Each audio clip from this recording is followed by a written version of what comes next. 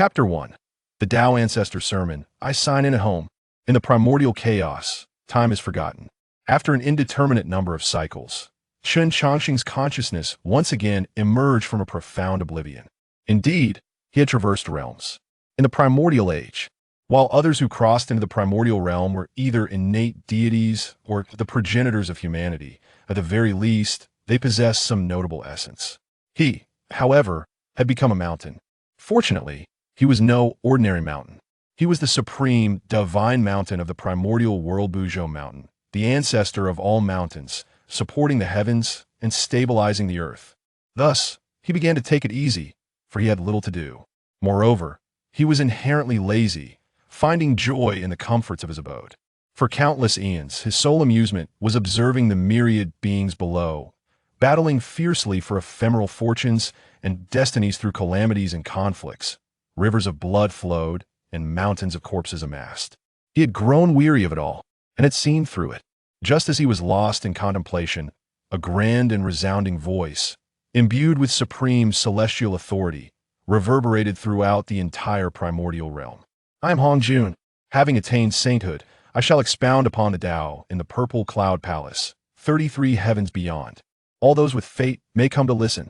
This voice seemed to contain an irresistible allure, drawing countless beings from the primordial expanse, from the bewildered mortal beasts to the nascent, intelligent, great demons who all yearned to pay homage at the source of this proclamation.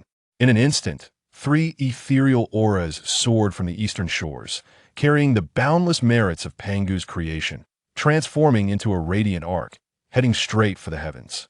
From the depths of the blood sea, a sinister and enigmatic figure quietly emerged, riding a blazing red lotus, also ascending toward the celestial realms.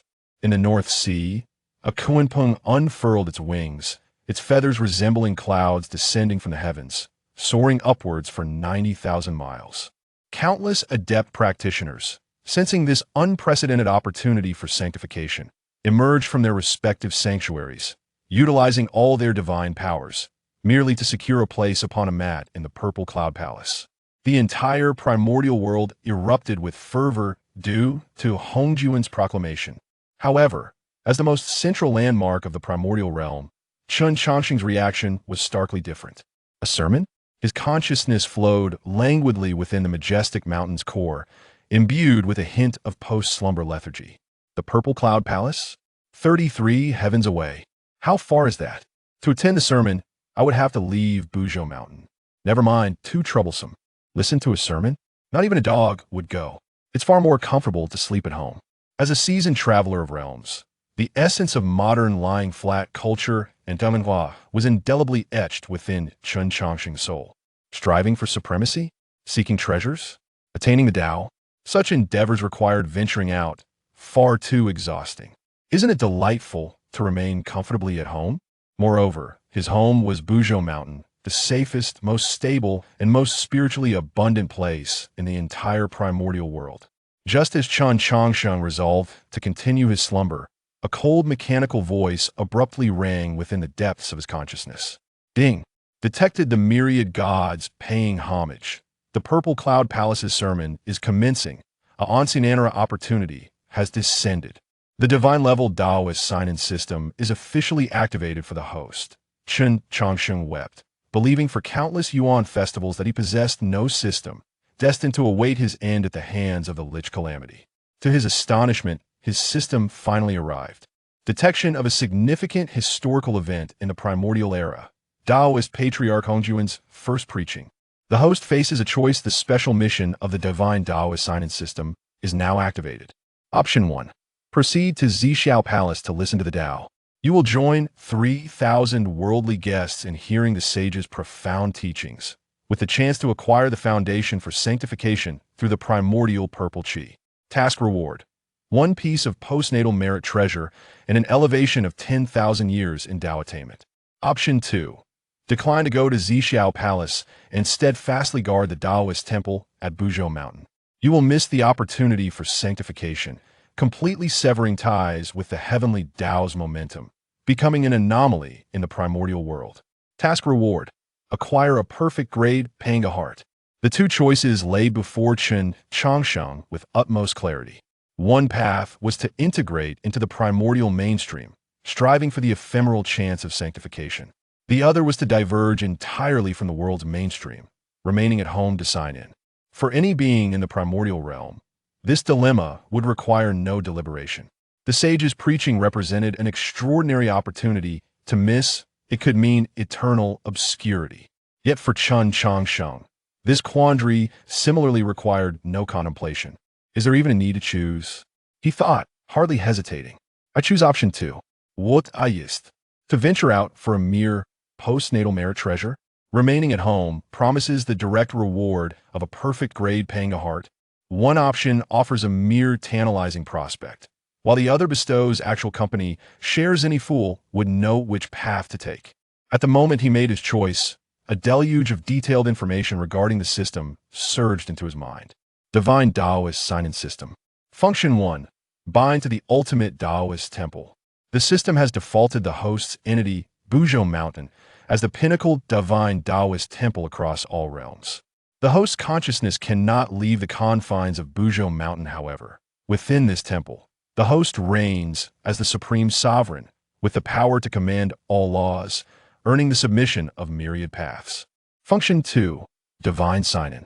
The host may sign in once daily at any location within the temple to receive rewards. The more unique the sign-in location and the more momentous the primordial event occurring at the time, the more bountiful the rewards. For instance, signing in at the core of the Pangu pillar yields rewards far exceeding those obtained at the foot of the mountain among the wild grasses. Signing in during the Lich battle is vastly superior to routine sign-ins. Function 3. Special sign-in. Triggering specific historical events or meeting particular conditions, such as this instance of refusing to listen, will unlock a one-time special sign-in mission, completion of which grants extraordinary rewards. This golden opportunity was seemingly tailored just for him. Unable to leave Buzhou Mountain? To others, it may appear a cage, yet to him, it is the most exquisite sanctuary. The primordial realm is fraught with tribulations and entangled causality. Wandering aimlessly is a path to demise. Staying securely within his absolute domain, signing in daily to claim rewards, and quietly growing stronger dues that sound delightful. Moreover, this temple is none other than Buzhou Mountain. Transformed from the Pangu pillar, it stands tall, serving as the very center and foundation of the entire primordial world. The legacy of Pangu contained herein is beyond imagination. Other systems compel their hosts to seize opportunities. My system, however, brings forth the opportunities of the entire primordial realm directly to the doorstep. Chen Changsheng comprehended this revelation. His every sign-in was essentially a reclamation of what rightfully belonged to Pangu's inheritance. Who is he? He is the amalgamation of a time-traveling consciousness, the remnants of Pangu, and the will of the unmoving mountain. This entire unmoving mountain is a manifestation of Pangu's spine. Fundamentally, all opportunities in the primordial realm are inextricably linked to the name Pangu. The 12 ancestors of sorcery are born from Pangu's essence. The 3 pure ones are manifestations of Pangu's primordial spirit. Countless innate spiritual treasures arise from Pangu's flesh, grievances, and obsessions. While others contend for opportunities, is an act of theft. His sign-ins, however, signify recovery. It is the reclamation of that which is inherently his. The entire foundation of the primordial realm has been subtly undermined by his actions. Thus, my objective is crystal clear. Chen Changsheng's thoughts flowed seamlessly. Endure, sign in, until I surpass the heavenly Tao and attain true freedom and boundlessness. Competing for dominance in the world? That is a task for laborers. What he aspires to be is the landlord of the entire primordial world. Hongjun. Chen Changsheng's consciousness traversed the mountains, as if observing those powerful beings hastily passing by him, en route to the Zixiao Palace. You preach your doctrine, establish your mysterious order, and serve as your nominal leader. I dwell in my mountain, sign in my own way, and remain the concealed sovereign. We all have a bright future ahead. Yet at the moment he made his choice, the resonant voice of Hongjun reverberated throughout the primordial realm, seemingly sensing something. What was once merely grandeur and majesty now bore an undeniable, oppressive air akin to a decree from the heavenly Tao, echoing once more across the universe. The great Tao lies ahead without becoming a sage. One remains an ant. The time has come. The gates of Zixiao Palace shall open. Tardiness will not be tolerated. This voice resembled an ironclad edict of the primordial world, a final ultimatum to all living beings. It warned all who hesitated that if they missed this opportunity, they would forever be affixed to the pillar of shame as ants. An invisible pressure descended from the heavens, enveloping the entire unmoving mountain. It felt as if the entire momentum of the heavenly Tao was interrogating Chen Changsheng. Why do you not come? The powerful beings soaring over the unmoving mountain quickened their pace under this immense pressure, fearing that even a moment's delay might result in rejection at the gates of the sages. Ants? Chen Changsheng scoffed. Indeed, beneath the sages, all are ants. But what if I am stronger than the sages? What if I am the very foundation of this realm? He paid no heed to the lofty voice of the sage, instead plunging his consciousness into the system. System, claimed a reward. Selection confirmed. Congratulations to the host for steadfastly adhering to the path of survival, resisting the temptation of the sage's teachings, and triggering a special sign-in. Congratulations to the host for receiving the singular supreme reward, the heart of Pangu, at the perfect level. Boom! A torrent of indescribable essence, seemingly infused with the vitality and power of the entire chaotic universe, suddenly manifested at the very core of the uncanny mountain. There lies the central axis of the Pangu pillar, a heart, resplendent to the utmost degree, more radiant than 1 billion suns combined, slowly emerged. With each pulse, it echoed the primordial heartbeat of creation itself. Thud! The deep and resonant sound of the heartbeat did not travel through the air, but instead directly impacted the very fabric of the laws. At that moment, the entire uncanny mountain, which had remained dead, cold, and unyielding since time immemorial, trembled violently. It was not a tremor of collapse, but rather a tremor of awakening, as if an ancient behemoth, long ensnared in slumber for countless epochs, had finally opened its eyes. A boundless surge of life essence erupted, akin to millions of volcanoes erupting simultaneously, cascading forth from the depths of the uncanny mountain. At the foot of the mountain, a stubborn stone, eroded by chaotic winds for eons and stripped of all spirit, began to crack as this life essence washed over it, sprouting vibrant green shoots at a visible pace. Midway up the mountain, a once dead primordial root suddenly revived, blooming anew with a radiant brilliance, even more abundant than in its prime.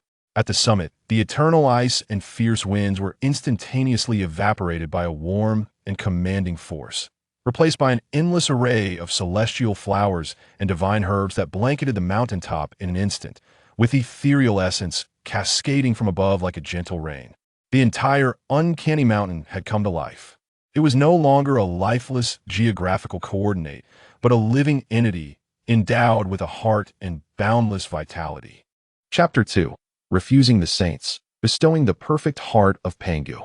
This earth-shattering change could not escape the notice of the mighty beings hurrying towards the purple sky palace. On Kunlun Mountain, Laozi, poised to embark on his journey, abruptly turned his gaze towards the direction of Mount Buzhou, a flicker of astonishment passing through his profound eyes. What a magnificent vitality! It surpasses even the grandeur present at the birth of my 3 brothers. What extraordinary transformation has occurred at Mount Buzhou? The primordial supreme being furrowed his brow, attempting to divine the situation, only to find the heavenly secrets shrouded in chaos, yielding no insight. How perplexing! The place formed from the spine of the Father God Pangu has remained unchanged since time immemorial. Why, then, does such an upheaval arise today? The Master of Heaven, more direct in his approach, felt the sword intent rising in his eyes. Eldest brother, second brother, could it be that some heavenly treasure has emerged? Perhaps we should investigate? Laozi shook his head, solemnly stating, "The saints are about to impart their teachings. We cannot afford to miss the appointed time. The matters of Mount Buzhou can await our return from the teachings." Meanwhile, on another side, the duo of Zhuanti and Jane, soaring through the clouds, also came to an abrupt halt. Zhuanti turned back, gazing at the ethereal aura and resplendent light emanating from Mount Buzhou, his astute expression turning gravely serious. "Brother, What fortune is this? Jane wore a look of distress. I do not know. Such a creation may rival the attainment of a saint. Alas, it appears we are fated to remain unconnected to it. Let us depart. If we delay any longer, the gates of the Purple Sky Palace may truly close. Xuanti cast a lingering glance at Mount Buzhou, etching the anomalies into his memory, before reluctantly turning away. At this very moment, the architect of it all, Chen Changsheng, was experiencing an unprecedented sense of exhilaration. Perfect heart of Pangu, the source of power and life from the great god Pangu. Upon fusion, the host will acquire the following attributes. 1. Infinite vitality. As long as the primordial remains, the host's life force shall never wither. Immune to all fatal injuries and curses. 2. Boundless magical power. With each heartbeat, the heart will generate magical energy comparable to an innate spiritual vein, circulating automatically throughout the body, the entirety of Mount Buzhou. 3. Transformation of Tao Foundation.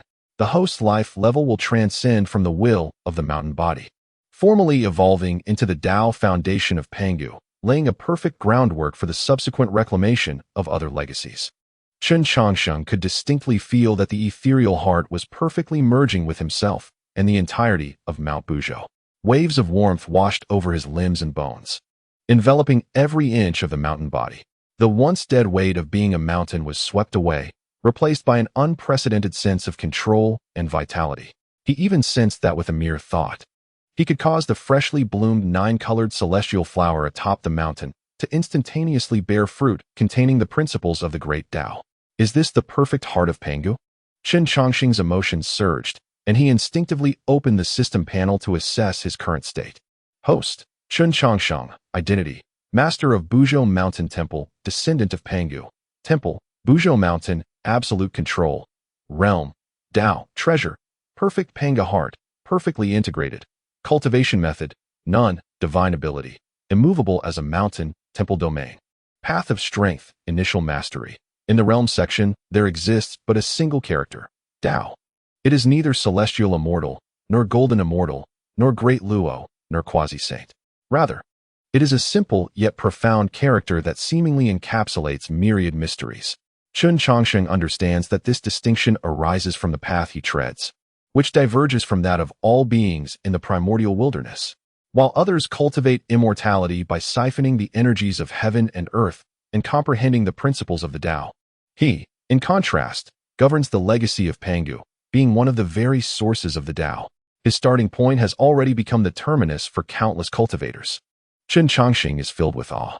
He merely declined to listen to a teaching once. If he were to later intercept the Pangu essence of the 12 ancestors of sorcery, or seize the primordial merits of the 3 purities, what then? Hongjun, I extend my gratitude. Were it not for your teachings, I would not have attained such splendid rewards. In this moment, he becomes even more resolute in his philosophy of steadfastness akin to a mountain. Departing? It is an impossibility. Remaining entrenched at Buzhou Mountain to sign in is the only righteous path. This sudden celestial phenomenon also stirred a ripple in the otherwise tranquil heart of the sage Hongjun, who was en route to the 33 heavens. Within the palace of purple clouds, Hongjun sat upon a cloud bed, his indifferent gaze piercing through the boundless void towards the direction of Buzhou Mountain. His sight seemed capable of unraveling all laws and perceiving all origins. Yet, upon reaching Buzhou Mountain, it felt as though he had collided with an impervious yet gentle barrier, causing his focus to be effortlessly rebuffed. A hint of surprise appeared on Hongjun's face for the first time. Under the heavenly Tao, he is already a sage, representing heaven in the execution of the Tao, and nothing within the primordial realm escapes his discerning eye. Yet, this Buzhou Mountain eludes his comprehension. He senses that within the towering divine pillar lies something that even he finds unsettling. Anomaly, Hongjun softly uttered, before returning to his customary indifference. Very well. The trend favors me. A single anomaly cannot alter the heavens. He retracted his gaze, surveying the 3,000 guests already seated in the palace of purple clouds, and commenced his first teaching. High above the 9-fold clouds, the true Tao of the mat. Outside the mysteries of heaven and earth, I shall preside as the esteemed teacher. Pangu gave birth to the Taiji, the dualities, and 4 symbols follow. The voice of the sage resonates beyond the heavens. Meanwhile, within Buzhou Mountain, Chen Changsheng leisurely stretched. At that moment, An irritating noise disrupted his contemplation. Boom! A colossal beast, adorned with 9 heads, was viciously clawing at the mountain's wall with its talons, sharp as innate spiritual treasures. This creature had reached the pinnacle of the Tai golden immortal realm, its physical form formidable and exuding a fierce aura. Remnants of the savage beasts from the era of the Dragon Han. It had set its sights on Buzhou Mountain's rich spiritual energy, intending to construct a nest therein.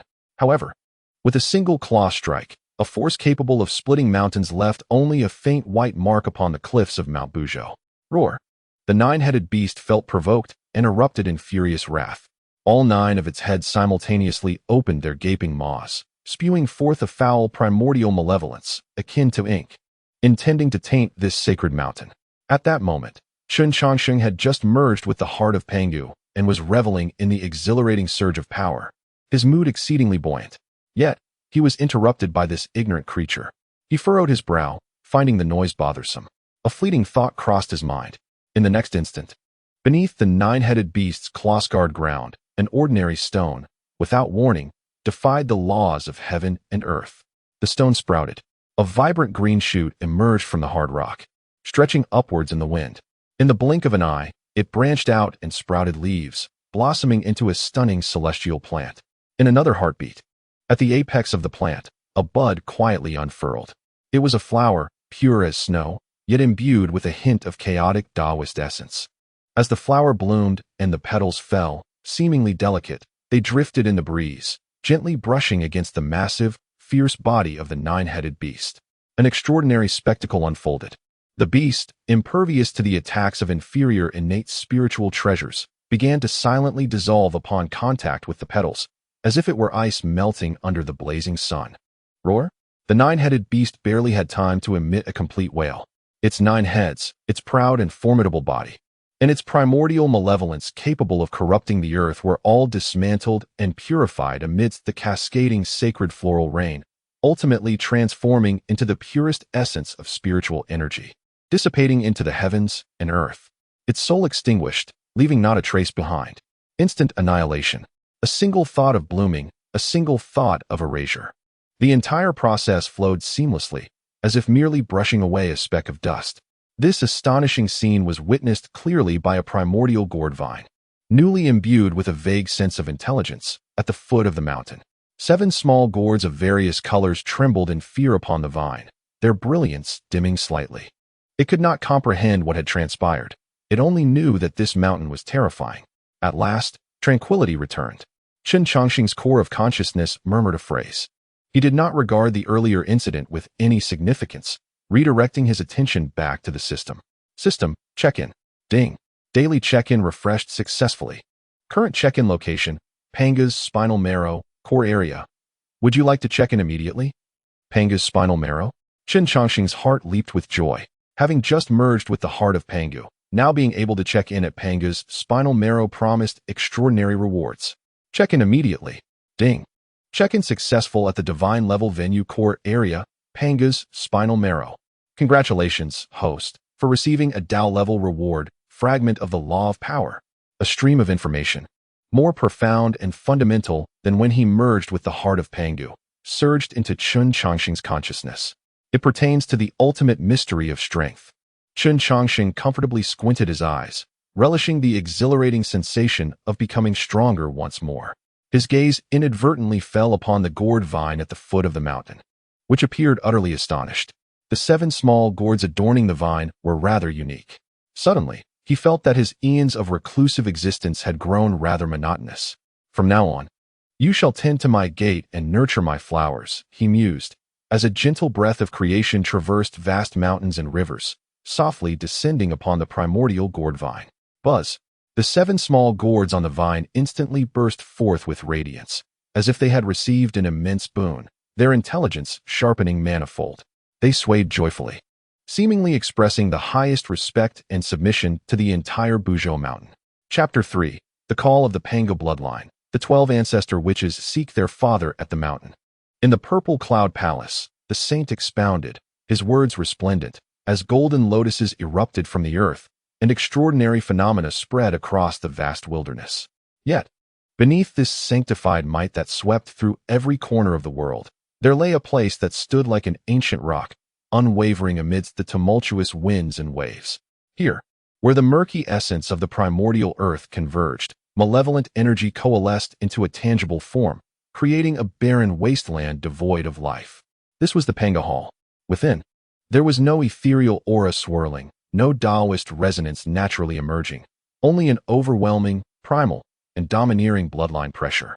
12 towering statues of demonic gods, each with distinct forms, encircled a blood pool, while 12 figures within the hall practiced in the most primal and savage manner. They required no comprehension of the heavenly Tao, nor did they need to absorb spiritual energy. With each punch, they caused the very fabric of space to tremble. With each breath, they inhaled and exhaled vast amounts of malevolent energy. Their physical bodies were their most formidable treasures, and their bloodlines represented their most fundamental paths. They were the essence of Pangu's blood, innately wielding the laws, the 12 ancestor witches destined to govern the great earth. To the thunderous echoes of Hongjun's Tao voice, they remained utterly indifferent. Saints, what manner of existence is that? Can it be consumed? In the eyes of the witch clan, apart from the primordial Father Pangu who opened the heavens and earth, all things could be shattered with a single punch. To remain unsaintly is to be reduced to mere ants? A jest.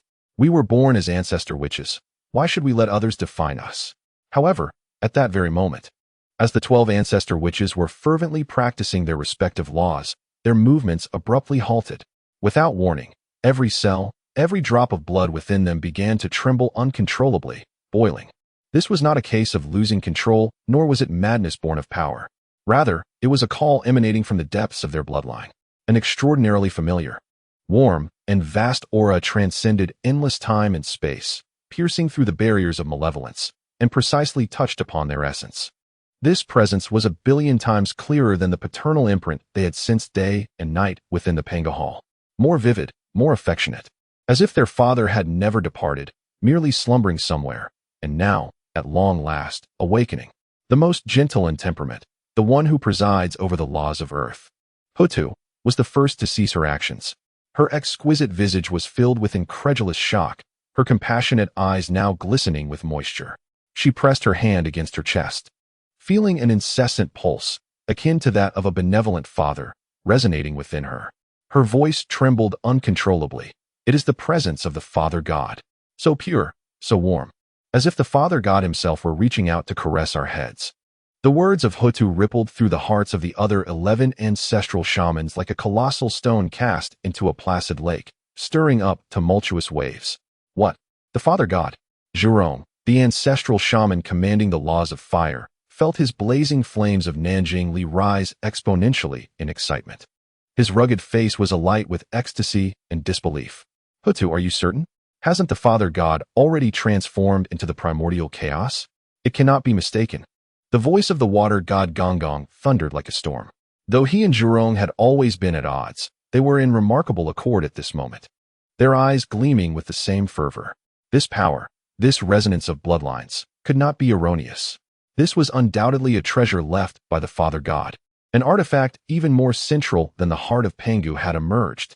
The other ancestral shamans displayed a range of expressions, yet all were united by the flames of desire burning in their eyes.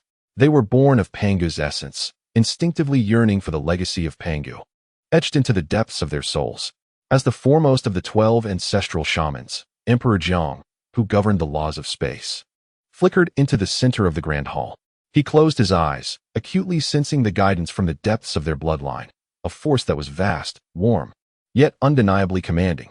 Moments later, Emperor Jiang abruptly opened his eyes, their brilliance igniting, his voice as resolute as a mountain, carrying an undeniable decree. Relay my command.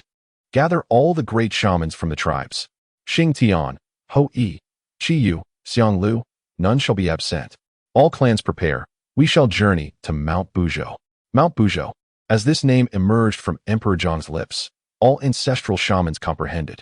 The source of that aura was indeed Mount Buzhou, the very place where the Father God's spine had transformed. Roar. Zhurong howled skyward, his voice reverberating across the universe. What are we waiting for? Let us proceed to Mount Buzhou. Whatever it may be, if it belongs to the Father God, It rightfully belongs to our shaman clan. At his command, the once silent land of the shaman clan awakened instantly. Thud, thud, thud. The heavy footsteps, as weighty as mountains, resonated from all directions. Countless formidable shamans, strong enough to rend ancient beasts asunder, soared from their respective tribes. Xing Tian, wielding a massive axe with battle fervor. Hou, bearing a divine bow, his gaze sharp as a hawk. Qi Yu, commanding the iron-eating beast, with demonic flames surging. Tens of thousands of great shamans, millions of elite shamans, riding fearsome primordial beasts, stirred up clouds of dust and ominous energy, converging like a black torrent of steel behind the 12 ancestral shamans. The entire primordial land trembled under the weight of this formidable presence. Countless beings quivered in fear, bewildered as to why this assembly of primordial overlords had suddenly emerged. Were they about to unleash another cataclysm? The shaman army paid no heed to any onlookers. Their singular objective was Mount Buzhou. As they drew ever closer to their destination, all members of the witch clan, from the ancestral witches to the ordinary tribesmen, could acutely sense the increasingly potent aura of Pangu permeating the air. Merely inhaling this essence allowed them to feel their physical limitations loosening, their powers augmenting, and their bloodlines rejoicing. The entire witch clan grew more resolute in their belief that within the Buzhou Mountain, unimaginable transformations awaited them. However, when this formidable army, capable of flattening any top-tier clan in the wilderness, finally arrived at the foot of Buzhou Mountain, every member of the witch clan, including the 12 ancestral witches, stood frozen in disbelief. The sight before them utterly shattered their perceptions. In their memories, Buzhou Mountain was majestic and grand, yet simultaneously desolate and frigid. It stood as a pillar reaching towards the heavens, a tombstone for the father god Pangu, devoid of any hint of vitality save for the faint pressure of Pangu's might. Yet now, what unfolded before their eyes was an astonishing tableau. The towering divine mountain appeared to don a resplendent robe woven from myriad rays of dawn. Endless streams of vital energy cascaded down the mountain, coalescing at its base into vibrant lakes of spiritual essence. No bare stone was visible upon the mountain. Instead, it was adorned with celestial flowers and divine herbs, each radiating a luminous brilliance and exuding an enchanting fragrance. Countless primordial spiritual roots, once only whispered of in legends, now lay before them as abundantly as cabbages by the roadside. What they beheld was not merely a mountain. It was an unparalleled sacred summit, infinitely more exalted than any celestial paradise. The sheer vitality emanating from it far surpassed that of their sacred domain, the Pangu Hall. Was this truly Buzhou Mountain? The time ancestral witch, Zhu Jiuyin, murmured to himself, confusion and astonishment etched across his eyes, which could pierce through the river of time. At that moment, Dizhang's gaze was drawn to a corner at the foot of the mountain. There, a primordial gourd vine swayed in the wind, adorned with 7 small gourds of varying colors, their radiant light shimmering. The spiritual essence of this vine far exceeded that of the vast majority of primordial spiritual roots in the wilderness. As the witch clan army approached, the 7 small gourds trembled in apparent fright, their glow dimming slightly. Instinctively, Dizhang sought to probe this peculiar spiritual root with his divine consciousness. However, as soon as his consciousness drew near, it was effortlessly repelled by a gentle yet boundless force, akin to a master softly swatting away a hand reaching toward a beloved pet. Within that force lay a clear intent. This was a treasure of the sacred mountain, not to be scrutinized. A shiver ran through Dizhang's heart. Meanwhile, the Pangu blood within the 12 ancestral witches had begun to boil, as if yearning to burst forth. They could distinctly feel that the source of their insatiable longing, akin to a wayward child returning home, lay deep within this divine mountain. That source was in slumber. Brother, what are we waiting for? The tempestuous Zhu Rong, with eyes ablaze, could no longer contain the fervor and excitement surging within him. The essence of his blood roared and cried out, urging him to embrace the primal force, regardless of the upheaval that had transpired. This was the very essence of the father goddess spine, rightfully belonging to my witch clan. I shall venture forth first to scout the path for my brethren. Before his words could fully dissipate, Zhu Rong had reached his limit. With a thunderous roar, his form expanded to an immense stature, transforming into a blazing inferno capable of instantaneously vaporizing even the most formidable of beings, enveloped in an unparalleled aura of ancestral power. He charged fiercely towards the seemingly tranquil, yet profoundly altered Mount Buzhou. He was determined to breach this ancestral abode of the Father God with his indomitable flesh, of which he took great pride. Chapter 4. A thought to subdue the ancestral witch. Is the Father God napping? Zhu Rong's movements were executed with utmost swiftness. As an ancestral witch, traversing the void with his corporeal form was a trivial feat, but now, overwhelmed by emotion, he longed to plunge into the embrace of the Father God. The towering flames, embodying the purest principles of fire, distorted the very fabric of space as they swept through, eliciting mournful cries under the unbearable strain. The force of his impending collision was sufficient to rend the primal continent open, creating an unfathomable chasm. At the foot of the mountain, the remaining 11 ancestral witches, alongside countless witch clan warriors, held their breaths in anticipation, eager to uncover the secrets concealed within the rejuvenated Mount Buzhou. Yet, just as Zhu Rong's fist, comparable to a primordial treasure, was about to make contact with the most ordinary blade of grass on the mountain, an unforeseen event transpired. Within the vast expanse of consciousness that resided inside Mount Buzhou, Chen Changsheng was comfortably reveling in the euphoria brought by his burgeoning strength. Another fly has arrived, and quite noisy at that. He observed the grand blaze and the familiar, yet tumultuously chaotic power it harbored. The essence of Pangu, an ancestral witch? In an instant, Chen Changsheng discerned the identity of the intruder. Were it anyone else, he might have already erased them with a mere thought.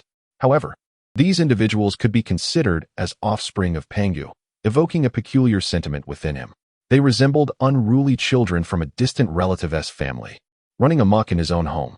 To obliterate them would be regrettable, yet their presence was undeniably bothersome. Thus, he decided to allow them a moment of calm. With a flicker of thought, Chen Changsheng found himself too lethargic to employ the recently acquired principles of power. In the next moment, the entirety of Mount Buzhou, a domain he commanded without question, underwent a subtle yet fundamental transformation in its laws. Zhu Rong, charging forward with immense force, suddenly perceived a dazzling flash before his eyes. He distinctly felt he was on the verge of colliding with the mountainous wall, yet his fist swung out, only to meet emptiness. The mountain wall remained at the same distance, neither closer nor farther. Zhu Rong paused, suspecting the interference of spatial laws. With a fierce roar, he elevated his power to its zenith and surged forward once more. The result was the same. He found himself akin to a mere mortal, chasing a horizon that appeared near yet was eternally out of reach. He began to strike wildly, running and bellowing, the flames enveloping him nearly igniting half the sky in a furious blaze. Yet, to the other ancestral witches at the foot of the mountain, an exceedingly bizarre and somewhat ludicrous scene unfolded. Their fire god, Zhu Rong, was suspended in midair, 100 zhang away from the mountainside.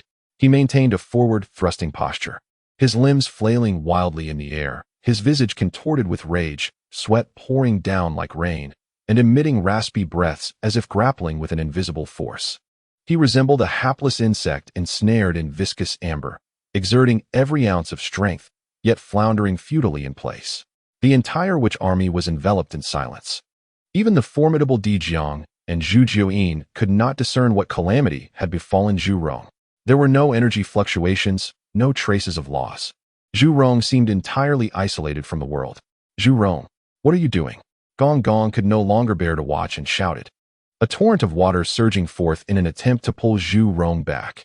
However, as the water dragon approached Zhu Rong, it appeared to enter another realm, passing right through his form without touching anything. At this moment, the expressions of all the ancestral witches drastically changed. They finally comprehended that this Mount Buzhou was no longer a place where they could act with impunity. Impatience flickered in Chen Changsheng's mind. This mischievous child was far from finished with his antics. He contemplated once more. Suddenly, as Zhu Rong struggled to swim through the air, he felt the binding force around him dissipate. A surge of joy filled his heart, believing he had finally broken free from the mysterious obstruction, and was about to exert himself once more. Boom! Without warning, a colossal hand, entirely woven from lush green grass and tender vines, materialized from the mountainside above him, descending with a terrifying force that seemed capable of shattering the stars, striking him directly on the head. This slap bore no trace of fire or malice, but rather an aroma of fresh grass. Yet, The sheer, unadulterated power contained within it sent Zhu Rong's spirit into a frenzy. No, he could only emit a terrified roar before being soundly slapped down to the ground, crashing from midair. The earth trembled violently, leaving a distinct ancestral witch-shaped crater at the mountain's base. Zhu Rong lay at the bottom of the pit. His bones felt as though they might shatter, nearly obliterating his true form. Dazed and disoriented, stars dancing before his eyes, his mind filled with a buzzing echo. He, the fire god Zhu Rong, one of the supreme overlords of the primordial land, had been struck down by a hand woven from grass and vines. This humiliation felt worse than death. You impudent wretch! How dare you insult my brother? You seek death. The other ancestral witches, witnessing this, erupted in fury, regardless of who resided within the mountain. Such an affront to the ancestral witches was tantamount to declaring war on the entire witch clan. In an instant, the forces of wind, thunder, lightning, gold, wood, water, and poison surged to the heavens, 11 terrifying auras locking onto Mount Buzhou, a cataclysmic battle on the brink of eruption. At that moment, an ancient, vast, and majestic will, imbued with a hint of languor as if just roused from slumber, swept over the hearts of all present witches like a gentle breeze. The will resonated silently, yet it echoed directly within their primordial bloodlines. It was a resonance beyond verbal description, as if emanating from the very genesis of life itself. Silence. A singular word of will, seemingly imbued with the celestial authority that mandates the law of nature. In an instant, the burgeoning power of the 11 ancestral witches was quelled, as if caressed by an invisible hand, dissipating into nothingness. They could not even muster a flicker of defiance, for in the presence of that will, they felt akin to the children of a divine progenitor. The absolute suppression derived from their bloodline stifled any hostility within them. All the ancestral witches stood frozen, their faces transforming from fury to boundless astonishment and confusion. This will sent a tremor through Emperor Jiang, his eyes brimming with fervent reverence and excitement. It was the divine progenitor, undoubtedly the divine progenitor, not a mere legacy or imprint, but a living, conscious deity. Time ancestral, which Zhu Jiuyin's voice quivered in response. Only Hutu perceived more. Beneath the grandeur and languor, she sensed a hint of helplessness and disdain, akin to a slumbering father awakened by a raucous brood of children. In an instant, she comprehended the truth. They had been mistaken from the very beginning. They were not in pursuit of a wayward, celestial treasure, but had disturbed the tranquility of the divine progenitor. Zhu Rong's earlier actions were not those of a treasure seeker, but rather the impulsive attempt of an ignorant child attempting to kick open his father's door. That slap was not an insult. It was a gentle lesson from a father to his wayward child. Had it been someone else, they would have been reduced to ashes by now. With this realization, Hutu's complexion drained of color, replaced by an overwhelming sense of dread and guilt. She abruptly turned to all the witches behind her, summoning every ounce of her strength to issue the most severe command of her life. All witches, lay down your arms and kneel. The other ancestral witches, now returning to their senses, mirrored her horror and ecstasy. The terror stemmed from their audacity to raise weapons against the divine progenitor, while the elation arose from the realization that the divine progenitor was indeed still present. Plop. Hutu was the first to kneel before the towering Mount Buzhou, prostrating herself in the most noble ritual of the witch clan. Plop. Plop. Emperor Jiang, Zhu Jiuyin, Gong Gong, and all the ancestral witches, including Zhu Rong, who had just emerged from the pit in a daze yet suddenly enlightened, all knelt without hesitation, their expressions fervently devout. Subsequently, Xing Tian, Ho Yi, Qiyu, and all the great witches, along with the vast army of millions, fell to their knees like a harvested field of wheat. Unfilial sons, disturbing the slumber of the divine progenitor, we beseech the divine progenitor for forgiveness. Emperor Jiang led the chorus in the most ancient tongue of the witch clan, their voices coalescing into a torrent that shook the heavens. Meanwhile, Chen Changsheng, the architect of all this turmoil, stood utterly bewildered, his consciousness flowing slowly through the mountain. Filled with questions, what on earth was happening? I found him excessively noisy, so I gave him a slap to quiet him down. Yet it seems the entire group decided to feign victimhood. The scene was quite a spectacle, with many kneeling and bowing, making one wonder if I had harmed them in some way. Are the beings of this primordial era so adept at such antics? Observing the throng of fervently kneeling shamans at the foot of the mountain, Chen Changsheng, a modern-day recluse, sank into deep contemplation. utterly unable to fathom the mindset of these muscular men. After much reflection, he arrived at a conclusion. Never mind them, as long as they refrain from dismantling my mountain. If they wish to kneel, let them do so. Perhaps it is some new trend in fitness. With a resigned heart, Chen Changsheng relinquished his thoughts and immersed himself back into his comfortable seclusion, indifferent to the peculiar group outside. Chapter 5. The Uninvited Guardian. A reward for the true form of Pangu time, at the base of Mount Buzhou, seemed to enter a peculiar state of stasis. On one side stood the dominant shaman tribe of the primordial land, from ancestral shamans to ordinary clansmen, all kneeling in a sea of black. Their postures reverent and expressions fervent, as if on a pilgrimage. On the other side, the entire Mount Buzhou radiated with auspicious light, its spiritual essence flowing. Yet the will of the mountain's essence remained oblivious, lost in slumber. Day after day, week after week, the shaman army remained steadfast in their kneeling. They exhibited no impatience. Rather, they found increasing solace in their posture. To them, the Father God's lack of wrath, spare them from annihilation, was a profound act of mercy. As the Father God slept, they kept vigil, resolute in their commitment to prevent any disturbances from unworthy intruders. Meanwhile, within Mount Buzhou, Chen Changsheng began to sense something amiss. Why had these individuals become so addicted to kneeling? His consciousness scanned the foot of the mountain, observing the shamans who resembled statues, and he was left speechless. He had initially assumed they were merely putting on a show and would soon depart. To his surprise, these earnest individuals were genuinely devoted. Furthermore, the potent aura of Pangu's bloodline emanating from them resonated subtly with his own Pangu heart, evoking a sense of familiarity. What can one do? After all, they are descendants of Pangu, distant relatives of this mountain. Chen Changsheng sighed inwardly. Surely, they cannot remain kneeling indefinitely. One might think I am subjecting them to cruel treatment. If word got out, it would tarnish the reputation of my revered mountain. As he pondered, a flicker of compassion stirred within him. Let this be a modest gift for these distant, unruly kin. He would provide them with something and hope they would quickly take their leave, without disturbing his rest.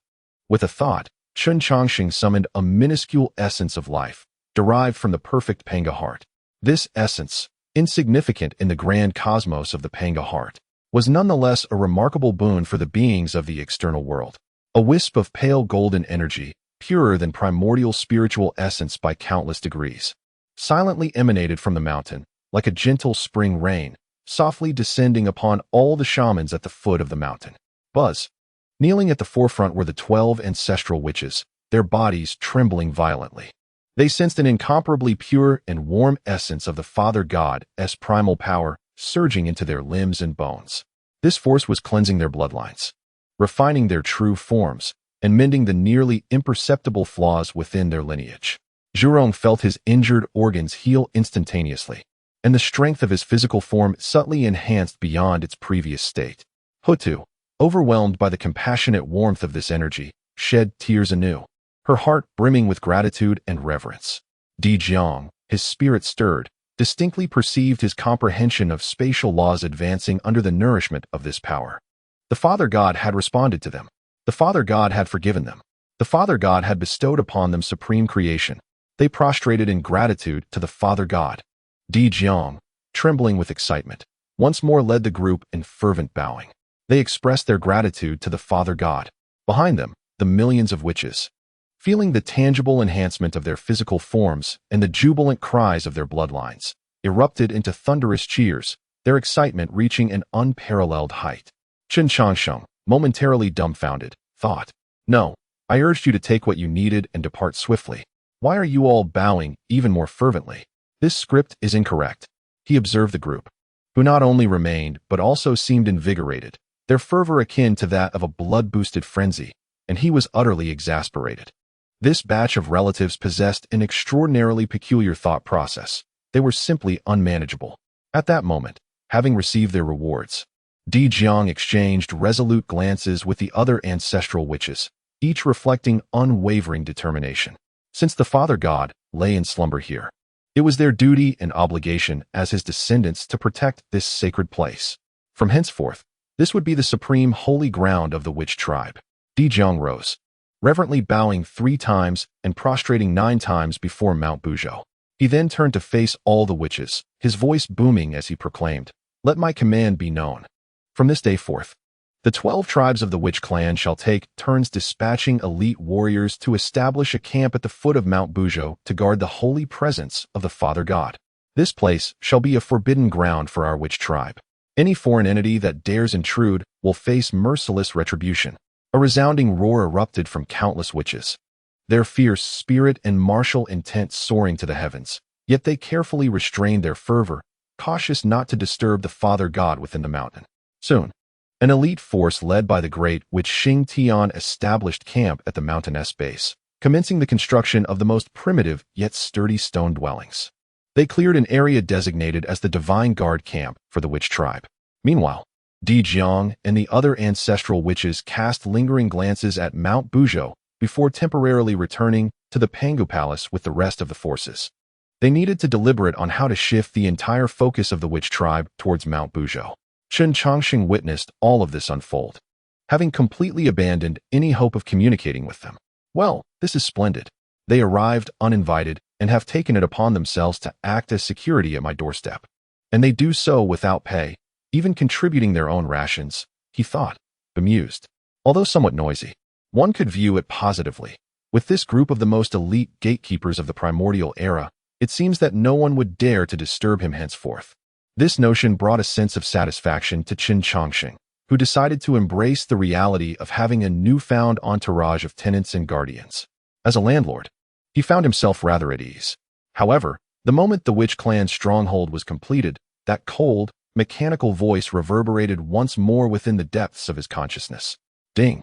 A significant historical shift in the primordial era has been detected. Event. The core strategy of the Witch clan has shifted, establishing the Divine Guard camp at Mount Buzhou, preemptively locking onto the center of the primordial fate, with unknown alterations to the future calamity of the witches and demons. A special one-time signing task has been triggered. Special signing location, Witch clan Divine Guard camp, foot of Mount Buzhou. Chen Changsheng's spirit surged with excitement. Here it comes. The advantages of the system were once again within reach. These seemingly foolish neighbors could indeed bring him unexpected joy. System. Sign in immediately at the Witch clan Divine Guard camp. Ding. Successfully signed in at the special historical node, Witch clan Divine Guard camp. Congratulations, host. You have obtained the unique reward of the Great Path, Pangu's true body, fragment. Boom.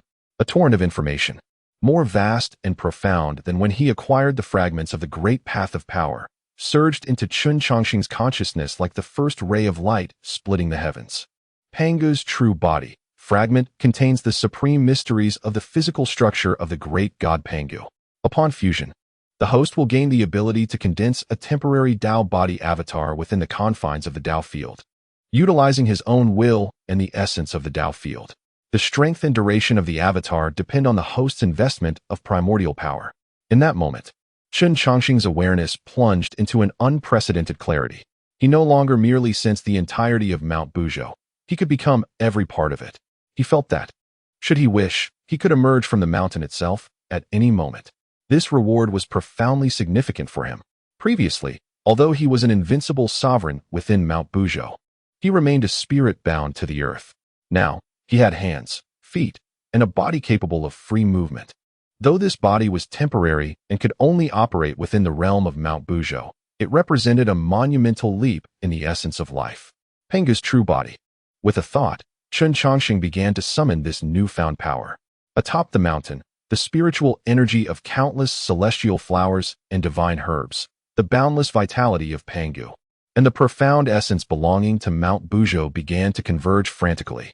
Amidst the radiant light, a vague figure gradually took shape. This silhouette, its features indistinguishable, seemed destined to be the center of the world, each movement embodying an unparalleled might capable of suppressing the ages. Though still ethereal, for the first time, Chen Changsheng beheld the world in which he existed. He lowered his head and beheld the swirling clouds at the mountainside. The imposing figures of the patrolling security guards from the Witch clan at the foot of the mountain, and even the 7 little gourds on the vine. Gazing at him with curiosity, this sensation prompted Chen Changsheng to extend his hand and clench his fist. The ethereal Dao body mirrored his action. A profound sense of mastery over all enveloped him. After eons of existence as a mountain, he was finally reborn today. He lifted his gaze, as if piercing through the barriers of the 33 heavens to the depths of the clouds, where the purple cloud palace resided.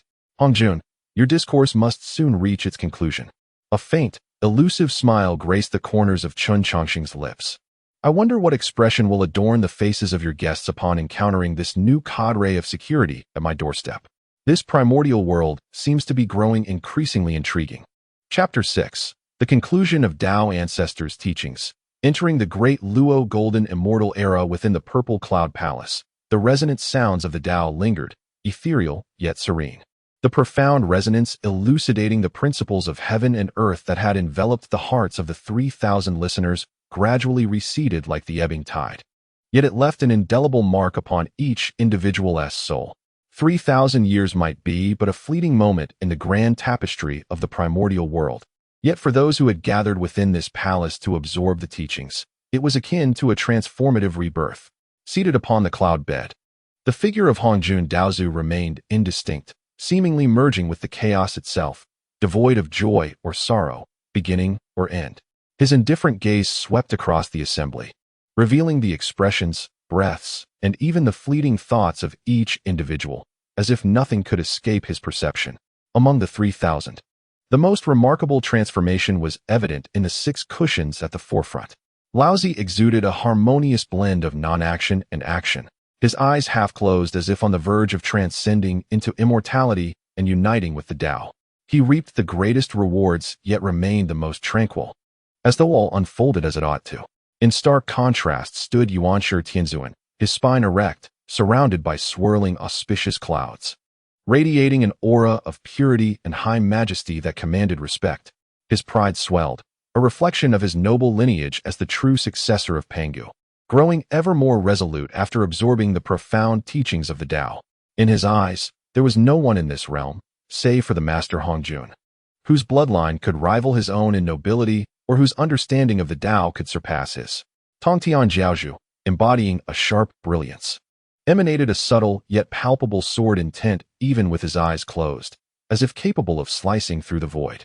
His insights revolved around seizing the fleeting thread of life, fueled by an indomitable spirit of courage and progress. A hint of satisfaction graced his lips, clearly indicative of his contentment with the fruits of this gathering. Following the 3 pure ones, the siblings Enhua and Fuxi radiated vitality, their essences intertwined with the imagery of the 8 trigrams.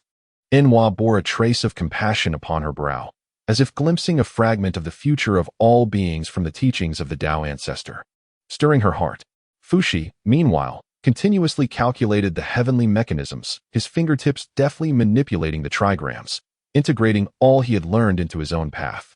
The Golden Crow brothers, Dijuan and Tai, were enveloped in blazing solar fire, yet they contained their intensity to the utmost, transforming into 2 resplendent suns suspended behind their heads. Their presence was utterly commanding, with their eyes revealing unbridled ambition and aspirations.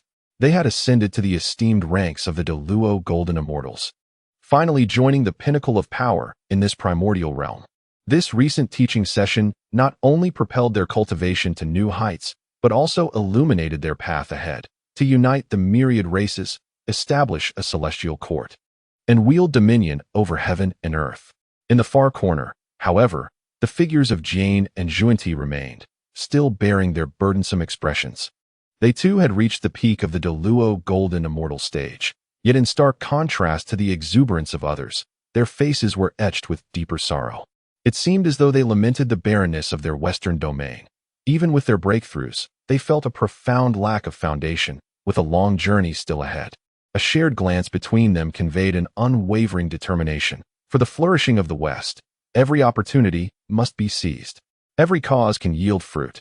The likes of Xinyuanzi, Hongyun, and the old ancestor of the Mingyi also solidified their own Tao fruits during these 3 millennia, stepping into the realm of Luo. At this moment, the entire Zixiao Palace was ablaze with brilliance, a congregation of Luo immortals. A new era had begun to unfold with the teachings of Hongjun. This session of teachings had reached its 3,000-year culmination.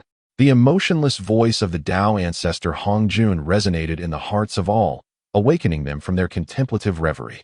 You have all attained the Luo Tao fruit. From now on, immortals and gods shall be distinct, transcending the river of time and roaming freely between heaven and earth.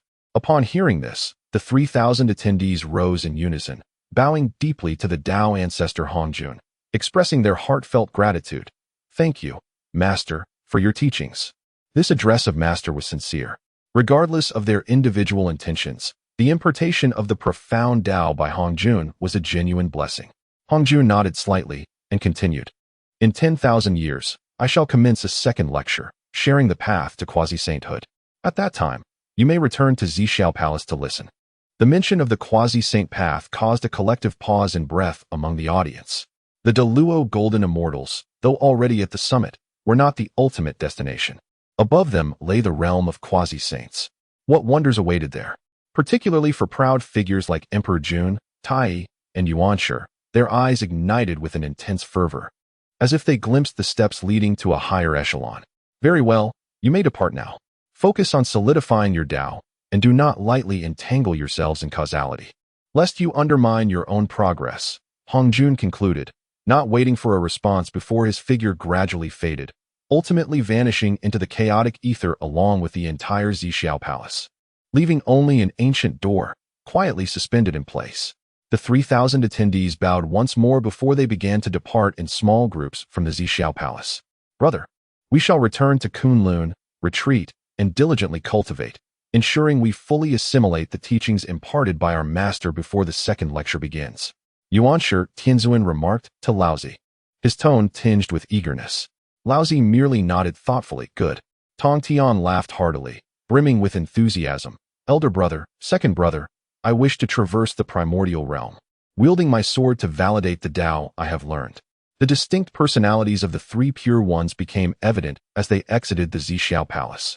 Meanwhile, Emperor Jun and Tai walked side by side, the chaotic energies parting automatically beside them. Brother, we have all reached the pinnacle of the great Luo Golden Immortal. The grand endeavor of the demon race is about to commence. Tai's voice resonated with authority and confidence, as the chaos bell above him gently trembled, producing a melodious chime. Di Jun's eyes sparkled with brilliance as he solemnly declared, Indeed, let us return to the sun star, summon the myriad races, and establish our demon celestial court. However, to erect this celestial court, we must seek a central location imbued with the fortune of the primordial chaos as our foundation. Mount Buzhou, formed from the spine of our father deity, the pillar of heaven, and the progenitor of all mountains, is the optimal site for our ascent to the heavens. Excellent. Tai clapped his hands in laughter. Then let us proceed to Mount Buzhou. Let all the races of the primordial chaos witness who truly reigns over this universe. The two golden crows transformed into radiant golden rainbows, racing towards the vast expanse of the primordial land. In an instant, the chaos shimmered with colors, as 3,000 great Luo golden immortals, akin to a myriad of resplendent shooting stars, returned to their respective sanctuaries, some preparing for seclusion, others gearing up to showcase their prowess. The entire primordial world began to stir with undercurrents, as a cataclysmic storm quietly brewed. Meanwhile, within Mount Buzhou, Chen Changsheng remained utterly oblivious and disinterested in the unfolding events outside. At this moment, he was engrossed in exploring his new physical form. Atop the mountain, a spectral figure composed of spiritual energy and vitality executed various movements. At times, it threw punches, causing ripples in the space around it, a pure sense of strength that enraptured Chen Changsheng. At other times, it took strides, each step transportive enough to reach the other side of the mountain range, truly experiencing the notion of being a step away from the heavens. What exhilaration! Chen Changsheng's consciousness reveled in delight. Although this Pangu true body was temporary, drawing upon the essence of Mount Buzhou, and could only move within the confines of the mountain, the sensation of transforming from plant to animal was an extraordinary leap. With a mischievous inclination, he maneuvered his Tao body to pluck a tender leaf from the mountainside, mimicking human behavior as he brought it to his still vague mouth. Oh, the taste of grass, so crisp. He found joy in his antics. After some time, Chen Changsheng recalled his purpose. He began to meticulously delve into the mysteries of this Pangu true body fragment. This was not merely a physical vessel. More importantly, it contained the supreme secrets of the structure of the Pangu deity's corporeal form. It represented an understanding of the most primal forces of strength and life. His consciousness immersed itself within, as if witnessing a magnificent giant in the chaos, wielding a colossal axe to forge the primordial universe. Each swing of the axe, every breath, every heartbeat, encompassed boundless truths of the great Tao. Thus, strength is not solely for destruction, but also for creation and protection. My true body of Mount Buzhou embodies the spine of our Father Deity, a manifestation of the force that sustains heaven and earth. The Pangu heart I have condensed is the heart of our Father Deity, the source of life that nurtures all things. These two aspects are not oppositional, but rather two facets of the same essence. Chen Changsheng felt his comprehension of the Tao of strength ascend to an entirely new level. He maneuvered his Tao body to extend a hand, gently caressing a rock atop the mountain. With a mere thought, that formless power transformed from a violent impact into the most subtle of vibrations. In the hands of Chen Changsheng, the immensely hard rock was as pliable as dough, effortlessly molded into various shapes, sometimes transforming into soaring birds, at other times into galloping beasts, all vividly lifelike without inflicting a single blemish upon the stone. How intriguing indeed! Chen Changsheng resembled a child who had just acquired a new toy, reveling in his delightful play. His gaze drifted toward the diligent security guards of the Wu clan stationed at the foot of the mountain. He observed the great shaman Xingtian, bare-chested, leading his kin in martial drills. Each punch thrown and each roar unleashed resonated with the earth's primordial power, exuding a raw and wild beauty. The muscular physique was commendable, indeed spirited, Chen Changsheng mused from afar. His initial sense of resignation towards these uninvited neighbors had gradually transformed into a measure of admiration. After all, who wouldn't desire their security personnel to possess the top-tier combat prowess of the primordial era? They even came equipped with their own provisions and displayed unwavering loyalty, truly exemplary employees. Yet, he pondered whimsically, when would they receive their wages? Shaking his head, he returned his focus to the profound comprehension of Pangu's true form. He sensed that as his understanding deepened, the entire Buzhou Mountain underwent subtle yet significant transformations. The mountain became increasingly indomitable, and the spiritual essence grew ever more potent and pure. The primordial gourd vine seemed to flourish as well, with the 7 small gourds above radiating brilliance, becoming ever more plump and endearing. Yes, remaining here and gradually growing stronger felt just right. Let the turmoil outside continue. If the sky were to fall, he would stand as a steadfast pillar. Chen Changsheng contemplated contentedly, controlling his Tao body incarnation. Finding a comfortable spot atop the mountain to recline in a manner reminiscent of Laozi, sprawled out in a relaxed position, basking in the sun. Chapter 7. The schemes of Dijuan and Tai beneath the divine tree of the sun star. The Wu clan had entrenched themselves within the sacred mountain. 2 magnificent golden rainbows tore through the void, descending from the chaotic heavens and landing before the majestic sun palace. It was none other than Dijuan and Tai. Returning from the purple cloud palace, we humbly welcome your majesty, the demon emperor, and your majesty, the eastern emperor. The great sages of the demon clan, such as Beis, Ingzhao, and Jimeng, had long awaited their arrival and prostrated themselves, their expressions filled with immense excitement. They could distinctly sense that the aura emanating from the 2 sovereigns was 1,000-fold stronger than it had been 3,000 years prior. The pressure stemming from the great Luo Golden Immortal left even their peak Tai Golden Immortal subordinates trembling, unable to muster the courage to gaze upward. Rise, Dijuan commanded, his voice authoritative and steady, as he surveyed the domain that belonged to him, his eyes gleaming with the ambition to dominate the world. Brother, the time has come. Tai, more impatient in nature, surveyed the surroundings and proclaimed loudly, now that the elite of our demon clan has gathered, with both you and I at the helm, let us establish the heavenly court, govern the celestial bodies, and command the myriad spirits of the primordial realm. As his words echoed, the chaotic bell above them rang out of its own accord, producing a thunderous sound that reverberated across the entire sun star. In that instant, all demons felt their blood surge, their battle spirit igniting. Establish the heavenly court. Command the primordial. The demon clan shall rise. Unite heaven and earth. The resounding cries, akin to a tumultuous wave, reverberated before the sun palace. Dijun raised his hand, exerting a subtle pressure, and in an instant, all sounds ceased. He turned to Bai Zhe, his sagacious advisor, and inquired, Bai Zhe, during our absence of 3,000 years, have there been any significant events in the primordial realm?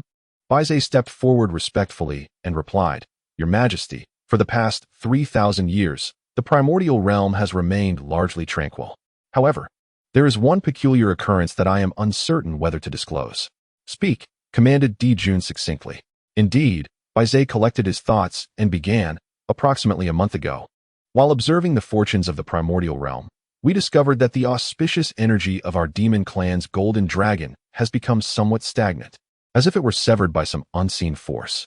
Conversely, the fortunes of the witch clan, for reasons unknown, have not only persisted but have even risen, seemingly poised to rival our demon clan. This matter is exceedingly enigmatic, and my subordinates and I have been left perplexed. The witch clan? Tai furrowed his brow and snorted disdainfully. That brutish group, which only cultivates physical strength and disrespects the heavens and earth, what can they achieve? They merely occupy some territory and breed a few offspring. He had always held the witch clan in contempt. However, Dijun was not as optimistic. He produced the He Tu and Luo Shu, and as these two supreme innate treasures emerged, they summoned the celestial powers of the stars, causing an infinite cascade of starlight to converge before him, forming a vast luminous screen. Upon this screen, mountains, rivers, and the myriad manifestations of the world were encapsulated, a microcosm of the primordial realm. With his golden eyes shimmering, Dijun began to unravel the heavenly secrets. To establish the heavenly court, he needed to anchor it at the heart of the primordial realm, a site he had already determined to be the ancestral peak of all mountains, the divine pillar of heaven, Mount Buzhou.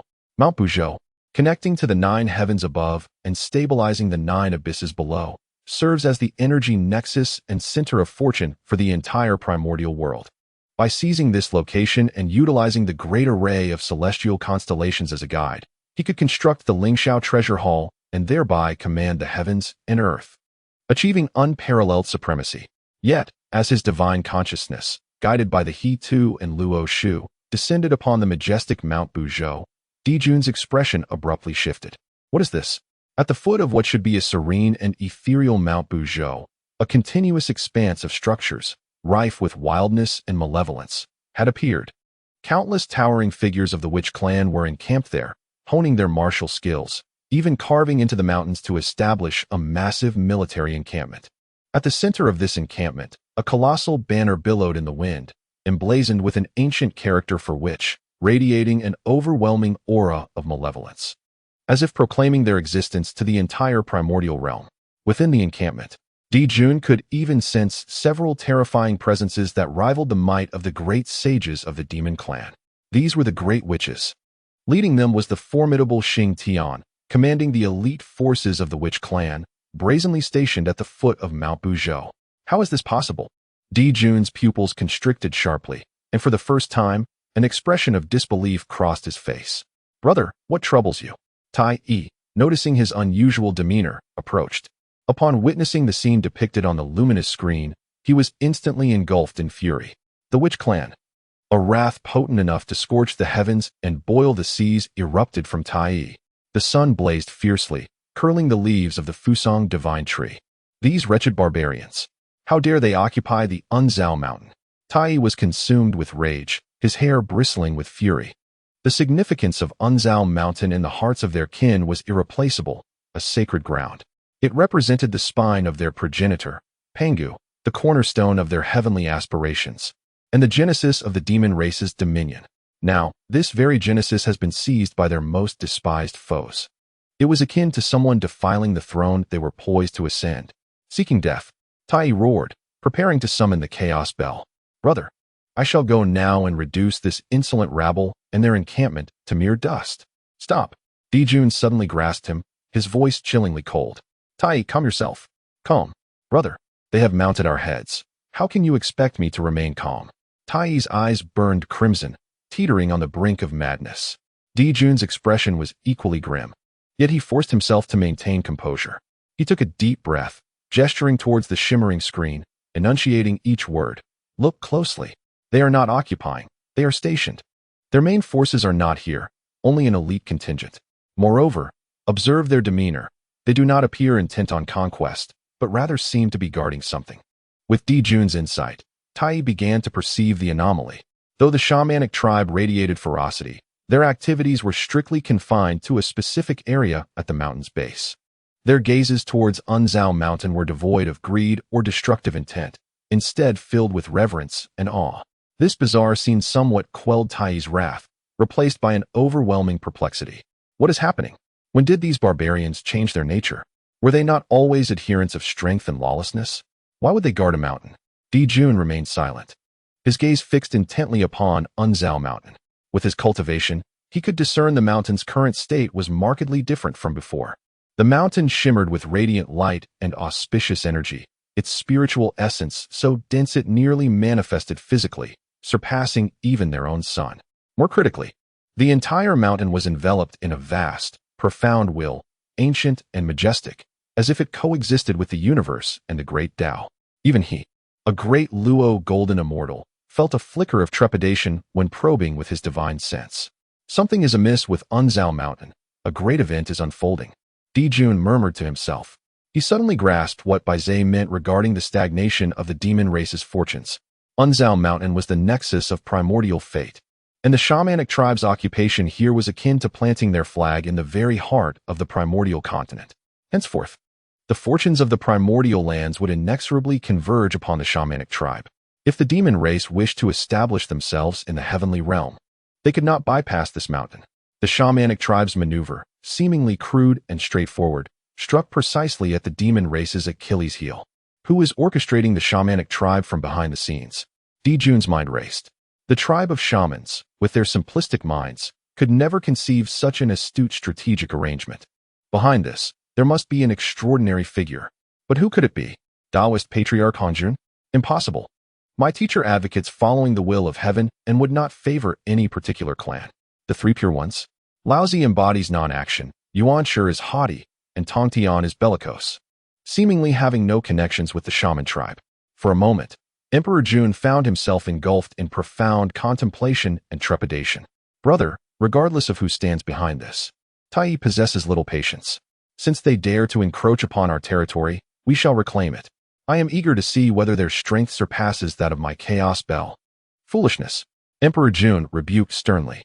Our teacher has just imparted wisdom, advising us not to hastily entangle ourselves in karmic consequences. What then shall we do? Shall we merely watch as they occupy Mount Buzhou? Tai retorted, frustration evident in his voice. A glint of cold determination flashed across Emperor Jun's eyes. Certainly not. There is something amiss here. We shall observe the situation closely, dispatching scouts to the vicinity of Mount Buzhou to ascertain the shaman tribe's intentions and uncover the secrets hidden within its depths. Until we grasp the full circumstances, we must refrain from rash actions. I possess an unsettling premonition, he said, his gaze seemingly piercing through the boundless void, resting upon the towering sacred mountain. This Mount Buzhou will undoubtedly become the greatest variable for our demon clan. Meanwhile, atop Mount Buzhou, having just basked in sunlight, Chen Changsheng felt two intensely fiery and hostile gazes emanating from the distant starry sky. He adjusted his Taoist body, rising slightly, and scratched his still indistinct occiput. Who are these two little birds with such fierce expressions? Why are they staring at me? Is there something on my face? He could not fathom the tumultuous emotions and frustrations swirling within the demon emperor at that moment, finding those two gazes as bothersome as a fly fixated on a summer watermelon.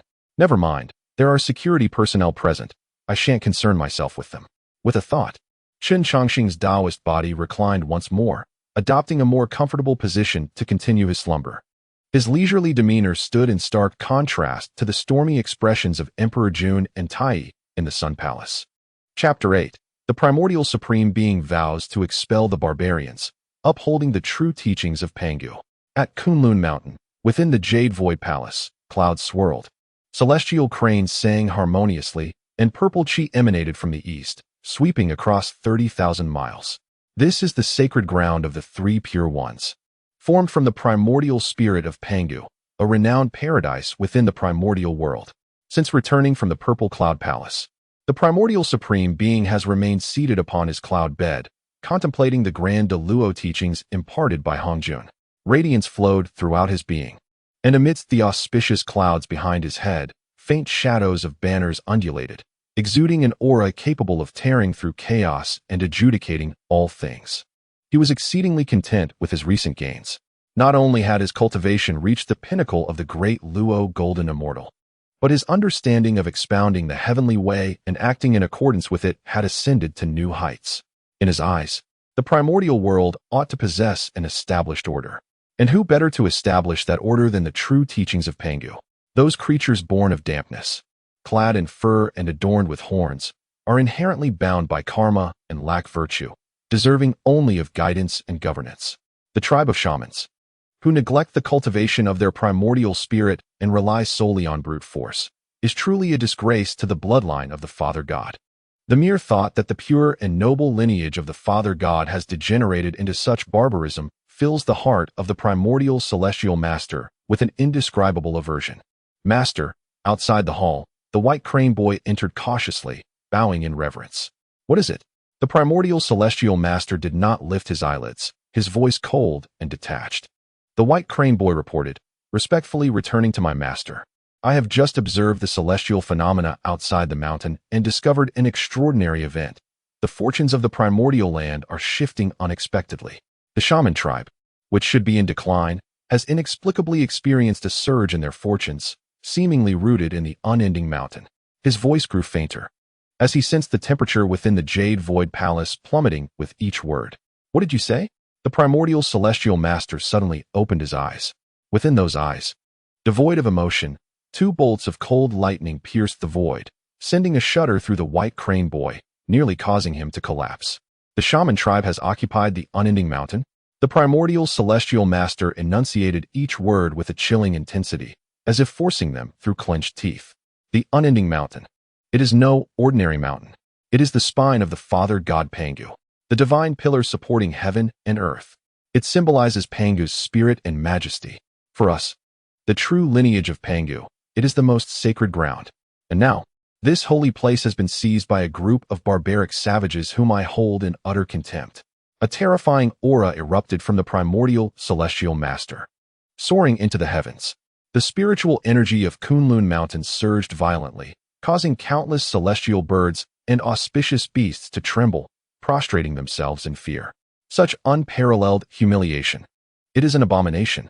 The primordial celestial master rose abruptly, his robe billowing without wind, his handsome features contorted with rage.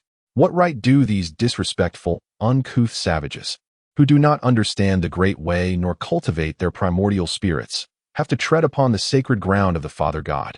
They defile and desecrate it.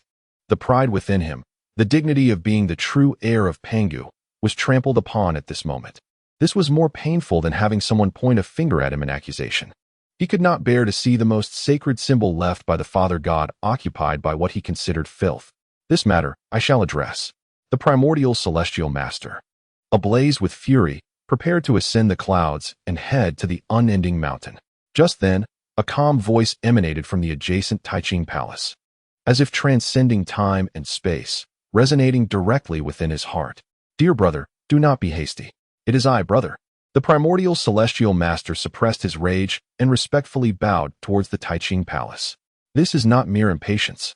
The shaman tribe is brazen and impudent, occupying the divine mountain of the unending. Such actions are contrary to the natural order. As a true disciple of Pangu, if I stand idly by, it would invite mockery from all beings of the primordial realm, and I would be ashamed to bear the legacy of the Father God. Laozi's voice remained calm and deliberate. All things exist for a reason. The actions of the Wu clan may either be predetermined or subject to change, all within the workings of the heavenly Tao. By intervening at this moment, you would only disrupt the celestial order and complicate causality. It would be wiser to sit quietly in the Huangting and observe the unfolding events. Observe the unfolding events? The primordial supreme being scoffed. Brother, this is not merely a discussion on the Tao, but rather a matter of principle. The sacredness of our Father, how can it be sullied by barbarians? If today they can occupy Mount Buzhou, will they not seek to dismantle my Zixiao Palace tomorrow? Yielding will not earn respect. His path is to expound upon the heavenly Tao, aligning with the heavens and responding to humanity. In his eyes, the Wu clan's actions are a rebellion against heaven, and his intervention is a restoration of order. At this moment, a hearty laugh echoed from the direction of the Changsheng Palace, accompanied by a piercing sword intent that soared into the heavens. Ha ha, brother, you speak truth. The voice of Tong Tian resounded. though I too find their barbarism distasteful. Their audacity is rooted in their own rationale. Brother, if you cannot tolerate them, simply confront them directly. Why engage in philosophical debate with our elder brother regarding the heavenly Tao? His words appeared to support Yuan Shi, yet they were laced with a hint of mockery. However, Tong Tian quickly shifted his tone, but I must caution you. Those 12 ancestral witches are all great Luo golden immortals. If they unite, confronting them alone may not yield fruitful results. Tong Tian cared little for notions of orthodoxy. He revered strength above all. In his view, it was unwise for Yuan Shi to seek trouble with 12 equally formidable opponents. Yuan Shi discerned the implication in Tong Tian's words, and his expression grew colder. Third brother, do you think I fear them? He declared proudly. My purpose is not to slay, but to expel. I am here to assert the majesty of Pangu's true lineage and to cleanse the domain of our father. I am the manifestation of Pangu's primordial spirit, while they are but the essence of our father's blood. Upon seeing me, they should retreat and pay their respects. I shall see if they dare lay a hand on me, their elder brother. His reasoning was clear. At the very core, he, the primordial supreme being, was the elder brother of the Wu clan. His younger siblings were misbehaving under their father's aegis, and it was his rightful duty as the elder to discipline them. Laozi sighed softly, choosing silence. He understood that his second brother's pride was deeply ingrained and could not be swayed. Tong Tian shrugged, retracting his sword intent, and fell silent as well. Since his second brother was so confident, let him proceed. Perhaps a confrontation would temper his haughty disposition. With his two brothers no longer opposing him, Yuan Shi snorted coldly, flicked his sleeves, and strode forth from the Zixiao Palace. Above him, auspicious clouds gathered, and beneath his feet, radiant light shone, accompanied by celestial sounds, heralding his extraordinary presence. The overwhelming pressure of creation had coalesced around him, declaring his departure to the entirety of the primordial realm. He intended to make a grand statement. He sought to demonstrate to all the myriad beings of the primordial world who the true successor of Pangu was, and who possessed the rightful authority to define the order of this realm. How dare these barbarous wretches desecrate our father's sacred domain? When I arrive, you shall yield and retreat. Otherwise, do not blame me for employing the righteous methods of the Xianmen to uphold the heavenly will. The voice of the primordial celestial sovereign resonated like thunder, echoing from Kunlun Mountain and surging toward the direction of Buzhou Mountain. Atop Buzhou Mountain, Chen Changsheng was skillfully manipulating his Dao body avatar, engaging in a most intriguing endeavor. He infused a strand of Pangu's life force into a nearby stone, which astonishingly sprouted 2 tiny legs and began to wobble and run atop the summit. A spirit has emerged. Chen Changsheng reveled in the amusement, poised to further enlighten this stone spirit when a sudden frown creased his brow. He sensed an overwhelmingly vast, piercing will, brimming with unabashed arrogance and fury, racing towards him from the east. The strength of this will surpass that of Zhu Rong and was even grander than the combined might of the 2 golden crows from the sun. To his dismay, this will was accompanied by a resounding proclamation that echoed through heaven and earth. Barbaric wretch, you dare to insult the sanctity of the Father Deity? Chen Changsheng's consciousness flowed through the mountain, riddled with questions. Who was this? Such audacity. Was he referring to my lovely security guards at the foot of the mountain? Insulting the sanctity of the Father Deity? This mountain is mine. I am the distant relative and heir to the Father Deity's legacy. I do not feel insulted. So why should an outsider be offended? Chen Changsheng found his thought process once again unable to keep pace with the grandiose rhythm of the ancient deities. Nonetheless, the other party's lofty demeanor, as if he were the singular sovereign of this realm, instinctively provoked a sense of displeasure within him. Especially the phrase acting on behalf of heaven nearly elicited a laugh. Acting on behalf of heaven? My friend, the pillar of heaven beneath your feet is now surnamed Chen. Chen Changsheng, commanding his Dao body avatar, rose from the ground and brushed off the non-existent dust upon himself. He lifted his head, his indistinct features gazing towards the east. Another impudent child had arrived, and a self-important scholarly one at that. Perfect. My new body is freshly trained and yet to be tested in battle. I shall use you as my practice target. Chapter 9. A single word, and the primordial celestial sovereign was sent flying 30,000 miles. The arrival of the primordial celestial sovereign was an awe-inspiring spectacle. He did not consciously restrain his aura. The overwhelming pressure of a perfected Deluo golden immortal spread like an infinite expanse of sky, slowly traversing the vast primordial earth from east to west. Purple energy accompanied him. Golden lotuses paved his path. Celestial music descended from the heavens, and the grand Tao resonated in harmony. Wherever he passed, all spirits bowed in reverence, and mountains trembled. This was the majesty of the true Pangu. He sought to convey to the entire primordial world that he had arrived. He came to restore order and cleanse the realm. Buzhou Mountain was already within sight. That magnificent mountain, towering like a pillar supporting the heavens, could still be felt even from billions of miles away, exuding an ancient, vast, and supremely exalted aura. A flicker of genuine admiration and fervor crossed the primordial celestial sovereign's eyes. That was the backbone of the Father Deity. It was the root of the three pure ones. However, when his gaze fell upon the cluster of crude, barbaric structures at the foot of the mountain, that admiration swiftly transformed into a chilling disdain. Filth, abominations. In the heart of the primordial celestial sovereign, a cold snort escaped him as he quickened his pace. He could scarcely be bothered to discern who among the shamanic tribes was their leader. To him, these uncouth savages, devoid of spiritual cultivation and solely focused on bloodshed, were all indistinguishable. Halt! A thunderous roar echoed, akin to a storm breaking upon the land. A towering figure, wielding a massive axe, ascended from the shamanic encampment, blocking the path of the primordial celestial sovereign. It was none other than the great shaman, Xing Tian. Behind him, dozens of shamans and thousands of elite warriors formed a battle array, their malevolent aura rising to the heavens, creating a crimson barrier. Who approaches? Boomed Xing Tian, his voice resonant yet imbued with an unwavering determination, as steadfast as the very earth beneath his feet. Since the last disturbance caused by the breath of Zhu Rong, these guardians of the shamanic realm had regarded the protection of this mountain as a mission more vital than life itself.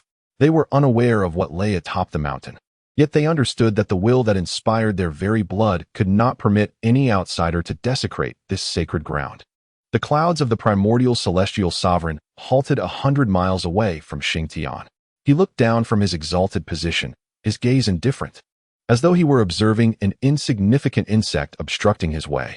The Pangu Divine Mountain? A sardonic smile graced his lips. To hear such words from your uncultured mouths is truly laughable. This mountain is the manifestation of our Father's spine, and I am the embodiment of our Father's spirit. In terms of origin, I am the elder brother, and you are the younger brethren. Now you, who disrespect heaven and earth, feasting on raw flesh and blood, have the audacity to occupy this place and taint the sacred ground. As the elder brother, I have come to cleanse the threshold. What objection could there be? His words, though softly spoken, bore an undeniable authority, embodying the principles of celestial law and the natural order.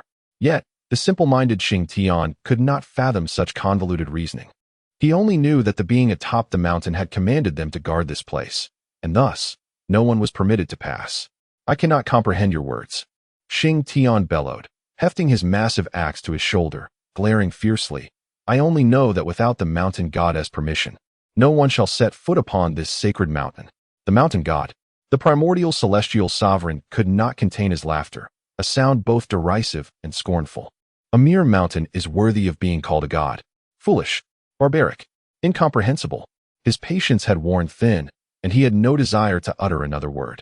Since you remain obstinate, I shall make you understand the might of heaven. I shall reveal to you what is true authenticity. Before his words had fully settled, the primordial celestial sovereign made no move yet unleashed an invisible force, a pressure so immense it felt as though the heavens themselves were collapsing, descending upon Xing Tian and the shamanic army behind him.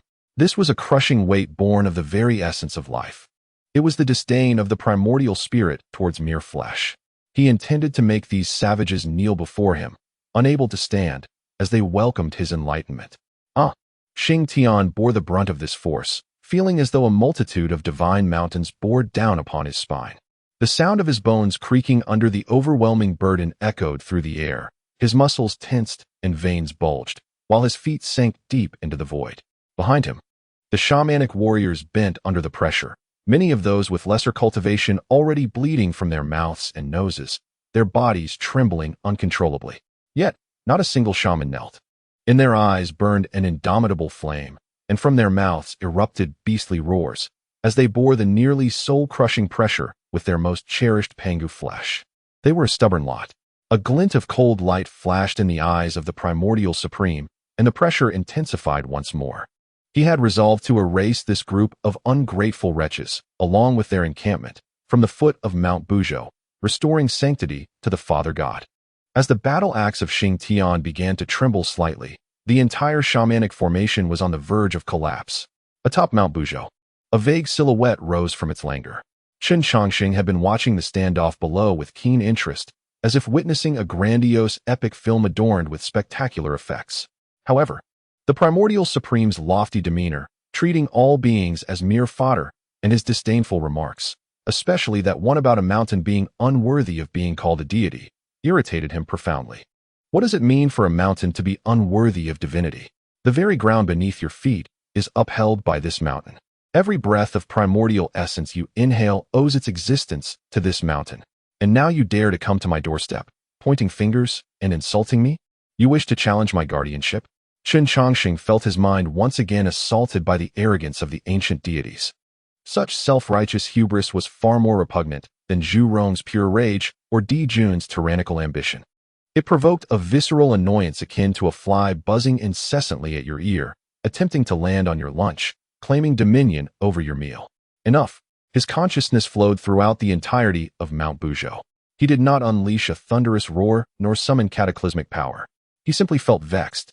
Thus a voice, devoid of any earthly fervor and tinged with a hint of languor, seemed to transcend the bounds of space and time, resonating directly within the depths of the primordial supreme's essence. The voice uttered but a single word, roll. This word floated lightly, as if shooing away a bothersome summer mosquito. Yet, at the moment it was spoken, the heavens and earth fell into an eerie silence. The primordial supreme, exerting all his might, found his expression frozen in disbelief. He sensed an indescribable, incomprehensible, and irresistible will that abruptly descended upon him.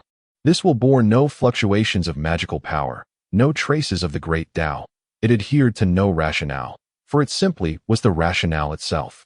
With the utterance of that word, the very fabric of the cosmos seemed to reject him. The entirety of space appeared to expel him. His body lost all semblance of control. The principle acting upon him had but one objective, to make him roll away. Thus, under the astonished gaze of Xing Tian and the entire shamanic clan, amidst the scrutiny of countless formidable beings from the primordial realm, in the preceding moment, the once imposing and extraordinary Yuan Shi Tianzun, akin to a celestial sovereign, was reduced to a mere pebble kicked away by a mischievous child. In an astonishing display of speed, he maintained his lofty demeanor even as he was involuntarily cast backward, stumbling and flailing, hurtling through the air. A resplendent violet streak cleaved the heavens, trailing a long line of fragmented space and chaotic laws, vanishing instantaneously at the horizon. 30,000 miles. Not a step more, nor less. Only after traversing this precise distance did Yuan Shi Tianzun manage to stabilize himself amidst a sea of clouds, his expression one of sheer astonishment.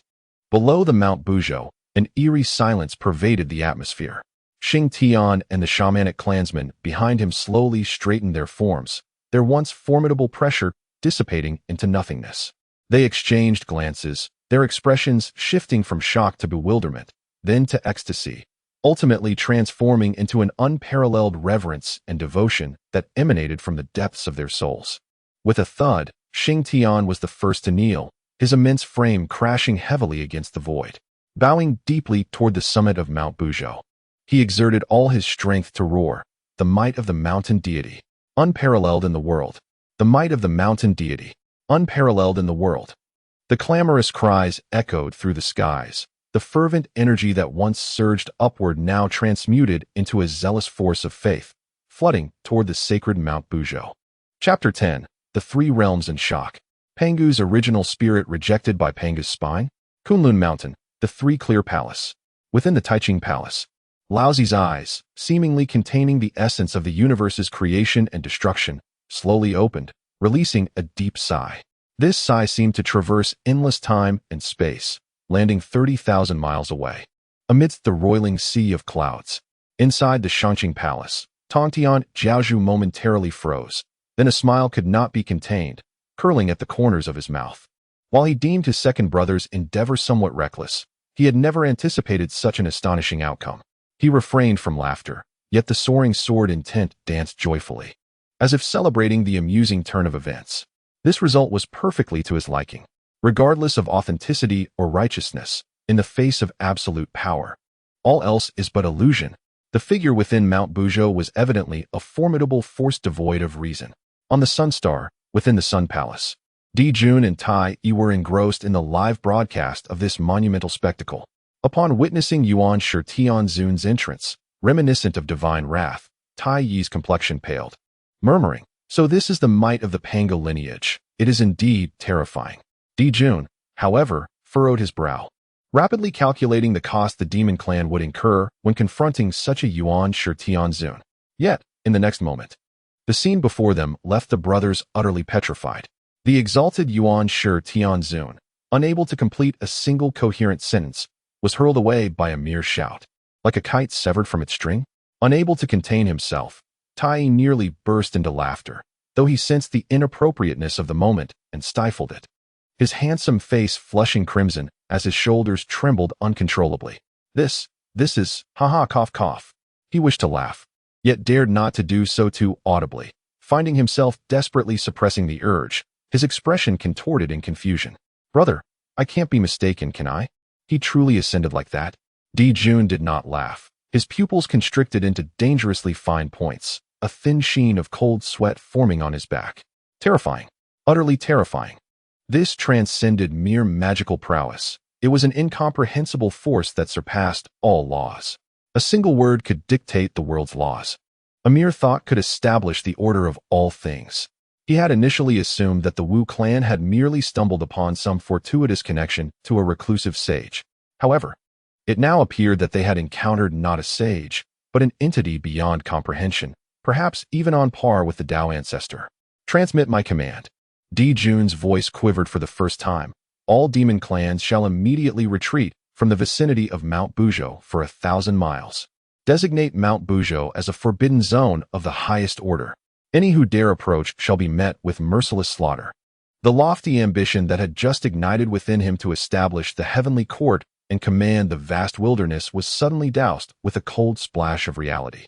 He realized that by Zay's discovery, that the fortunes of the demon clan had been abruptly severed, might not be the worst outcome after all.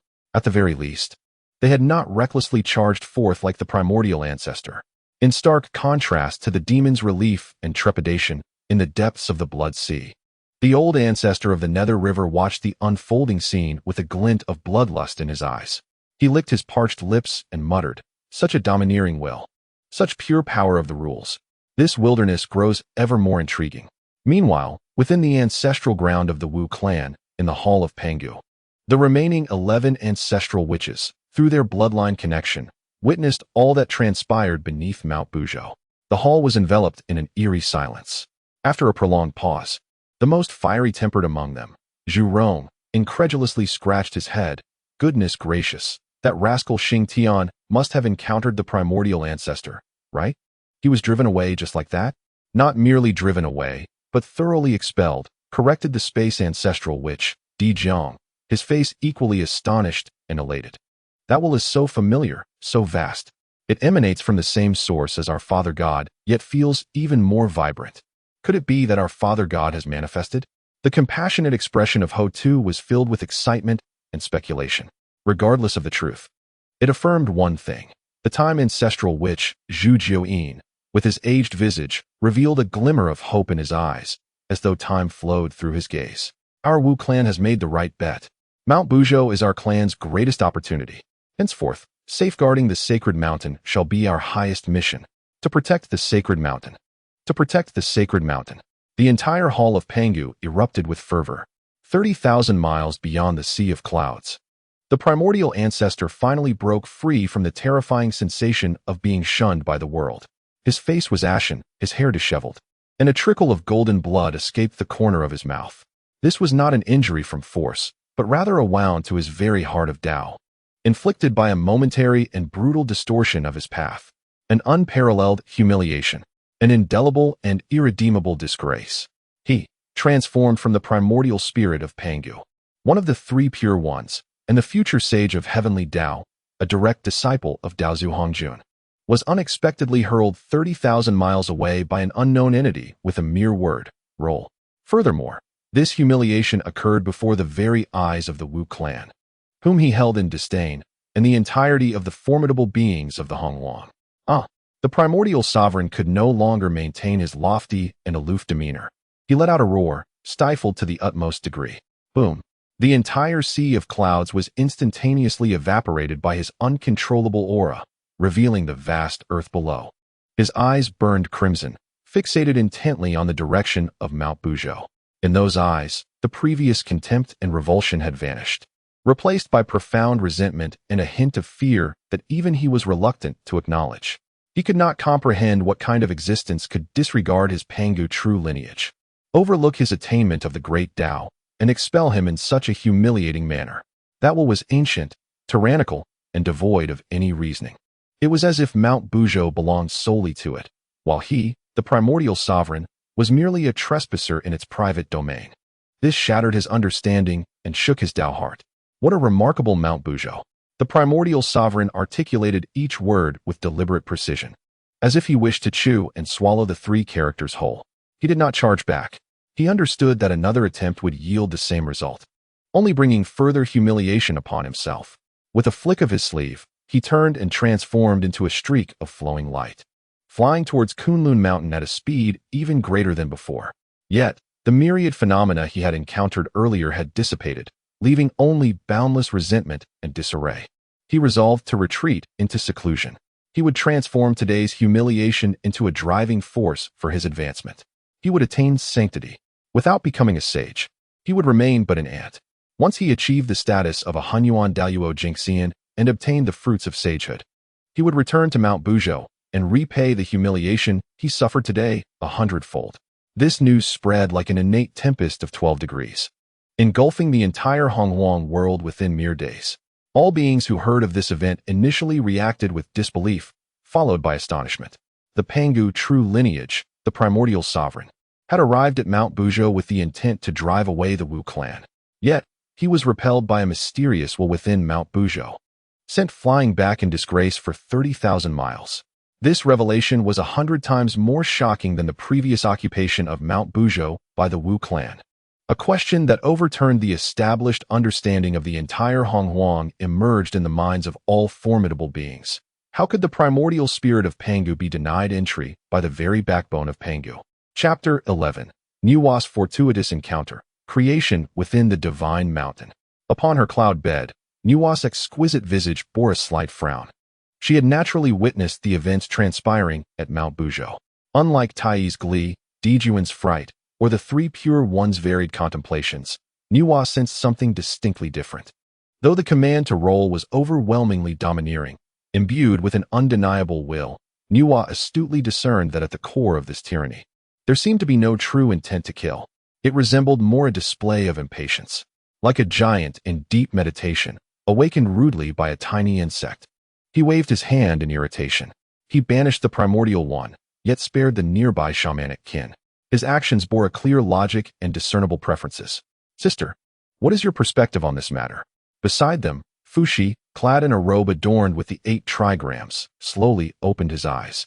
The tortoise shell and yarrow stalks before him had ceased their divination, yet the heavenly secrets they revealed were shrouded in chaos, with but a thread of hope pointing towards the direction of Mount Buzhou. Brother, I cannot fathom it. Nuwa gently shook her head, her voice soft. That will. Ancient yet vibrant, domineering yet restrained. I sense it shares a root with the Father God, yet it is not a remnant of the Father's spirit. Indeed. Fushi nodded gravely. I have just deduced the heavenly secrets. The augury indicates that Mount Buzhou has become the greatest variable in the primordial realm. The primordial one's journey heralds great misfortune. However, if one approaches with sincerity and follows their heart, there may be auspicious signs. Auspicious signs? Nuwa's beautiful eyes sparkled. Her path is that of creation, giving birth to life and evolving all things. She could feel that Mount Buzhou now emanated an unprecedented, intensely rich aura of primordial vitality and creative energy. This essence held a fatal allure for her. The primordial one's failure served as a warning to all the mighty beings of the primordial realm, yet it also offered Nuwa an insight that existence despises not visitors. but rather impolite intruders. What it abhors is the presumptuous, lofty demeanor of the primordial one. Brother, I have resolved to visit Mount Buzhou, Niwa declared. Sister, Fushi expressed concern. The primordial one's experience serves as a caution. No matter, Niwa stood, her unparalleled figure radiating a gentle yet resolute aura of Tao. The primordial one sought to cleanse the way and assert his authority, while I seek the Tao, to pay homage to a predecessor who holds the legacy of Pangu. Different intentions yield different courtesies, and thus perhaps different outcomes. She resolved to approach with the lowest of postures, seeking the highest of opportunities. Fushi gazed into his sister's clear and determined eyes, ultimately nodding. Since your heart is set, then go. Remember, harmony is paramount. Do not force matters. I shall take heed. Niwa slightly inclined her head, and in a fleeting motion, she departed from the Zixiao Palace. Unlike the primordial one, who rode clouds and walked with purple energy, she transformed into an inconspicuous streak of light, silently soaring towards Mount Buzhou. Her presence was entirely subdued, awakening no creature. Following the incident with the primordial one, the guardians of the shamanic kin, led by Xing Tian, had heightened their vigilance manifold. They regarded every being approaching Mount Buzhou with scrutiny and hostility. When Niwa's figure appeared within their sight, Xing Tian immediately brandished his colossal axe, halting her advance. Halt! Niwa paused 100 miles away, bowing respectfully to Xing Tian and the shamanic kin, her demeanor humble. I greet you, esteemed friends. Her voice was as gentle as the spring breeze, effortlessly disarming one's defenses. I am the Nwa of Chiefing Mountain. Having heard that the sacred mountain now has a master, and the blessings of the Father God are once again manifest, I have come today to pay my respects. Seeking an audience with the Lord of the sacred mountain to comprehend the path of creation bestowed by the Father God, with no ulterior motives. I humbly request that my fellow cultivators facilitate this communication. She maintained an exceedingly humble demeanor. Xing Tian was momentarily taken aback, scratching his head, unsure of how to respond. This celestial being before him appeared both beautiful and gentle, her words melodious, distinctly different from the arrogant individual he had encountered previously. However, he found himself in a quandary, as it was not within their jurisdiction to determine the mountain god's willingness to meet her. Nwa smiled faintly, not insisting. She stood quietly, bowing once more toward the majestic Buzhou Mountain, and proclaimed aloud, I am Nwa, a humble junior, daring to approach and earnestly requesting an audience with the esteemed elder. My heart yearns for the path of creation, and I seek nothing more than a moment of tranquil reflection within the mountain, to feel the essence of the Father God. If my presence is a disturbance, I shall take my leave. With that, she gently waved her hand, causing a mound of earth to materialize before her. And then she stood still in the void, bowing her head and closing her eyes in reverent patience, awaiting the outcome without a hint of overstepping her bounds. Atop Buzhou Mountain, Chen Changsheng was engaged in guiding his Tao body incarnation, playfully interacting with the stone spirit he had enlightened. He sensed Nwa's arrival immediately. Oh, another visitor? Initially, he felt a twinge of annoyance, but upon hearing Nwa's sincere words and sensing her pure, unselfish desire for enlightenment, his irritation dissipated in an instant. Particularly, her respectful address of esteemed elder brought him immense comfort. After traversing through time, he had finally encountered a well-mannered individual, in stark contrast to the previous arrogant prodigy. The disparity between people was astonishing. Well, one should not strike a smiling face. Since she is so courteous and has come bearing gifts, Chen Changsheng reflected, his consciousness sweeping over Nwa, the 9 heavens soil before him. As the host, it felt only right to extend some form of acknowledgement. With a shift of his thoughts, he did not summon earth-shattering pressure nor display domineering authority. Instead, the robust barrier of Buzhou Mountain, adorned with the war formations of the witch clan, silently parted to reveal a pathway. This path, woven from countless points of light and verdant vines, pulsated with vitality. Stretching from the mountain's base to Nwa before him, a gentle breeze, imbued with the fragrance of flora, caressed the tips of Nwa's hair, as if issuing a silent invitation. Xing Tian and the other members of the witch clan stood in astonishment. So, the mountain god can be so gentle? A look of surprise graced Nwa's face as she realized her gamble had paid off. She bowed deeply once more toward the mountain's peak, expressing her gratitude. Thank you, esteemed elder. Then, With graceful steps, she elegantly traversed the intertwined path of light and vines. With each step taken, the cosmos seemed to shift. Nuwa was taken aback as the scenery before her shifted. She found herself no longer outside the mountain, but within an indescribably wondrous space. This was the interior of Mount Buzhou. Here, there were neither stones nor soil, only the purest essence of Tao and vitality. She beheld streams of Pangu's life force flowing like rivulets, absorbed by a stubborn stone that sprouted limbs, curiously surveying the world. She witnessed an ordinary blade of grass, nurtured by this vitality, instantly transforming into an unparalleled innate sword. She observed a mass of cloud coalescing and evolving, eventually becoming a vividly alive qilin, frolicking in the air. Tao gives birth to one, one begets two, two begets three, and three begets myriad things. This was the primordial cradle of creation in the world of Hongjun. Nuwa was utterly enchanted. She felt the creative laws within her stir to unprecedented activity, as countless inspirations and insights erupted within her primordial spirit like a gushing spring. She greedily inhaled every breath of this atmosphere, sensing that she was but a thin veil away from the great Tao she had long sought. In the center of this ocean of vitality, she perceived the presence of an elder, a vague, indistinct figure seated in meditation. His visage and attire were obscured, yet she could feel an ancient and tranquil aura, one that was completely intertwined with this realm and the entirety of Mount Buzhou. He was the source of this place of creation. Nuwa dared not intrude. Instead, she found a respectful spot at a distance, seated herself, and closed her eyes, immersing herself in the supreme opportunity for understanding. Chen Changsheng, observing Nuwa lost in her enlightenment, nodded with satisfaction. Indeed, she was a good student. With a thought, a thread of Pangu's life force, imperceptibly fine, thousands of times thinner than a strand of hair, detached from his Tao body and gently descended upon the nine heavens soil.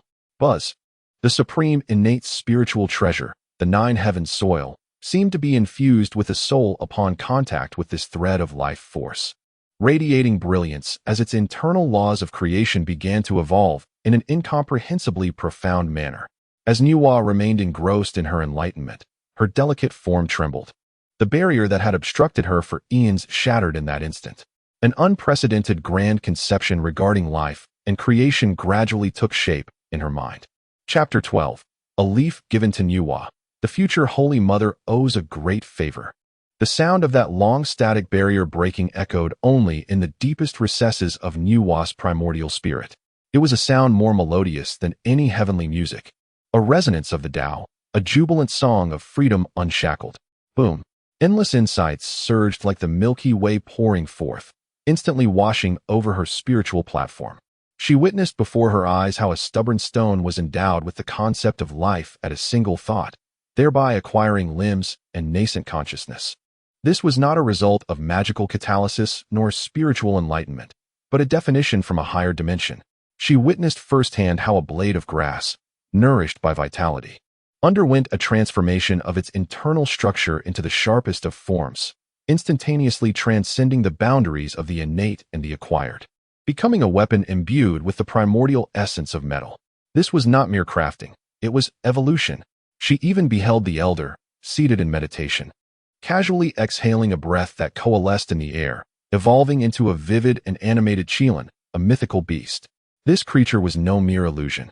It existed as a true entity, marked by the imprint of life, frolicking in the sky before ultimately dissolving back into the primal essence, returning to its space. The phrase Tao begets one, one begets two, two begets three, and three begets all things was universally known in the primordial world.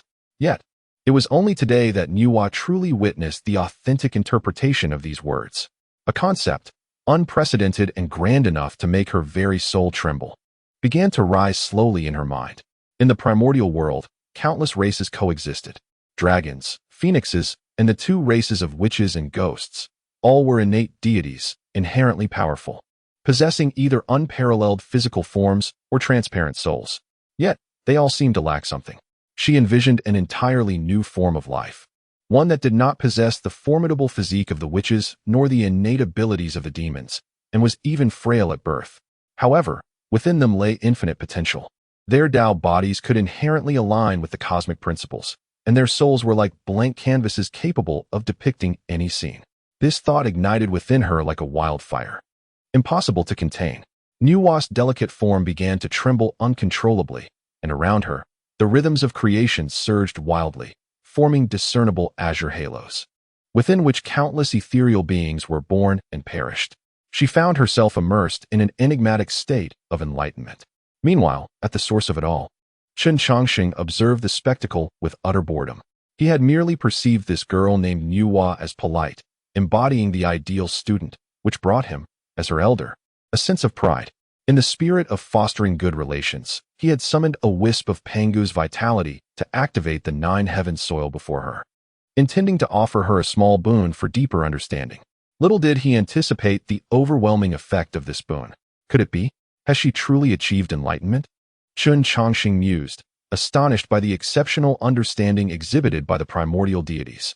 Was it akin to a teacher highlighting key points for a student? And she had instantaneously derived the Goldbach conjecture right before him? He sensed that Nuwa's aura was ascending and transforming at an incomprehensible speed. This was no mere increase in magical power. It was a sublimation of the Tao. Never mind, I do not comprehend the world of prodigies. He thought with a zen-like acceptance, as long as she does not create too much commotion in my presence. Chen Changsheng continued to manipulate his Tao body, playfully engaging with the stone spirit he had named Shigandang. Time passed, perhaps a moment, perhaps a millennium. Nuwa slowly awakened, her beautiful eyes opening to reveal a universe brimming with new life. Her aura had become entirely repressed, yet the profound resonance with the cosmos and all living things rendered her presence even more sacred and compassionate. Rising to her feet, she cast her gaze towards the heart of that vibrant ocean of life, where a still indistinct figure lingered. She comprehended the enormity of the debt she owed, a favor of monumental significance. The enlightenment she attained today surpassed the arduous cultivation of countless previous epochs. This gratitude transcended mere creation. It was the grace of enlightenment. Without uttering many words, she solemnly performed a profound bow in the direction of Chen Changsheng, her posture imbued with a reverence far greater than before. I am eternally grateful for your guidance, esteemed elder. I shall never forget this kindness. Her voice carried a thread of heartfelt gratitude and deep respect. Chen Changsheng sensed her action and felt increasingly satisfied. Indeed, this child not only understands courtesy, but also the essence of gratitude. She is truly teachable. Suddenly, a thought crossed his mind. The innate gourd vine appeared to have been influenced by him. Would Nuwa henceforth need to mold each creation individually? Such a task seemed rather daunting. His gaze fell upon the towering divine tree, the embodiment of all vitality from his essence. As he focused his thoughts, just as Nuwa completed her bow and prepared to turn away, a leaf, glistening in vibrant green and seemingly sculpted from the finest jade, silently emerged from the depths of that ocean of life, floating gracefully before her. At first glance, the leaf appeared to be an ordinary specimen. However, the instant Nuwa's gaze fell upon it, her pupils constricted dramatically. Upon that diminutive leaf, she beheld an entire world. The veins of the leaf traced the trajectories of the Tao. Each minuscule line contained the most fundamental laws. Life and death cycled within it.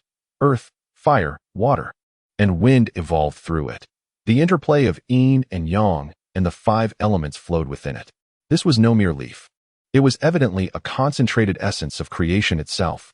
The purity and vastness of the laws of creation within it were so profound that they eclipsed her own cultivation over countless eons by 100-fold.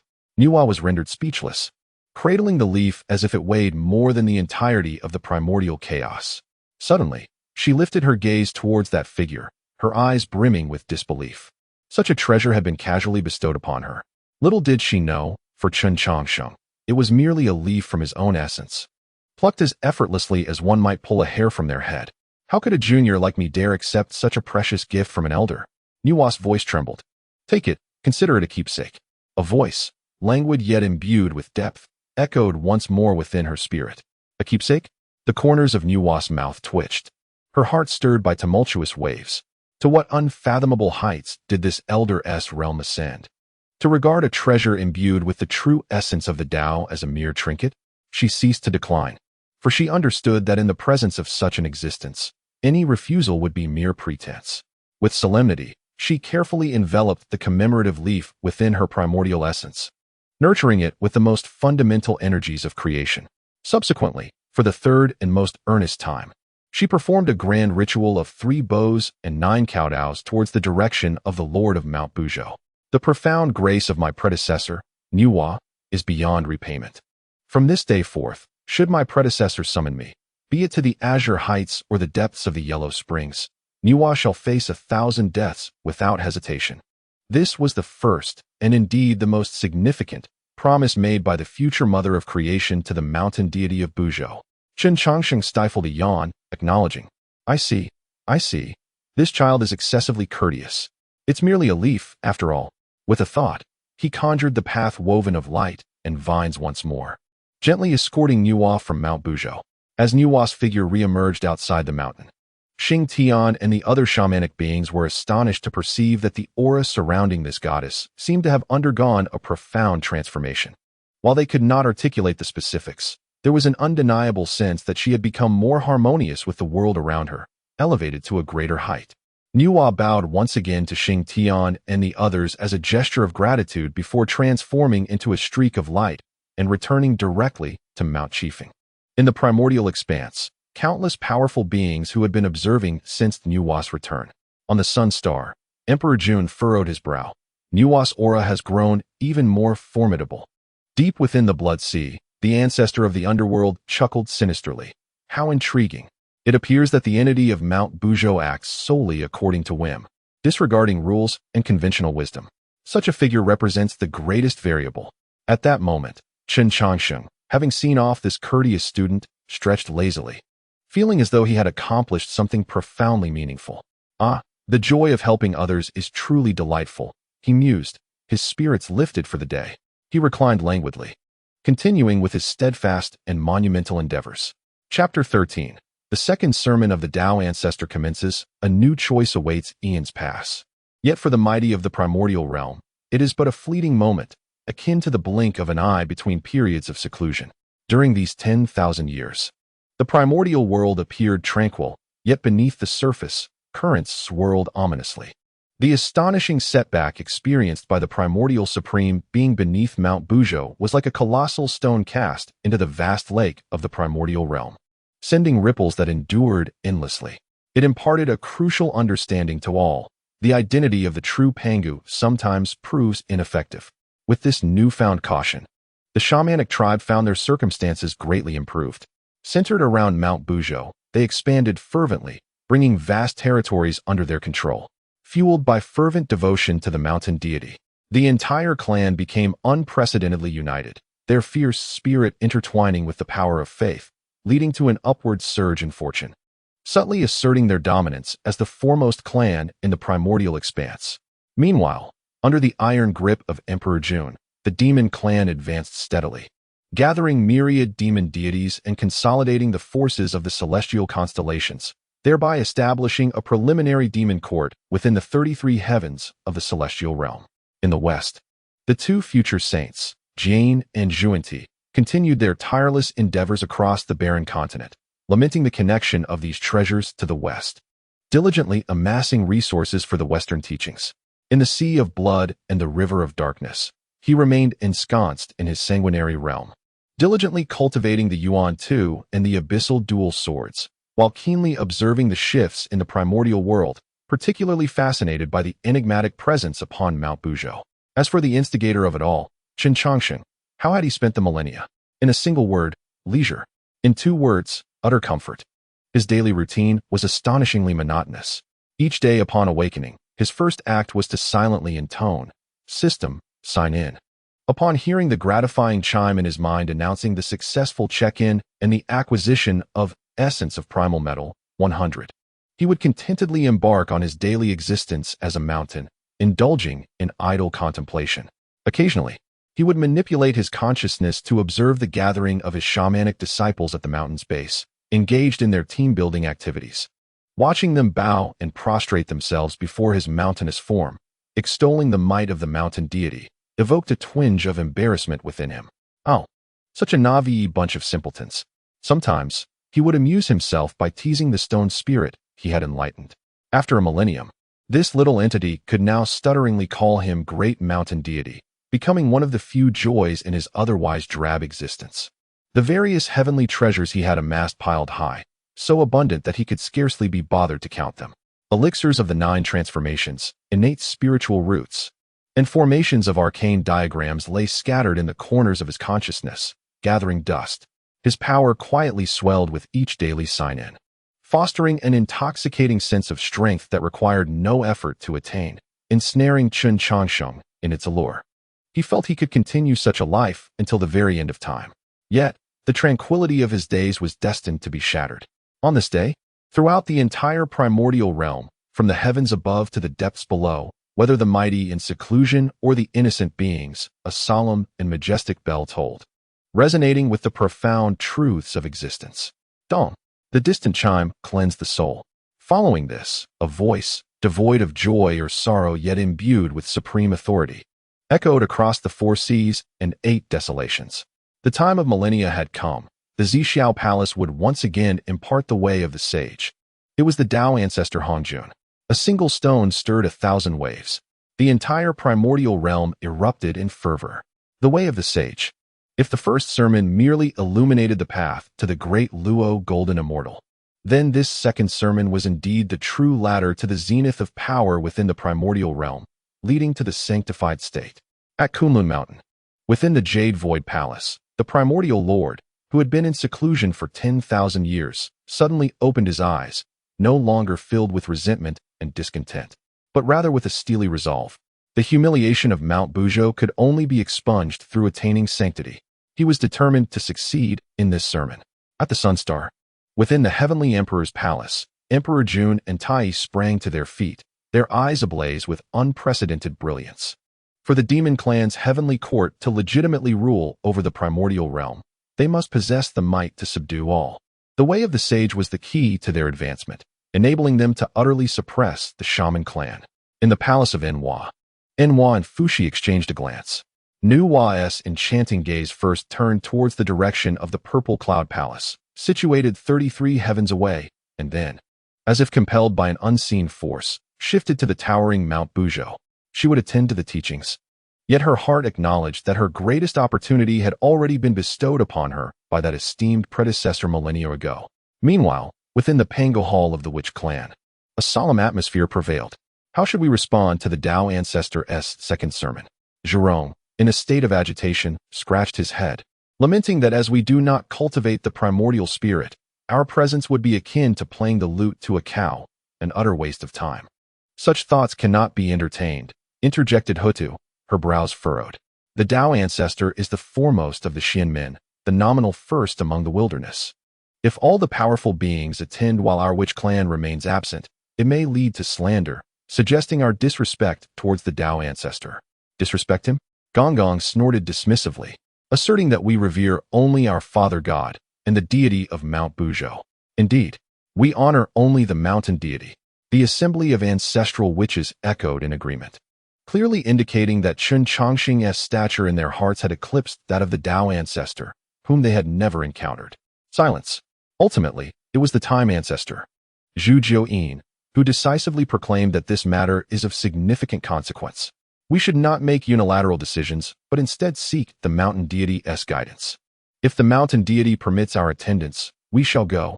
If not, then we shall disregard the Tao ancestor's reputation. A commendable resolution. The space ancestor, Di Jiang, nodded in acquiescence. Soon, a delegation of ancestral witches, led by Di Jiang and Hutu, respectfully approached the foot of Mount Buzhou. They dared not hope for entry into the divine mountain. Instead, they collectively bowed at its base, their voices resonating across the wilderness. We humbly beseech the mountain deity. The Tao ancestor is delivering a second sermon, imparting the sacred teachings of the saint. As our witch clan does not cultivate the primordial spirit, our attendance may be futile.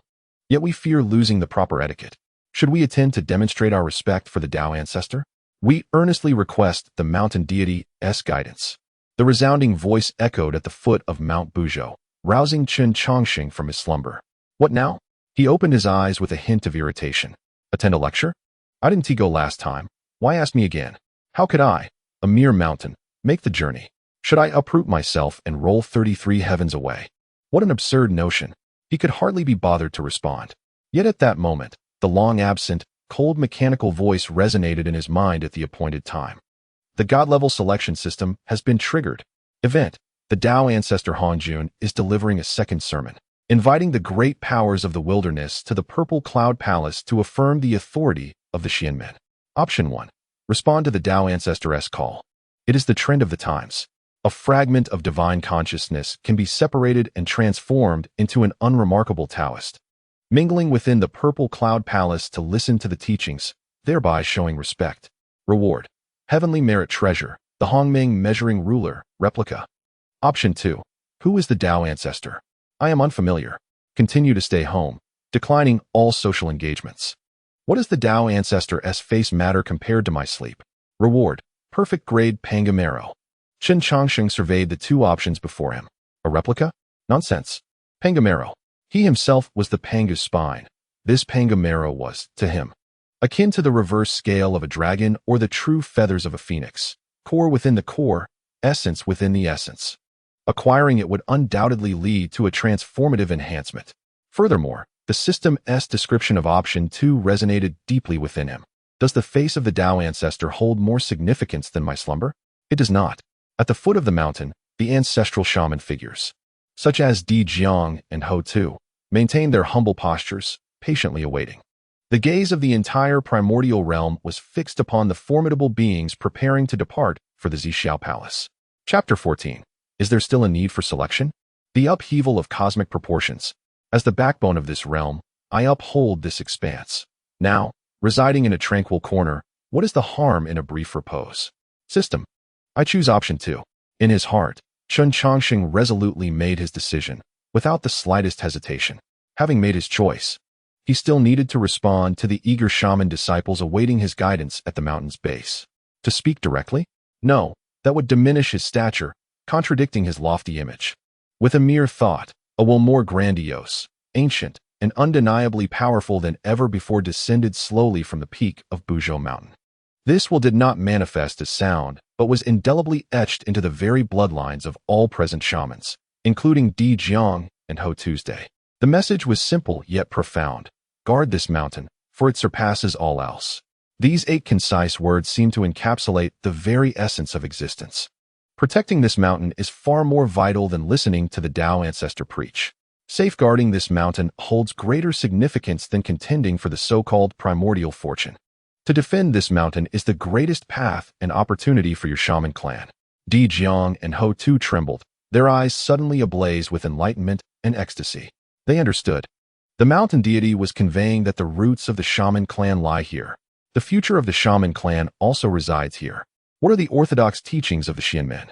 What is the Zixiao Palace? When faced with the majesty of Buzhou Mountain, we obey your command. Di Jiang was the first to react, bowing deeply towards Buzhou Mountain, his voice brimming with unprecedented resolve. We shall uphold the mountain deity's decree. Protect this sacred mountain. Protect this sacred mountain. The shamans at the mountain's base erupted into a chorus of thunderous shouts, their final hesitations evaporating into the ether. Why venture to the Zixiao Palace? Can the Tao ancestor rival the might of our mountain deity? Can the Tao ancestor bellow and send the Yuan Shitian Zun soaring 30,000 miles? Perhaps, as the mighty beings of the primordial realm set forth, transforming into streaks of light towards the chaos beyond the 33 heavens, the shaman clan, the most formidable force on the primordial earth, made a decision that left everyone astonished. They would not go. They chose to remain steadfast at the foot of Buzhou Mountain. Just as Chen Changsheng conveyed his decree and sent the shamans on their way, the system's notification chime arrived promptly. Ding. Host selection successful. Reward, perfect grade Pangu spinal marrow, has been dispatched. Please check for receipt. Before the words faded, Chen Changsheng felt a cataclysmic transformation occurring within him. It was not an infusion of power, but a return to his essence. A golden, viscous substance, seemingly containing the weight of the entire universe, materialized within the core of Buzhou Mountain. That was the Pangu spinal marrow. It is not a tangible entity, but rather a condensation of concepts, a manifestation of the laws of support and strength. A deep rumbling echoed as the entire Mount Buzhou began to experience intense internal tremors. From the outside, The divine mountain appeared as majestic and immovable as ever. Yet within, every inch of stone and every particle of dust was being reshaped, remade by the golden essence of Pangu. The density of the mountain increased in a manner that defied the laws of physics, enhancing an already indestructible structure to an unimaginable degree. If Mount Buzhou was once the primordial divine metal, it now stood as a conglomerate of laws that even the chaotic spiritual treasures could scarcely disturb. More importantly, with the perfect integration of Pangu's essence, a new and supreme authority slowly awakened within Chen Changsheng's consciousness. This was the authority of the path of strength. Among the myriad paths, strength reigns supreme. This had once been the fundamental path upon which Pangu relied to create the heavens and the earth. Naturally, Chen Changsheng could not wield this path in its entirety as Pangu did, but now he possessed a modicum of its power. He could perceive strength. He could see the intermolecular forces that held the mountain stones together, the impact of light upon the leaves, and the minute force generated by each heartbeat of the Wu clan at the mountain's foot. The world transformed before his eyes into an intricate net woven from infinite forces. It seemed he had gained the privilege to manipulate this net. How wondrous! Chen Changsheng felt intrigued and wished to test this newfound ability. He focused his consciousness on a towering subpeak of his mountain, soaring several million zhang into the clouds. Without employing any magical power, he simply issued a straightforward command in his mind toward the peak. Increase gravity 100-fold. Buzz. There was no earth-shattering roar, nor dazzling effects. The enormous peak, 100 times more magnificent than Mount Everest, appeared to be grasped by an invisible hand, causing all its material structure to collapse inward simultaneously. The hard rocks were crushed into powder, which was further compressed into a fist-sized singularity, shimmering with a dim glow, its density beyond imagination. The space surrounding that singularity visibly warped. Goodness! Chen Changsheng was taken aback, breaking into a cold sweat. This power was terrifying. If directed at a person, even a Daluo golden immortal would surely be reduced to a mere two-dimensional illustration. He quickly commanded, "Restore, restore." The frightening singularity then expanded once more amidst a ripple of spatial distortion, returning to its original mountain form as if nothing had transpired. Phew! I can no longer conduct experiments on myself. It is far too perilous, Chen Changsheng thought, still shaken. This ability is remarkable, truly physical in nature. Meanwhile, beyond the 33 heavens, deep within chaos, in the palace of Zixiao, clouds swirled and celestial music resonated. The myriad guests of the mortal realm had already gathered. Upon the high platform, the figure of the Tao ancestor Hongjun quietly emerged, his indifferent gaze resembling the eye of the heavenly path, slowly sweeping over the gathered multitude below. The three pure ones, Emperor Jun, Tai, Niuhua, Fuxi, Jiajin, and Zhuanti, the future protagonists of the vast wilderness stage, were all present. Hongjun's eyes lingered not on any one individual, merely scanning the crowd before his timeless gaze revealed a barely perceptible pause. There were absentees. The 12 ancestral shaman of the Wu clan were conspicuously missing. His eyes seemed to pierce through the walls of the purple cloud palace, transcending the endless chaotic currents, gazing far towards the central land of the wilderness, where the towering divine mountain stood.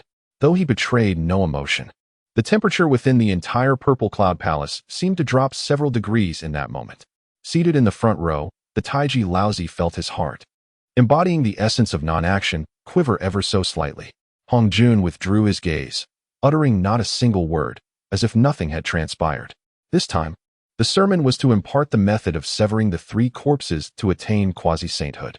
He began to preach, the profound tones of the Tao resonating throughout the purple cloud palace. Everyone was enraptured, lost in the ecstasy of the pathway leading to sainthood. Little did they know, at that very instant, an imperceptible confrontation spanning the entire wilderness world had already concluded. Far away on Mount Buzhou, Chen Changsheng, who had just experimented with a new ability and was preparing to indulge in a well-deserved nap, remained blissfully unaware of this. He did not realize that his second act of skipping class had transcended mere disrespect. In the eyes of Hongjun, the custodian of the heavenly path, it had become an open provocation. It was the legacy of Pangu, challenging the soul designated by the heavenly path. It was the pillar supporting this world, defying the will of the heavens. The seeds of a fundamental conflict between heaven and earth had already been quietly sown.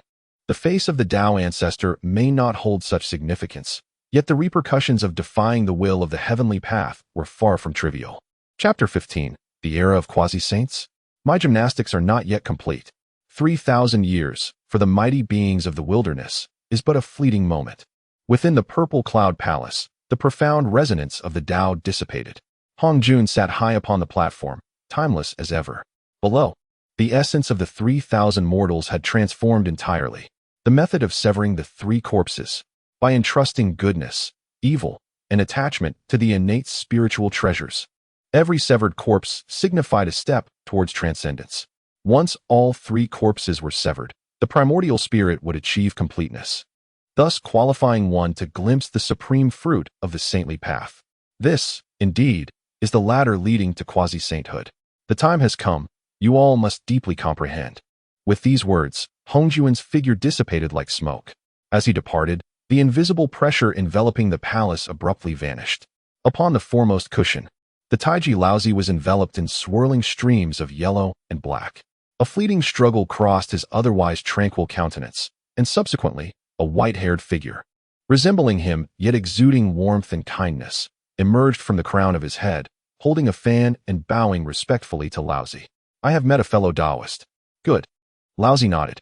Sever the corpse of goodness, and attain quasi-sainthood. He was, astonishingly, the first to achieve success. Beside them, the primordial supreme being observed the situation, his arrogance intensifying, revealing an air of defiance. He let out a cold snort as the auspicious clouds above his head surged violently. He did not seek to obliterate good or evil, but rather to sever his own pride. As the true disciple of Pangu, his lofty pride, born from the humiliation of Mount Buzhou, had taken root deep within his bones, transforming into a heart demon. Today, he would transmute this heart demon into power. Sever, the primordial supreme being commanded, and from within him emerged a proud figure clad in azure robes, his gaze sharper and more piercing. I have met my true self. The primordial-esque complexion turned slightly pale, yet his posture remained unyielding. He had succeeded, severing his attachment to his former self and stepping into the realm of quasi-saint. His Tao had surged exponentially, far exceeding tenfold. His eyes pierced through the void, fixated on the direction of Mount Buzhou, the source of his enduring humiliation. Yet now, he grasped the virtue of patience. Once he attained sainthood, he would settle all scores. Haha, my second brother possesses remarkable skills. The Master of Heaven laughed heartily, brimming with vitality, his sword intent soaring into the sky. His path was to seize a sliver of vitality, teaching indiscriminately. For he bore no heavy thoughts of good and evil, and thus his severance was of the same obsession. A sharp silhouette emerged from behind him, wielding a long sword. Bowing respectfully to the Master of Heaven, in an instant, the three pure ones ascended into the quasi-saint realm. The fortunes of Buzhou Mountain surged correspondingly. Soon after, in the heavens above the 33 layers, the demon clan's celestial court also sensed the change. Above Emperor Jun's head, the river map and Luo book unfurled, orchestrating the celestial bodies, with boundless starlight cascading down. From within emerged a figure clad in imperial robes, exuding unmatched authority. His eyes filled with calculation and dominance, the evil corpse Taoist, who bowed to Emperor Jun. I have met your majesty. The Eastern Emperor Tai was even more direct. The chime of the chaos bell resonated throughout the universe as a fierce incarnation of the evil corpse, bearing the weight of the bell, stepped forward, exuding a momentum that rivaled that of the primordial supreme being. The two supreme beings of the demon clan had both achieved success. The fortunes of the demon race transformed into a golden dragon, roaring in the heavens beyond the heavens. Emperor Jun and the primordial supreme being exchanged glances, their eyes clashing with both wariness and murderous intent. Enhua quietly observed all of this, her mind completely immersed in the deep green leaf within her primordial spirit. The laws of creation bestowed by her predecessor surpassed the profoundness of the path of severing the three corpses as taught by Hongjun. She had an epiphany. If she could completely refine this leaf, she might forge a distinct path to enlightenment. Yet, the method of severing the three corpses, being the orthodox of the Xianmen, could also be referenced. A flicker of thought stirred within her, and a thread of pure, primal essence of creation from the leaf fused into her primordial spirit. What she sought to sever was the good corpse. for she had glimpsed the true essence of creation's compassion for all beings within that leaf. There were no earth-shattering phenomena, nor radiant divine lights. A figure of gentle compassion, resplendently holy, quietly emerged from behind Enhua. This visage bore an uncanny resemblance to Enhua. Yet the compassion in her eyes seemed capable of embracing the entirety of the primordial chaos. She did not bow, but merely offered Enhua a gentle smile before transforming into azure light and reintegrating into her being. The good corpse had been severed, yet it remained unmanifested, merging with her true self. Enhua's aura did not surge dramatically, yet her realm had transcended.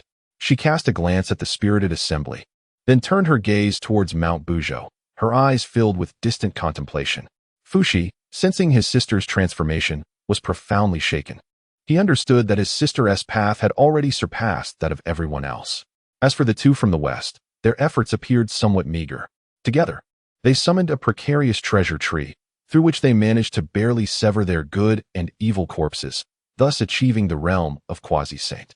"Senior brother, we have succeeded," Kunti exclaimed, struggling to contain his excitement. Yet, Jane nodded, his expression weighed down by a deeper gloom. "Alas, when will I see the grandeur of the West flourish?" Among the throngs of mortals, any capable being with a foundation would, over the next few centuries, gradually succeed in severing their corpses and ascend to the quasi-saint realm. The entire power dynamic of the primordial world was completely transformed. An era belonging to the quasi-saints had arrived. What transpired in the tumultuous 3,000 years from Mount Buzhou? Chen Changsheng taught the stone spirit, Shigandang, a set of calisthenics. 1, 2, 3, 4, 2, 2, 3, 4. Change your posture, and let's do it again. In the vast valley, Chen Changsheng, embodying the way, earnestly shouted the slogans. Not far away, the stone spirit, now towering over 3 meters, clumsily waved its stony arms and legs, attempting to mimic his movements. "This is so difficult, mountain god," Shigandang complained haltingly, his voice grinding like a millstone. "What is so hard about it? Exercise your body and protect yourself. With your size, if you transform and get tricked by a female demon into becoming a gatekeeper stone, I cannot afford such a loss," Chen Changsheng retorted with annoyance. Throughout these 3,000 years, aside from daily sign-ins, his greatest joy was nurturing this stone spirit. The various celestial materials and earthly treasures he acquired from his sign-ins, such as enlightenment tea, Hongjun Li, and 9 heavens divine water, were showered upon Shigandang as if they were free. Consequently, this little fellow's foundation was honed to a terrifying degree, surpassing many innate divine beings. At that moment, the figures of Hutu and Dijiang respectfully appeared outside the valley. Reporting to the mountain god, Hutu's voice resonated with gravity.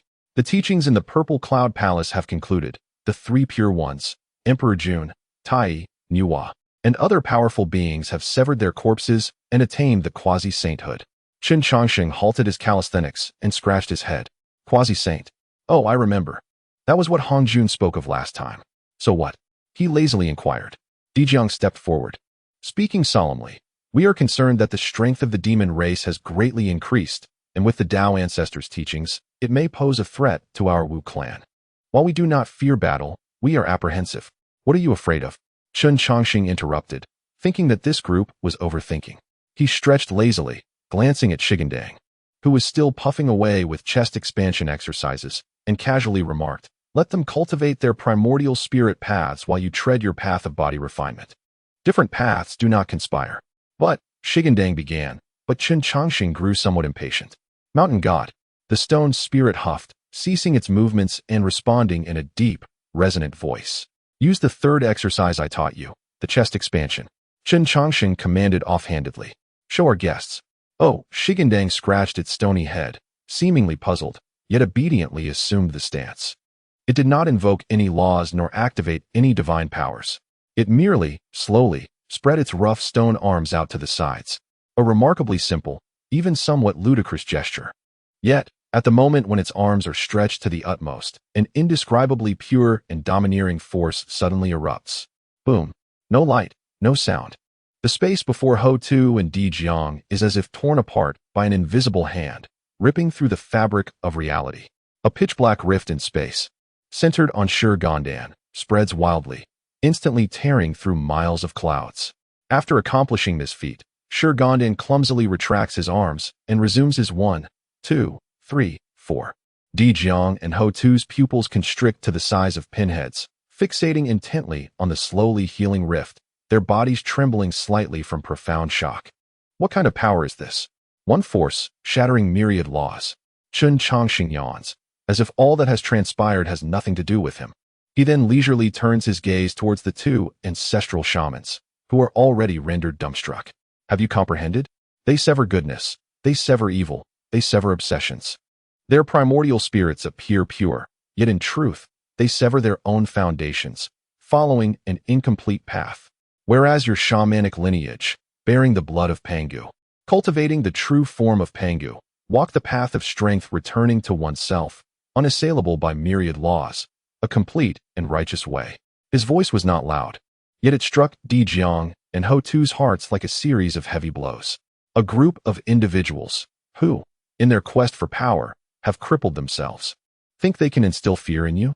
Chen Changsheng's tone shifted, and a flicker of genuine, Panga-like dominance and indifference flashed in his half-open eyes. They cultivate their primordial spirits, while you refine your physical bodies. If the paths diverge, then let fists inquire further. Let us see whose path is indeed more formidable. His words sent a tremor through Di Jiang and Ho Tu, sweeping away all confusion, anxiety, and fear, replacing them with boundless fighting spirit and conviction. Indeed, with the mountain god present, with the righteous path of Pangu enduring, what do we have to fear? Wasting time fretting, we might as well practice calisthenics with Gandan. Chen Changsheng smirked. Yes, we understand. The two ancestral shamans bowed deeply in sincere acknowledgement before retreating. He turned to Gandan. What are you staring at? Continue. Waist exercises. Prepare to begin.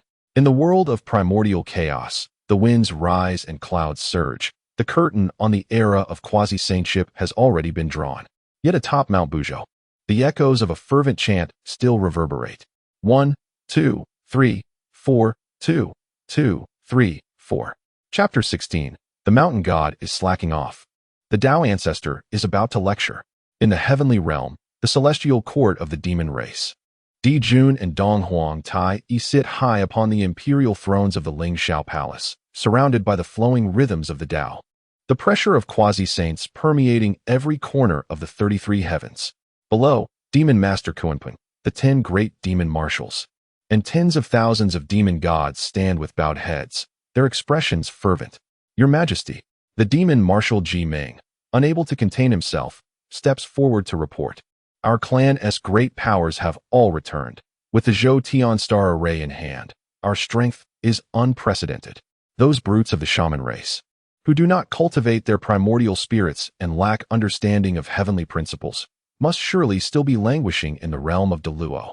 Why not seize this opportunity to sweep away Mount Buzhou in one fell swoop, establishing our demon race's dominion in the celestial court for all eternity? Di Jun's gaze lifted slightly, a cold and calculating glimmer flickering in his eyes, yet he did not respond immediately, instead turning to his companion, Dong Huang Tai. Tai Yi, stroking the chaos bell in his hand, radiated martial spirit while maintaining an unusually calm demeanor. Brother, the individual from Mount Buzhou has an unclear stance. We must remain vigilant against the lessons learned from the past regarding Yuan Shitianzun. The very mention of Mount Buzhou hung in the air like an invisible mountain, casting a sudden silence within the hall, as if the atmosphere itself had solidified, even as a quasi-saint. The image of Yuan Shitianzun fleeing in disgrace from a millennium ago sent shivers down the spines of all high-ranking members of the demon clan. Tai spoke wisely. Di Jun nodded solemnly. We are now quasi-saints. Our vision must extend far into the future. The individual from Mount Buzhou is unfathomable. Let us refrain from provoking him for the time being. He shifted his tone, his voice imbued with absolute confidence. Convey my edict. The entire clan shall rehearse the grand formation to reinforce the majesty of the heavenly court. When the opportune moment arrives, I shall ensure the annihilation of the Wu clan. This confidence stemmed from the anticipation of the impending final sermon. Once he acquires the method to attain sainthood, who within this vast wilderness could possibly rival him, aside from the Tao ancestor? At that time, what could a mere mountain deity accomplish? While the demon clan plotted for the future, They remained oblivious to the profound transformation that the so-called barbarians in their eyes were undergoing. Across the expanse of the wilderness, Ho Tu and Di Jiang were leading their entire clan in a vigorous exercise regimen. Each morning, billions of Wu clan warriors faced the direction of Mount Buzhou, meticulously performing a set of strange yet profoundly rhythmic exercises, a simplified version of Chen Changsheng's broadcast calisthenics. A great Wu, who had been stagnating for millennia, felt a tremendous surge of energy within after completing a standard body rotation. A raw, unrestrained power shattered his limitations, and his physical strength inexplicably increased. He gazed fervently at Mount Buzhou, his eyes filled with zealous faith. Such scenes played out repeatedly among the various tribes of the Wu clan. For them, who only cultivated their physical forms, this exercise that engaged every muscle and sinew was nothing short of a supreme treasure. They perceived it as the unparalleled method bestowed by the mountain deity, far more substantial than the ethereal path of the primordial spirit. In an instant, the fortune of the Wu clan surged rather than waned, challenging the celestial demon court with newfound vigor. And amidst all these events, the orchestrator, Chen Changsheng, continued to lead his unassuming life, signing in as usual. System, sign in. Sign in successful, rewards obtained. Great Dao Formation Map, Zhu Xian Sword Array, incomplete version. Incomplete? Rubbish. Toss it aside. Sign in successful, rewards obtained. 1 square of Jiutian Shiro. Oh, this again. I can use it to craft a girlfriend for Shigantang. Sign in successful. Rewards obtained. Chaos Root Yellow Zhongli 3. This one is quite good. I shall give it to Shigantang as a snack. After millennia of accumulation, his consciousness space was filled with an abundance of top-tier treasures and secret techniques, so plentiful that he had grown too lazy to categorize them. His greatest joy now remained in training Shigantang. The stone spirit, nourished by countless celestial treasures, has now grown to an impressive height of 100 zhong, transforming into a clumsy stone giant. Although his speech remains somewhat halting, he is now capable of articulating his thoughts in full. Great mountain deity, I no longer wish to practice gymnastics. I desire to learn divine powers. Stone Gantang beseeched in a deep, resonant voice. Divine powers? Your very physique is the greatest divine power, Chen Changsheng remarked, conjuring a manifestation of his essence and delivering a firm kick to Stone Gantang's ankle, producing a thunderous clang that reverberated through him. With your intellect, acquiring divine powers may very well lead to your own destruction. Focus on solidifying your foundation. When you can shatter that mountain with a single punch, I shall teach you more. Oh, Stone Gantang replied with a hint of grievance, and resumed his vigorous leaps, each landing causing the earth to tremble. Chen Changsheng nodded in satisfaction, believing that such days would remain delightful even after countless epochs. However, just as he was about to find a comfortable position to slumber for another few millennia, the familiar and solemn tolling of a bell once more resonated throughout the vast universe of primordial chaos. Boom. This toll was more magnificent and expansive than the previous two, as though it struck deep within the true spirits of all beings. Immediately afterward, Hongjun's omnipresent voice echoed across the cosmos. 10,000 years have passed. The Zixiao Palace will hold its third lecture, imparting the primordial path and discussing the foundations of sainthood. This will be the final sermon, and the last session of my palace. The fates are set. You may choose your own paths. The foundation of sainthood. If the previous two lectures merely revealed a ladder of hope, this one pried open a crevice in the door leading to the pinnacle of primordial power, known as sainthood. In an instant, the breath of every quasi-saint in the entire primordial world was suspended. On Kunlun Mountain, within the Zixiao Palace, Yuan Shi Tianzun suddenly opened his eyes, devoid of coldness or resentment, replaced solely by a pure and intense yearning. Sainthood. Only through achieving sainthood could he reclaim the glory of Pangu's true lineage beneath his feet. In the heavenly realm, inside the Lingxiao treasure palace, Emperor Jun rose abruptly, his imperial robe billowing without wind, his eyes ablaze with unprecedented brilliance. He envisioned himself ruling over all, with myriad races in subjugation, living in harmony with heaven and earth, and sharing longevity with the sun and moon. In Chiefing Mountain, Nua's brow furrowed slightly. She sensed the stirring of a green leaf within her primordial spirit, a warning and an urging.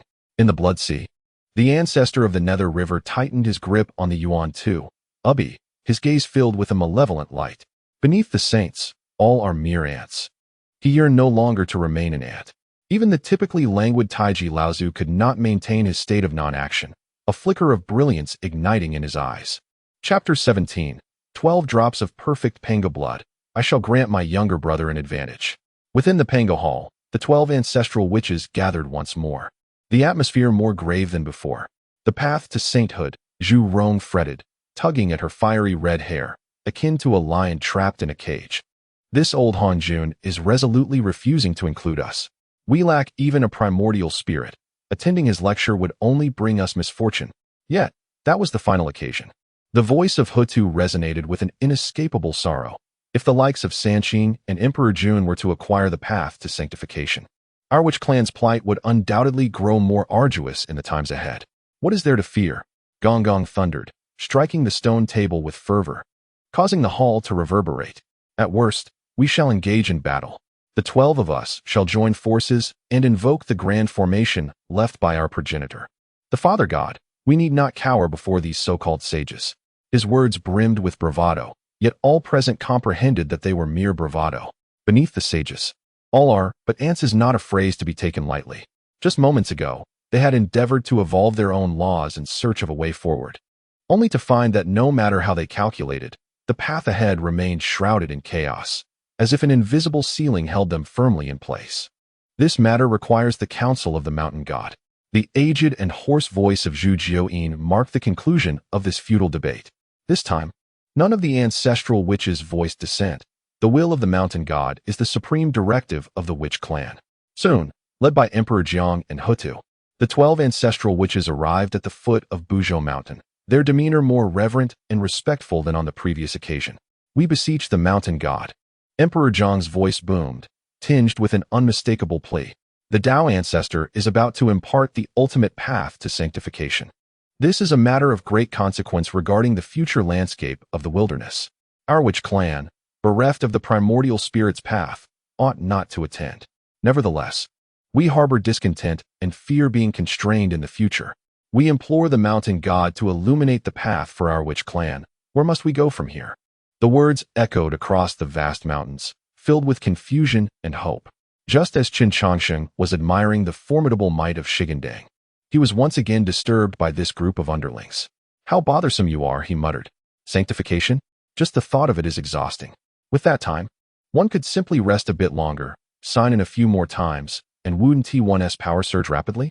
Just as he was preparing to dismiss them with a casual excuse as before, a cold, mechanical voice arrived as scheduled. Divine selection has been triggered. Event. The Tao ancestor Hongjun will deliver 3 sermons, expounding upon the ultimate path to sanctification, intending to solidify the supremacy of the Xianmen and the order of the wilderness under the heavenly Tao. This is the ultimate juncture determining the trajectory of countless primordial beings. Choice 1. The momentum is irreversible. This sermon pertains to sanctification and must be attended. Manifest a strand of the most potent divine will, bearing the pressure of Pangu. Descend upon the Zixiao Palace, seize a mat, and listen to the sacred doctrine. Let the beings of the wilderness witness who is the true Pangu. Reward. Heavenly Tao merit. 100,000 zhong. Incomplete Hongming Purple Qi 1. Choice 2. Sanctification. Seeking help from others is less effective than relying on oneself. The path of Hongjun is ultimately an external one. The path of Pangu is the foundation. Refuse to attend the sermon. Reward. 12 perfect drops of Pangu essence blood, containing the power of 12 perfect laws. Chen Changsheng gazed at the 2 options before him, his eyes instantly widening. Heavenly Tao merit? Hongmeng Purple Qi? While they sounded impressive, the Purple Qi was incomplete, clearly leftover scraps from Hongjuan's promotional activities. Moreover, it required him to make an arduous trip, which was inconsistent with his character. Yet, the second option, perfect Pangu essence blood, was irresistible. The essence of Pangu, imbued with the power of the perfect law, manifests in 12 pristine drops. This substance, formed from the very backbone of Pangu, holds little utility for him personally. Yet for the 12 ironclad souls who daily bow before him at the foot of the mountain, what does it signify? It signifies a transformation of their very being. It symbolizes the completion of their origins. It implies that they shall possess the capacity to truly rival, or even surpass, those who have attained the status of quasi-saint. Furthermore, It presents the opportunity to forge a path to the primordial through the power of the law, heralding 12 great luo of mixed origin, 12 unparalleled guardians. This is no mere reward. It is an ultimate weapon handed directly into his grasp. Do you wish for everyone to tread the path you have laid out? I shall do the opposite. Not only will I refuse to follow, but I shall also cultivate my loyal followers into an invincible force capable of overturning your path. System. I choose option 2. Without the slightest hesitation, Chen Changsheng made his decision.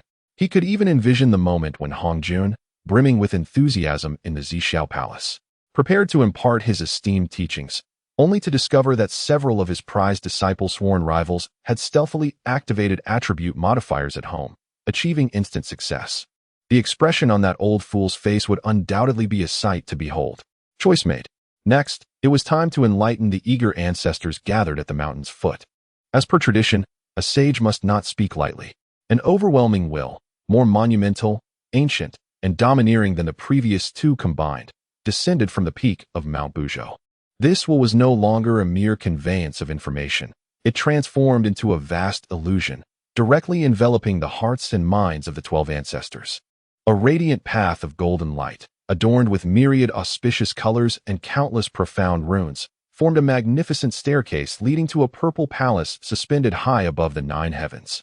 That path appeared exceedingly sacred, yet the ancestors keenly sensed that with each step they took, an invisible shackle would manifest upon them, instilling an immense sense of oppression and constraint in both their spirits and bloodlines.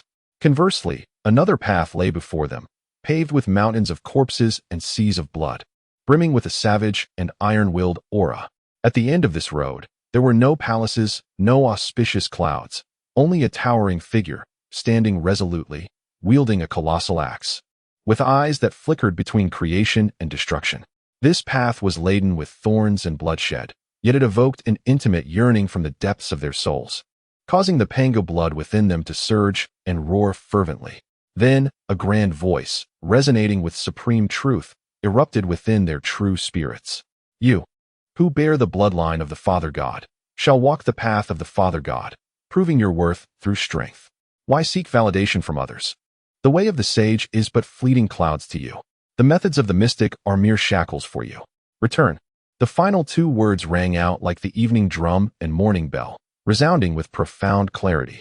Return, not to the Pangu Palace, nor to the source of their bloodline, but to the true glory of the Father God, back to the protection of the mountain deity of Buzhou. The 12 ancestors were momentarily taken aback. Then an indescribable ecstasy and enlightenment filled their entire beings. The mountain deity's intention was clear. He would personally guide them along the path ahead, a path that does not belong to the mystical realm, but solely to our shamanic lineage, the true Tao of Pangu, to the mountain deity. Hongjun's method of sanctification is but an external doctrine, a shackle. At this moment, the last vestiges of yearning for the Zixiao Palace and the final traces of confusion regarding the saintly realm evaporated entirely from their hearts. Indeed, we are the descendants of the Father God.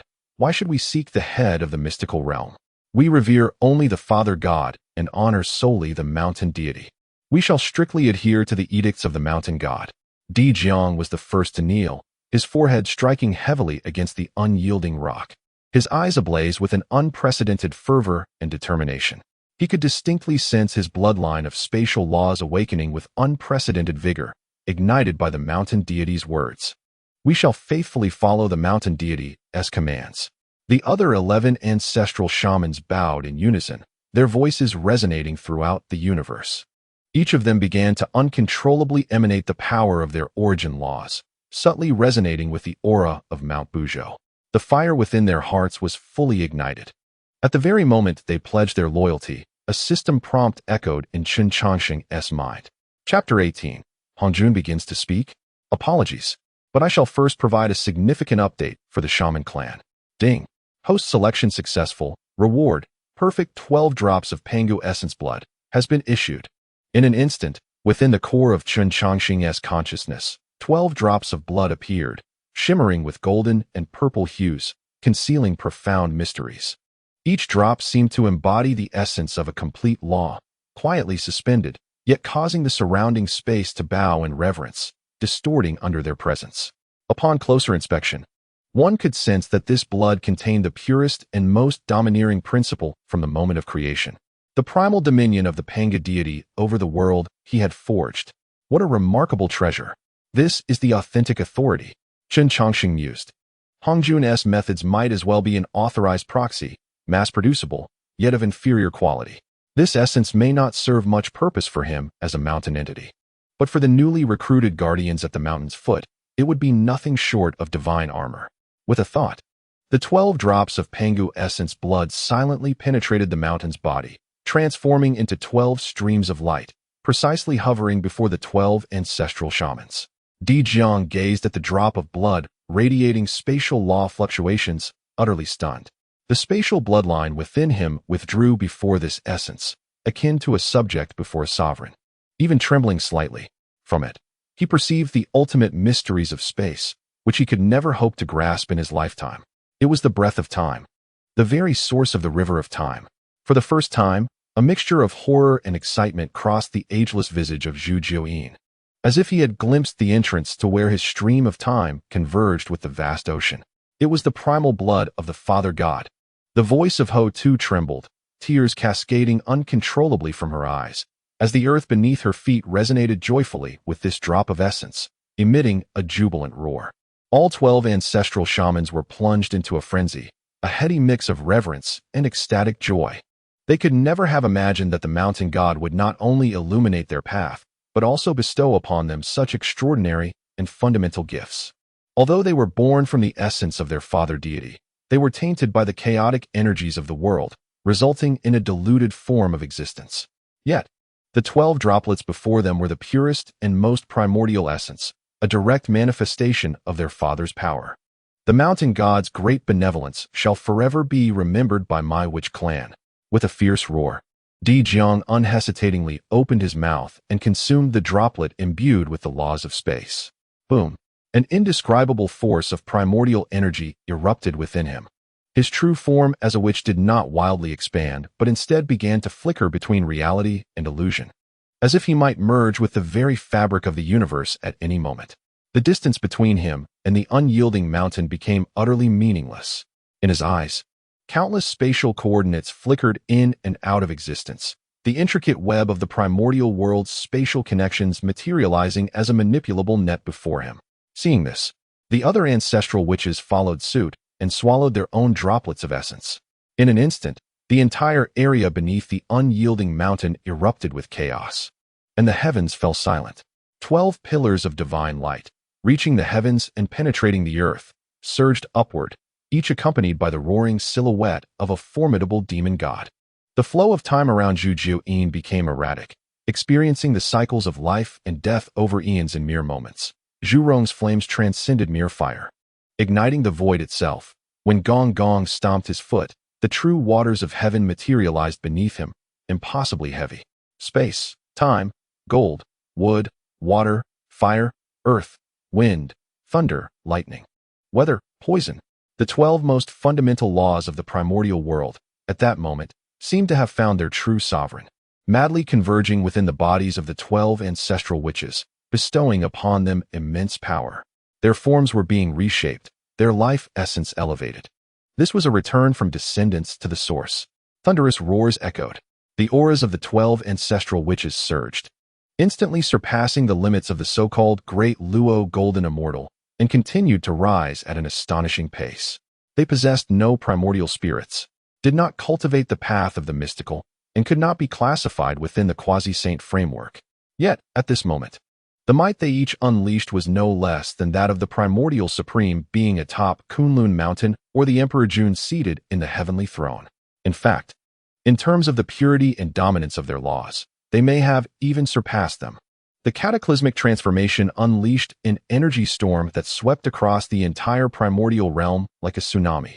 In the distant depths of chaos, within the purple cloud palace, Hongjun sat solemnly atop the high platform, as the 3,000 worldly guests arrived successively and took their seats. Just as he was about to expound upon the supreme path of the saint, his gaze shifted slightly, as if piercing through endless time and space to witness the astonishing scene beneath the unyielding mountain. Buzz, in an instant, A jarring noise disrupted the previously harmonious and smooth sounds of the Tao, which represented the ultimate truths of the heavenly way, within the entire purple cloud palace. The powerful beings who were in deep contemplation were struck as if by lightning, collectively gasping in shock. The nearby Jane and Juni turned pale, while the three pure ones in the front row had their pupils dilate in shock. Yuan Shi Tianzun felt the familiar yet detestable aura of the witch clan, intertwined with the chilling essence of Pangu that even stirred his own heart. His handsome visage twisted with fury. Once again it was him. Once again it was that mountain. Why? Why do these irreverent beings, who neither respect the celestial order nor revere the Tao ancestor, repeatedly obtain such extraordinary opportunities? The jealousy and resentment within him burned with the intensity of a venomous fire. The countenance of Emperor Jun turned ashen, his teeth clenched in disbelief. How could it be possible? They had not heeded the Tao. How could they experience such a tremendous elevation? He had only just stepped into the quasi-saint realm, believing he had left the witch clan far behind. Yet now, their sudden collective ascension struck his Tao heart like an invisible hammer. This power resonated with his brother. The chaos bell hummed in response. Dong Huang Tai gripped the vibrating chaos bell tightly, his eyes filled with gravity and martial spirit. It appeared that the being from Mount Buzhou had intervened once more. The Tao ancestor Hongjun had provided them with a ladder to ascend, while the deity of Mount Buzhou equipped the witch clan with a rocket propulsion system. All gazes were transfixed upon the Tao ancestor atop the high platform. They observed that the timeless visage of Hongjun bore no expression, yet the temperature of the entire Zixiao Palace seemed to plummet to freezing point. For the first time, a ripple of fury stirred within Hongjun's Tao heart. If the witch clan's absence from the Tao was an act of disregard, then this time, at the critical moment of establishing the orthodox path of the Xianmen, the being from Mount Buzhou had delivered a massive update to the witch clan, directly shaking the very laws of heaven he governed. This was not a mere provocation. It was an open declaration to the entirety of Honghuang, proclaiming that, apart from my Hongjun's orthodox path of the Xianmen, there lies another route, equally capable of leading to the pinnacle. This was an assault on the very roots of his Xianmen. Meanwhile, beneath Mount Buzhou, the 12 ancestor witches gradually reigned in their auras, feeling the surging power within them that seemed capable of rending the heavens and the earth. In unison, they directed their reverence towards Mount Buzhou, performing the most ancient and solemn Pangu kneeling ceremony. That loyalty transcended mere awe, transforming into an unwavering faith embedded in their very bones. In adherence to the edicts of the mountain god, they pledged to safeguard the sacred mountain, willing to face death without hesitation. Chen Changsheng observed this outcome with satisfaction, nodding in approval. Indeed, the security team's equipment had finally graduated. The firewall had been established. Now, there should be a period of tranquility, free from the intrusive advertisements of the heavenly laws. Chapter 19. All eyes upon me. I have an announcement. Within the Zixiao Palace, the atmosphere turned extraordinarily peculiar. Tao ancestor Hongjun sat solemnly at the high platform, his expression inscrutable, yet for a fleeting moment. His eyes, seemingly containing the workings of the entire heavenly order, betrayed a flicker of emotion. Below, the throngs of mortals fell silent, transfixed by the 12 emanations of law surging from the direction of Mount Buzhou, like 12 colossal pillars of demonic might, savage, domineering, and pure, forcefully shattering their preconceived notions of power. This was not the quasi-saint path of severing the three corpses. It was the supreme embodiment of law itself, transformed into flesh. It is inconceivable. In the golden depths of Emperor Jun's eyes, veins of crimson crawled forth. Having just completed his task of slaying the corpse, he harbored ambitions of unifying the wilderness, yet in this moment, he was scattered and disoriented by the 12 formidable auras. He felt akin to a diligent mason who, upon turning around, discovered that the neighboring barbarian had summoned 12 ancient divine mountains to serve as walls for his courtyard. How could one proceed under such circumstances? Deep within his heart, he sensed the recently vanquished malevolent corpse showing signs of resurgence. The primordial essence of Pangu was embodied in that very mountain. Yuan Shi Tianzun clenched his jaw, his handsome visage twisted by jealousy. As the true embodiment of Pangu's primordial spirit, he had continuously suffered setbacks beneath that mountain. And now he bore witness to a horde of bloodline-tainted barbarians acquiring purer Pangu power than he possessed. This transcended mere opportunity. It was a blatant affront to his identity as the authentic Pangu. It was a denial of his very essence. Taiji Laozu paused momentarily, his fingers brushing his beard, while the gaze of Tantian Jiaozhu ignited with remarkable brilliance, a blend of appreciation and combativeness at encountering a worthy adversary. Meanwhile, within Enwa's primordial spirit, the verdant leaves swayed gently, sensing a trace of the overwhelming life force from the domineering Witch clan, a power resonating with their shared origin. She became increasingly convinced that the laws of the Tao ancestor were not singular. Within the entirety of Zixiao Palace, hearts were tumultuous, and undercurrents surged. At that moment, atop the high platform, Hongjun finally spoke. His voice was soft, yet it resonated like the hammer of the heavenly Tao, striking each heart with measured cadence, forcibly calming the chaotic thoughts within. The Tao is formless and without shape, giving rise to all things. However, the universe is orderly, and all things have their return. My profound gate follows the will of heaven, maintaining the order of the universe and providing a glimmer of hope for all beings in the wilderness. This is the orthodox path of the great Tao. Those who disrupt order and seek to break the law through force are anomalies of heaven and earth, the source of calamity. When anomalies arise, the heavenly Tao shall restore order. He refrained from mentioning the Witch clan, nor did he bring up Buzhou Mountain, much less allude to unorthodox paths.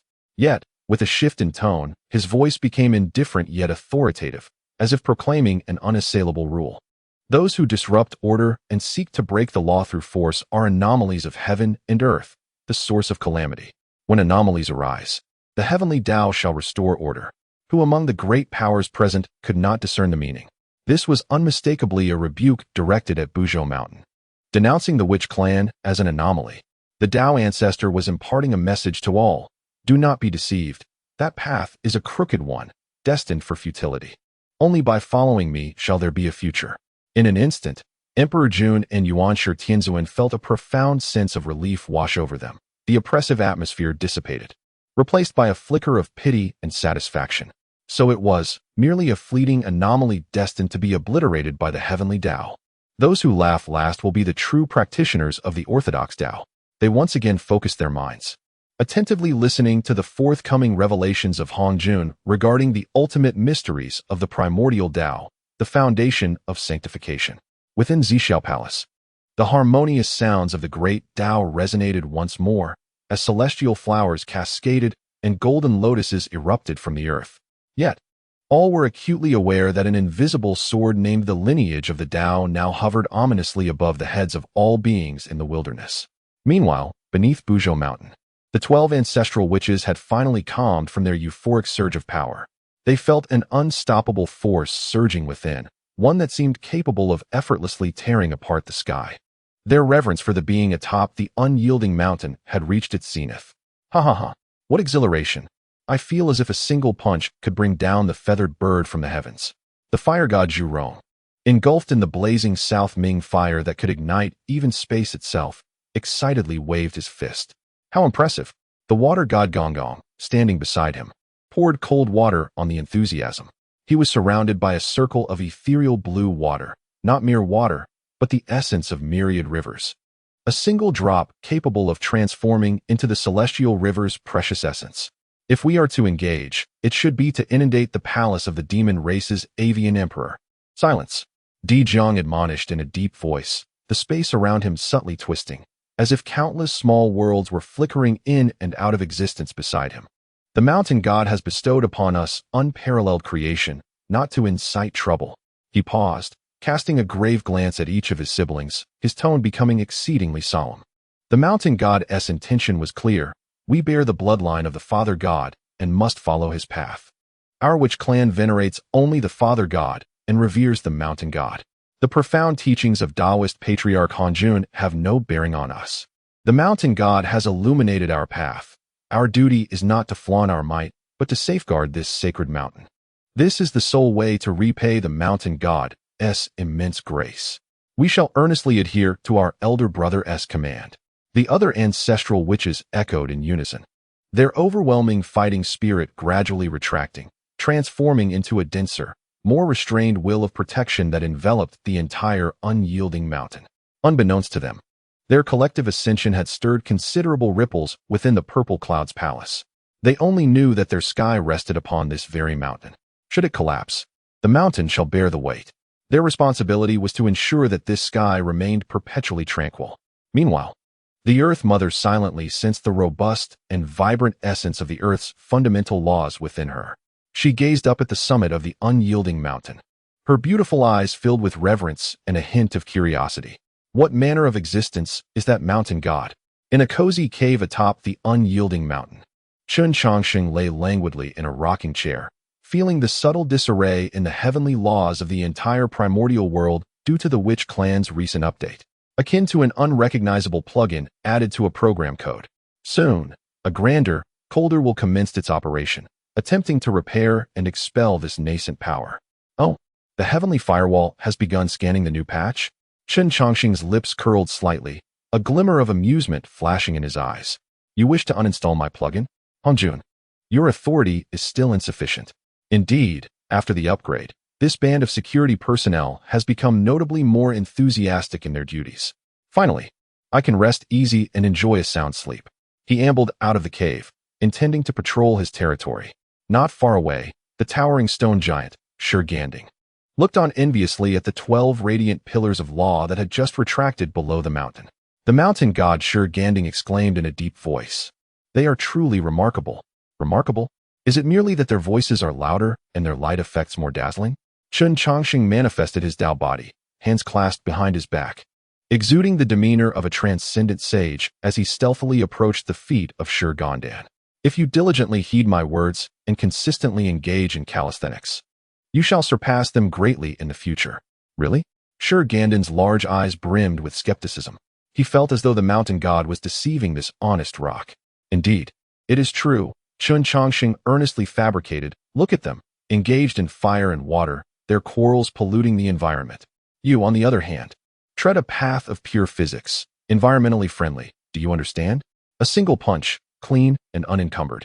As he spoke, he casually retrieved 3 resplendent golden fruits from his consciousness space and tossed them over. Here, after your exercise, replenish your vitamins. This is Huang Hongli. Do not swallow it whole, or you may choke. Ganding gazed at the 3 fruits emanating a rich aura of innate wood energy. He had tasted this fruit before. It was delightfully sweet, far surpassing the most exquisite stones he had ever gnawed on. Cautiously, he picked one up and placed it in his mouth, crunching down like indulging in a jelly bean. A surge of abundant life, energy, and fragments of laws exploded within him, sending a delightful shiver through his being, fortifying his rocky form even further. Chen Changsheng observed this scene with a paternal smile, though he felt as if he had forgotten something. Chapter 20. The conclusion of the 3 lectures. The harmony of Hongjun inside the Purple Cloud Palace. The 3rd lecture reached its culmination. The voice of Hongjun resonated, devoid of sorrow or joy. Yet, this voice possessed a formidable power capable of severing all laws, instantly awakening the 3,000 worldly guests from their profound immersion in the boundless essence of Tao. The crowd experienced a profound shock. The ethereal sensation they had just been enveloped and dissipated, replaced by an overwhelming sense of loss and emptiness. One by one, they bowed deeply, uttering praises for the compassion of the Tao ancestor. The Tao ancestor's gaze slowly swept over the assembly, ultimately resting upon a few individuals in the front row. The essence of Pangu's primordial spirit is divided thrice. Thus should it be aligned with the true teachings of the mystical gate. Taiji Laozi, Yuqing Yuanshi, and Shangqing Tongtian. The 3 purities felt a jolt in their hearts and immediately stepped forward, respectfully kneeling on the ground. Do you 3 wish to take me as your master? Disciple, Laozi Yuanshi Tongtian, pays homage to the teacher. Taiji Laozi's expression remained serene, as if everything unfolded as it should, bowing only once. Yuqing Yuanshi bore a solemn and proud demeanor. Being a disciple of the heavenly Tao sage befitted his noble lineage, and his bow was executed with meticulous precision. Shangqing Tongtian, with a cheerful disposition, his sword-like brows gleaming with joy, performed the grand gesture of 3 kneels and 9 bows. Hongjun nodded slightly, acknowledging their devotion. These 3 disciples were the most crucial elements in his grand design, entrusted with the responsibility of stabilizing the fortunes of the mystical gate. Subsequently, his gaze shifted to the enchanting figure beside the 3 purities. Nuwa, Nuwa exchanged a glance with her elder brother Fushi, who regarded her with encouragement and anticipation. She gracefully advanced, performing a respectful gesture towards Hongmeng, her demeanor poised and neither servile nor arrogant. You bear great merit and shall encounter significant opportunities in the future. You may also enter my fold and become my disciple. However, what no one anticipated was that Nuwa, after quietly listening to the discourse, gently shook her head. Her voice, crisp and resolute, resonated within the serene confines of the purple cloud palace like the delicate chime of jade bells. I am deeply grateful for the affection of the Taoist ancestor. Yet, the path of Nuwa lies in creation, in vitality, and in the primordial earth. I dare not deceive my master, and I wish to seek my own understanding.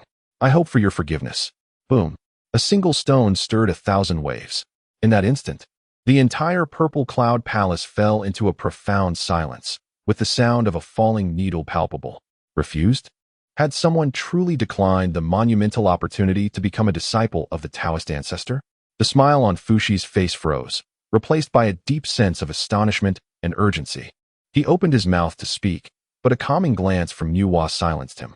The brows of the primordial heavenly venerable furrowed slightly, a hint of displeasure flickering in his eyes. To him, this was a profound disrespect towards the Taoist ancestor. Tontian wore an expression of incredulity. In his view, could there be anything more honorable than being a disciple of the master?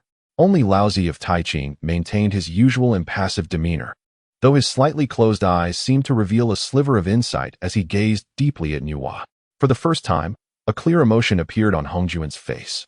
It was not anger, but a profound scrutiny, as if he were perceiving the endless flow of time. He regarded Nuwa for a long while before slowly speaking.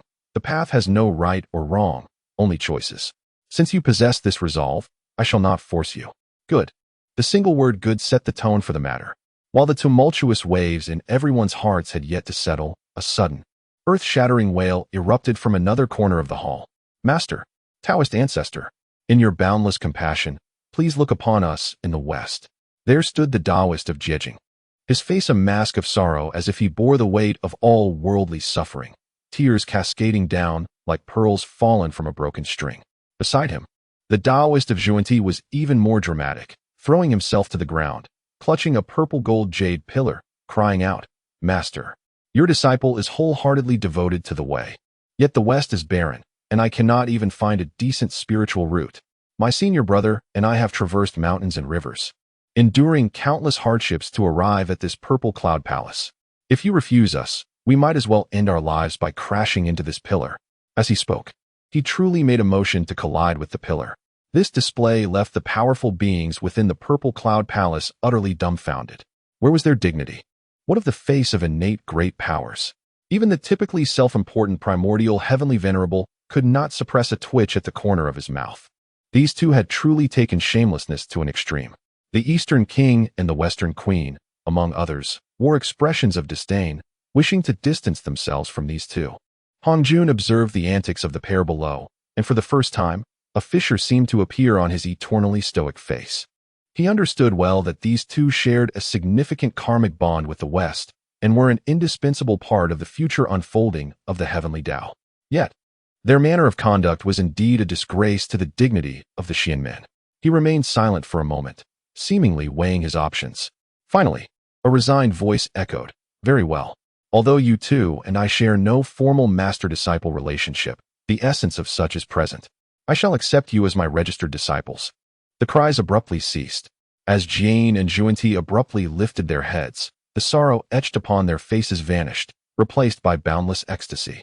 Swiftly, they rose to their feet, adjusted their robes, and respectfully bowed, proclaiming, Disciples Jane and Zhuanti, pay homage to our master. The rapid transformation in their demeanor left many in awe. Rise, intoned Hongjun, his voice betraying no trace of emotion. With the formalities of master and disciple established, the moment everyone had eagerly anticipated was at hand. Under the celestial order, the positions of the saints were predetermined. There shall be 7 saints among my disciples. Hongjun's voice resonated once more, prompting all to hold their breath, their eyes gleaming with unprecedented fervor. The sanctified positions. This was their ultimate purpose for being here. With a mere wave of his hand, 6 streams of purple gold essence surged forth from his sleeves, resembling dragons and serpents as they spiraled above the purple cloud palace. The moment this essence manifested, the entire palace seemed enveloped by an exalted cosmic law, and every soul present trembled with yearning. The primordial purple qi, the foundation of sanctification. Laozi, Yuanshi, Tongtian. You are the true lineage of Pangu, bearing the merit of creation. You shall each receive a portion. 3 streams of primordial purple qi responded, each entering the foreheads of the 3 purity figures. Instantly, their bodies quaked, and they seated themselves in meditation, delving into the profound mysteries of sanctification. Jane and Juanti. Although you are merely nominal disciples, your vow to greatly flourish the West and restore balance to the cosmos entitles you to a portion as well. 2 more streams of purple qi soared toward the duo from the west. Jane and Juanti trembled with excitement, hastily drawing the essence into their beings. Their previous expressions of poverty now transformed into an aura of majestic dignity, as if they could already envision the future prosperity of the West. Enhua. Hongjun directed his gaze toward her. Though you do not enter my fold, your future contributions to the primordial realm are significant, and thus, there is a place for you among the saints. Without allowing her a chance to refuse, the 6th stream of primordial purple qi transformed into a radiant beam, swiftly entering her forehead. Enhua shuddered, feeling the token of acknowledgement from the heavenly order within her essence, her expression a tumult of emotions. Though she had declined the title of disciple, she could not reject this position of sainthood. Was this the Daozu's generosity, or a form of binding?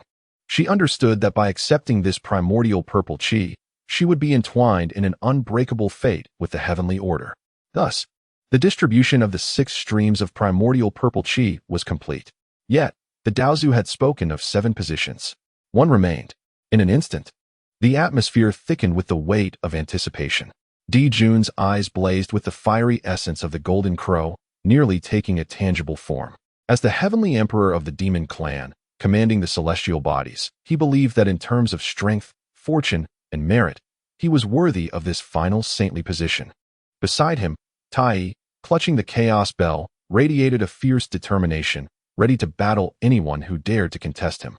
The Kunping of the North Sea wore a cold, menacing gaze, reminiscent of ancient ice. He had created demonic scripts, contributing to the enlightenment of the demon clan, convinced of his unparalleled worth. The river of blood's Mingi emanated a palpable aura of slaughter, the Yuan Tu and Ubi, swords buzzing ominously at his back. Zenyuanzi, Dongwangong, and each quasi-saint powerhouse elevated their auras to the pinnacle, causing the air within the purple cloud palace to thicken, rendering it almost suffocating. However, Hongjun's gaze transcended the ambitions of these power-hungry tyrants, settling upon a seemingly innocuous figure amidst the crowd, a kind-hearted man clad in red robes, known as Hongyun. The Taoist Hongyun was reveling in the joy of Nuwa attaining her sacred status when, unexpectedly summoned by name, he found himself momentarily bewildered, instinctively responding, "Ah, Daozu, your disciple is here." Once, he had graciously offered his seat to the Buddhas of guidance and proposition before the palace gates, though he lost his mat in the process. He forged a benevolent connection. His inherently kind nature, devoid of worldly strife, had endeared him to every individual present, each of whom had either benefited from his generosity or heard of his virtuous reputation. This final strand of primordial purple energy shall be bestowed upon you. As the words echoed, the last wisp of purple energy drifted languidly towards Hongyun, enveloped in the covetous, envious, and resentful gazes of the multitude, and merged with his crown. The entirety of the purple cloud palace fell into an eerie silence. This was swiftly followed by an eruption of resentment and murderous intent. Why him? Why grant this unremarkable man, who is nothing but a do-gooder, such an honor? Di Jun's countenance turned ashen. His fists clenched so tightly that his nails nearly pierced his flesh. He fixed a baleful stare upon Hongyun, his gaze seemingly intent on devouring him whole. He could not comprehend why, as the heavenly emperor, endowed with unparalleled fortune, he himself had not attained a sacred position. Kunping's eyes radiated venomous hatred. His resentment towards Hongyun, stemming from the seeding incident, had now ignited into a tempest of murderous fury. To him, Hongyun's mat should rightfully have been his, and now this primordial purple energy, too, ought to have been his. Hongyun had usurped 2 monumental opportunities from him. This enmity would not be resolved without bloodshed. Hongjun himself was still in a daze, overwhelmed by the immense surprise that had befallen him. He reveled in the profound and unparalleled purple energy coursing through him, blissfully unaware that he had become the target of collective ire. Beside him, Zinyuanzi shivered involuntarily. Observing the blatant hostility surrounding them, he muttered a silent warning, urgently tugging at Hongyun's sleeve and signaling him with his eyes. Regrettably, Hongyun remained lost in his elation, merely turning to offer a hearty smile. Zinyuanzi sighed deeply within. He understood that possessing such a treasure would likely bring calamity upon his dear friend. Once the sacred positions were distributed, Hongjun paid no heed to the varied sentiments of the assembly and commenced the bestowal of treasures. Lousy, you advocate for tranquility and non-action. Hence, I grant you this Taiji diagram, which embodies both offense and defense and can subdue fate. Yuan Shi, you uphold propriety and elucidate the principles of the heavenly Tao. Thus, I bestow upon you the Pangu banner, a formidable tool of destruction for your protection. Tongtian, your nature is forthright and your bloodlust significant. This four swords array against the immortals, impervious to all but the four saints, rightfully belongs to you. The three pure ones rejoiced, bowing in gratitude once more. Hongjun then turned his gaze towards Niuhua. Your path lies in creation. This map of mountains and rivers encompasses a realm. And the red embroidered ball is a primordial treasure of destined unions. Both are aligned with your essence. Niuhua accepted the treasures, bowing silently. As for the Buddhas of guidance and proposition, Hongjun appeared somewhat dismissive, casually tossing them a couple of spiritual treasures as a form of dismissal. Finally, Hongjun stood, surveying all living beings below. I shall unify with the heavenly Tao, embracing the entirety of the Great Way. In the days to come, barring a great calamity, the sage shall remain concealed. Under the celestial mandate, the grand currents are immutable, yet the minor currents may be manipulated. Beyond the treasure separation cliff, I still possess numerous spiritual treasures acquired in my earlier years. You may venture forth and claim them according to your fate and merit. As soon as the words left his lips, his figure began to wane, transforming into a watercolor painting, gradually merging with the void behind him. An immense, majestic, and impartial will descended instantaneously, enveloping the entirety of the primitive wilderness. The celestial mandate has been unified. Reverently, we bid farewell to the Tao ancestor. The crowd knelt in unison. Once the rites were completed, in an instant, the three pure ones, Emperor Jun, Tai, Kuanpeng, and many other formidable beings transformed into streaks of flowing light, hastening towards the treasure separation cliff. Atop Mount Buzhou, as Hongjun unified with the celestial mandate, Chen Changsheng lay languidly upon a green stone, stifling a yawn. Ah, at last it is accomplished.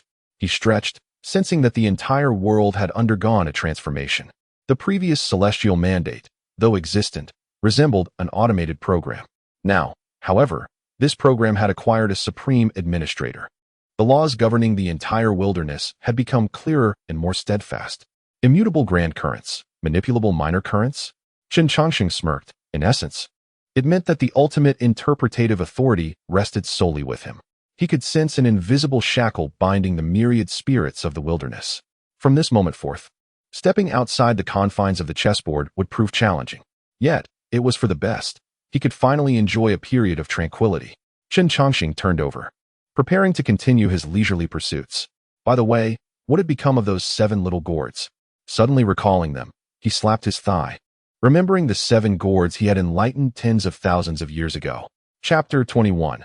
The birth of the 7 little gourds, yet without their grandfather. Well, since I've remembered, I shall pay them a visit. Just in time, the mountain could use a few hands for serving tea, sweeping, and guarding the entrance. With a thought, his figure vanished from the mountaintop, only to reappear before the gourd vine in the next moment.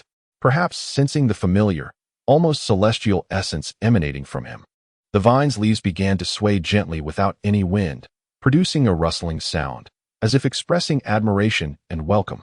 The 7 little gourds quivered in unison, radiating a spectrum of colors: red, orange, yellow, green, blue, indigo, and violet, illuminating the surroundings in a dreamlike haze. They appeared quite splendid, with solid foundations. Chen Changsheng, hands behind his back, circled the gourd vine twice, much like an old farmer inspecting his garden. He discerned that the gourd vine itself was a top-tier innate spiritual root, and each of the 7 gourds nurtured a unique and remarkable innate principle. If placed in the outside world, they would have undoubtedly attracted countless formidable beings vying for them. It was only due to the invisible aura of this mountain deity that they remained safe to this day at the foot of Mount Buzhou. However, waiting for them to ripen naturally would take an eternity. Chen Changsheng grimaced, deeming the efficiency far too low. Never mind, today this mountain deity is in a good mood. Let us grant you a paid unlock for early graduation. He extended a finger, and a stream of chaotic energy began to coalesce at his fingertip. It was neither magical power nor spiritual energy, but rather a fragment of primordial force from Mount Buzhou, embodying the essence of creation itself. This stream of energy was far more ancient and formidable than the primordial purple energy bestowed by Hongjun. With a flick of his finger, the chaotic energy instantly bifurcated into 8 streams. 7 were as fine as a strand of hair, precisely penetrating 7 gourds, while the most robust one entwined itself into the roots of the gourd vine. In an instant, the heavens and earth trembled, and the winds shifted dramatically. At the foot of Mount Buzhou, the spiritual energy surged, transforming into a visibly swirling tornado that rushed towards the gourd vine with fervor. The 7 gourds ignited like fuses, erupting into a dazzling brilliance: fiery red, sunlit orange, substantial yellow, vibrant green, ethereal blue, water-commanding cerulean, and electric purple. Crack! Crack! The crisp sound of shattering echoed as the 7 gourds detached from the vine, spinning in the air. As the light dissipated, 7 exquisitely crafted children appeared. With rosy lips and white teeth, 4 boys and 3 girls. Leading them was a boy clad in red, with a spirited aura, as he clenched his small fist. Flames erupted around him, warping the air. Beside him stood a girl in orange, her large, lively eyes sparkling with the wisdom of the cosmos, seemingly able to perceive the very essence of all things. A boy in yellow, with a serious demeanor, stamped his foot, causing the ground beneath him to ripple like water, unyielding and resolute. A girl in green, with a charming smile, waved her hand gently, prompting the surrounding flora to flourish with vibrant life. The boy in azure appeared ethereal, as though he were smoke, with the power of space swirling around him like delicate threads. The youngest, a girl in violet, pouted, and arcs of electricity danced at her fingertips. These 7 children were born with the cultivation of Tai golden immortals, their foundation remarkably stronger than their peers. Yet, the spectacle was not over. The gourd vine, having absorbed the greatest source of power, slowly unfurled amidst the radiance. Its tendrils transformed into long limbs, while its leaves coalesced into a cerulean gown. Ultimately, a graceful, stunning fairy emerged, exuding an elegance reminiscent of a serene orchid in a secluded valley. A green vine pattern adorned her brow, further enhancing her allure, and her cultivation reached the realm of the great Luo golden immortal. Fortunately, she was not a grandfather figure, but rather an older sister. The 8 newly birthed beings gazed at the world with a hint of bewilderment, yet when their eyes fell upon Chen Changsheng, an instinctive reverence arose from the depths of their souls, compelling them to kneel in unison. "Thank you, Father God, for bestowing upon us this grace." The fairy, transformed from the gourd vine, spoke first in a melodious voice. Her intellect was the most complete, and she understood that this being before them was the supreme entity who granted them life and creation. "Father God," the 7 little ones echoed, mimicking her, their voices sweet and innocent. Chen Changsheng was momentarily taken aback by the title, his lips twitching in surprise. "Stop, cease that. Do not call me that indiscriminately." He waved his hand. "I merely expedited your growth out of concern for your slow development. You may call me Master or Mountain Deity if you wish." "Yes, Master." The celestial maiden, graceful and respectful, responded accordingly. Chen Changsheng surveyed the 8 creations before him, nodding in satisfaction. Indeed, at long last, the miscellaneous tasks of Mount Buzhou would be attended to. A name must be bestowed upon you all. He pondered for a moment, stroking his chin, then waved his hand decisively, proclaiming, "I have it." He pointed at the boy clad in red. "You shall be called Dewa." Then directing his gaze at the girl in orange, "You, Erwa. You, Sanwa. Siwa. Wuwa. Luwa. And you, the youngest, shall be known as Chi-Wa." The 7 little ones blinked in surprise, feeling the names might be somewhat arbitrary. Yet they responded cheerfully, "Yes, my lord." Finally, Chen Changsheng's eyes rested upon the celestial maiden. "As for you, having transformed from a gourd vine and adorned in green, You shall be named Xiaoqing. Thank you, my lord, for the name, Xiaoqing replied, bowing gracefully without a hint of dissent. Very well, you now have your names. Henceforth, you shall reside on Mount Buzhou and carve out your own abodes. Chen Changsheng clasped his hands behind his back, addressing Xiaoqing. Xiaoqing, you are their elder sister. It is your responsibility to guide them well, to refrain from mischief, and to maintain order on our Mount Buzhou. Do you understand? Xiaoqing nodded earnestly, vowing to uphold her lord's trust with utmost sincerity. Good. Off you go. Chen Changsheng waved his hand dismissively, as if sending off a group of little workers. Work diligently, and those who excel shall be rewarded with sweets. With that, he leisurely retraced his steps to the mountain's summit. Left behind, Xiaoqing and the 7 gored children exchanged glances, an overwhelming enthusiasm igniting in their eyes. Dear siblings, our Lord has entrusted us with the stewardship of this divine mountain, which is the greatest sign of his trust. Xiaoqing declared gravely, we must endeavor to develop this sacred mountain well and not disappoint our Lord's expectations. Yes, we shall fulfill our mission. In an instant, chaos erupted at the foot of Mount Buzhou. Meanwhile, atop the peak, Chen Changsheng reclined in a rocking chair, relishing the vibrant energy emanating from below, a paternal smile gracing his lips. Indeed, this has become quite lively. Chapter 22, Kunpeng, Master of the Tao. You have proclaimed that the small can yet achieve great things. In the northern sea, eternal ice covering vast expanses of ocean lay beneath a relentless, biting wind, akin to the sharp blades of heaven's will, capable of dispersing the protective light of even the most exalted celestial beings. At the heart of this desolate abyss stood a palace, the palace of the demon masters, forged entirely from black divine iron. Boom! A surge of unbridled fury and malice tore through the void, crashing violently into the center of the palace. As the brilliance faded, the sinister visage of Kunpeng was revealed. Red Cloud, a roar, choked with suppressed fury, erupted from the depths of his throat, akin to the wails of malevolent spirits from the underworld. The entire palace of the demon masters quaked under this bellow, countless prohibitions flickering erratically, while deep cracks manifested upon the palace walls. Why? Kunpeng clenched his fists tightly, nails digging deep into his palms, yet what flowed forth was not blood, but a source of demonic power laced with tendrils of dark energy. The scenes within the Zixiao Palace replay in his mind like the most malevolent of nightmares. He cannot forget how, at the palace gates, that fool Hongjun disingenuously relinquished the mat that rightfully belonged to him, handing it over to those 2 scoundrels from the west. That single act deprived him of the closest opportunity to comprehend the great Tao, stripped him of his rightful place alongside the 3 pure ones in Nuwa, and left him humiliated before the assembly of 3,000 formidable beings. He is equally haunted by the indifference in Hongjun Laozu's gaze when bestowing the sacred positions. A glance that bypassed him, the diligent and accomplished master who had contributed to the demon race, landing instead upon Hongjun, that ineffectual do-gooder who merely spreads goodwill everywhere without substance. Why should this be? I, Kunpeng, born of the northern abyss, capable of transforming into 2 forms.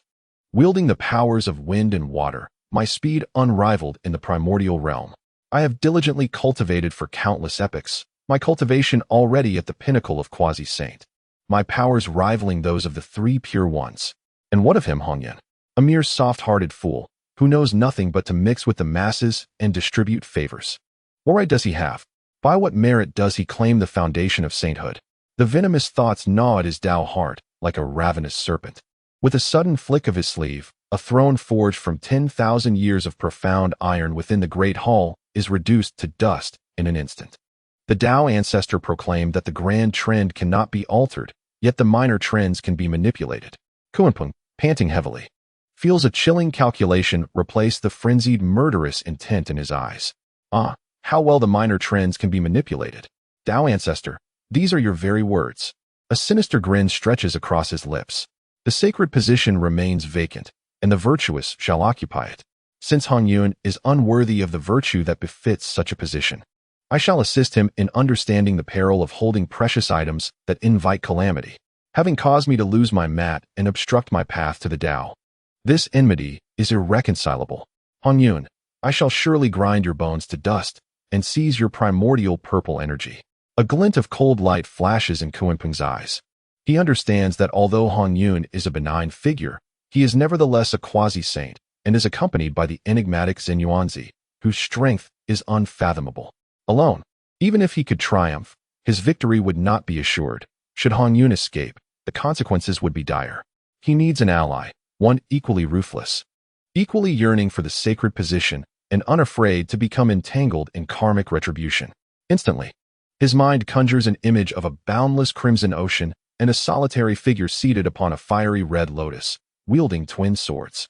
The Blood Sea, the ancestral river of the underworld. A born harbinger of death, the first recluse of the primordial realm, and a man of ambition. Kunpeng no longer hesitates. He produces a pitch-black feather, pressing his fingertip to extract a drop of primal demon power, which he lets fall upon it. The feather ignites instantly, transforming into a streak of black light that disregards the distance of space, shooting directly towards the direction of the Blood Sea of the underworld. The Blood Sea, formed from the tainted blood at Pangu's navel, is perpetually shrouded in a malevolent crimson aura, barren and filled with the wails of vengeful spirits. At the center of this sea, upon a 12th-grade fiery red lotus, the ancestral river of the underworld sits in meditation. His blood energy surges around him. The Yuan Slayer and the abysmal twin swords hovering at his back, exuding a terrifying murderous intent capable of freezing one's primordial spirit. Suddenly, he opens his eyes. Two beams of blood light shooting forth, cleaving the Blood Sea before him into unfathomable chasms. He raises his hand, summoning the black light that descends, which transforms into a line of characters exuding demonic energy. Kunpeng? A playful, cold smile flickered across the countenance of the river of underworld. He and Kunpeng shared no camaraderie. Indeed, they regarded each other with a measure of disdain. Kunpeng scorned his ignoble origins, while he found Kunpeng to be a cowardly schemer. However, upon discerning the contents of the letter, his sanguine eyes gleamed with sudden illumination. The primordial purple chi severing the red cloud, his fingers lightly tapped upon the fiery red lotus platform, causing the entire Blood Sea to undulate in harmony with his heartbeat. Achieving sanctity. This was the ultimate aspiration of all mighty beings in the primordial realm, and the river of underworld was no exception. Now, an extraordinary opportunity lay before him. Red Cloud, that affable old soul, had somehow acquired the primordial purple chi. He could almost envision the frenzied expressions of envy on the faces of those powerful beings in the Purple Cloud's palace. The age-old truth of bearing the sin of possessing treasures loomed large. The river of underworld murmured to himself, his voice hoarse and cruel, Red Cloud, your fate has led you to this calamity.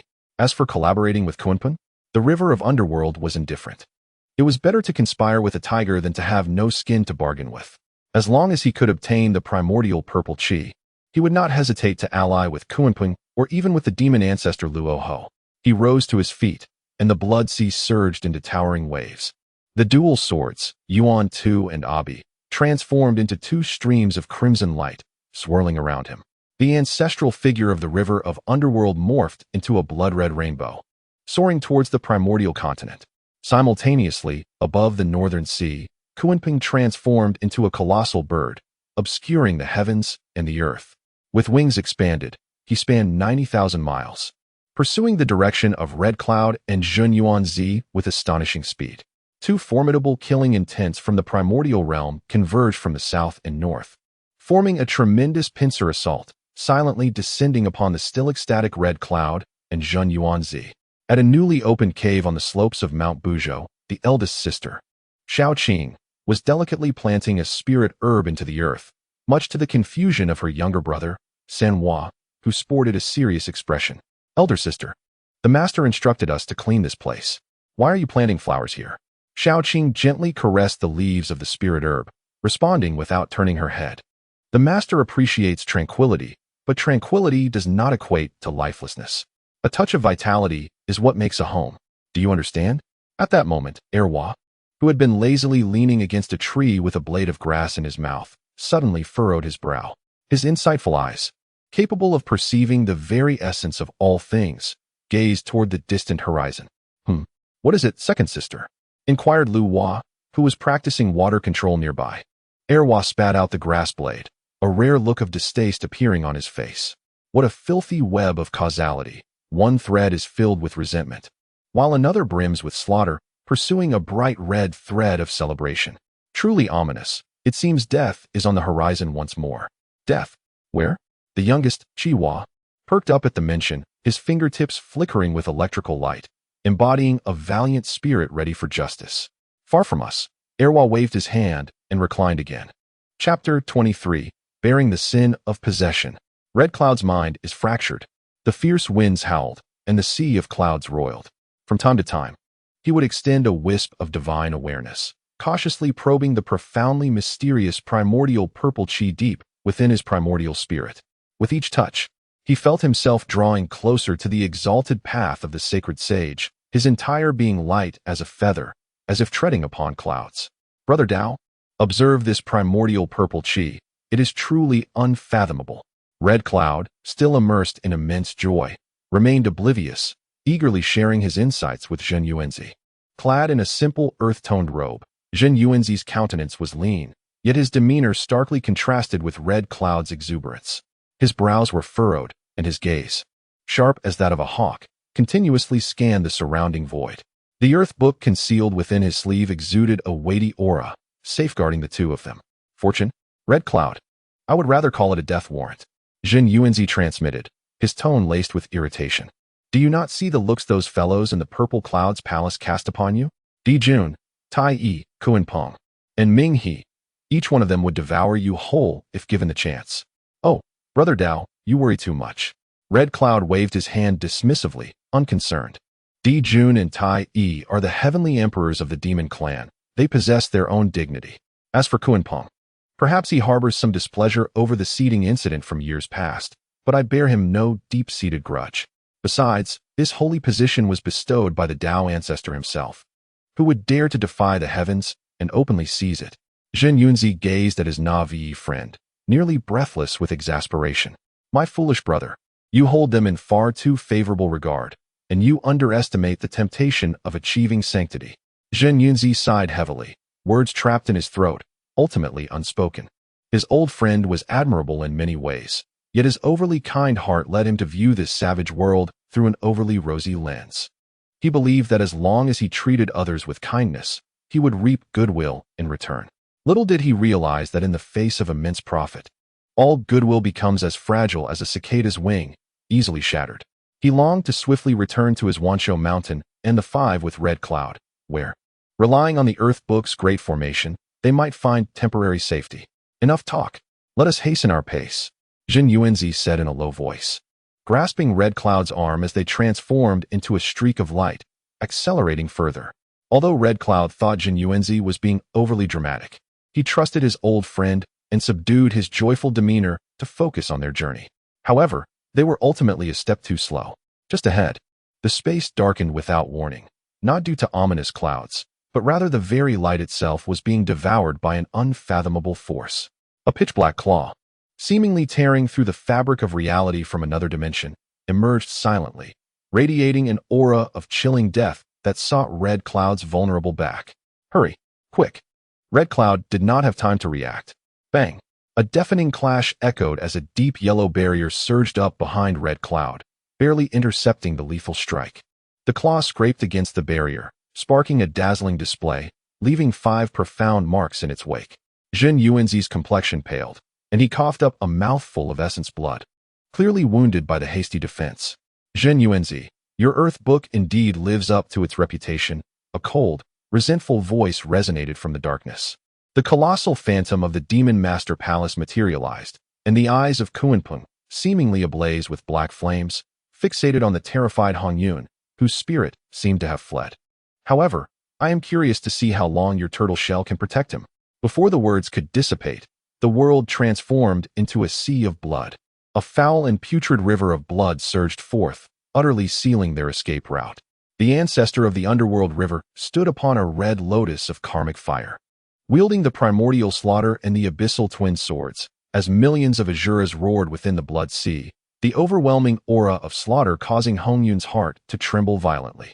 Hongjun, surrender the primordial purple chi. The voice of the underworld river bore no trace of emotion. I can grant you a complete corpse. 2 of the most formidable quasi-saint beings in the primordial world, one Kuan Peng, one underworld river, had conspired to ambush him here. Even the most naive would finally grasp the warning from Zinyuanzi at this moment, a chill surging from his feet to the crown of his head. He had never provoked them, and even considered forging a friendship with them at the Purple Cloud Palace. Why did they act against him so? Was it merely for a strand of primordial purple qi? Kuanpeng, Underworld River, let us speak amicably. Hongjun still clung to a glimmer of hope, cupping his hands in respect. This is a gift from the Tao ancestor. We are both members of the mystical gate. Is there truly a need for such hostility? Silence. Kuanpeng interrupted sharply, his eyes ablaze with rage, as if his hatred could materialize. You hypocritical charlatan. Had it not been for you, that meditation cushion should have been mine. That sacred position was rightfully mine. You have obstructed my path, and today I shall obliterate your spirit to avenge this grudge. Kill.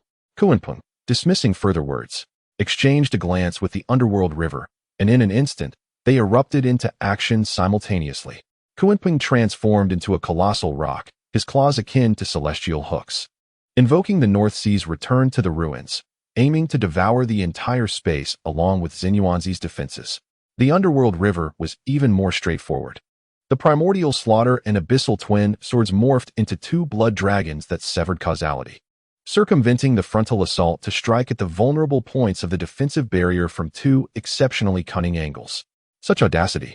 Zinyuanzi's eyes widened in fury as he summoned the phantom of the ginseng fruit tree, merging it with the power of the Earth Book, causing the Xianhuang barrier to swell drastically, withstanding the united strike of the two quasi-saints. Boom! A terrifying energy storm surged forth, reducing the crimson mountain range below into mere dust. Hongyun, what are you still dawdling for? Act! Zinyuanzi bellowed. Hongyun was startled awake by the roar, gazing at Zinyuanzi, who was struggling to protect him. A profound sense of shame and rage surged within him. He finally cast aside all illusions, a glint of resolute madness flashing in his eyes. You all shall perish. He summoned his innate spiritual treasure, the 99 red cloud soul-dispersing gourd. Go! The gourd's mouth spewed forth an endless torrent of scarlet sand, each grain infused with the venom capable of dissolving souls, transforming into a crimson storm that surged towards Kuanpeng and the Underworld River. In an instant, the four quasi-saints were engulfed in a chaotic battle, shaking the heavens and rending the earth, blotting out the sun and moon. Countless onlookers gazed from a distance, their hearts trembling. Heavens! It is Kuanpeng and the ancestor of the Underworld River. They are besieging the ancestor Hongyun and the great immortal Zinyuanzi. Could it be for that strand of primordial purple qi? As this speculation arose, the breaths of all grew heavy with anticipation. More terrifyingly, in the distant void, a series of indistinct figures began to materialize. These were powerful beings drawn by the commotion, coveting the primordial purple aura. Although they dared not directly engage in the assault against Kuanpeng and the Lord of the Underworld, they circled like a group of patient vultures, waiting for the opportunity to feast upon the remains. Hongyun, increasingly alarmed and frustrated by the ongoing battle, found himself in a dire predicament. Just as he exerted all his strength to fend off Kuanpeng's innate divine ability, the ancestor of the Underworld seized a fleeting chance. From the Blood Sea, an exceedingly covert blood deity avatar stealthily maneuvered behind Hongyun, its abyssal sword transforming into a silent crimson line that viciously pierced his back. With a pained cry, Hongyun's body trembled violently. The abyssal sword, a treasure of slaughter, wreaked havoc upon his life force and foundational essence. An indelible principle of murder spread through his primordial spirit like a maggot burrowing into flesh. Hongyun. Zinyuanzi's eyes widened in horror as he swiftly summoned the Earth Book, unleashing an immensely thick earthen yellow light shield that forced the underworld back several paces. Let us flee. Grasping the injured Hongyun, he transformed into a beam of earthen yellow escape light, recklessly heading toward the direction of Mount Wanshou. Attempting to flee? Leave the primordial purple aura. Kuanpeng roared, relentlessly pursuing from behind. The ancestor of the underworld also coldly snorted, following closely in a stream of bloodlight. As Hongyun was wounded, the enigmatic aura of primordial purple surrounding him could no longer be perfectly concealed. Shining like a beacon in the night, starkly revealed to all, Hongyun has been injured. The primordial purple aura resides within him. Chase him. We cannot allow him to escape. In an instant, the powerful beings who had been observing could no longer restrain themselves. Dozens of streaks of light surged forth like sharks sensing blood, frantically pursuing the fleeing Hongyun and Zinyuanzi from all directions. Thus began the desperate flight of the good-natured Hongyun. Chapter 24. Hongyun. It turns out I am merely a pawn. The earthen yellow escape light navigated through the clouds with a frantic speed, nearly tearing the very fabric of space. Zinyuanzi's expression was grave as he poured his magical power unreservedly into the earth book, forming a heavy light barrier to protect both himself and Hongyun. Beyond the barrier roared the fierce winds and the relentless pursuit of dozens of luminous figures akin to ravenous wolves. Hongyun spat out a mouthful of golden blood, mingled with an indelible trace of black killing intent. His aura had dwindled to its nadir, his once innocent face now etched with pain, confusion, and regret. Brother Zinyuanzi, I have implicated you. Hongyun's voice was hoarse and feeble. What use is there in saying such things now? Zinyuanzi exclaimed with urgency and concern. Steady your mind and refine that killing intent. Mount Wanshou is just ahead. Once we enter my Wuzhuang temple, they shall not harm you further. He sensed the abyssal sword's energy within Hongyun was continuously eroding his primordial spirit. Were it not for Hongyun's profound cultivation and the protective nature of the primordial purple aura, he would have likely succumbed to this killing intent and perished on the spot. Ahem, the feudal malevolence clashes with my grand path, unless a sage intervenes. It cannot be eradicated. Hongyun's smile is grim. He practices the way of cloud dispersion, which emphasizes harmony and acceptance. While the principle of the abyssal sword embodies pure slaughter and annihilation, these two are as incompatible as water and fire. Zhen Yuanzi clenched his teeth, choosing silence as he propelled his speed to its utmost limit. At last, a serene and tranquil celestial abode appeared on the horizon, Mount Wanshou, the Five. Arriving at last, Zhen Yuanzi's spirit surged as he and Hongyun transformed into a streak of light, instantly penetrating the realm of the Five. He placed Hongyun beneath the ginseng fruit tree and stepped forth, hovering above the Five. His expression was solemn as he formed a seal with his hands, pouring the remainder of his magical power unreservedly into the earth book atop his head. Great primordial earth, heed my command. In my name, summon the dragon veins of myriad mountains. Primordial earthly array, arise. With his resonant decree that pierced through heaven and earth, the entire primordial land seemed to tremble gently. Centered on Mount Wanshou, the earth veins within a vast radius of millions of miles were utterly stirred. Visible veins of earthy yellow energy erupted from beneath famous mountains and rivers, transforming into countless roaring earth dragons that tore through the void, frantically converging upon Mount Wanshou. Boom! Mount Wanshou quaked violently, rising higher, as numerous profound symbols of the Great Path emerged upon its slopes. The earth book transformed into a pillar of yellowish light that soared into the sky, then unfurled like a celestial canopy. A heavy, despair-inducing yellowish light barrier enveloped the entirety of Mount Wanshou and the surrounding mountains and rivers for 100,000 miles. Upon the light barrier, the illusory images of mountains and rivers swirled, as if bearing the weight of an entire world. This was the Earth Book Array, forged from the Earth's membrane, renowned as unparalleled defense beneath the saints.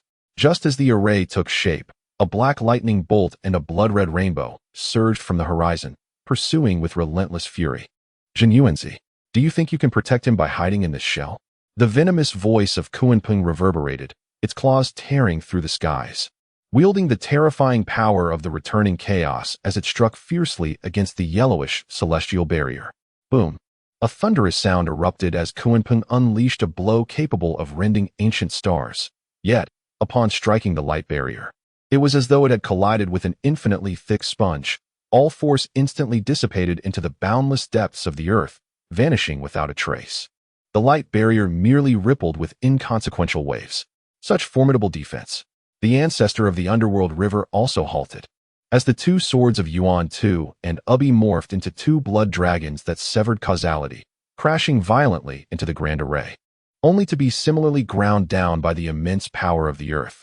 Following closely were dozens of great beings who had arrived, gazing at this impregnable formation. Their expressions grew grave. Fellow Taoists, Kunpeng rallied. Though this array is strong, Zhen Yuanzi alone sustains it, and his power is finite. Let us strike together, united. We shall surely shatter it.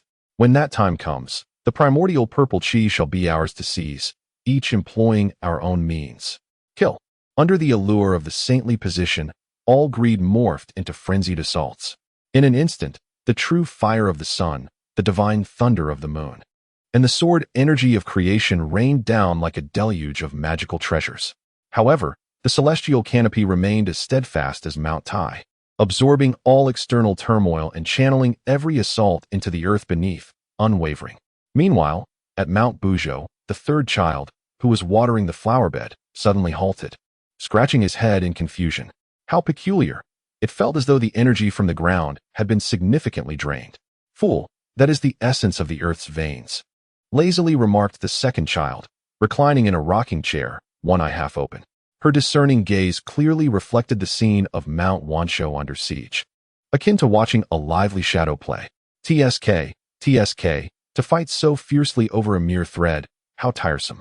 The second child pouted. The one called Jinyuan was somewhat intriguing, managing to pry open 30% of the primordial earth's power, transforming himself into a formidable tortoise. Alas, his companion's fate was sealed, the line of causality shining ominously dark. Within the Wuzhuang temple, Jinyuan's complexion was pale, yet his resolve was unwavering. He approached Hongjun, placing a ginseng fruit into his mouth. The overwhelming life essence began to mend Hongjun's wounds, but the ominous sword aura entwined around his primordial spirit clung to him like a parasite. Hongjun gazed at those once brotherly friends outside, now wishing to consume him, his eyes filled with profound desolation. I was wrong, my Dao brother. Jinyuan sat on the ground, safeguarding him, exhaling a gentle sigh imbued with helplessness, compassion, and a hint of mockery towards the cruel Tao of heaven. Jinyuan continued to sit, offering protection, his sigh echoing with resignation, pity, and a touch of frustration at the unyielding fate. He looked at Hongjun, his voice hoarse and deliberate. Why did the Tao ancestor bestow upon you the purple aura? It was merely to cast a piece of meat, inciting the hungry wolves of the primordial world to fight, to contend, to struggle. Thus, the great calamity arises, the cycle of the Tao turns, all within his calculations. Jinyuan's words fell like a bucket of icy water, awakening Hongjun and chilling his heart to the core. It dawned upon him that he had been merely a pawn from the very beginning, a piece used to instigate war. What should I do now? Hongjun's voice trembled, his resolve fracturing in that moment. Jinyuan surveyed the greedy faces outside, his gaze growing resolute. Our only course of action now is to hold our ground. Their numbers may be great, but their hearts are divided. Their assault will not endure. If we can withstand until their patience wears thin and they disperse, we may yet find a glimmer of hope. Chapter 25, Ding. Your limited edition ginseng fruit tree has been received. Outside Mount Wanshou, a realm of divine calamity unfolded. The combined assaults of dozens of quasi-saint powers painted a terrifying spectacle. The void shattered like broken glass, collapsing in waves as fire, water, and wind wreaked havoc at the edges of the abyss, creating a chaotic scene. The Kuanping's North Sea returned to ruins technique transformed into a colossal maw, incessantly devouring the light barrier of the Great Formation. The ancestor of the Nether River wielded the 12th grade karmic fire red lotus, suspended above the blood sea, morphing into an invisible blade that eroded Jinyuan's spirit. The remaining powers also unleashed their ultimate abilities. The sword energy surged like a tempest, and the thunder roared as various destructive forces poured forth upon the seemingly fragile yellow and black light barrier. The barrier trembled violently, and the illusory mountains and rivers swirling upon it began to show signs of fissures. Within the Five Zhuang Temple, Jin Yuanzi sat cross-legged beneath the ginseng fruit tree, his face as pale as parchment. With each breath, a trickle of golden blood seeped from the corner of his mouth. The immense consumption of energy required to maintain such a formidable array and draw upon the primordial earth's power was overwhelming. He gazed at the frenzied compatriots outside, his heart encased in ice. Is this the Xianmin under the Tao ancestor? Is this the assembly of 3,000 guests in the Purple Cloud Palace? For the ephemeral chance at sanctification, they are willing to tear away all pretense, revealing their most avaricious and grotesque fangs. At that moment, two resplendent suns abruptly appeared in the sky above Mount Wanshou. An endless cascade of solar true fire descended like a golden waterfall, reducing the surrounding clouds to nothingness. The sound of the Eastern Emperor bell, which suppressed the universe, resonated through the air, momentarily halting all attacks. Subsequently, a scroll encompassing the constellations of the cosmos. Evolving into boundless formations, slowly unfurled, sealing the heavenly secrets of the entire battlefield. The Demon Emperor has arrived. A resounding proclamation echoed throughout the heavens and the earth. There stood Dijun, garbed in the golden robe of the sun, adorned with the crown of celestial dominion, his visage exuding authority. Treading upon the river map and Loshu. Beside him, Eastern Emperor Tai Yi bore the chaos bell upon his shoulder, his gaze disdainful, exuding unmatched dominance. Behind them, the 10 great demon saints, including Ji Ming, Ying Zhao, Bai Zhe, and Fei Lian, stood in formation, their demonic aura soaring, a sight both awe-inspiring and formidable. Esteemed friends, what a grand display, Dijun remarked, his eyes sweeping over Kunping and the river of the underworld, his tone calm, yet imbued with undeniable authority.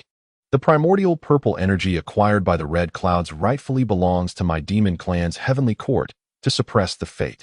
I implore you all to grant me a modicum of face and disperse. Upon hearing this, Kunping's countenance darkened instantaneously. Dijun, you are exceedingly overbearing. The ancestor of the river of the underworld let out a cold laugh. Such audacity from the Demon Emperor. Your celestial court's reach is rather excessive. Oh. Tai Yi stepped forward, the chaos bell above him resonating slightly, unleashing a terrifying force capable of solidifying time and space. The battle intent in his eyes blazed like a materialized flame as he arrogantly declared, "Dissent? Then let us fight until you yield." Dijun ceased his speech, a flash of golden solar fire igniting in his gaze. He exchanged a knowing glance with Tai Yi, and in an instant, they both struck. The great formation of the celestial constellations, arise. The chaos bell, suppress. The power of billions of stars was summoned, transforming into a colossal beam of annihilating starlight that violently crashed into the yellow and black light barrier. Simultaneously, the chaos bell emitted a thunderous roar that reverberated across the heavens. Its power to solidify time and space no longer targeted at the multitude but concentrated entirely upon the heart of the Earth book formation.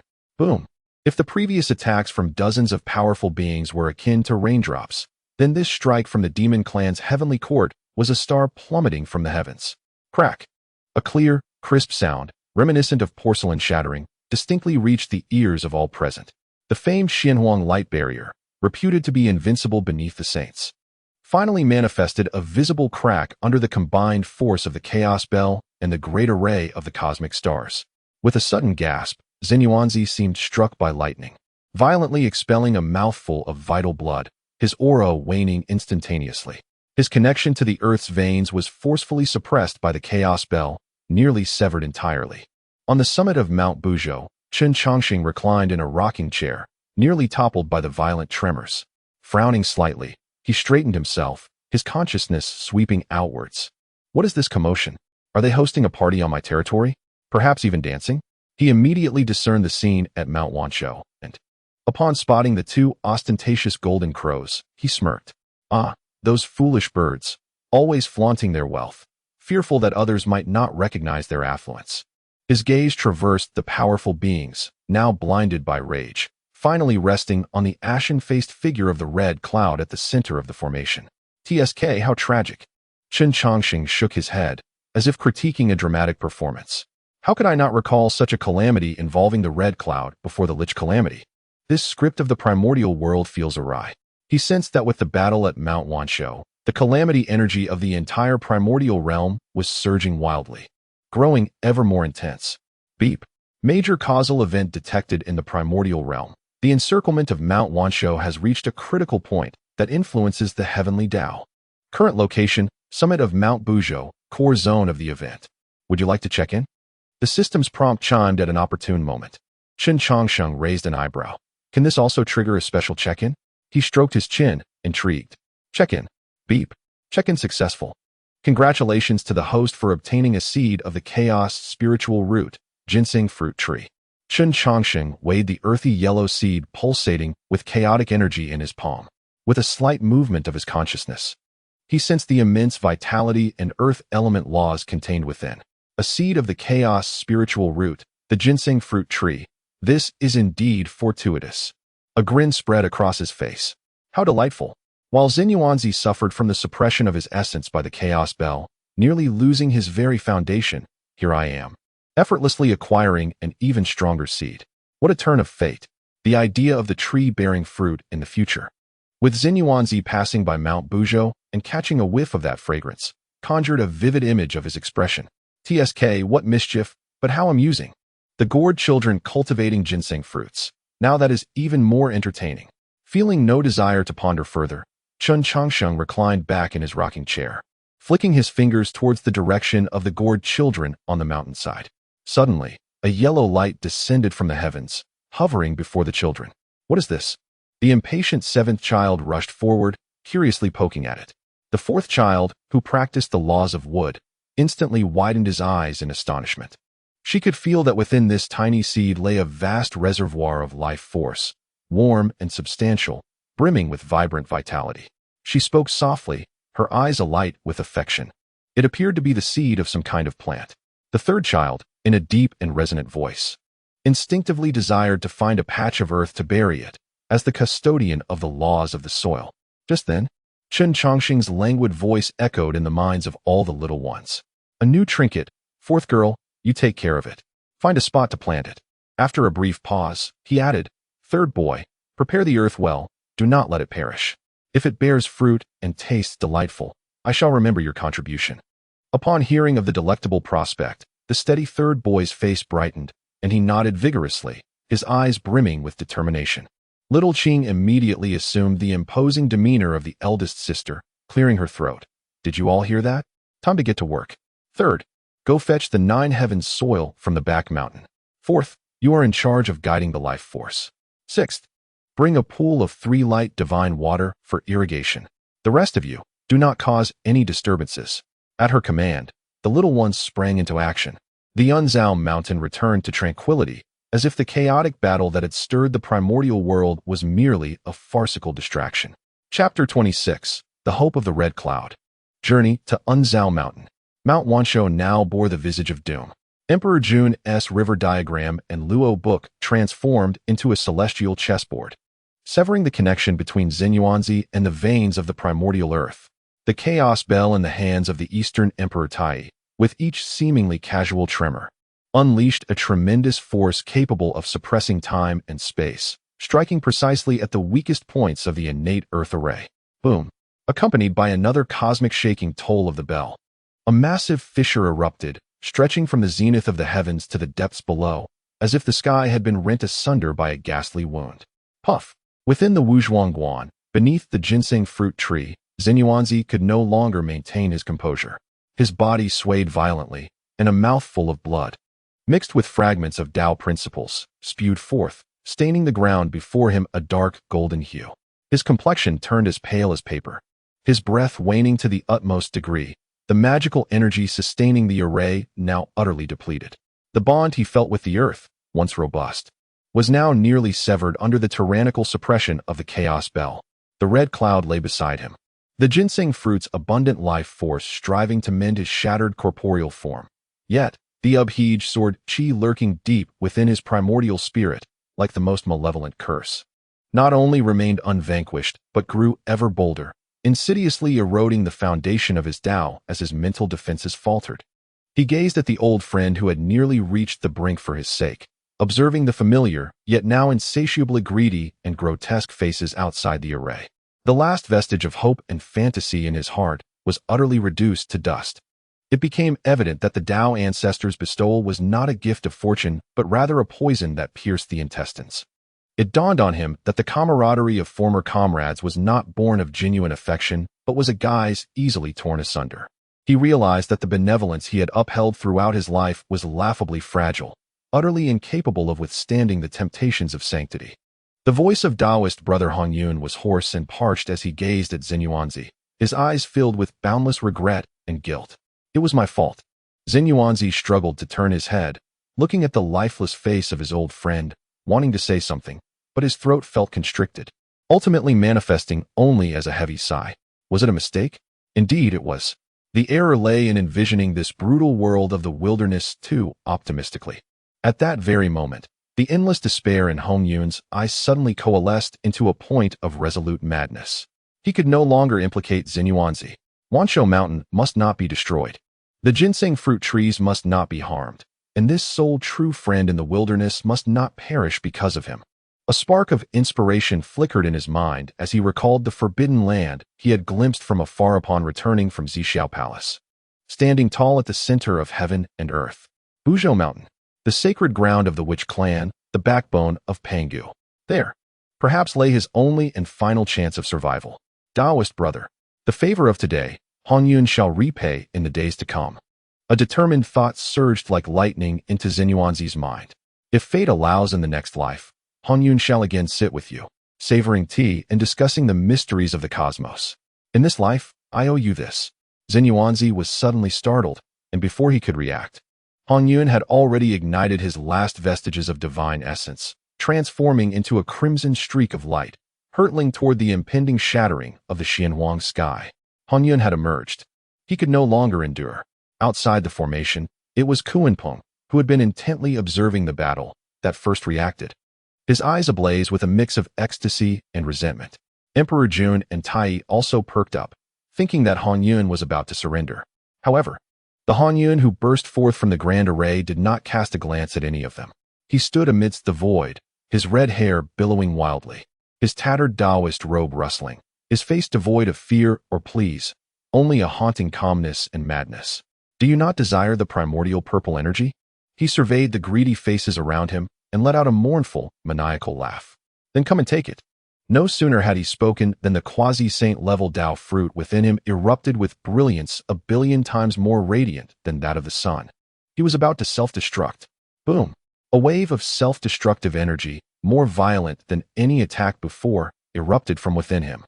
This was not merely an energy release, but a quasi-saint powerhouse exploding their half-life understanding of the grand Tao in an instant, transforming into the most primal, chaotic, and tempestuous storm of laws. The fabric of space wailed, time twisted, and the elements of earth, fire, water, and wind were forcibly reversed, morphing into a void of chaos. The closest Kunpeng and the river of underworld did not even have time to scream before being violently hurled away by this cataclysmic force. Kunpeng's phantom of the monster master palace was shattered, his true form drenched in blood. The blood sea avatar of the river of underworld evaporated instantaneously. Even the flames of the red lotus dimmed. Even Dongwang Tai, wielding the chaos bell, was shaken by this sudden surge of power, his blood surging. And he had no choice but to fully activate the chaos bell, its waves surging forth, forming an absolute defense to protect the demon army behind him. On the battlefield, a brief yet absolute vacuum emerged due to the devastating strike of the crimson cloud.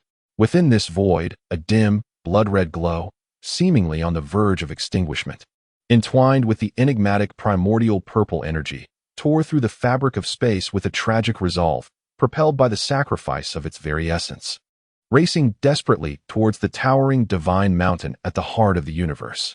Atop the peak of Buzhou Mountain, Chen Changsheng shifted into a more comfortable position in his rocking chair, a faint smirk curling at the corners of his mouth as he observed the unfolding drama. Oh, has the climax finally arrived? The self-detonation of the Tao fruit, the disappearance of the primordial purple energy, what a perfect conclusion. However, within his consciousness, he suddenly perceived the blood-red glow hurtling directly towards him. Something is amiss. Wasn't the crimson cloud's self-destruction supposed to mark the end? Why is it coming my way? With a flicker of thought, an invisible will quietly unfurled. You dare, little one. Jun was the first to recover from his shock, watching the retreating bloodlight as he let out a thunderous roar of fury. Kunpeng stabilized himself, coughing blood as he gazed at the bloodlight. His eyes filled with a vengeful hatred that seemed almost tangible. With a piercing cry, he transformed into a colossal rock, flapping his wings to give chase. Mingi, Tai, and dozens of other formidable beings also responded, their boundless wrath and greed transforming them into streaks of light, surging with destructive momentum towards Buzhou Mountain. Thus commenced a chase that would engulf the pinnacle of the primordial world. The bloodlight served as the only beacon in the night, drawing all the ravenous wolves behind it. It dimmed rapidly, yet with each moment, it embodied an unwavering defiance in its final throes. At last, just as the myriad divine powers behind it were about to seize it, the bloodlight surged into an intangible field of energy. There, even the fiercest winds turned docile, and the laws of nature became heavy and solemn. Buzhou Mountain had been reached. The bloodlight's speed suddenly waned. As if a weary traveler had finally returned to their mother's embrace, it could no longer endure and fell helplessly towards the majestic mountain's base. At that very moment, 12 towering figures, exuding an aura of primal ferocity and dominance, slowly rose before the Pangu hall at the foot of the mountain. They commanded the winds and thunder, and breathed fire and water, their combined presence sending tremors throughout the realm. They were none other than the masters of the primordial land, the 12 ancestor witches. At the forefront, the space witch Di Jiang cast a cold glance at the descending bloodlight before turning his icy gaze towards the throng of luminous figures pursuing it. A frigid, murderous intent gradually surfaced on his otherwise placid countenance. In the land of the Father God, how dare you act with such impunity? Chapter 27. The Battle of Witches and Demons? Chen Changsheng. You all, quiet down.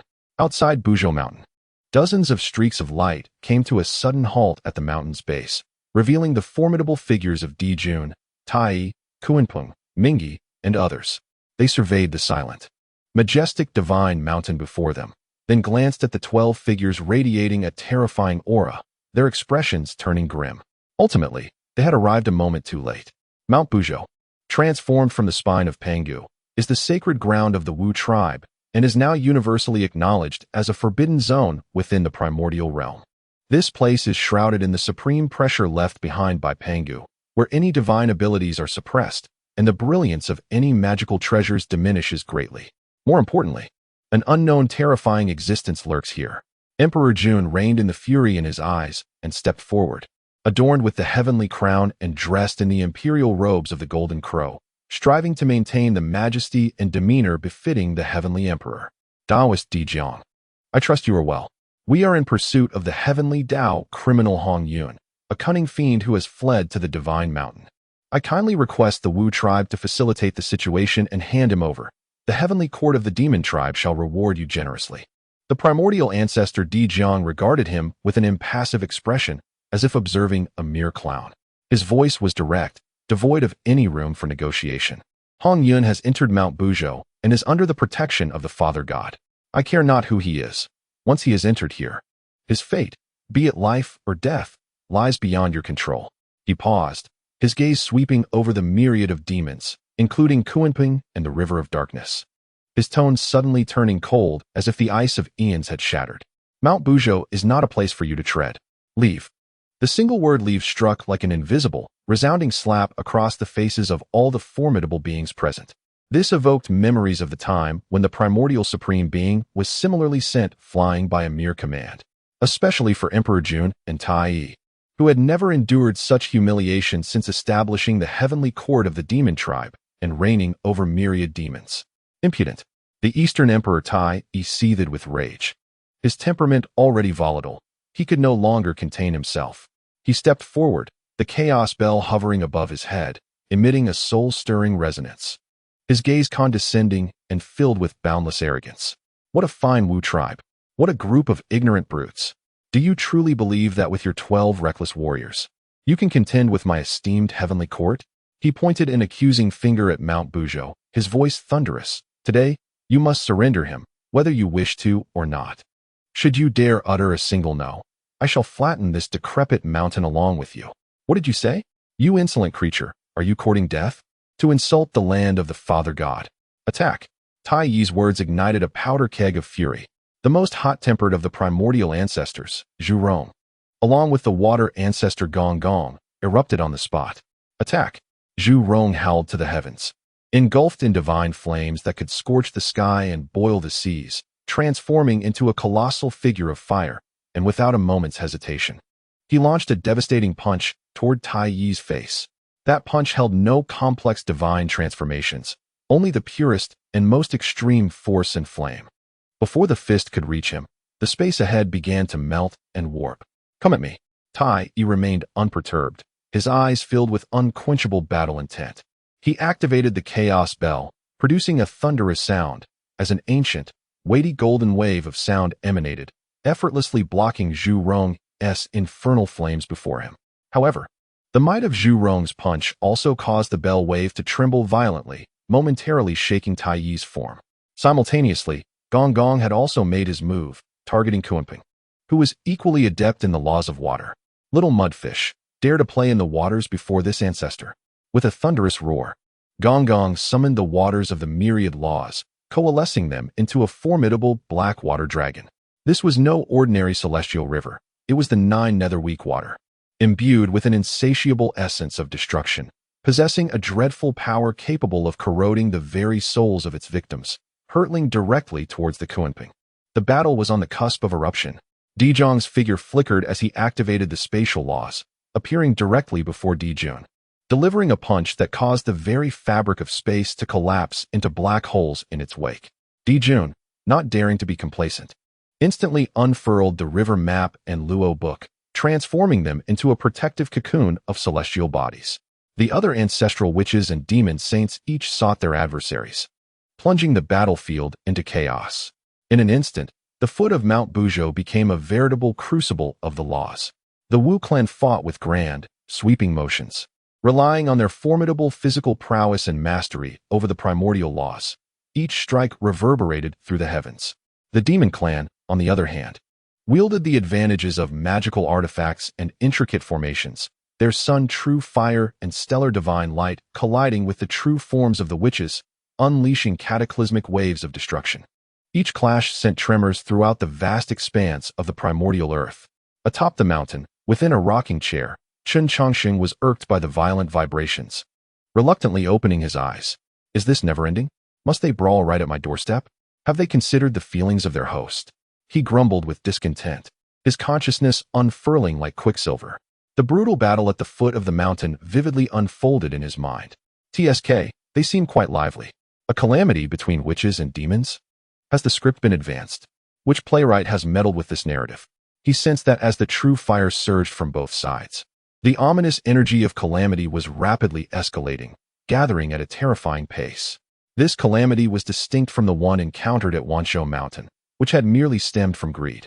Here, it was imbued with an insatiable, primordial enmity rooted in bloodlines and origins, a relentless opposition destined between the witches and demons, representatives of Pangu's descendants and the beings of heaven and earth. This flavor is off, Chen Changsheng mused, stroking his chin, his brow furrowing slightly. Just as he pondered, the system's notification chimed in. Ding! A heavenly path's forsaken child, the remnant soul of Hongjun, carrying the heavenly path's sacred foundation, the primordial purple chi, has entered the dojo's vicinity. Special sign-in mission triggered. Shelter the forsaken child of the heavenly path. Mission requirements. Protect the remnant soul of Hongjun until its karmic ties are fully resolved. Mission rewards. Determined by the mission's completion level and the ultimate direction of the karma. Chen Changsheng raised an eyebrow. Oh, a forced delivery. Complete with a surprise box mission? Very well, I shall accept this parcel. He redirected his gaze toward the battlefield at the foot of the mountain. At that moment, the conflict had escalated into a fervent clash, with both sides unleashing their true fire. The devastating energy waves battered the mountain structure, creating visible ripples. As the entire mountain resonated with a low hum, his brow furrowed deeply. Troublesome. Reclining in his rocking chair, he extended a finger and gently tapped the armrest. Thud. A faint sound, barely perceptible. Yet, in that fleeting instant, an extraordinary transformation unfolded across the battlefield at the foot of Mount Buzhou. All the energy surges directed towards the Mount Buzhou, all the earth-shattering forces, and all the laws that made the ground tremble, vanished the instant they made contact with the mountain. It was not negated, nor rebounded. Rather, it was obliterated as if a mud cow had sunk into the sea, erased entirely by an incomprehensible, supreme will. In the moment before, the battlefield was riven by cataclysm. In the next, the ground within the confines of Mount Buzhou stirred not a speck of dust.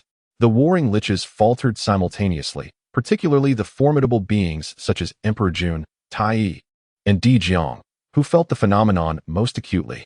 The power they wielded to annihilate stars struck the mountain, yet could not even dislodge a single stone. It felt as if a mortal's fist had plunged into the boundless void, strength rendered impotent, leaving them feeling nauseated with frustration. A chilling dread, emanating from the depths of their souls, enveloped the hearts of all mighty beings. At that moment, a voice, mundane, languid, yet imbued with an undeniable authority, seemed to resonate not from any direction, but rather within the essence of each of their beings. If you wish to fight, do so from a distance. Do not tarnish my domain. Chapter 28. Are you teaching me how to act?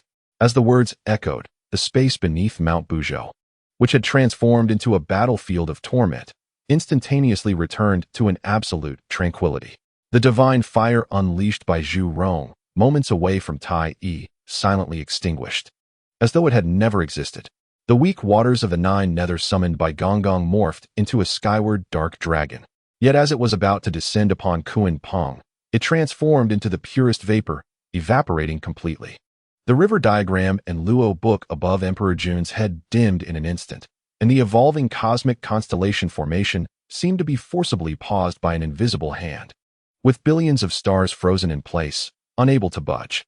The most bewildering of all was the Eastern Emperor Tai Yi, the chaos bell in his grasp. The supreme treasure that suppressed the universe and anchored time and space, now emitted no sound whatsoever. The ancient patterns swirling upon the bell's surface resembled a frozen ice sculpture, devoid of all vitality. The profound connection he shared with the chaos bell was severed by an incomprehensible and irresistible will. This was a terror far beyond mere defeat, a thousandfold more dreadful. This was not merely a suppression of power, but a deprivation at the level of the laws themselves. In this realm, under the dominion of the voice's master, he, Eastern Emperor Tai Yi, was no longer the master of the chaos bell. Silence. A silence as profound as a grave. Whether it be the domineering 12 ancestor witches, the overwhelming demon clan celestial court, or the rebellious Kuan Peng and the river of underworld, all were frozen in place like statues weathered by time. Their proud divine abilities, the laws upon which they relied for existence, and the treasures they cherished as life itself became a farce in that moment. A coldness, emanating from the depths of their souls, gnawed at their resolve like a parasite. It was a form of mercy. Atop the mountain, the rocking chair swayed gently. Chen Changsheng clicked his tongue in dissatisfaction and plucked a crystal-clear grape from the fruit plate beside him, tossing it into his mouth. This is the spiritual fruit nurtured by Shaoqing using the three light divine water, further stimulated by the wood principle of Siwa, and it possesses a delightful flavor. Truly, how unfortunate it is that my peaceful nap was disrupted by this unruly bunch. He languidly voiced his complaints. Beside him, Erwa sat perched on a slab of green stone, resting her chin on her hand, her keen eyes, capable of perceiving all. Observed with great interest the group of powerful beings at the foot of the mountain, appearing as if they were watching a magnificent silent play. Grandfather. It seems they are utterly dumbfounded. Erwa's melodious voice chimed in, tinged with a hint of schadenfreude. The birdman with 3 legs had turned pale, having been so boastful just moments before. Children should refrain from speaking recklessly. Chen Changsheng admonished her with a sidelong glance. That is a Jinwu, a divine beast. One ought to show some courtesy. Oh, Erwa obediently nodded, then added, that foolish bird's face has gone pale too. Chen Changsheng nearly choked on his grape, shaking his head in resignation. These gored children have truly become fearless under his care. He once again directed his thoughts toward the foot of the mountain. Mount Buzhou is his essence, his sanctuary, his home. A group of outsiders had arrived at his doorstep, not only engaging in fierce conflict, but also attempting to destroy his walls and overturn his roof.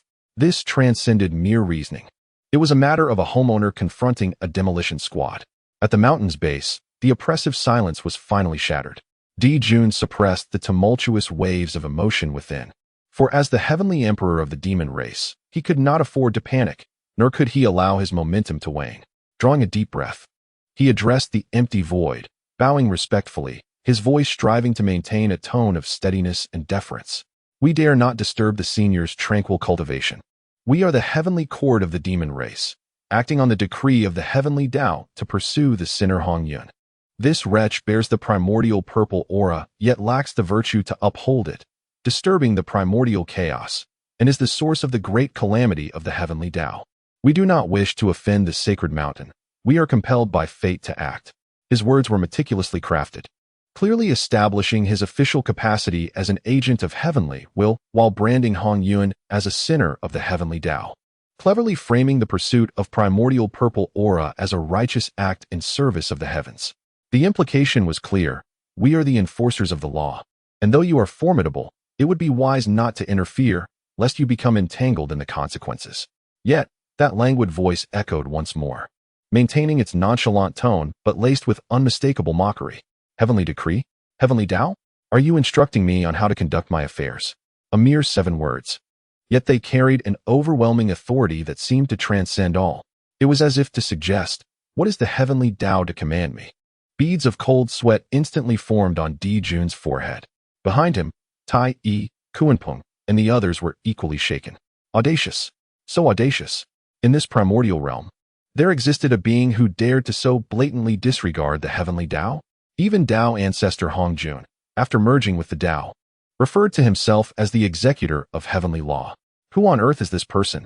A primordial demon god who has not perished in the chaos, or an existence older than Pangu. The unknown is indeed the most terrifying. I do not dare. Di Jun bowed even lower. Just then, a boisterous and hearty laugh shattered the oppressive atmosphere. Ha ha! Zhurong let out a hearty laugh, pointing mockingly at Di Jun, his face filled with derision. Did you hear that? You feathered creature? Even the mountain god finds you tiresome. And what of the heavenly mandate? Bah! If you wish to seize something, just say so instead of pretending to be noble. How hypocritical. Indeed. Gong Gong joined in, inciting the crowd. If you dare, come challenge us beyond the 33 heavens. Bullying us here with sheer numbers is no feat at all. I see your demon clan as nothing but a band of cowardly wretches. The shaman tribe, with their simple hearts, knew nothing of fear, only relished in the joy of vengeance. The words of this mysterious being resonated deeply within them, unabashedly expressing disdain for the demon clan. Di Jun's complexion shifted dramatically from pale to green, then to a deep purple, a vivid display of his turmoil. As the Emperor of Heaven, he had never before endured such open humiliation. Which tribe? Do not grow too arrogant. Tai barked. Yet the chaos bell in his grasp remained unresponsive, rendering his authoritative shout somewhat hollow. Meanwhile, the silent Kuanping's eyes now glowed a vivid crimson. He fixated on the depths of Mount Buzhou, where lay the foundation for his long-sought sanctification, the singular hope of his existence. Once the lord of the northern abyss, he had lived freely, but relinquishing his seat to Hongjun at the Zixiao Palace had severed his path, turning him into a laughingstock of the wilderness. He harbored resentment for Hongjun, for Xinyuanzi, for Di Jun and Tai, and for all who looked down upon him. Now, the only opportunity for a reversal lay before him, yet it was obstructed by an unknown entity. Not willing to concede, he refused to yield. The endless resentment and madness completely consumed his reason. No one shall take my sanctity. Kuanping emitted a piercing shriek, filled with despair and frenzy. Whoever dares to obstruct me shall perish. Not even the heavenly Tao shall stand in my way. Break for me. With a thunderous cry directed to the heavens, he unleashed every ounce of his power, revealing his true form. An unimaginably colossal black rock soared skyward, its wings unfurling for thousands of miles, shrouding the entire sky. He was not merely a Kuan, but a Peng, better suited for flight. This was his battle form. He poured his lifetime of Tao fruit and all his insights into his indomitable claws, transforming them into a black lightning bolt that rent through chaos, infused with a resolve to annihilate everything in its path, as it struck towards the very mountain of Buzhou. This strike was his all-or-nothing assault. Has Kuanping lost his mind? He dared to attack this elder proactively. Everyone was taken aback by Kuanping's reckless act. Di Jun and Tai sought to intervene, but it was already too late. Kuanping's madness ignited a spark of suppressed greed in the hearts of the other mighty beings, akin to a spark igniting oil. Indeed, wealth lies in peril. No matter how powerful this elder may be, can he truly stand against all of us? If we can break this damned restriction and seize the primordial purple energy, we can escape into chaos. What can he do to us then? Kuanping, my friend, I shall assist you. The old ancestor of the River of Oblivion exclaimed, his eyes flashing with bloodlust, and he too decided against hesitation. The two swords, Abijna and Yuan-Tu, transformed into two blood-red dragons that pierced through heaven and earth, circumventing the front and striking directly at the mountain's foundation. He could not believe that this mountain had no weaknesses. Let us unite. Let us shatter the sacred mountain, relying on our own fortunes.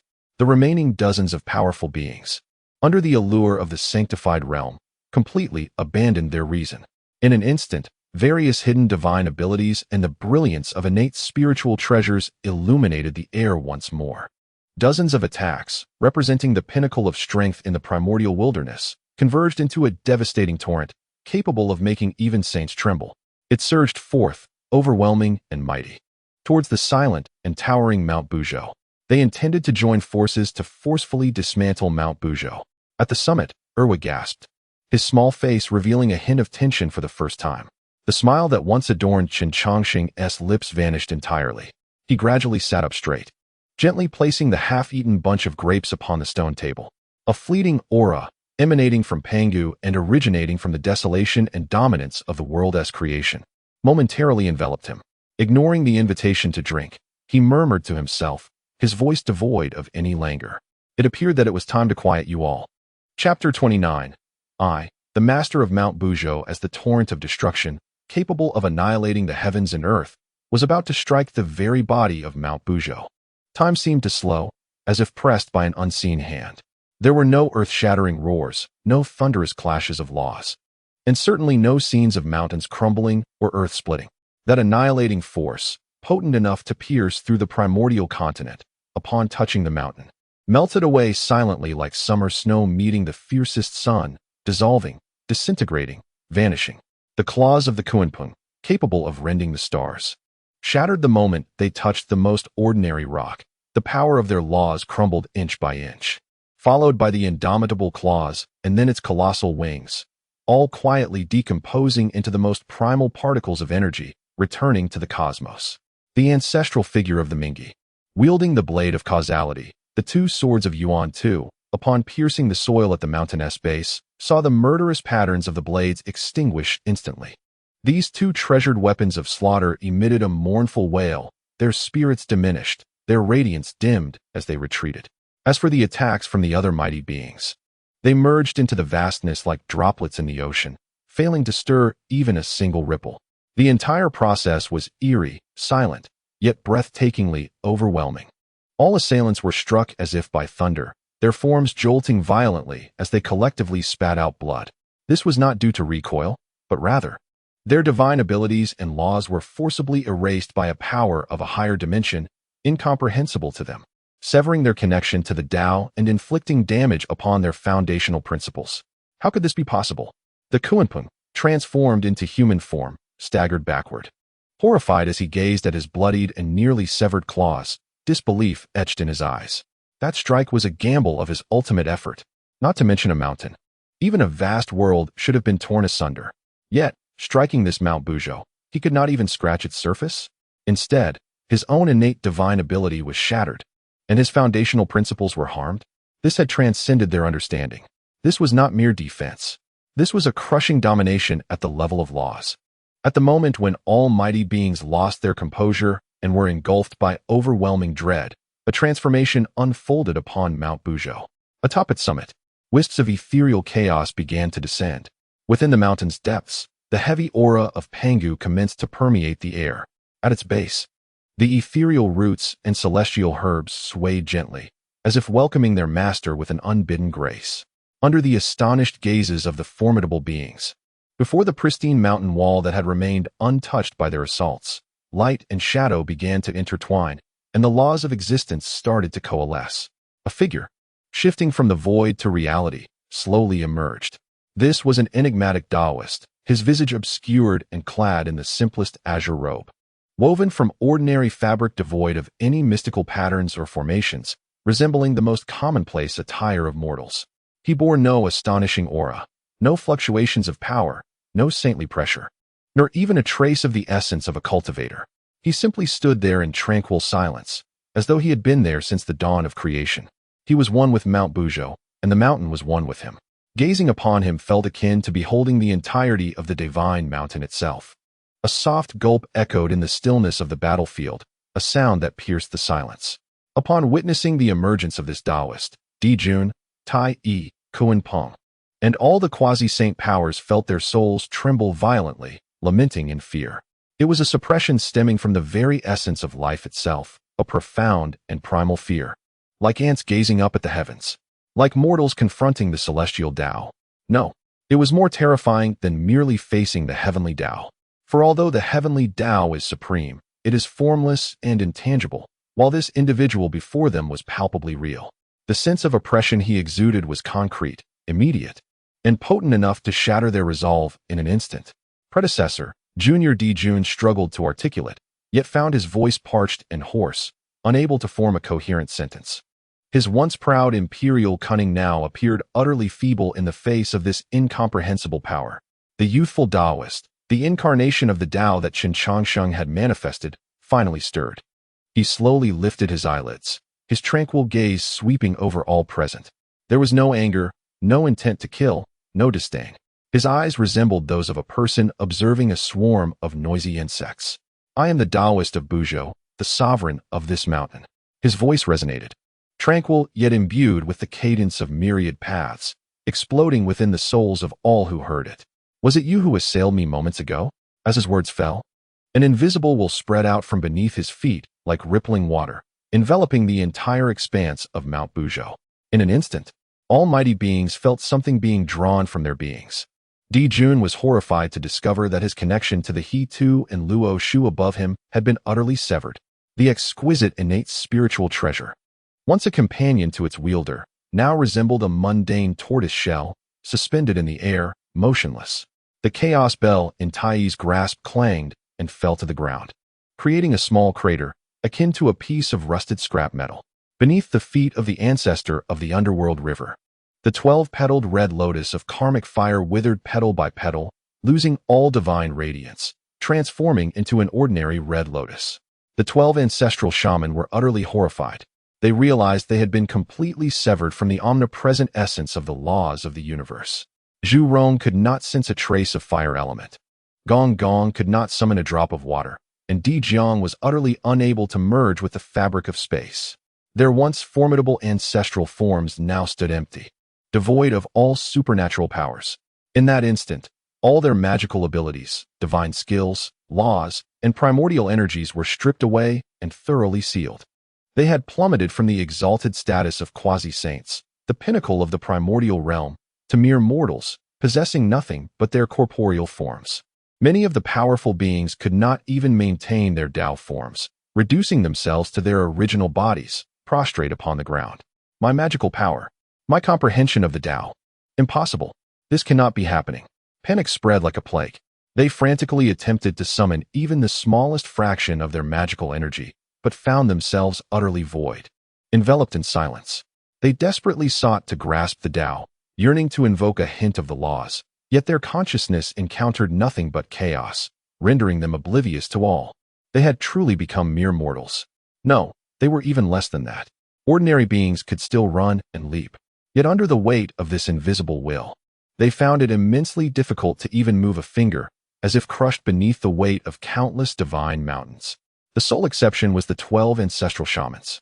Though they lost their divine powers, their forged Pangu bodies remained extraordinarily robust.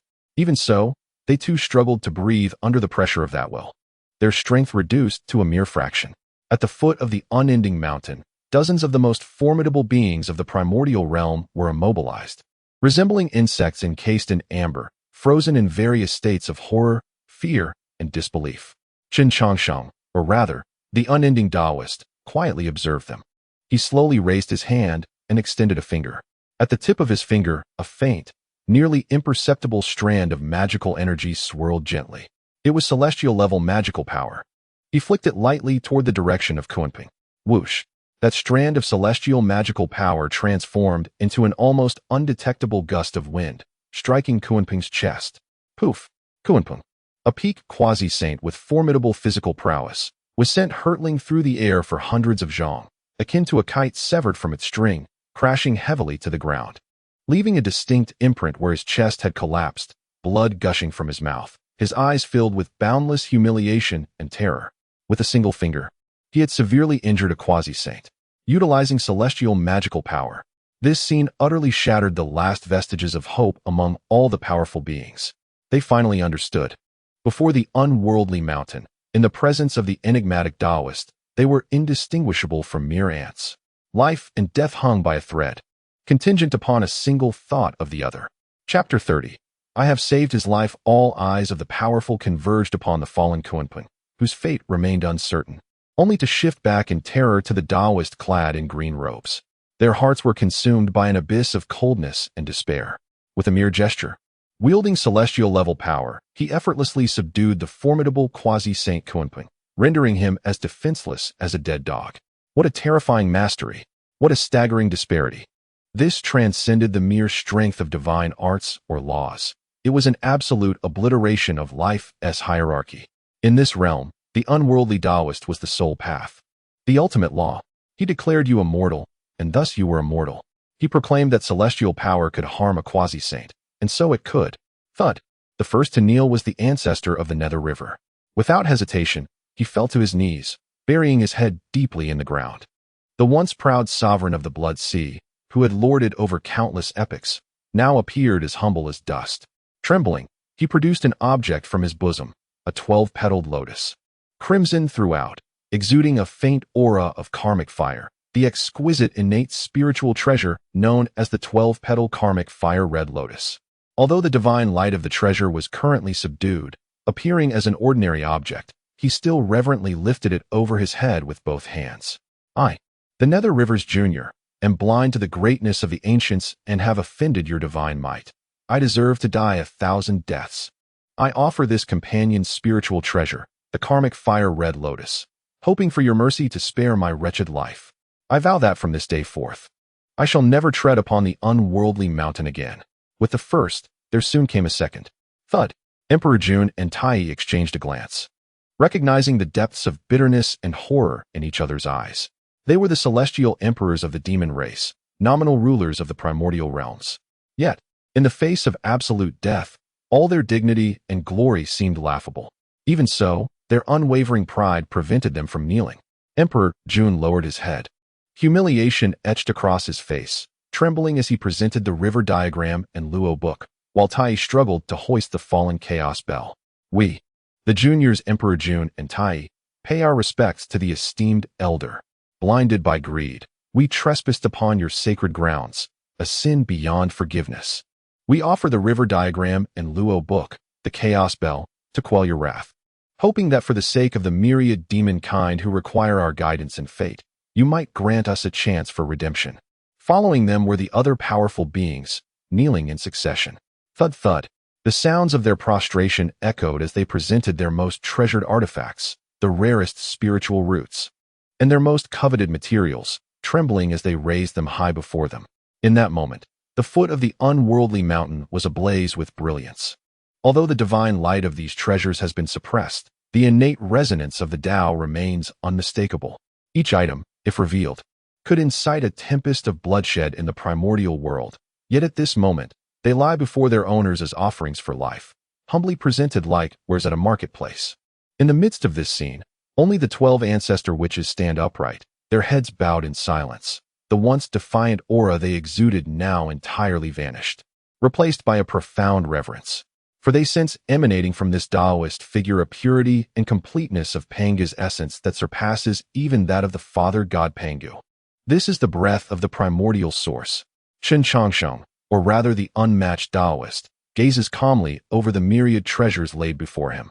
His eyes reveal no turbulence, nor a trace of greed, like a billionaire observing children showcasing their glass marbles. Atop the mountain, the 7 brothers of the gourd lean over the edge of a massive rock, peering down with eager anticipation. Wow, so many glowing things. The impulsive 7th brother's eyes widen, his small hand excitedly pointing at a large bell, exclaiming, "It looks so sturdy. Harder than 3rd brother's head." Seated on the ground, 3rd brother touches his smooth head and retorts in a deep voice, "Nonsense. My head is the hardest." The 5th brother, a little foodie, chimes in, "That lotus looks beautiful, bright red. I wonder if it's edible." "Fool. That's the flame red lotus. Touching it would incinerate your soul." 2nd brother rolls his eyes, his disdain evident on his young face. "A bunch of fools thinking these scraps of metal will appease grandfather's wrath. Grandfather even uses the chaos spiritual roots as our snacks. Would he care about these?" Meanwhile, the typically taciturn 1st brother's eyes gleam with intensity as he fixates on the chaos bell cradled in the arms of the Eastern Emperor Tai.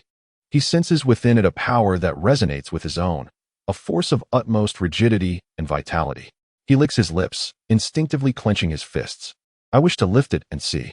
At the foot of the mountain, Chen Changsheng's gaze slowly drifts away from the pile of treasures, ultimately resting upon the kneeling figures of Emperor Jun, Tai, and the River of Darkness. Instead of regarding the magical artifacts, he poses an unrelated question. You seem quite eager for that primordial purple energy? The three tremble, bowing their heads even lower. We dare not. We would never presume to covet the primordial purple energy, which belongs to our esteemed predecessor. They can hardly entertain thoughts of the primordial purple energy now. Merely surviving is a monumental fortune. A playful smile graces Chen Changsheng's lips as he slowly extends his hand. Buzz. The entire Buzhou Mountain trembles gently. An invisible will permeates from the summit to the foot of the mountain, causing all the powerful beings kneeling in submission to feel a stirring deep within their souls, as if the very heavens and earth were breathing under the influence of this man's intent. Immediately, two beams of radiant light were forcefully extracted from the depths of the mountain, gently gliding into the palm of Chen Changsheng. One was a faintly transparent, blood-red remnant soul, the very essence of Hongjun. The other was an ethereal, swirling violet gas, exuding the profound mysteries of the supreme Tao, primordial purple energy. Boom! The instant the violet gas materialized, every formidable being present, be they the kneeling demon emperor or the standing primordial witch, felt their hearts constricted as if gripped by an invisible hand, their breaths abruptly ceasing.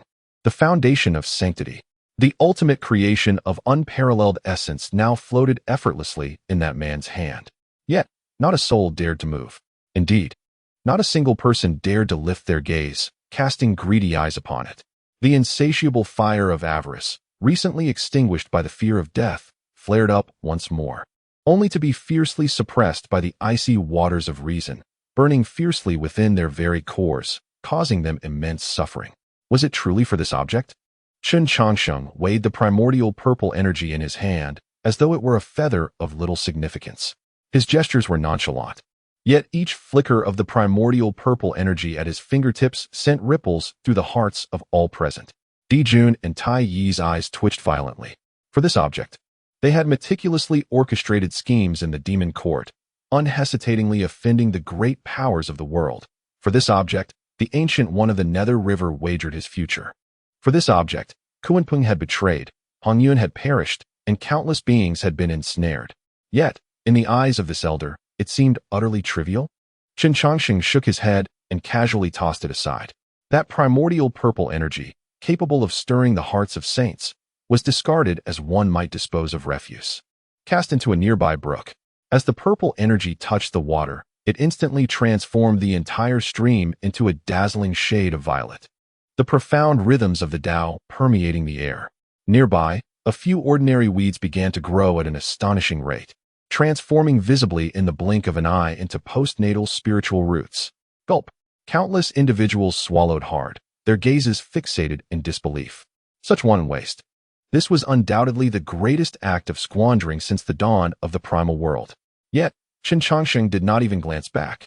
His attention shifted to the frail remnant soul of Hongyun, and with a flick of his finger, a thread of purest life origin power erupted from his fingertips.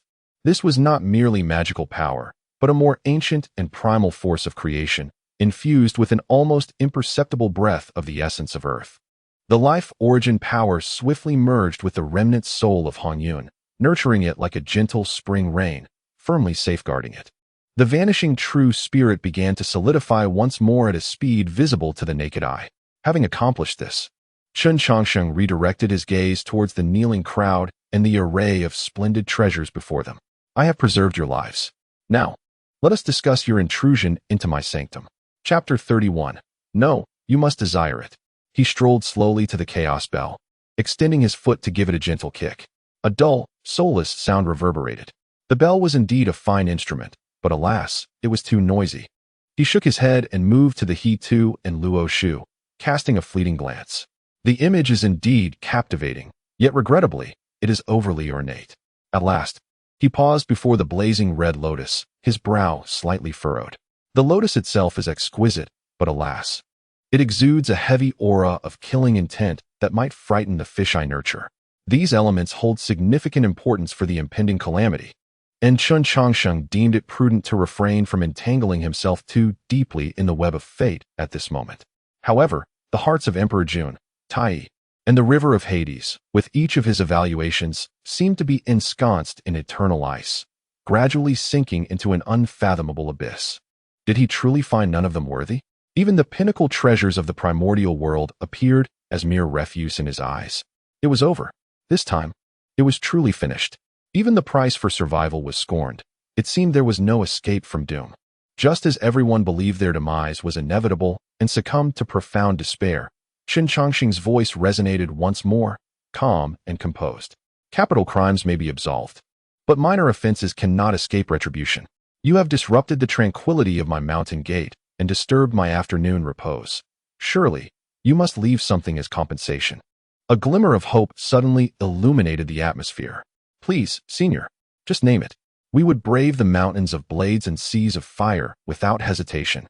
The river of Hades was the first to roar, his voice trembling with excitement, filled with the ecstasy of surviving a calamity.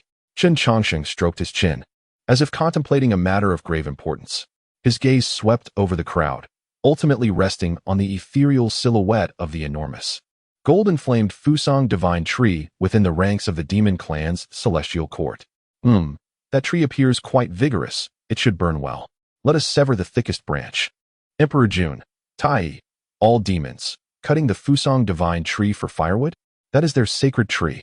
Before they could comprehend, Chen Changsheng's gaze shifted back to the river of Hades. Your sea of blood is too tainted, and its scent is unpleasant. How about this? Extract a strand of your blood sea's essence.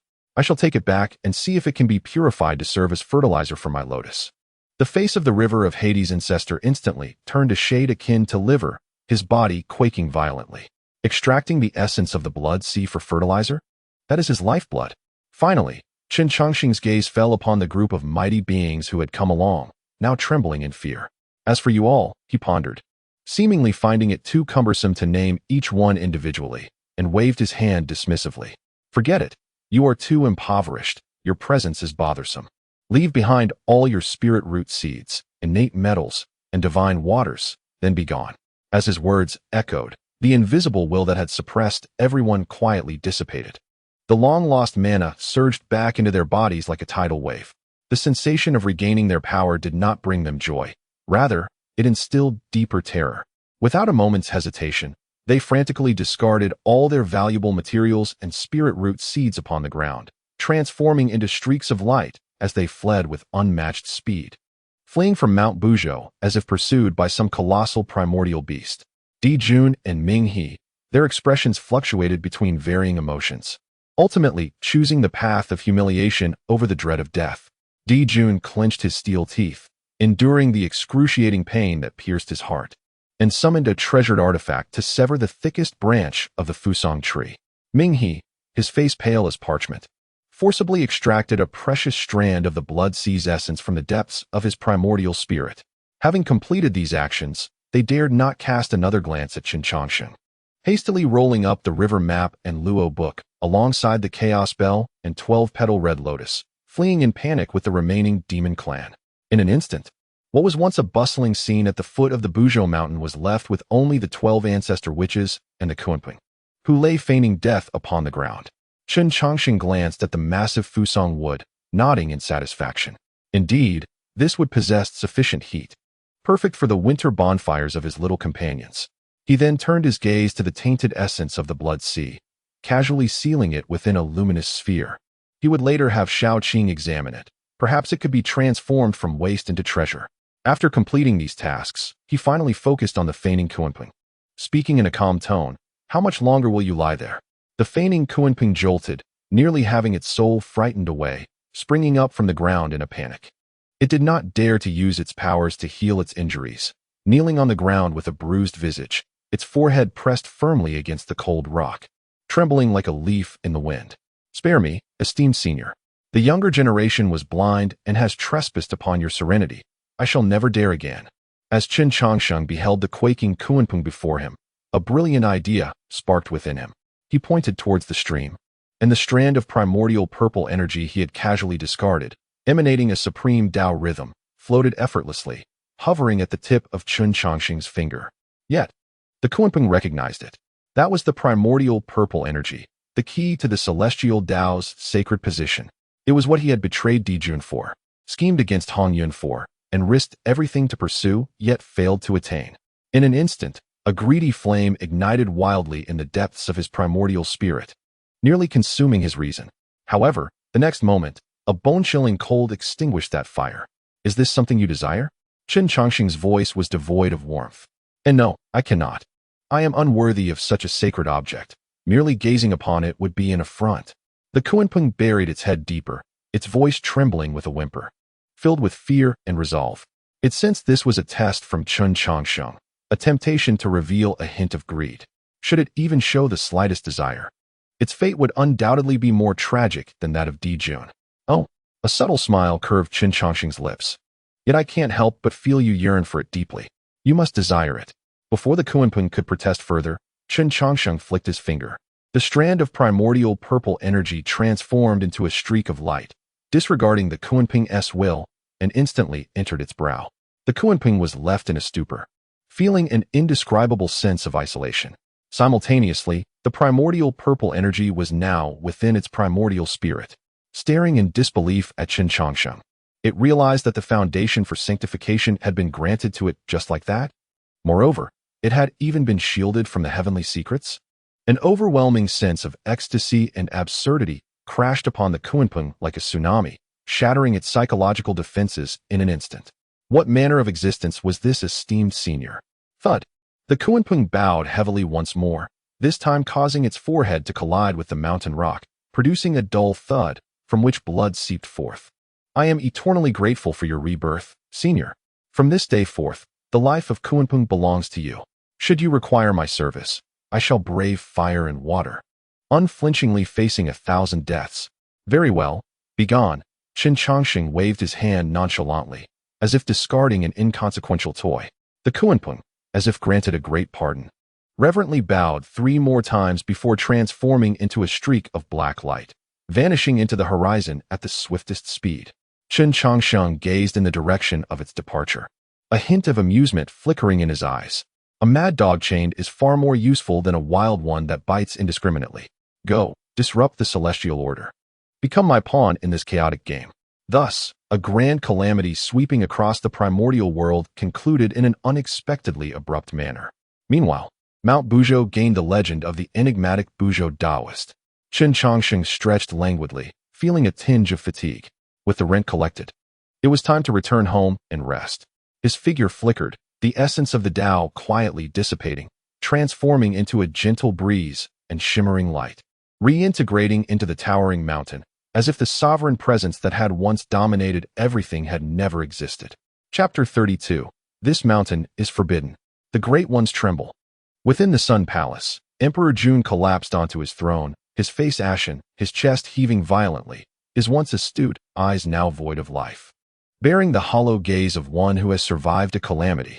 The He Tu and Luo Shu, his pride and a treasure capable of divining heavenly secrets and subduing the fate of the demon race, had been left behind so casually. This was his companion spirit treasure, a cornerstone of his path, and now it felt as though a piece had been cruelly carved away from his very flesh. His brother, Eastern Emperor Tai, stood nearby, the once imposing aura of supremacy and disdain for the world now entirely dissipated. He instinctively reached deep into his primordial spirit, though the chaos bell remained. It seemed to bear an invisible imprint. He distinctly remembered how, under the will of that Buzhou Taoist, the connection to the chaos bell had been severed in an instant. It felt as if the heavenly Tao itself was explicitly telling him, "This object is merely on loan to you. The true master may reclaim it at any moment." Tai. Emperor Jun's voice was dry and hoarse, as if he had not spoken in a millennium. Transmit my demon edict, from this day forth. Within a radius of 100,000 miles around Mount Buzhou, it shall be designated as the foremost forbidden ground for the demon race. Any demon that dares approach shall face obliteration without trial. Tai nodded gravely, understanding that this transcended mere matters of face and luck. It was a question of survival. The mysterious Buzhou Taoist had already surpassed their comprehension. What celestial order, what conflict of witch and demon, all seemed a farcical spectacle in the presence of such an entity. Brother, who exactly is this Buzhou Taoist? Even the ancestral witches within the Pangu hall show him such reverence. Tai's voice was filled with confusion and unease. Emperor Jun sighed bitterly and shook his head. Unknown, unfathomable, unspeakable. Perhaps from the very beginning, we were mistaken. The waters of the primordial world run far deeper than we ever imagined. As Hongjun Daozu merged with the Tao, it was initially believed that beneath the sages, we would reign supreme. However, it now appears we were merely observing the world from a confined perspective. His gaze shifted towards the distant Buzhou Mountain, where it seemed a pair of languid and indifferent eyes surveyed the entirety of the primordial chaos. Meanwhile, the old ancestor of the Ming River transformed into a surge of bloodlight, plunging back into the depths of the blood sea, stirring up towering waves of crimson. He scarcely had time to assess his losses, instinctively summoning the 12-petaled fire lotus to shield himself, retreating to the very depths of the blood sea, still haunted by fear. Throughout his life, he had been decisive in his slaughter, viewing all beings as mere sustenance, never having experienced the emotion of dread. Yet today, he profoundly felt a primal tremor, one so profound that it extinguished any thought of resistance. The rules, laws, divine powers, and treasures were all rendered illusory in the presence of that superior force. This farcical spectacle, with its absurdity, spread throughout the primordial world through the perspectives of countless hidden mighty beings. At Kunlun Mountain, within the Three Pure Ones Palace, Yuan Shi Tianzun suddenly opened his eyes, the jade cushion beneath him cracking with a sound. He sensed that just moments ago, an unparalleled Tao rhythm flickered from the Buzhou Mountain, a resonance so profound that even his prideful Pangu authentic primordial spirit felt a tinge of insignificance. Following this, he beheld Emperor Jun and Tai Yi fleeing in disarray, witnessed the waning fortunes of the demon clan, and saw dozens of great Luo quasi-saints scattering like lost dogs. All of this traced back to that land he had once derided as filthy, inhabited by mere brutes. Impossible, it cannot be. Yuan Shi Tianzun's countenance twisted slightly with jealousy and fury. The last time, he had been driven back 3,000 miles by a mere word, a great humiliation. Yet this time, the existence within the mountain had, with a single incarnation, manipulated the most formidable beings of the primordial world as if they were mere pawns. The Pangu primordial spirit was utterly rejected and even suppressed by the Pangu spine. For him, this was not merely an affront. It was a complete denial of his very foundation. With a spurt of golden Tao blood infused with primordial power, Yuan Shi Tianzun's aura instantly waned, and the nearly perfected Tao heart cracked once more. Second brother, Taishang Laojun, who had been sitting in quiet meditation, slowly opened his eyes, his voice calm and unwavering. Under the heavenly Tao, all is predetermined. This is a variable, yet it too resides within the Tao. Calm your heart. Calm my heart. Brother, that barbaric land has given rise to a being that defies the heavenly Tao and desecrates Pangu. As the true inheritors of Pangu, how can we remain indifferent? Yuan Shi Tianzun roared. And what would you have us do? The usually silent Tongtian Jiao master smirked with a hint of amusement. Shall we once again wield the Pangu banner? To see if this time we are sent flying 3,000 miles, or perhaps 300,000. Yuan Shi Tianzun was momentarily at a loss for words, ultimately hurling his sleeve in frustration and closing his eyes once more, though his aura was exceedingly turbulent. Should I fail to attain sainthood, I shall remain but an ant. Once I achieve sanctity, I shall ensure this wretch is torn asunder, restoring Pangu's illustrious name. Taishang Laojun sighed softly, choosing not to speak further. Tongtian Jiao master, however, gazed intently towards the Buzhou Mountain, his eyes shimmering with excitement. In his perspective, notions of authenticity and the celestial path pale in comparison to the absolute power wielded by the unyielding Taoist, who effortlessly sent the Kunping soaring into the void with a mere flick of his finger. Beyond the 33 heavens, within the Zixiao Palace, the figure of Hongjun had long since merged with the celestial order, becoming omnipresent. Everything transpiring on Mount Buzhou was naturally reflected in his gaze. That force, that will, appeared as a hand materializing on the celestial chessboard, ruthlessly sweeping away the pieces he had strategically placed, while simultaneously seizing a crucial red cloud and replacing it with an uncontrollable Kunping. The celestial order is merciless, devoid of joy or sorrow. Yet, at this moment, all beings within the primordial world sensed an inexplicable oppression, as if above the heavens, a pair of indifferent eyes were coldly observing the towering divine mountain. At Fengqi Mountain, Niuhua and Fuxi sat across from each other, the innate Bagua diagram before them spinning rapidly, yet perpetually shrouded in a veil of chaos, obscuring all clarity. Brother, I cannot deduce it. Nuwa softly spoke, her beautiful eyes brimming not with fear, but with profound curiosity and contemplation. It is not a lack of effort. It is simply beyond our reach, Fushi replied with a wry smile, stowing away the divination board. The existence of that individual had transcended the celestial mechanisms and escaped the river of fate. If I were to force a divination, it would only result in a backlash from the great Tao. I sense it, Nuwa remarked, her fingertips entwined with a wisp of transformative energy. The will of that senior, though domineering, was not driven by a thirst for blood. Fushi nodded in agreement. Indeed, he operates by his own set of principles. Our esteemed brother, the primordial master, brazenly trespassed the mountain and was repelled 3,000 miles, while Di Jun and others, in their greed, attempted to seize the mountain and were stripped of their powers, reduced to the mundane. Conversely, your previous humility granted you a glimpse of the great Tao and bestowed opportunities upon you. Nuwa's gaze deepened, as she subtly grasped something from the senior's act of shielding the red cloud. The red cloud attained its sacred position through the virtue of yielding, yet ultimately met its demise. Did that senior, too, adhere to some form of causality and merit in the unseen? She recalled the grand vision within her mind, the conception of creating entirely new forms of life. This endeavor might require immense merit. The attitude of this senior from Mount Buzhou towards life seemed starkly distinct from that of Hongjun, the Tao ancestor. Perhaps her path to enlightenment does not lie within the Zixiao Palace or the mystical gate, but rather in that enigmatic Mount Buzhou.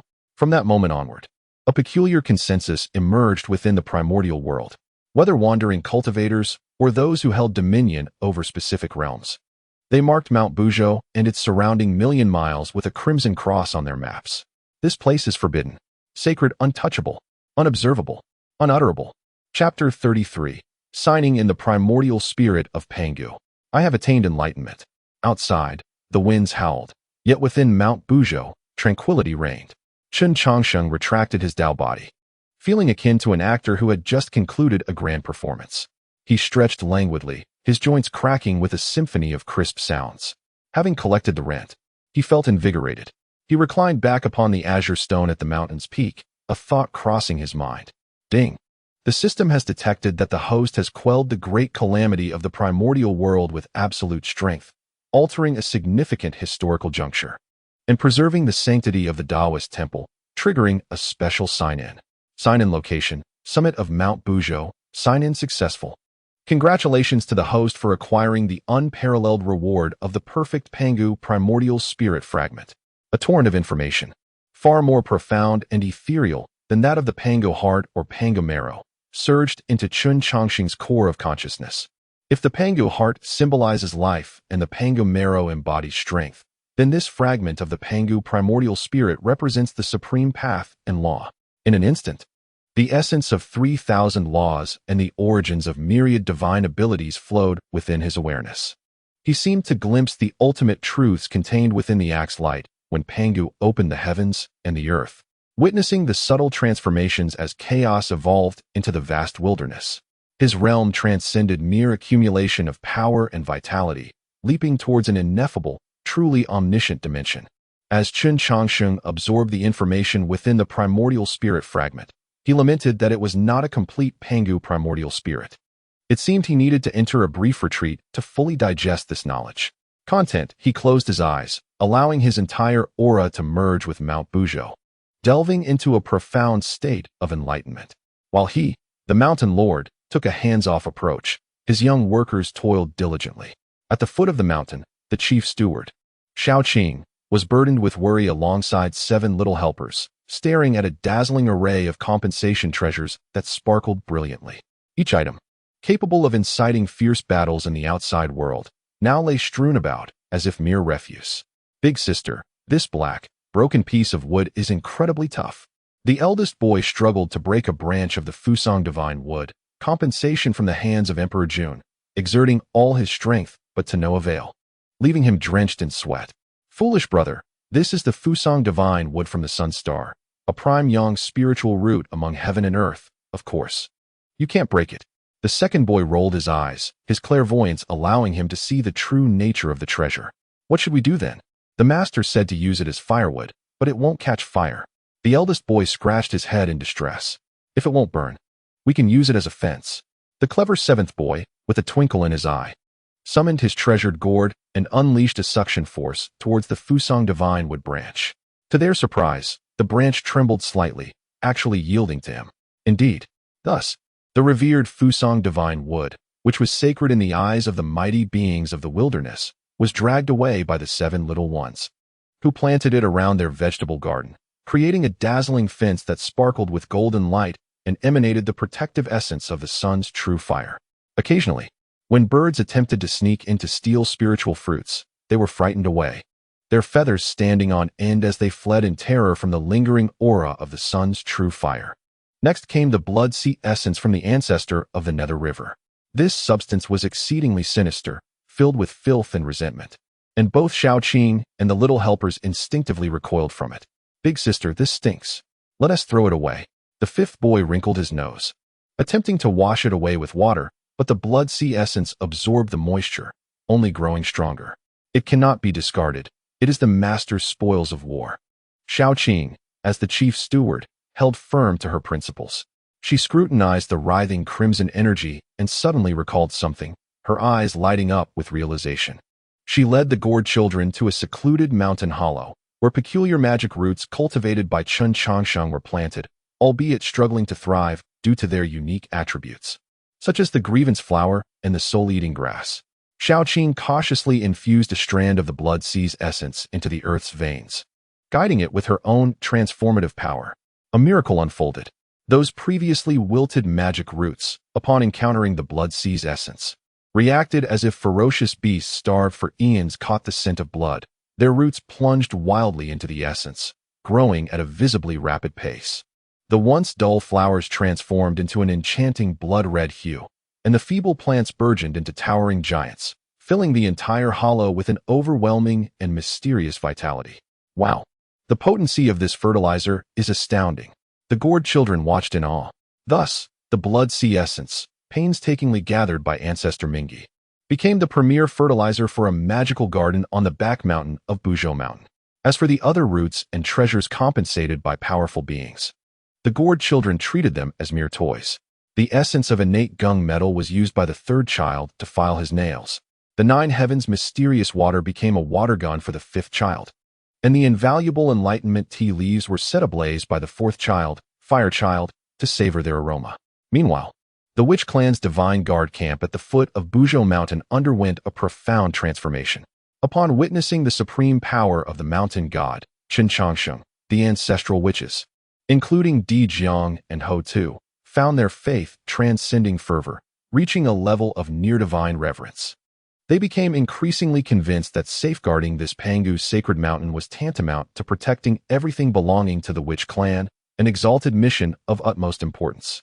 They began a fervent construction of the Divine Guard camp, utilizing countless stellar cores and divine gold celestial iron compensated by powerful beings along with the witch clan's own resources. Magnificent fortresses, cast entirely from stellar cores, rose from the ground, and Pangu formations, meticulously inscribed with the blood of great witches, adorned the mountainside. The entire periphery of Buzhou Mountain was transformed into an impregnable stronghold, brimming with martial fervor. All the sons of the witch clan regarded entry into the Divine Guard camp as the pinnacle of honor. Their first daily task was to bow thrice and kneel 9 times towards the summit of Buzhou Mountain, followed by practicing Chen Changsheng's enhanced Pangu divine exercises, their physical strength ever increasing. Their gazes towards Buzhou Mountain radiated a resolute affection and protective spirit. At the very core of Buzhou Mountain, the resplendent heart of Pangu pulsated tirelessly, its pure life essence slowly flowing into a faint crimson remnant of a soul. This was Hongjun. Under the nurturing warmth of the heart of Pangu, his nearly dissipated primordial spirit, corroded by the abyss sword chi, was gradually being restored and purified. Though the process was exceedingly slow, it nonetheless held the promise of defying fate and living anew.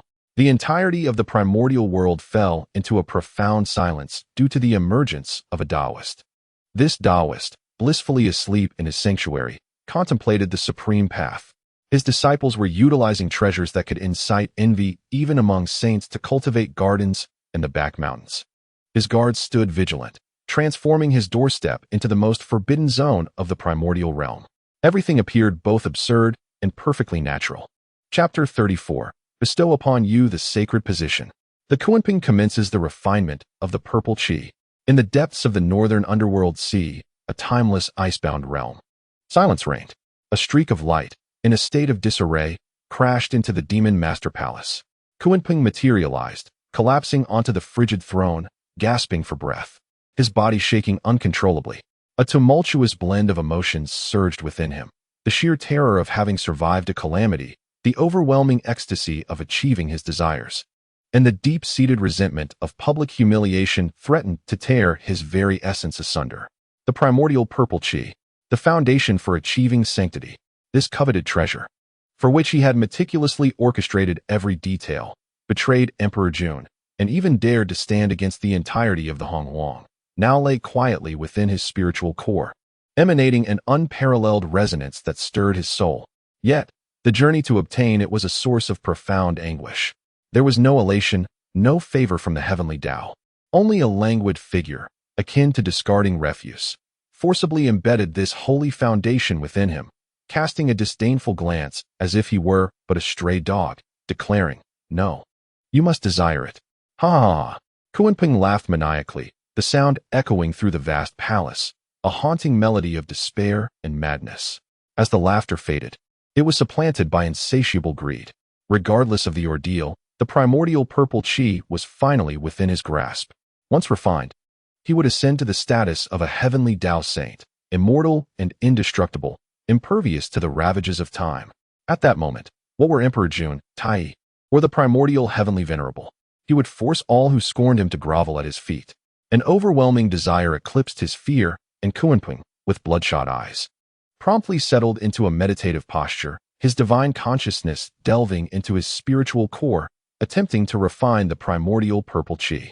However, the process of refinement proved to be entirely contrary to his expectations. As his consciousness merely grazed the surface of the purple qi, a grand will emanating from the heavenly Tao, belonging to Hongjun, surged back, imbued with a sense of disdainful superiority.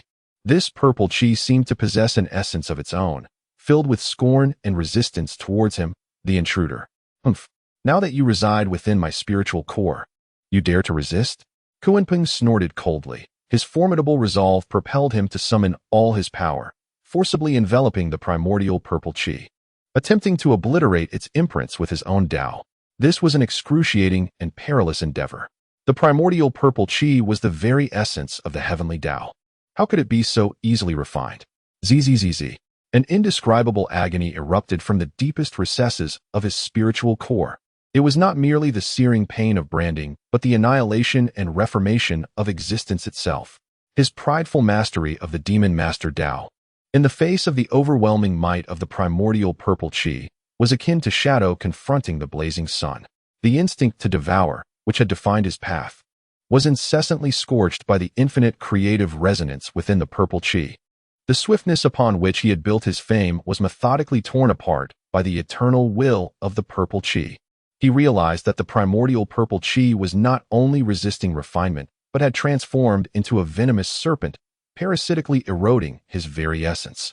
His magical power began to waver precariously, at times surging to the pinnacle of quasi-sainthood, creating an illusion that he was on the verge of touching the threshold of sainthood. Yet at other times, it plummeted rapidly, making even the realm of the great Luo Golden immortal difficult to sustain. Kunping let out a pained howl, as his body intermittently manifested profound saintly patterns, only to be marred by a web of blood-red lines, oscillating wildly between the state of a semi-saint and impending collapse. He yearned to halt this tumultuous descent, yet was horrified to discover that he was unable to stop. The primordial purple qi had entwined itself with his primordial spirit like a venomous leech of the Tao, inseparable from him. It was a stark choice. Either he would successfully refine the purple qi and ascend to greatness, or he would be burst apart by the overwhelming force of the qi, leading to his demise and the extinguishing of his essence. There was no third option. In the depths of his anguish, his primordial spirit, in a state of disarray, seemed to perceive, within the deepest recesses of the purple qi, a pair of languid and indifferent eyes gazing at him, devoid of compassion or rage, only reflecting a pure, disinterested boredom akin to observing an ant in its death throes. It was that enigmatic Taoist. Only at this moment did Kunpeng truly grasp the other's intent. This was not a bestowal. It was clearly a chain more insidious than any soul-binding restrictions. He, Kunpeng, had become merely a pawn, hastily matured and used to disrupt the grand designs of the heavenly Tao. His future fate was no longer in his own hands, but irrevocably bound to that accursed primordial purple chi and the terrifying man who regarded him as a mere plaything. Why? Why? Kunpeng's eyes burned crimson, tears of blood streaming down his cheeks. He felt hatred. Hatred for the foolishness of Hongjun, for the ruthlessness of Emperor Jun, for the injustice of Hongjun, and even greater hatred for that Taoist who toyed with him at will. Yet, beneath that hatred lay a deeper sense of powerlessness. He was stripped of even the right to resist. Boom. Above the palace of monsters, the previously cloudless skies of the northern underworld suddenly darkened as ominous clouds gathered, accompanied by flashes of lightning and thunder. A murky and formidable aura uncontrollably seeped from the palace, causing all beings in the northern underworld to tremble in fear. But in mere moments, that aura rapidly waned, the dark clouds dissipating as though nothing had transpired. Such bizarre celestial phenomena began to manifest frequently in the skies above the northern underworld over the subsequent centuries. Sometimes, auspicious clouds would stretch for miles, hinting at saintly majesty. At other times, demonic energies would surge, filled with vengeful power. The entire northern underworld became a tumultuous realm of chaotic laws due to Kunpeng's unstable state. In the primordial wilderness, some powerful beings sensed the unusual disturbances emanating from the northern underworld. What mischief is that old bird Kunpeng up to? His aura is so chaotic. Could he have gone mad? It did not seem so. At times, that aura bore the resonance of a saint, while at others, it teetered on the brink of collapse. Strange. Indeed strange. They attempted to divine the heavenly secrets, but found everything concerning Kunpeng shrouded in a veil of mist. This only made them more hesitant to delve further, relegating Kunpeng to the status of a deranged and dangerous entity to be avoided. Within the palace of monsters, Kunpeng was no longer the formidable figure he once was. His hair disheveled, he appeared gaunt, with bloodshot eyes filled with madness. For centuries of torment did not lead to his collapse. Rather, it honed within him a fierce resolve to rise from the depths of despair. Do you wish to make me a mere pawn? Do you aim to drive me to madness? Kunpeng gasped, his gaze fixed intently upon the purple haze within his primordial spirit, a duality of hope and nightmare. No, you will wait, Taoist Nazu. One day, I shall truly refine it. At that moment, I will no longer be anyone's pawn. I shall descend into the fray and overturn this cursed chessboard. He let out a suppressed, beast-like roar, once again immersing himself in the relentless cycle of refinement and agony. He had no other choice. Either ascend to sainthood or turn to ash. He would climb step by step, resolutely, towards the pinnacle. He would become a sage.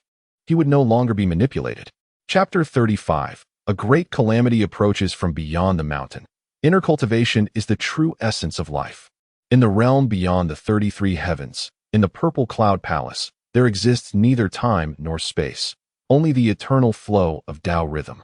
Hongjun's figure had long since merged with the heavenly Tao, becoming the very essence of omnipresent rules. He was devoid of joy and anger, sorrow and happiness, leaving only absolute rationality and balance. Yet, at this moment, within this eternal tranquility, a minuscule ripple emerged. The eye of the heavenly Tao gazed down upon the primordial chaos. In the land of Baiming, a primordial purple aura, which should have remained docile as a future pawn, was entangled in a savage manner with the primordial spirit of a living being. Its essence fluctuated, at times strong and at times weak, akin to a star on the verge of explosion, laden with instability.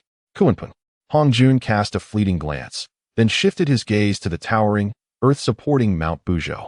There, an inextricable chaos enveloped the area. The power of the heavenly Tao's deduction reached that region like a stream colliding with an immovable dam, easily diverted and dissipated. He could not perceive the languid figure atop the mountain, yet he sensed distinctly that his carefully laid plans had been rent asunder.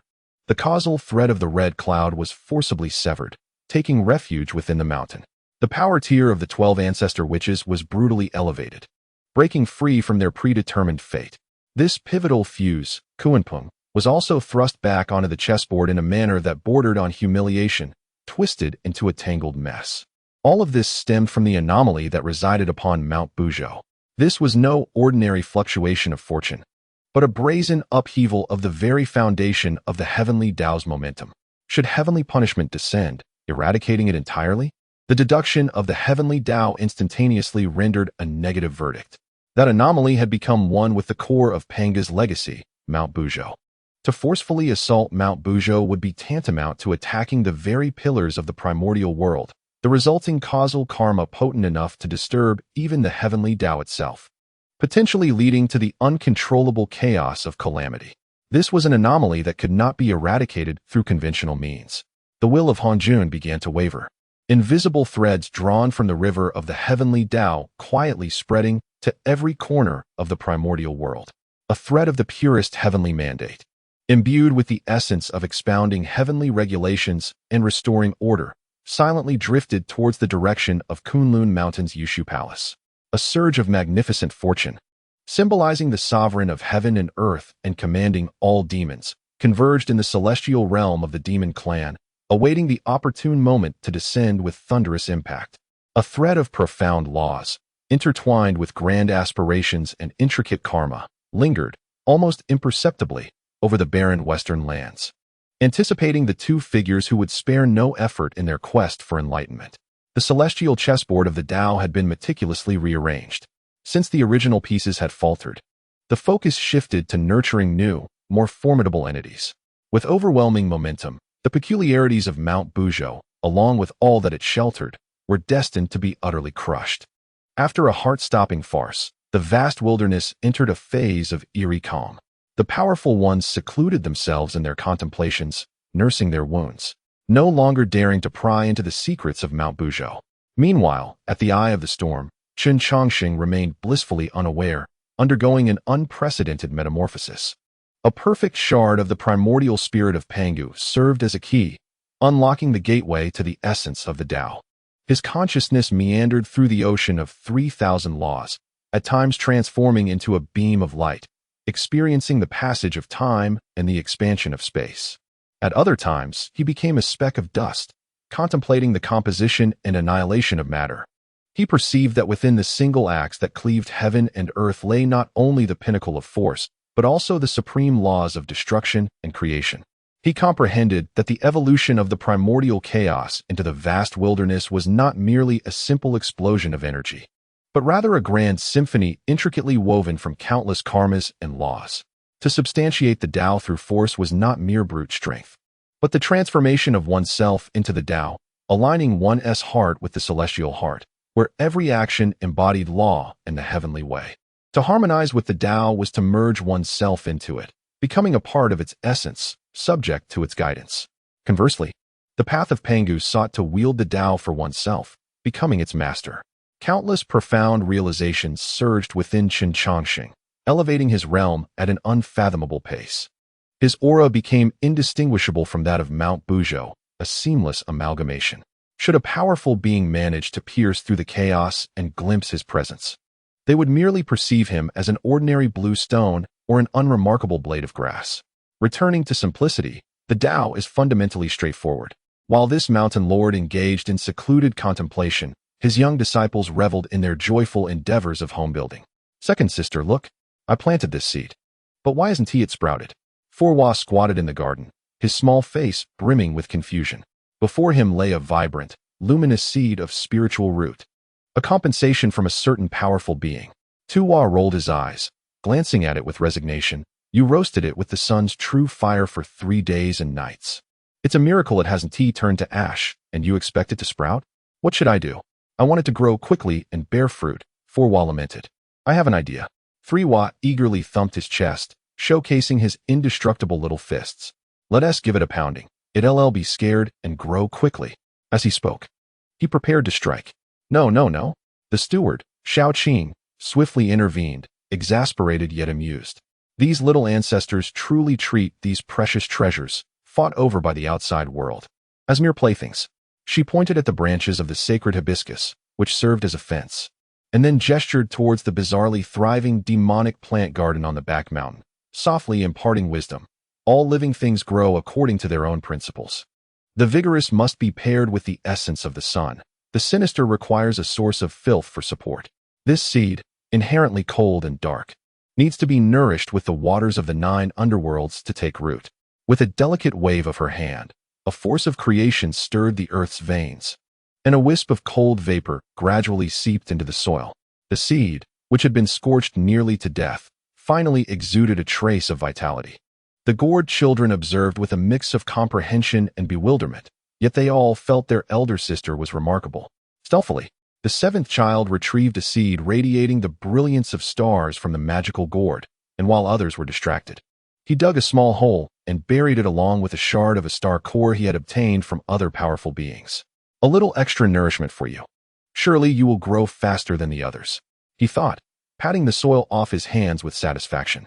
He remained oblivious to the fact that deep within the soil, the star core was slowly melting, merging with the seed, and an almost imperceptible ancient aura, seemingly emanating from the boundless sea of stars, began to pulse quietly within the earth's veins. Mount Buzhou flourished, vibrant and alive. Chapter 36. The Divine Path Delivers. Your enhancement has arrived, please acknowledge. Buzhou Mountain. Jade Void Palace. The primordial heavenly venerable sat upon a mat, his aura of Tao circulating around him, yet there lingered a subtle sense of stagnation. Ever since the humiliation of Mount Buzhou, he had retreated into seclusion day and night, striving to sever the final corporeal form and ascend to the unparalleled realm beneath the saintly. However, no matter how he explored the profound secrets of Pangu or comprehended the merits of creation, the crack in his heart, born from the events at Mount Buzhou, loomed like an invisible chasm obstructing his path. That mountain, that Taoist of Buzhou, had become a thorn in his Tao heart, a barrier to his progress. Whenever he traversed the great void, seeking to touch the supreme laws, the image of that languid, indifferent figure would uncontrollably surface in his mind, along with the dismissive words of Roll. The spine of Pangu, it seemed, rejected the essence of Pangu. Such a revelation, one that upended his lifelong beliefs, destabilized his Tao heart, nearly leading him into madness. Just as his thoughts were tumultuous and his murderous intent boiling, the innate treasure of Pangu, hovering 3 feet above his head, suddenly stirred without wind, emitting a faint hum. A strand of purest celestial fate seemed to pierce through time and space, emanating from the purple clouds palace beyond the 33 heavens, quietly infusing the Pangu banner. As the Pangu banner unfurled gently, an immense vision of the Tao, invisible to others, was directly imprinted deep within the primordial heavenly venerable's essence. In that vision, celestial laws were as unyielding as iron, order was meticulously maintained, and all things operated within their predetermined paths. Any anomalies or deviations daring to stray from this trajectory would be ruthlessly crushed by the overwhelming might of heaven, restoring order to chaos. The primordial heavenly venerable was momentarily stunned, then plunged into a deeper understanding. He envisioned himself wielding the Pangu banner, patrolling on behalf of heaven, with his words and actions embodying the celestial decrees, every gesture a clarification of the heavenly order. Those who disrespected the celestial mandate, the barbarous shaman tribes, and the blasphemers of Pangu from Mount Buzhou, were all reduced to ashes under his thunderous might. A profound and unprecedented sense of ease, wielding the power of judgment, permeated his primordial spirit. He understood now. His previous feelings of stagnation stemmed from his fixation on the personal grievances with Mount Buzhou, a narrow perspective. As a true disciple of Pangu, a sage destined by heaven, he ought not to harbor hatred but to execute judgment. Thus, his path lay in elucidation and alignment with the cosmic order. The rage and jealousy that clouded the eyes of the primordial Lord gradually dissipated, replaced by an undeniable air of authority and indifference. Those who align with the heavens shall prosper, while those who oppose shall perish. Mount Buzhou and the shamanic clans were aberrations against the heavenly will, and it was his duty to restore order. With a thunderous resonance, the last vestige of his obsession transformed into the cold edicts of heaven, shattering the bottleneck that had plagued him for so long. He did not sever a third body, yet his realm ascended significantly. His path had now intertwined with the grand design of the heavenly order laid down by Hongjun. No longer was he merely an independent seeker of the Tao. He had become the sharpest sword of heavenly will in the primordial realm. Meanwhile, in the heavenly court of the Yao clan, Within the Lingxiao Treasure Palace, Emperor Jun and Dongwang Tai stared grimly at the empty Yao Master Palace. The betrayal of Kunping and the dismal expedition to Mount Buzhou had severely weakened the fortunes of the Yao clan, tarnishing their majesty. An oppressive atmosphere enveloped the entire heavenly court. Suddenly, the He Tu and Luo Shu in Emperor Jun's embrace surged with intense warmth. He hastily drew them forth, revealing 2 scrolls of divine imagery where endless stars danced and the heavenly mechanism shifted. A once dispersed golden dragon of Yao clan fortune began to solidify, even more magnificent and imposing than before, its mouth agape as if roaring to the heavens, demanding more. As he wielded the He Tu and Luo Shu, the resonance with the stars of the cosmos grew increasingly clear, as though the entire night sky was extending goodwill toward him, urging him to take action. Dongwang Tai felt the same. The chaos bell in his hand emitted a distant chime, and the overwhelming power to subdue the world seemed to have received some form of enhancement, igniting an impulse within him to rush down from the heavenly court and sweep all aside. "Brother," Tai spoke, his eyes laced with uncertainty. Emperor Jun remained silent, lifting his gaze toward the 33 heavens, his expression profound. He was not like the primordial one, possessing that authentic pride, nor was he akin to Kunping, driven to madness by desperation. He was a sovereign, a natural-born schemer. In an instant, he grasped the crux of the matter. This was both a compensation and an urgency from the Tao ancestor. The anomaly of Mount Buzhou was too powerful, threatening the stability of the heavenly chessboard. The Tao ancestor was bolstering the Yao clan, intending for them to wield their strongest spear against the shamanic clan and the formidable Mount Buzhou. Rather than gratitude, a deeper chill surged within Emperor Jun. He realized with clarity that he had been nothing more than the largest piece on the chessboard all along. In times of joy, one could be granted the fortune of the sovereign of heaven and earth. In times of disobedience, one could be discarded at will, a mere piece. Yet a piece must live according to its nature. Emperor Jun slowly rose, his previously defeated gaze now filled with dominance and ambition. "Tai, convey my decree. Reorganize the Yao clan's forces and enforce strict rewards and punishments. Moreover, the grand decree of recruitment has been issued. Any formidable beings from the primordial wilderness, regardless of their origins, who are willing to join our celestial court shall receive the essence of the stars to refine their bodies and enjoy the protection of heavenly fortune." He no longer pondered the insurmountable figure of the unyielding Taoist, but devoted all his energy to the intricate game before him. Since the Tao ancestor had chosen him to be the sovereign of heaven and earth, he would embrace the role of a true and ultimate ruler. He aimed to unify the strength of the entire demon race into a formidable force capable of shattering all adversaries that dared to obstruct his path. In the west, at the peak of Mount Shumi, the brothers Jane and Junti were weeping before a withered Bodhi tree, their faces drawn with worry. "Brother, how shall we endure these days?" Junti lamented, tugging at his hair in despair. The 3 pure ones enjoyed the Tao ancestors' favor, each adorned with treasures and thriving in fortune. Sister Nuwa had amassed great merit and would soon attain enlightenment. Even the demon race had gained the favor of the heavenly Tao and was on the verge of rising. Yet here we are in the West, languishing in desolation, with spiritual energy so scarce that we cannot even nurture a proper spiritual root. Jane's expression darkened further as he sighed. "Brother, do not be anxious. We bear the heavy responsibility of revitalizing the West. This is a trial bestowed upon us by the heavens, requiring immense perseverance and wisdom." No sooner had he spoken than the Bodhi tree, nurtured by their tears over countless years, suddenly trembled and sprouted a cluster of tender green buds without warning. Upon these new shoots, a faint and elusive essence of profound laws flowed quietly, as if a thought, an idea, a grand aspiration capable of transforming the entire landscape of the West, had instantaneously ignited the spirits of the 2 brothers. Junti suddenly slapped his thigh, his eyes shining with an alarming brilliance. "Brother, I have attained enlightenment. I have realized." Jane, startled, inquired, "What have you comprehended, brother?" "I have discerned the reason for our West's barrenness," Junti exclaimed, his face flushed with excitement.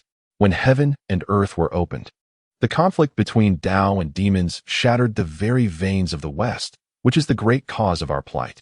Thus, the heavenly Tao neglects us, and fortune fails to flourish. The heavenly Tao owes us in the West. And what shall we do about it?" Jane still did not grasp the concept. A sly yet wise smile crept onto Zhuani's face. Brother, if the heavenly Tao does not grant us, we can borrow. Let us first borrow merit and fortune from the heavenly Tao. In due time, when the West flourishes, we shall repay slowly. Jane stood agape, astounded by the audacity of such a notion. Borrowing from the heavenly Tao? Although this idea sounded preposterous, gazing at the vibrant new shoots thriving amidst the barren spiritual energy, he understood that this might well be the only and most correct path available to them. The two exchanged a resolute glance, each recognizing a shared determination in the other's eyes. For the sake of the West, for the attainment of enlightenment, they would not hesitate to borrow, even if it meant casting aside their pride. And as the hearts of the three great powers of the primordial wilderness shifted, altering the very fabric of their realms, none noticed that atop the unyielding mountain, the core of the stars, buried by the seventh child, had completely melted and perfectly fused with the star seed. A small tender shoot, resembling a delicate crystal of starlight, broke through the soil, curiously unfurling its two leaves. As it gently swayed, it drew upon the celestial bodies above, receiving a barely perceptible yet resplendent glimmer of light from the stars in the nine heavens. Chapter 37. The Demonic Clan as Sustenance. The Frustration of Emperor Jun. In the timeless expanse of the primordial wilderness, where the passage of years goes unnoticed, everything transforms quietly. Along the shores of the eastern sea, a mountain range stretching for tens of thousands of miles once served as the sanctuary for the Iron Feather Eagle clan of the demonic tribe, a place rich in spiritual energy and suffused with the essence of the supernatural. Yet at this moment, chaos reigns, the peaks lie in ruin. The forests are reduced to ash, and the air is thick with the acrid scent of blood and malevolence. In the heart of the mountains, within a valley that has been leveled to the ground, a roaring bonfire blazes. Over 100 burly warriors of the witch clan, their muscles taut and sinewy, gather around the flames in a frenzy of revelry.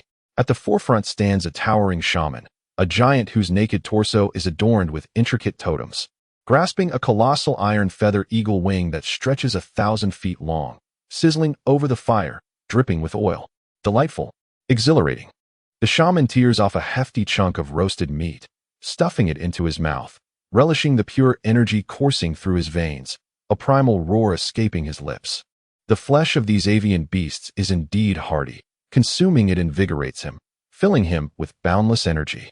Beside him, a fellow warrior employs a massive eagle leg bone as a toothpick, grumbling in agreement. Indeed, since practicing the divine arts bestowed by our Father God, my appetite has tripled. Ordinary beasts no longer suffice. Only these formidable demonic creatures can sate our hunger and enhance our strength. Ha ha ha, then let us feast heartily. The shaman tosses the remaining eagle wing to his subordinates. May our Father God protect us, and may the sacred mountain endure. As divine guardians, we must diligently cultivate our strength to better defend our sacred mountain. These demonic beings are the sustenance bestowed upon us by our Father God. Roar, for the Father God, for the sacred mountain.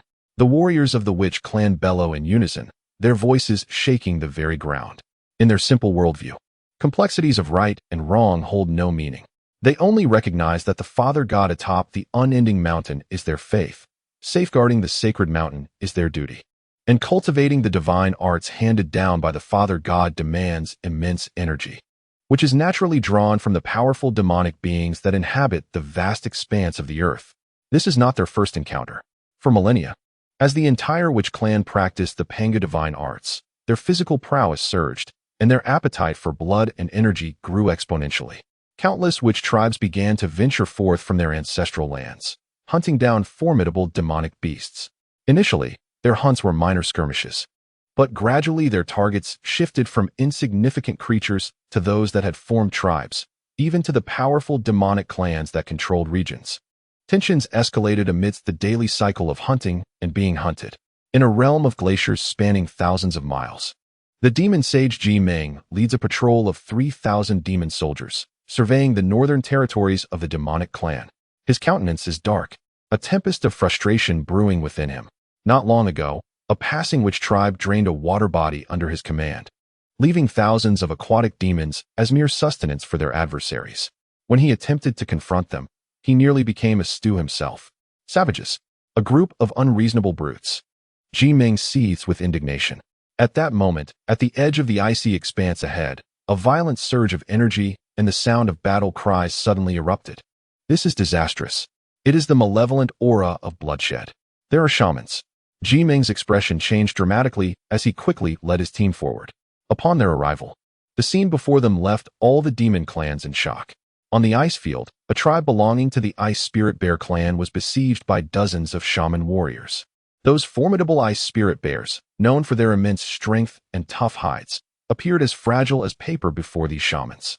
The shaman warriors, wielding no weapons, relied solely on their fists. A single blow would send shockwaves through the air, shattering the tough skull of an ice spirit bear, while a kick could create fissures in the ground, propelling the massive creature far into the distance.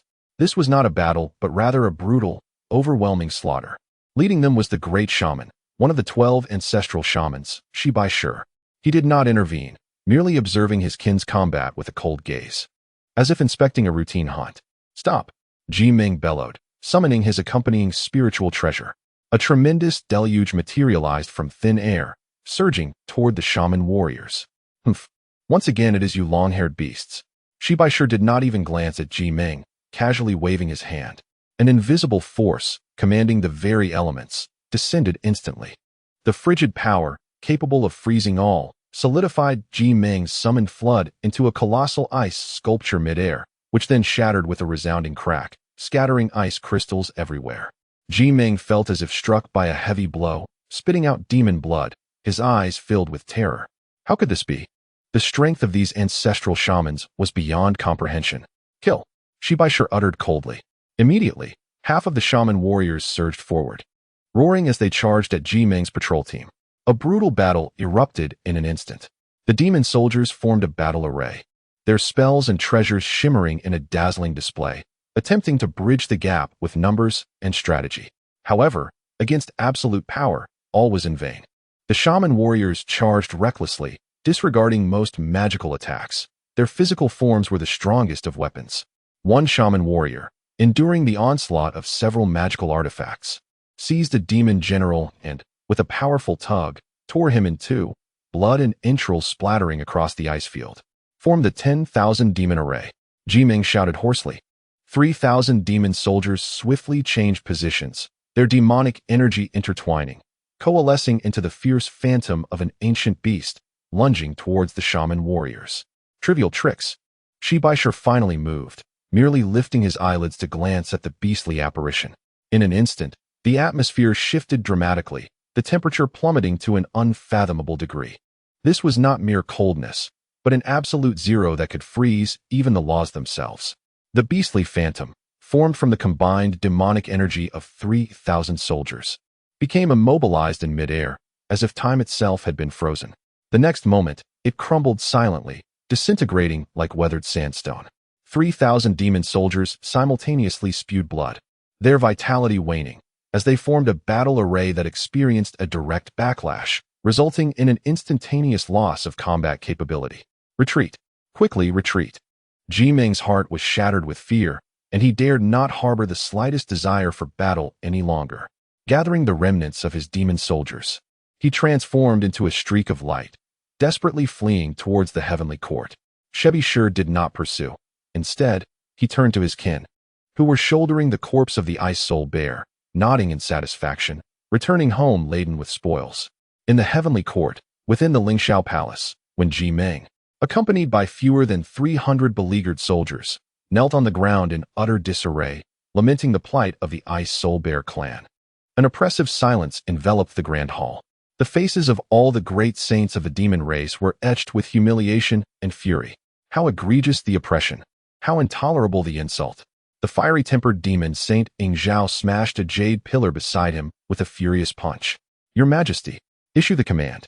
We shall not rest until we vanquish the barbaric Wu clan. Fight! Fight! Fight!" The hall resonated with fervent emotions. Upon the imperial throne, Emperor Jun's countenance was so dark it seemed one could draw water from it, yet he refrained from bellowing in anger.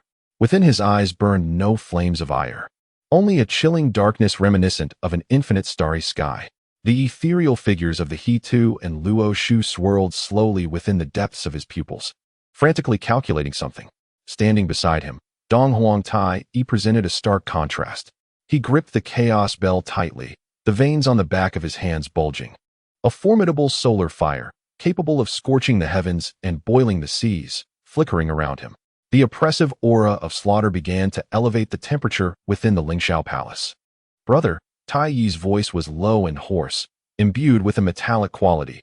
I can no longer endure this. That group of Wu savages has been preying upon our people. Emperor Jun slowly closed his eyes, and when he opened them again, all calculations and strategies had coalesced into a chilling resolve and supreme majesty. He regarded all the demon clans present, articulating each word deliberately, his voice resonating through the 9 heavens. Convey my decree, summon all demon clans, account for our troops, and forge battle banners. This enmity shall be washed away with the blood of the Wu clan. Chapter 38. Buzhou proposes. Emperor Jun seeks to marry the lunar goddess. At that moment, the previously silent demon Saint Buzhou stepped forward. He bowed respectfully to Emperor Jun and spoke slowly. Your Majesty, this is unwise. The Wu clan is formidable, and a head-on confrontation would be unwise. I believe that although the Wu clan is strong, they possess a fatal weakness. Emperor Jun's gaze sharpened. Speak. Buzhou's voice resonated clearly within the hall. Firstly, the Wu clan does not cultivate their primordial spirits and is ignorant of the celestial order, relying solely on brute strength. Secondly, they revere only Pangu and show no respect for the heavenly path, acting against the natural order, and thus their fortune shall eventually be exhausted. Our demon race stands in accordance with the heavens, governing the celestial bodies, which is our rightful advantage. What we lack is not strength, but the fortune to firmly establish our claim as the sovereign of this realm. Buzhou paused, then proposed a suggestion that left everyone astounded. The celestial bodies revolve around the sun and the moon as their sovereigns. Your Majesty and Prince Dong Huang are manifestations of the solar essence, representing the path of utmost yang.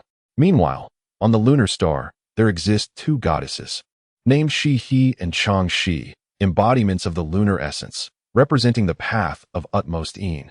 Should your Majesty wed the lunar goddess and conduct the sacred rites of yin and yang, the fortunes of the solar and lunar stars could be irrevocably intertwined. At that moment, the sun and moon would illuminate the heavens together, and the harmonious balance of yin and yang would amplify the power of the entire celestial array tenfold or more. The fortunes of our demon clan would coalesce into a singular force, transforming into an unprecedented celestial dominion.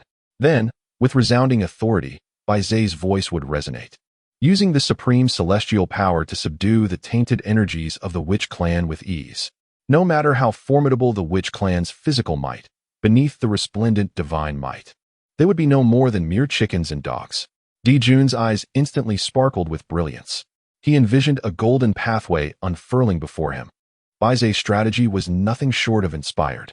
It not only addressed the immediate predicament, but also laid the most solid foundation for the enduring dominance of his demon clan. Excellent. Excellent. This plan is indeed commendable. Jun abruptly struck the armrest of his throne, laughing heartily. Buzhou, should this endeavor succeed, you shall be awarded the highest honor. The frustration and fury within him dissipated, replaced by boundless ambition and anticipation.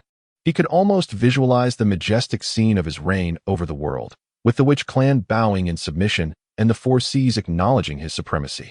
Buzhou, heed my command. Your servant is here.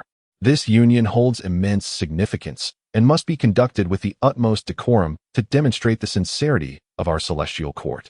I appoint you as the official envoy for this proposal, tasked with selecting 100 demon deities of the great Luo Golden Immortal Realm as an honor guard, bearing my betrothal gifts to the lunar star. Jun's voice brimmed with undeniable authority. With a mere thought, treasures from the storeroom soared forth like flowing light. This is the celestial robe of the stars, crafted from the cores of 36,500 stars, woven with the collective will of billions of demonkind, making it the foremost gift. This is the 9-dragon sandalwood palanquin, constructed from the remains of 9 great Luo golden immortal dragons, with Kunlun divine wood as its framework, capable of traversing the heavens as the bridal carriage. This is the essence of 10,000 fruits, brewed from myriad primordial spiritual roots, taking a millennium to yield a single drop intended for the banquet. Each of these treasures, capable of igniting bloodshed in the primordial world, was presented without reservation by Di Jun, piled high before Bai Zhe, the brilliance nearly piercing the dome of the celestial hall. This was not merely a betrothal gift, but a grand display of the profound depth of the demon clan's celestial court. Your Majesty is wise. Bai Zhe gazed upon the magnificent offerings, his heart swelling with pride. Such a spectacle, such generous gifts. The two goddesses on the lunar star, no matter how proud, would have no reason to refuse. Ing Zhao Jimeng, heed my command. Your servants are here.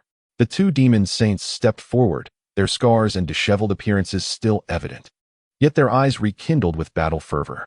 Each of you shall lead 100,000 celestial soldiers, stationed outside the southern heavenly gate, to establish the celestial array, ensuring the envoy's grand procession is witnessed by all of the primordial world. We must showcase the majesty of our demon clan's celestial court. Understood. In an instant, the entire celestial court sprang into action. A grand procession, flanked by the 9 dragons' sandalwood palanquin, slowly emerged from the southern heavenly gate under the watchful eyes of countless celestial warriors. The dazzling brilliance of the treasures nearly eclipsed the radiance of the solar star, drawing the attention of numerous formidable beings of the primordial realm. What are the demons up to? Such a grand display? Looking toward the direction, it is indeed headed for the lunar star. Could it be that Di Jun intends to take action against those two? Unlikely. This is a betrothal ceremony. Remarkable. What a grand gesture. Is Emperor Di Jun truly planning to wed the goddess of the moon star? Countless thoughts intertwine in the void, some filled with awe, others with envy or disdain. Yet, all comprehend that this piece chosen by the heavenly path, the demon clan's pawn, after a period of silence, is finally poised to stir the primordial winds and clouds. The moon star, a realm of utmost chill and cold in the primordial world, stands in stark contrast to the fierce dominance of the sun star. Everything here exudes a serene, solitary, and sacred beauty. The palace of Guanghan floats quietly above the star's core, constructed from ancient ice, its entirety crystalline and translucent, radiating a gentle lunar glow. Outside the palace lies an endless expanse of laurel forest, where each leaf seems intricately carved from silver frost, swaying in the breeze and scattering specks of luminous clarity. Here, there is no clamor, no strife. Even the passage of time appears particularly languid. Deep within the palace, by the edge of a cold pool, two extraordinarily beautiful women sit facing each other, their delicate hands gently plucking the strings of a zither before them. On the left, a woman clad in a moon-white gown, her visage exquisite and her demeanor gentle as water, is none other than Xia. To her right, the other woman, dressed in a pale purple long dress, possesses a spark of vivacity and agility in her eyes. She is her sister Changshi. They are born of the primordial essence of the moon star, innately possessing the pinnacle cultivation of the great Luo golden immortal, wielding the laws of the moon, and are the only two sovereigns of this solitary realm. Sister.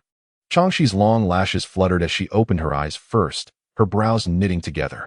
The bloodlust in the primordial realm grows increasingly potent.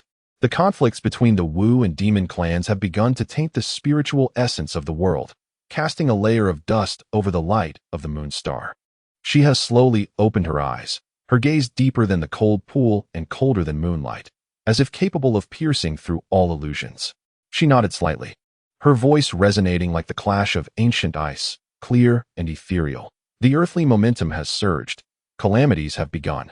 We, who govern the moon, must maintain a tranquil heart, steadfastly guarding our essence, untouched by cause and effect. Oh dear, sister, you are always so dull, Changshi pouted, but then continued, speaking of which, before she could finish, an ancient and unchanging cold lunar radiance outside the palace of Guanghan was abruptly torn apart by an incomparably brilliant and domineering golden light. The 9 dragons of the immortal chariot crushed through the void, accompanied by a ceremonial procession of 100 great Luo demon gods, their momentum merging into a scorching torrent, enveloping the entire moon star with an ambition to conquer all. Wherever they passed, the laws of the moon instinctively retreated, and a layer of golden frost began to crystallize upon the leaves of countless laurel trees. The demon clan's heavenly emperor's envoy, the demon sage Baze, arrived bearing the heavenly emperor's betrothal gifts to pay homage to the two goddesses, Shiha and Changshi. Baze's booming voice, laden with the pressure of a quasi-saint and the will of the demon emperor, struck heavily against the tranquility of the moon star. Within the palace of Guanghan, Changshi's face was filled with fury. Sister, they are being too arrogant. Is this a proposal? This is clearly a demonstration. However, Shiha's expression grew even colder. She had already discerned the entirety of their intent. She slowly rose, adjusting her sleeves, and a supreme and pure pressure, emanating from the essence of the moon, quietly radiated from within her, instantly freezing and shattering the scorching atmosphere that had intruded into the palace of Guanghan. She observed the extravagant display outside the palace, as well as the almost blinding betrothal gifts, and within her cold gaze, there was not a hint of surprise. Instead, a profound loathing welled up within her. Let them see, the Tying Star is not a realm to be tread upon by just anyone. The two divine maidens stepped forward, their figures appearing outside the Guanghan Palace, facing the arrogant procession of the demon clan from afar. Shiha's voice was not loud, yet it resonated clearly within the very souls of each demon deity, as if it could freeze their thoughts. Demons, take your belongings and depart from the Tying Star. Chapter 39, Emperor Jun, do you not cherish the honor I bestow? Then prepare to face my wrath. In an instant, the countless divine thoughts observing this scene fell into a profound silence. No one anticipated that the Tying goddess would reject so directly and mercilessly. This was no mere refusal. It was a resounding slap to the demon clan's South Celestial Court, delivered before the entirety of Hongwang. The smile on Bei's face froze. He had envisioned countless possibilities, whether through reserved evasion or by proposing conditions, but he had never imagined such a humiliating spectacle.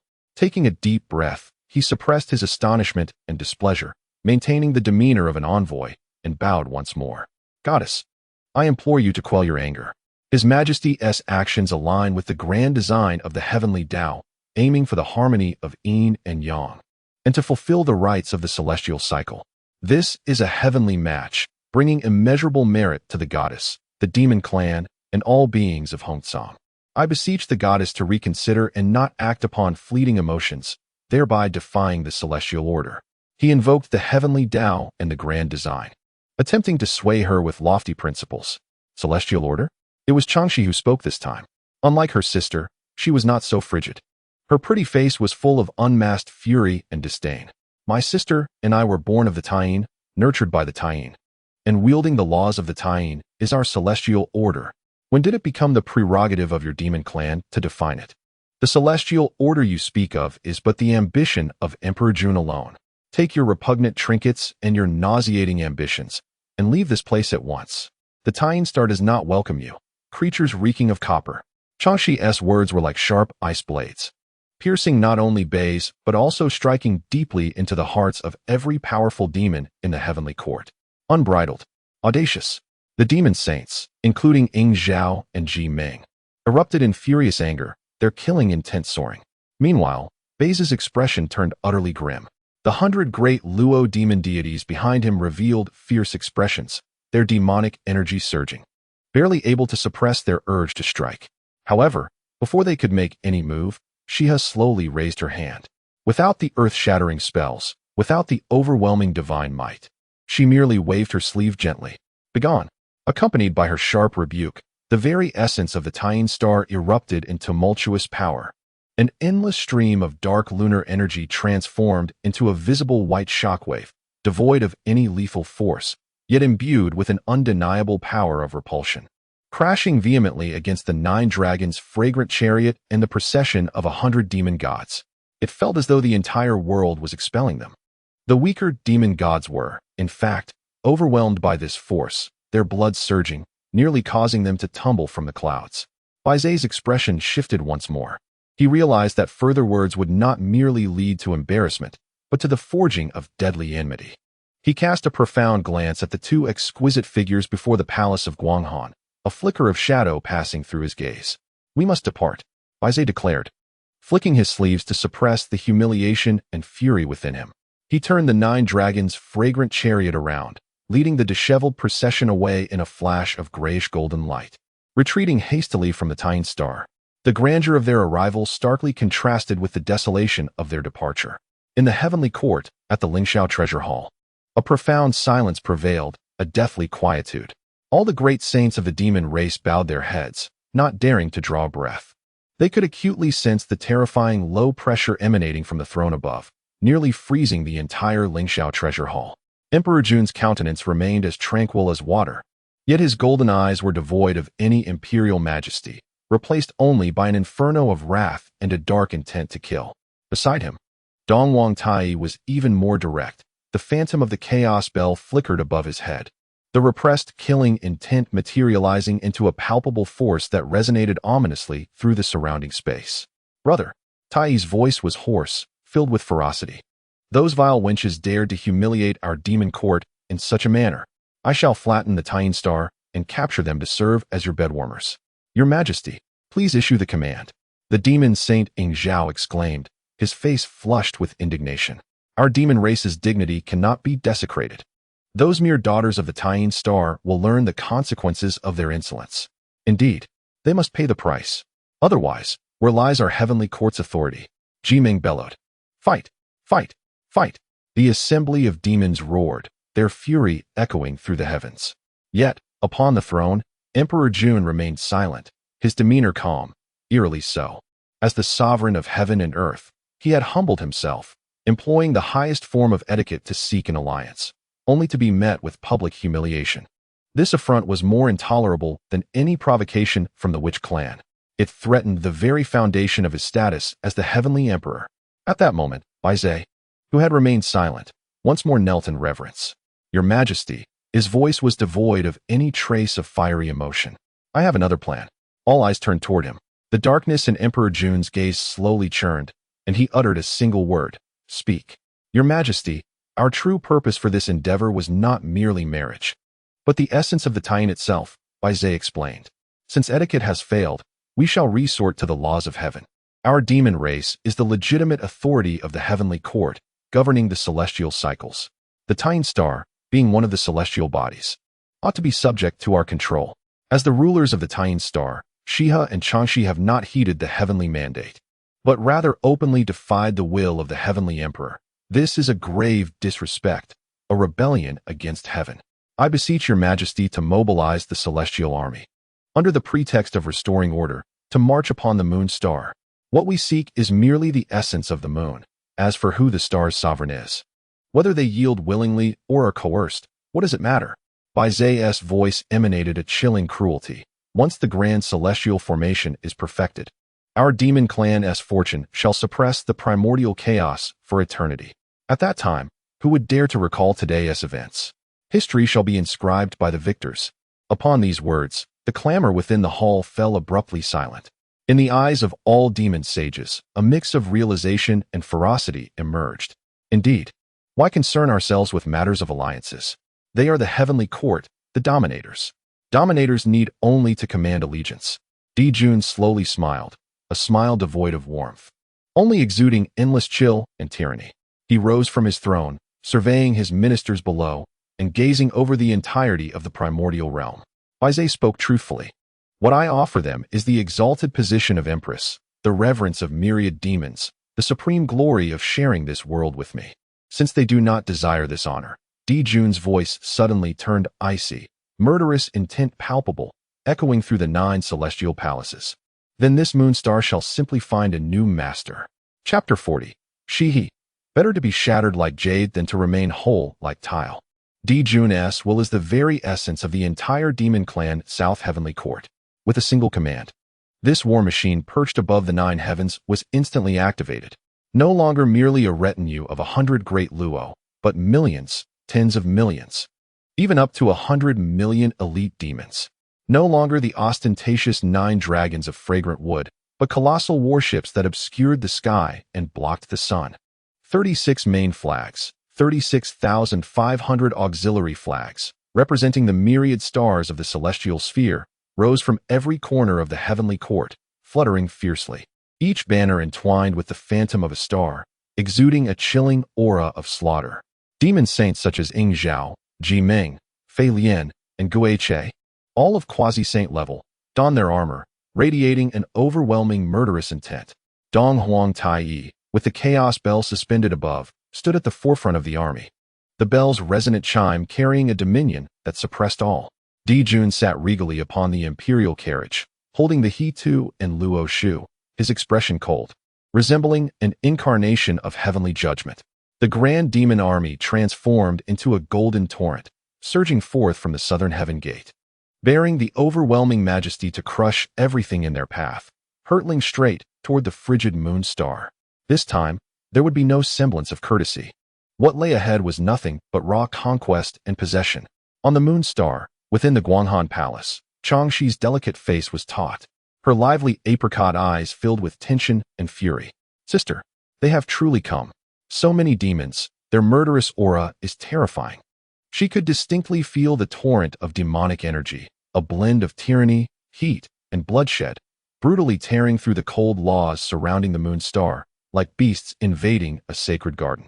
In contrast to her sister's anxiety, Shihi remained as serene as the moon, yet within her eyes, deeper than the coldest pool, a millennium of ice had already formed. She slowly rose, her delicate hand lifting gracefully as a hairpin crafted from the trunk of the world tree slipped from her updo, transforming into a staff of vibrant emerald, pulsating with boundless vitality, which then fell into her grasp. Born of the lunar essence, destined to perish under its shadow, Shihi's voice, though soft, brimmed with an unmistakable resolve. She gazed at her sister, a rare flicker of tenderness illuminating her otherwise frigid demeanor.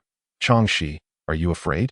Changshi paused briefly, then vigorously shook her head, clenching her small fist. I am not afraid. With you by my side, I fear nothing. If it comes to it, I shall fight to the end. Good. Shihi nodded slightly, stepping forward, and in an instant, the two sisters found themselves hovering above the moon palace. Facing the encroaching horde of the demon race that blotted out the sun, formed the formation. The icy voice of the Eastern Emperor Tai rang out, akin to the chilling command of death itself. 300 demon gods promptly took their places, each brandishing a celestial banner, their combined powers and vitality summoned instantaneously. Infusing the banners, a colossal star map, enveloping the entire lunar realm, erupted with a deafening roar. The ethereal images of 36,500 main stars shimmered brilliantly upon the map, the infinite power of the stars transcending time and space, activated by the formation, manifesting as visible chains of starlight that tightly ensnared the entirety of the lunar realm.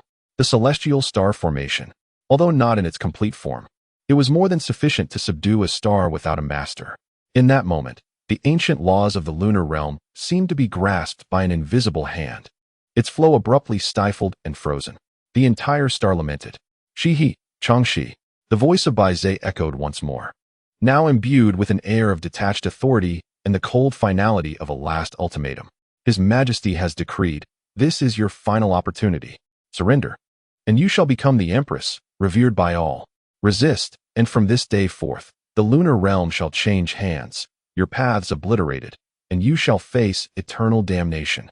Shihi regarded that loathsome visage with disdain, too weary to utter a single word in response.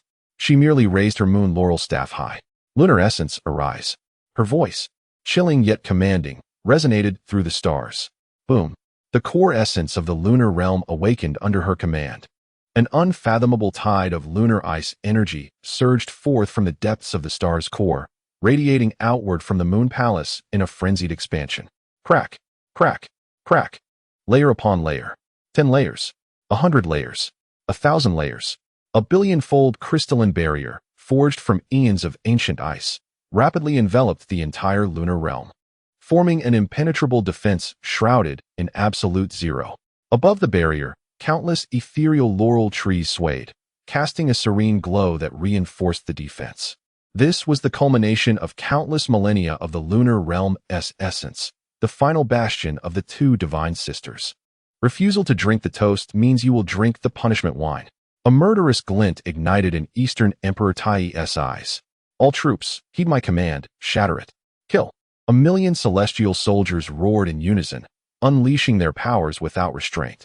The celestial star formation operated at full capacity, each star's ethereal image brightening to its zenith, converging into a beam of destructive starlight potent enough to pierce through the realms, crashing violently against the layered ice barrier. Boom! A thunderous sound, potent enough to shatter the primordial spirit of a celestial being, erupted across the cosmos. At the epicenter of the collision between the annihilating starlight and the ice barrier, the fabric of space fractured inch by inch, transforming into a chaotic amalgamation of fire, water, and wind. The ice barrier trembled violently. Its outermost layers of crystalline walls instantaneously adorned with a web of fissures, before collapsing with a resounding crash, scattering ice shards across the heavens. With a gasp, both Shiha and Changshi expelled a stream of faint golden divine blood, their faces paling to the hue of parchment. The barrier was intrinsically linked to their essence, and each assault resonated as a direct strike upon their foundational paths. Sister. Changshi caught the swaying Shiha, her eyes betraying a rare glimpse of alarm. After just a single blow, they had sustained grave injuries. Yet, their adversary boasted 1,000,000 celestial soldiers, along with an unceasing torrent of cosmic power. This was a battle devoid of any hope for victory. Continue to strike. Do not relent, commanded Dongwang Tai coldly. The second and third waves of annihilating starlight followed in succession. With each resounding thud, the ice barrier shattered with increasing rapidity, a grotesque crack emerging from the outer layers, resolutely extending towards the core.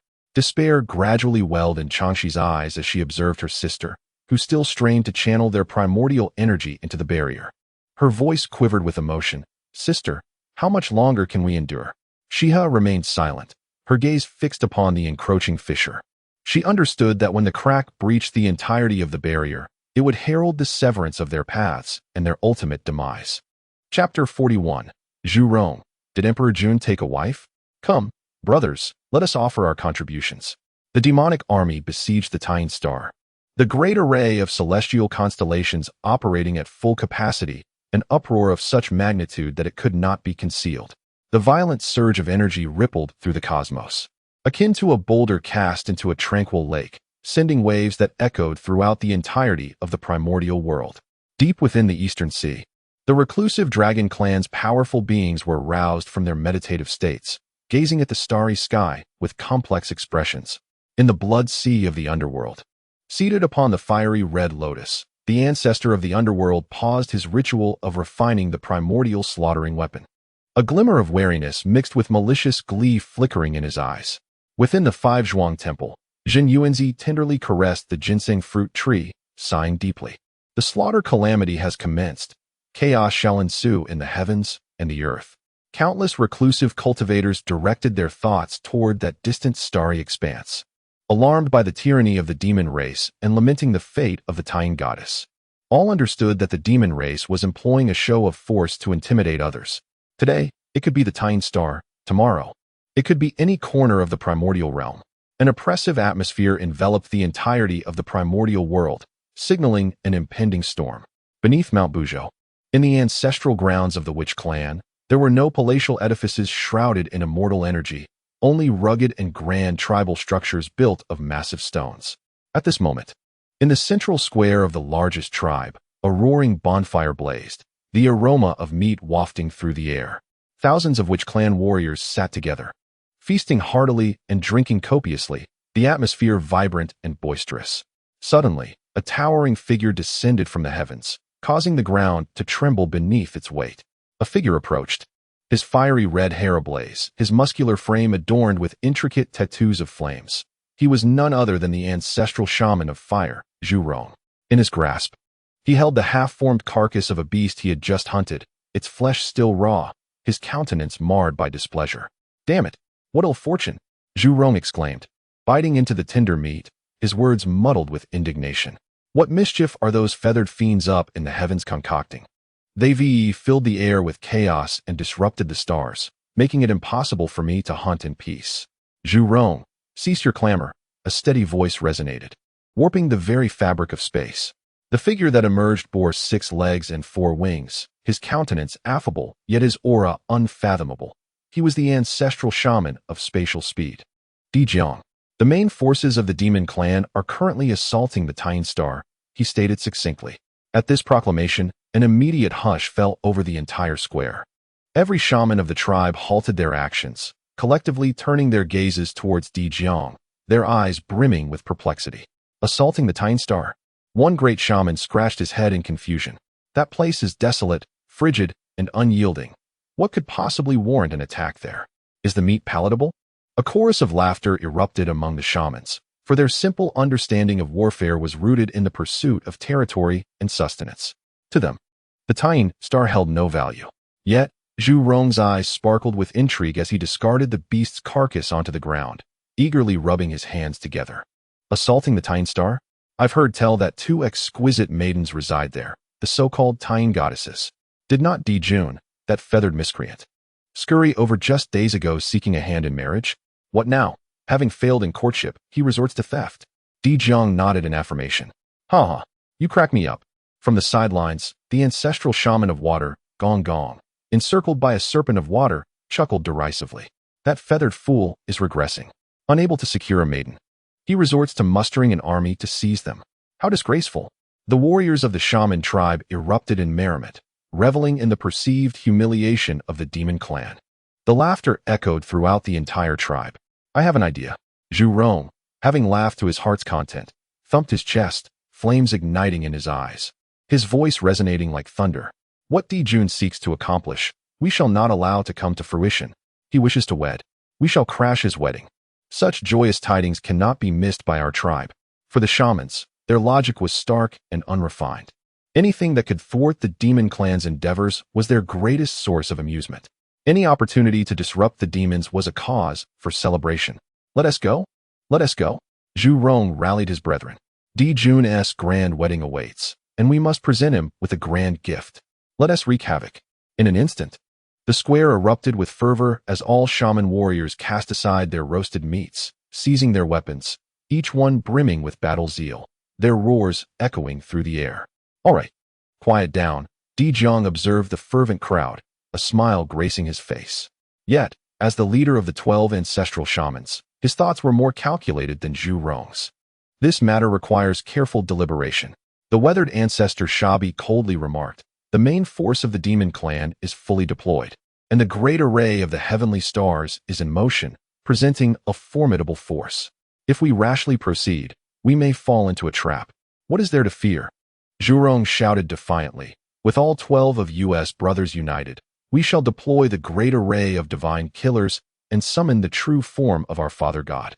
Even if it is merely one great array of heavenly stars, or even the Tao ancestor himself, they will be swept away. Emperor Jiang waved his hand, silencing Zhu Rong's outburst. His eyes sparkled with wisdom, and a cold smile curled at the corners of his lips. While Shabi's words held merit, Zhu Rong's were even more compelling.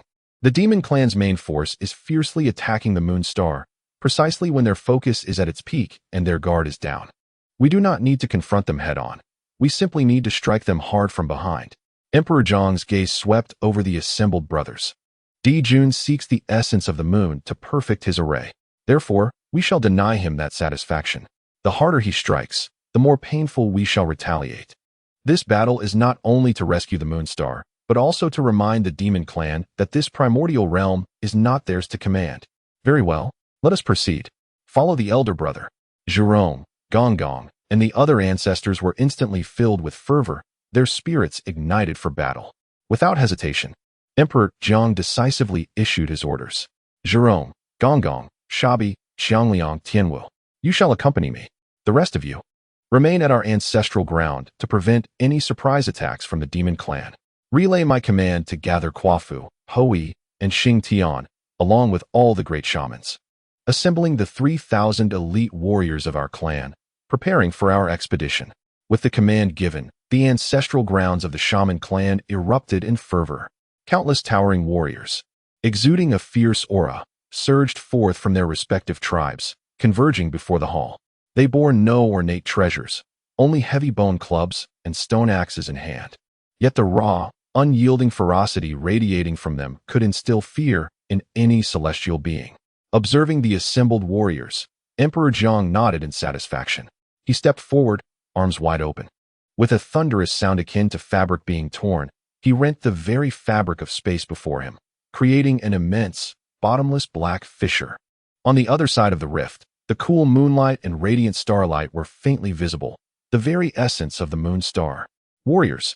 Emperor Jiang turned to face all the shaman warriors, unleashing a battle cry. The demon spawn are bullying us. What shall we do? Let us annihilate them. A roar akin to a tsunami surged forth, coalescing into a will powerful enough to shake the heavens and the earth. Onward. Emperor Jiang laughed heartily and was the first to step into the spatial rift. Zhu Rong, Gong Gong, and the 3,000 elite warriors of the shaman clan followed closely behind, roaring as they plunged into the dark void.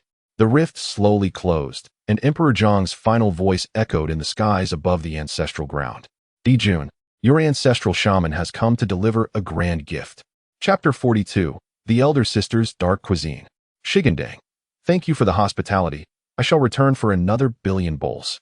In the world of primordial chaos, storms brewed and clouds surged. The tumultuous winds and the violent atmosphere outside seemed to belong to a realm entirely distinct from the serene enclave of Mount Buzhou. Within the mountain, life flourishes with an air of tranquility, or perhaps one might say, of vibrant exuberance.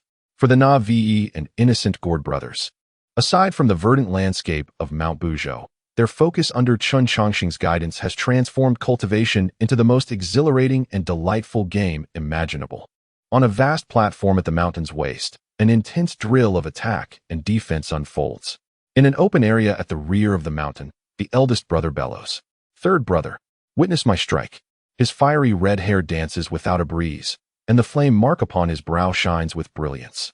With hands poised in a grasp, boundless laws of fire converge and compress within his grasp, ultimately solidifying into a long flame blade, 100 feet in length, ablaze with fierce flames. This strike transcends the chaotic bursts of fire from before, now embodying a concentrated manifestation of the power of the laws. As the blade slices through the air, the very fabric of space emits a sizzle as if being scorched. In the face of this formidable strike, the third brother merely lets out a low grunt. His round, youthful face tightens as he firmly plants his feet. With a resounding thud, the entire mountain resonates with him, producing a deep, echoing sound. A series of heavy, earthy yellow halos radiate from beneath his feet, swiftly materializing before him into a massive shield, intricately inscribed with ancient rock patterns. With a thunderous crash, the flaming blade strikes violently against the shield. The ferocious flames collide with the solid force of the earth, erupting in a cacophony of sound. Scarlet sparks and earthy fragments scatter in all directions. Each spark possesses the capacity to melt iron, while every shard bears the weight of a mountain. Following the collision, the eldest brother is forced back a step, while a faint char mark remains on the third brother's shield. Again, the eldest brother declares with renewed fervor, "I will block." The third brother replies succinctly. Not far away, on a massive slab of blue stone, the second brother languidly rests his chin on his hands, observing the lively duel between his siblings. He speaks leisurely, his voice soft yet distinctly audible to them. "Brother, your blade is a mere 0.1 seconds too slow. Foolish brother, your shield wasted 30 of its energy. At this rate, after 300 rounds, brother will succumb to exhaustion, while brother will sustain internal injuries from the recoil." What a battle devoid of technical finesse. Both the eldest and third brothers freeze mid-action, turning in unison to glare at him, yet unable to counter his words. They silently resume their practice. Meanwhile, chaos reigns on the other side. A resounding boom echoes as a purple lightning bolt descends from the heavens, striking a massive boulder with fervor. "Ha! Seventh sister, have you not eaten? Put in more effort. Tickling me, are you?" The boulder speaks, revealing itself to be the resilient stone Gondan. At this moment, he is ensnared by the venomous vines of the fourth brother, adorned with several fissures carved by the fifth brother, while incessantly enduring the lightning strikes from the seventh brother above. Any ordinary Deluo Jinxian would likely have long since lost their wits under such a relentless assault. Yet, Shurgandan seemed to thrive with each blow, his massive form now emanating a faint, dark golden sheen from the once stone-like skin. "All of you, charge together. Do not dawdle," he bellowed with fervor. "Humph. Witness my power." The seventh brother puffed up his cheeks, his short purple hair crackling with electric sparks. "Fifth brother, seal him." "Understood." The fifth brother's silhouette flickered in the air, his small hand waving, causing the space around Shurgandan to thicken, as if he were ensnared in a quagmire. "Fourth sister, increase the intensity." Leave it to me." The fourth brother smiled with eyes full of mischief, his vine bracelet glowing brilliantly, the tendrils ensnaring Shurgandan sprouting sharp, glimmering barbs in an instant. "Now, observe my might. Purple sky, divine thunder." The seventh brother leapt high, transforming into a bolt of lightning that struck fiercely upon Shurgandan's forehead. Boom! A woo! What a thrill! Shurgandan roared with sheer delight. the area struck by the lightning deepening in its dark golden luster. The Calabash brothers regarded him as the finest sparring partner, unaware that each of their unrelenting assaults was refining Shi Gandan's formidable physique, born from the heart of Mount Buzhou. Beside this training ground, Shaoqing busied herself around a large cauldron. Inside, a vibrant broth bubbled with myriad colors, occasionally releasing twisted runes that burst forth with an indescribable aroma. She was diligent, selecting the finest ingredients from the spoils of the demon clan. Beside her, a large plate held a branch of the sacred Fusang tree, radiating the essence of true sunlight. A mass of blood sea source brimming with a sinister aura, and several spirit roots that bore fruit only once in a millennium. Mimicking the gestures of her grandfather in her memory, she tossed an entire millennium old Heeshou Wu into the pot, then sprinkled a handful of stardust, shimmering like salt, evenly across the mixture. She recalled that this was called cooking, a culinary art that transforms diverse ingredients into delectable dishes. Remembering her grandfather's wistful gaze towards the sky as he softly spoke of the essence of fine cuisine, she felt compelled to create it for him. She added a handful of fusang leaves, deeming it insufficient, and poured in half a bottle of blood sea source to enhance the flavor. Finally, dissatisfied with the color, she crushed several unknown seeds that glimmered with an ethereal light and sprinkled them into the concoction. With a sudden jolt, the stone pot trembled violently, the branch of fusang nearly leaping from the cauldron. This aroma, a blend of medicinal fragrance, sanguine essence, charred notes, and a hint of chaotic energy, wafted towards the battling Calabash brothers. It was an eerie scent, a confluence of the divine, the sanguinary, the decayed, and the elemental. The broth transformed into a deep, viscous liquid, bubbling with purple foam. Achoo! As the seventh brother prepared to unleash a thunderous strike, he was suddenly overwhelmed by an aroma that made him sneeze. The bolt of lightning in his hand veered off course, striking the spatial barrier created by the fifth brother, resulting in a dazzling explosion of electric sparks. What was that scent? The eldest brother halted his fiery blade, inhaling deeply with a wary expression. The third brother furrowed his serious little brow, quietly reinforcing his earthen shield. Only the second brother, resting her chin in her hand, gazed intently at the cauldron held by little Qing, her almond-shaped eyes, capable of discerning the threads of fate, now fixated on it. The stars in her pupils spun wildly, and for the first time, her delicate face paled slightly. I perceive a foreboding omen. She stammered, her voice trembling. A pot of calamity. To touch it is to court death. The line of causation is shrouded in dark energy, darker than even the blood pool of the ancestor of the Nether River.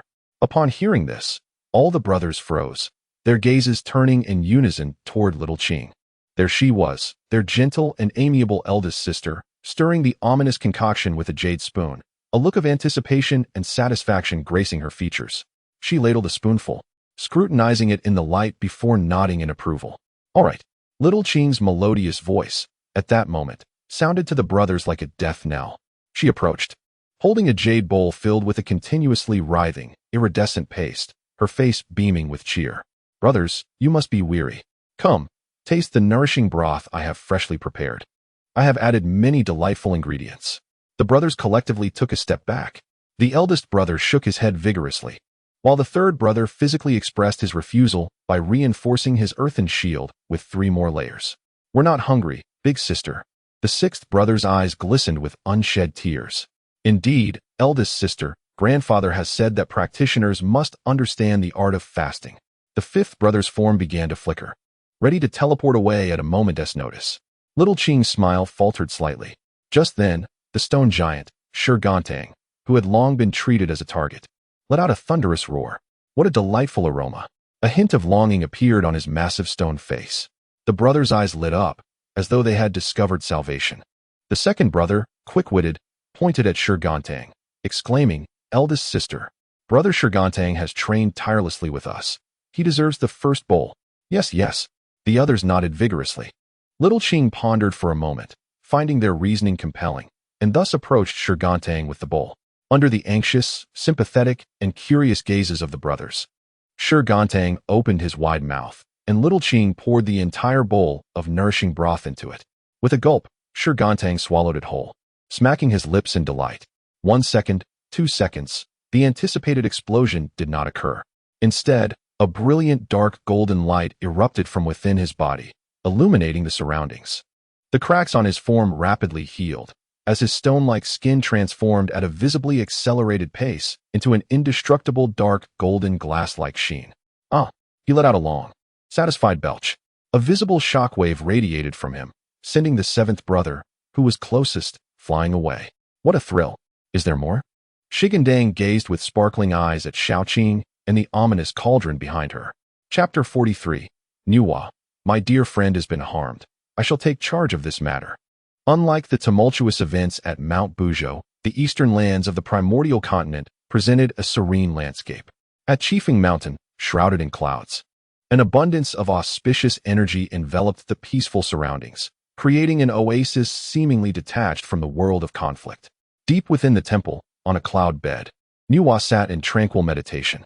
Surrounding her was the pure essence of creation, and with each breath, it felt as though countless beings were born and perished, and innumerable worlds evolved. She was on the verge of transcending to the supreme threshold, her path to sanctity now vividly apparent. Yet, in the next moment, her tranquil heart was pierced by an unforeseen, sharp pain. This was not an external force, but a disturbance emanating from the very foundation of her Tao. The path of creation she cultivated was, at this moment, conveying to her an intense lament and sorrow. She abruptly opened her eyes, her phoenix gaze shimmering with divine light, instantly penetrating the infinite void.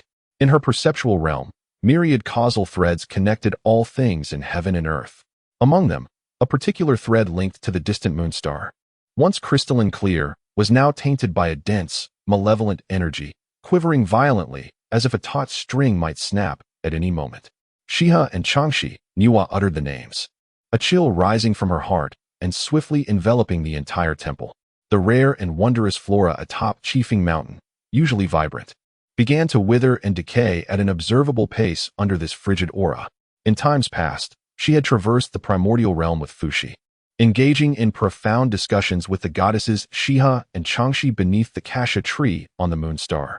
As fellow supreme female deities of the primordial realm, they explored not only the mysteries of the laws of Yin and the vitality of creation, but also the helplessness and solitude inherent in their roles as primordial deities within the cosmic chessboard. That bond was deeply etched in her heart. Now, the message emanating from that causal thread was one of her friend's resolute defiance in the face of death, an overwhelming sorrow, and a fierce determination that preferred shattering into pieces rather than remaining whole in disgrace. The demon race. Nuwa rose abruptly, the essence of creation around her transforming into a chilling aura of lethal intent. She extended her delicate hand, calculating. As the secrets of the heavens unfolded before her like patterns in her grasp, scenes flashing rapidly in her mind. The vast, dark army of demons. The starry formation that suppressed the universe. The bloodied but still cold-eyed Shiha and Changshi trapped within the Guanhan Palace. And finally, the impassive, domineering face seated upon the imperial throne, treating all as possessions. Upon discovering that Dijuan had audaciously mobilized forces to seize the essence of the moon in a failed courtship attempt, intending to forcibly abduct her two friends, an unprecedented fury ignited within Nuwa's heart. Dijuan, how dare you so shamelessly insult my friends? This was not merely an affront to the sisters Shiha, but a disdainful insult directed at all goddesses of the primordial realm. If she allowed this to pass today, such tyrannical behavior could very well befall any goddess in the future, including herself. She must act. She must save them. However, Nuwa did not let her anger cloud her judgment. She understood that the current heavenly court of the demon clan was brimming with fortune, with Dijun and Tai Yi being paramount powers, further fortified by the formidable primordial formations. This journey was fraught with peril. In a fleeting moment, she arrived before a Bagua platform deep within the Taoist sanctuary. Her elder brother, Fuxi, sat cross-legged atop the platform, surrounded by swirling hexagrams, as if he were in perfect harmony with the principles of heaven and earth. Brother, Nuwa's voice trembled slightly, betraying an uncontainable surge of wrath. Fuxi slowly opened his eyes, and upon seeing his sister, his gaze, capable of discerning the secrets of the universe, narrowed imperceptibly. He had never witnessed such a terrifying aura of killing intent emanating from her. What is the matter? The dark moon star is in peril. My companions, Shiha and Changshi, are besieged by the demon army, perilously close to doom. I wish to go to their aid, Niwa succinctly stated. Upon hearing this, Fushi's expression shifted dramatically. Without uttering another word, he swiftly began to calculate the heavenly mechanisms. In mere moments, his countenance darkened considerably. Sister, you must not, he declared gravely, his voice imbued with an unprecedented weight. The hexagrams indicated that this venture was an omen of great misfortune. Above the dark moon star, the amalgamation of demonic energy, malevolent aura, and murderous intent, compounded by the suppression of the heavenly emperor's fortune, had already transformed the area into a land of desolation. Should you recklessly proceed, you will undoubtedly find yourself ensnared, potentially shattering the very foundation of your sanctity.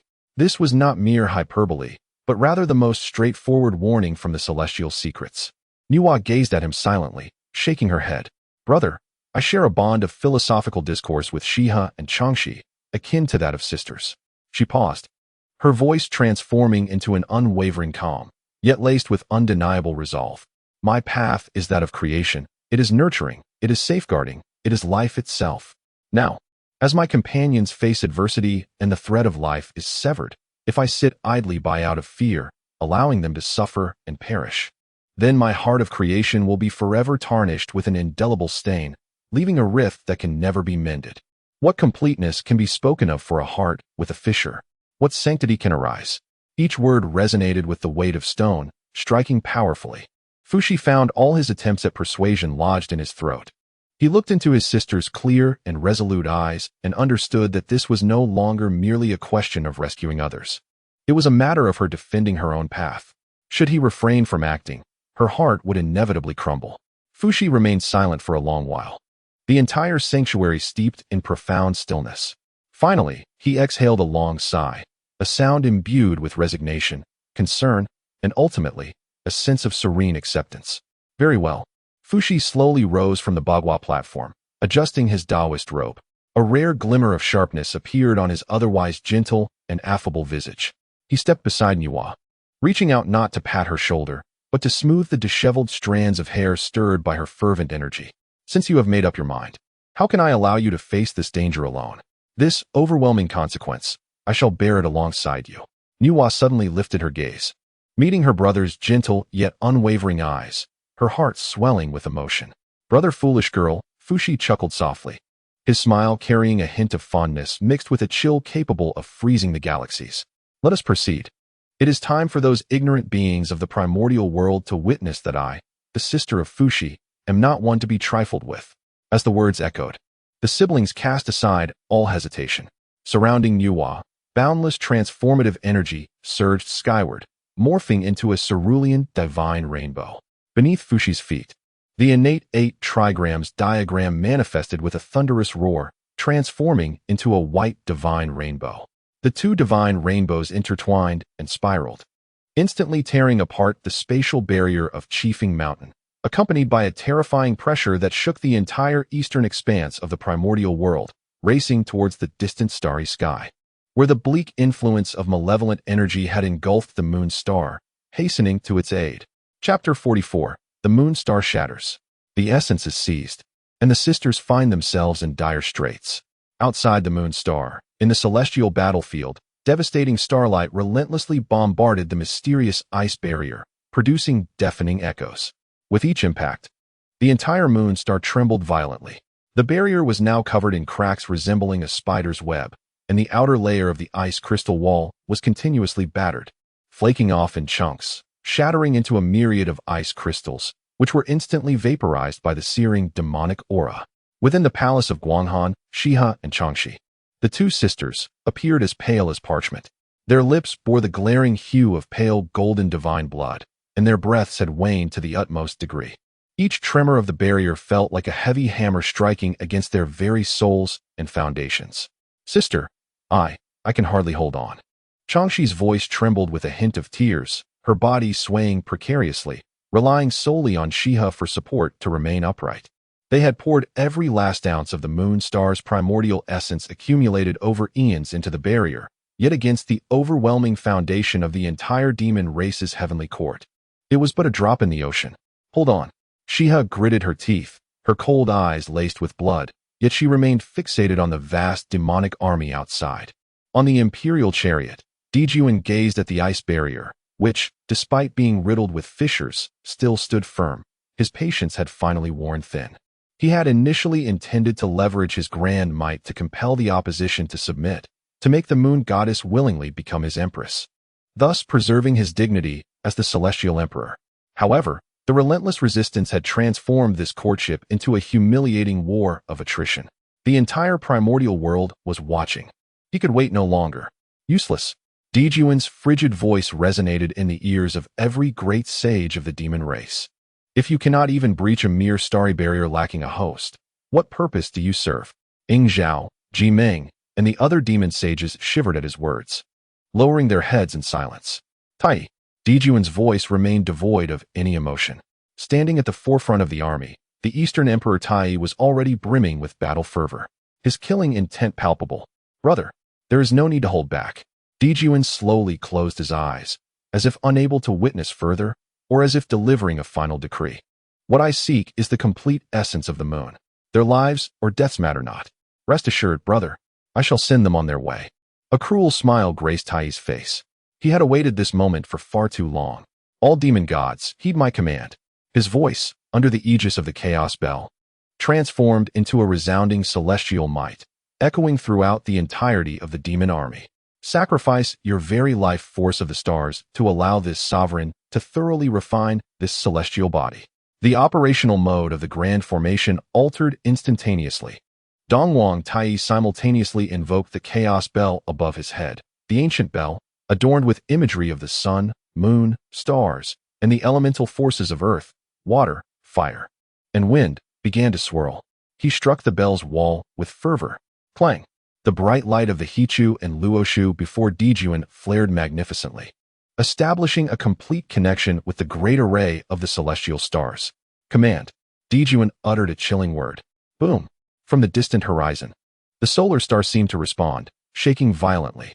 A surge of solar true fire essence, tenfold stronger than before, transformed into an immensely thick golden beam of light, traversing the infinite void, forcibly drawn in by the great array of the celestial stars. This was no mere invocation of stellar power. It was a brutal extraction of the solar star's core essence. With the sun, refine the yin. Dongwang Tai cackled wildly, pressing his hands down with great force. The golden beam imbued with the essence of the solar star was violently infused into the chaos bell. Clang! The chaos bell emitted a thunderous roar that reverberated throughout the primordial expanse. A destructive sound wave. Merging the true fire essence of the sun with the suppressive force of the chaos bell, transformed into visible golden ripples, sweeping toward the profound ice barrier of the lunar star. This assault was starkly different from the previous one. The earlier starlight was a strike, whereas this sound wave was a refinement. A sizzling, grating sound emerged. The indestructible, frigid barrier of profound ice began to dissolve and vaporize at a visible speed upon contact with the golden sound wave, akin to snow melting under the blazing sun. This was not a mere shattering of power, but a crushing of laws. It was the absolute dominance of the sun over the yin. No. Within the Guanghan Palace, Shiha let out a heart-wrenching wail. The barrier being refined meant that their lunar essence was being forcibly tainted and incinerated by the tyrannical solar true fire. Uft, uft. She could distinctly feel an irresistible, domineering force violently tearing away, stripping her of the life source connected to this celestial body. The entire lunar star was lamenting in anguish. The once bright and resplendent star dimmed at an observable rate. The essence was forcibly stripped away, and the most lethal backlash descended instantaneously. Shiha and her sister Changshi, as if struck by lightning, simultaneously spewed forth a mouthful of divine blood, their bodies plummeting like kites with severed strings, crashing heavily onto the cold tiles of the Guanghan Palace. Their foundational paths suffered a devastating blow at that moment. Their cultivation plummeted from mid-quasi-saint to great Luo golden immortal, and it continued to decline. Devoid of the support of their essence, the already precarious profound ice barrier finally met its demise. Boom! A thunderous, earth-shattering roar erupted. The final bastion that had protected the lunar star for countless eons shattered under immense pressure. The myriad layers of profound ice crystals shattered into a fine powder, cascading down like a despairing snowfall. Their defenses had been utterly breached. Shiha and Changshi, the sisters, stood there weak and helpless, exposed before the million-strong demonic horde. The overwhelming aura of malevolence and intent to kill bore down upon them like an ancient mountain, rendering them powerless to even rise. Despair enveloped the entirety of the Taiyin star, akin to an endless darkness. Ha ha! The maniacal laughter of Dongwang Tai echoed through the starry expanse. Shiha Changshi, I ask you one last time, will you submit or not? Di Jun's voice rang out with the authority of divine judgment, imbued with an air of unassailable superiority. Bah! Changshi struggled to her feet, expending every ounce of strength to spit blood towards Di Jun, her delicate face etched with resolve and hatred. You think we would ever submit to a despicable wretch like you? Dream on. Di Jun slowly rose from his imperial throne, gazing down upon the two exquisite figures with an icy detachment, as if pronouncing their fate. I have given you ample opportunities. Now, you are unworthy even to be my servants. She has supported her sister, gradually straightening her posture. As she regarded Di Jun, her once clear gaze now bore no trace of emotion, only an eerie stillness. The laurel staff in her hand began to emanate its final glow. Sister, born of the Taiyin, nurtured by the Taiyin, we would rather shatter like jade than remain whole like broken tiles. She intended to detonate the essence of the Taiyin, taking the entire demonic army down with her. Overestimating yourselves. A flicker of disdain passed through Di Jun's eyes. He had anticipated this move. Suppress. With a flick of the He Tu and Luo Shu in his hand, the power of the Zhou Tian star array instantaneously transformed, conjuring an impenetrable net of stellar force that firmly pinned the entire Taiyin star, along with Shiha and Changshi. In place, the sisters felt as though countless divine mountains pressed upon them, unable to even lift a finger, let alone ignite their essence. Despair, utter, unrelenting despair, cloaked their hearts. Take them away. Di Jun issued his final command. The two quasi-saint-level demon sovereigns, Ying Zhao and Ji Ming, transformed into streaks of light, grinning malevolently as they lunged towards the immobilized Shiha and Changshi. It seemed the two goddesses of the Taiyin were about to be forcibly abducted before the eyes of the entire primordial realm. Just then, two equally formidable presences, imbued with the essence of creation and profound mysteries, descended upon the battlefield without warning. Di Jun, I implore you to show mercy. The voice was gentle, yet carried an undeniable authority, as if encapsulating the ultimate truths of heaven and earth, instantly calming the bloodthirsty atmosphere of the battlefield. Ying Zhao and Ji Ming, poised to strike with wicked glee, suddenly froze in their tracks, feeling an immense pressure descend from above, trapping them as if ensnared in a quagmire. Di Jun and Dongwang Tai both looked up towards the source of the voice. In the vast expanse of the starry sky, the space rippled like waves upon water, as two divine rainbows pierced the void, arriving in unison. One, a cerulean hue, brimmed with the essence of boundless creation, causing even the cosmic dust to seemingly awaken to life. The other, a pristine white, contained the primordial symbols of the 8 trigrams, each rotation appearing to unravel the infinite mysteries of the cosmos. As the divine rainbows dissipated, two figures emerged. The man, strikingly handsome and refined, exuded an air of elegance. It was Fuxi. The woman, possessing unparalleled beauty and an ethereal grace, bore a hint of urgency and a chilling intent in her gaze. It was Nuwa. Fuxi, my friend. And Nuwa, my friend, Emperor Jun greeted, narrowing his eyes slightly upon seeing the newcomers. Though his lofty demeanor softened somewhat, his tone remained imbued with the authority and dominance of the heavenly emperor. Why do you both forsake your tranquil retreat in Chifeng Mountain to come to this battlefield of our demon clan? Greetings, Emperor Jun and Tai Yi, Fuxi replied, bowing respectfully. Neither obsequious nor arrogant. Yet his gaze fell upon the frail figures of Shiha and Changshi below, within whom he distinctly sensed the overwhelming wrath emanating from his sister, Nuwa. He understood the necessity to stabilize the situation first. Emperor Jun, Nuwa stepped forward, her phoenix-like eyes cold and piercing as she addressed him directly. Shiha and Changshi are akin to sisters to me. I am well aware of the origins of today as conflict. I beseech you, for the sake of our past camaraderie, to relent and withdraw your forces. What say you? Though her words were courteous, the resolve to protect was unmistakably firm. Upon hearing this, a smirk of derision graced Emperor Jun's face. Relent? Nuwa, do you comprehend whom you are addressing? I am the fated demon emperor, sovereign of the celestial stars, master of all beings in the primordial wilderness. What I choose to undertake requires no one's favor. Dong Huang Tai, more direct in his approach, brandished the chaos bell with a menacing aura. Nuwa, Fushi, this matter pertains solely to our demon clan and does not involve you too. Out of respect for our past, I urge you to depart at once, or do not blame me if souls are added to the toll beneath this chaos bell. Fushi, gently shaking his head, felt his previously warm demeanor cool. Emperor Jun, Tai, such reasoning is misplaced. The fruit of a forced endeavor is seldom sweet. You pressure my esteemed allies with your armies. Even if you achieve your aims, the disgrace would ultimately reflect upon your demon clan's heavenly court. Would it not be more prudent to cease hostilities and foster a benevolent connection? Benevolent connection? Emperor Jun let out a boisterous laugh, one filled with scorn. In this primordial realm, strength is the only virtue. My fist is the greatest truth. He stepped forward, unreservedly unleashing his imperial might, which clashed thunderously with Fushi's presence, echoing like rolling thunder. However, I have always valued talent. You, Fushi, are adept in celestial calculations, and Nuwa, you embody the path of creation. Both are exceptional talents of the primordial world. Emperor Jun's gaze swept over Nuwa, betraying a flicker of uncontainable greed and fervor. Today, I extend an opportunity to you. Should you two siblings choose to join our demon clan's heavenly court, I shall bestow upon you the titles of Shi Emperor and Hua Emperor. The status lies only beneath me and the Eastern Emperor, sharing dominion over the heavenly court and basking in the boundless fortune of the demon clan.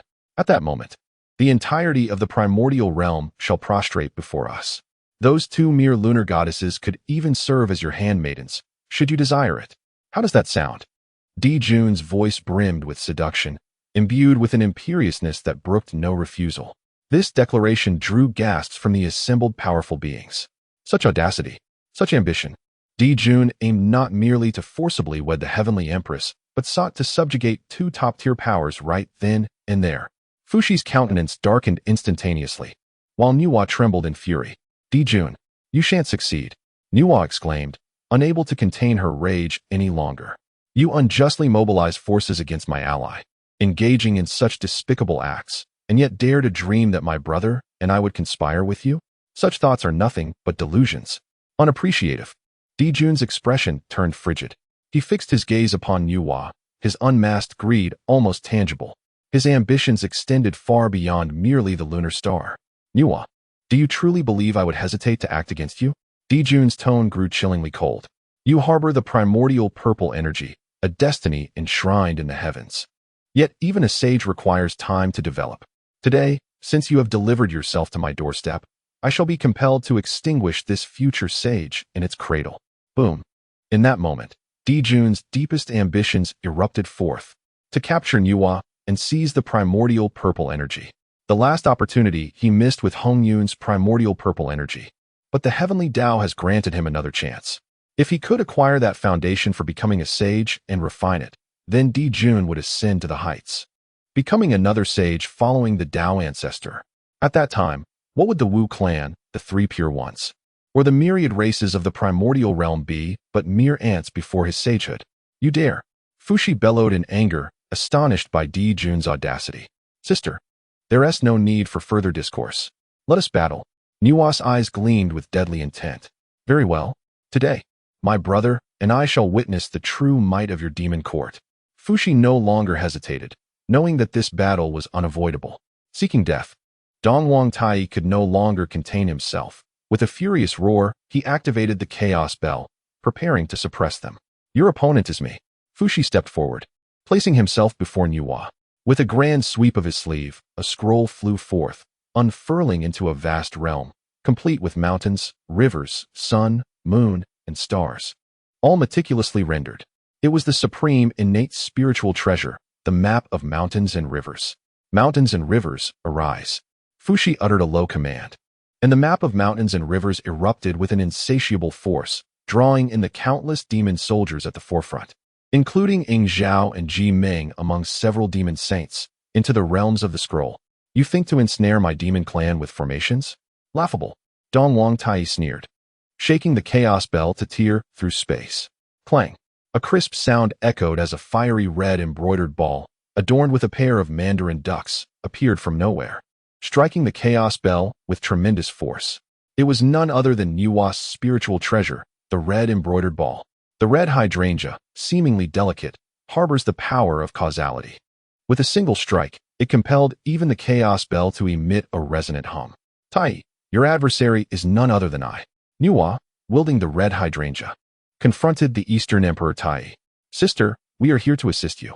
Below, Shiha and Changshi, despite their grievous injuries, summoned their final moon laurel staff, invoking the remnants of the lunar power to join the fray. Instantly, the skies above the lunar realm transformed into a terrifying battlefield.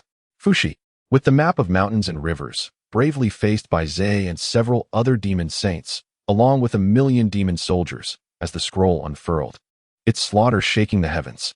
Nuwa, with the red hydrangea in hand, joined forces with the sisters Shiha and Changshi against the Eastern Emperor Tai, who brandished the chaos bell. Dijuan, seated upon his imperial chariot, held the river map and Luo book, coldly observing everything, continuously channeling the power of the celestial star array to suppress Fuxi and Nuwa. The battle erupted into a fierce confrontation. However, the sheer number of the demon army was overwhelming, and the power of the celestial star array flowed ceaselessly. Although Fuxi's map of mountains and rivers was profound, entrapping several quasi-saints and 1,000,000 troops was pushing its limits, the scroll began to tremble violently, showing signs of fracturing.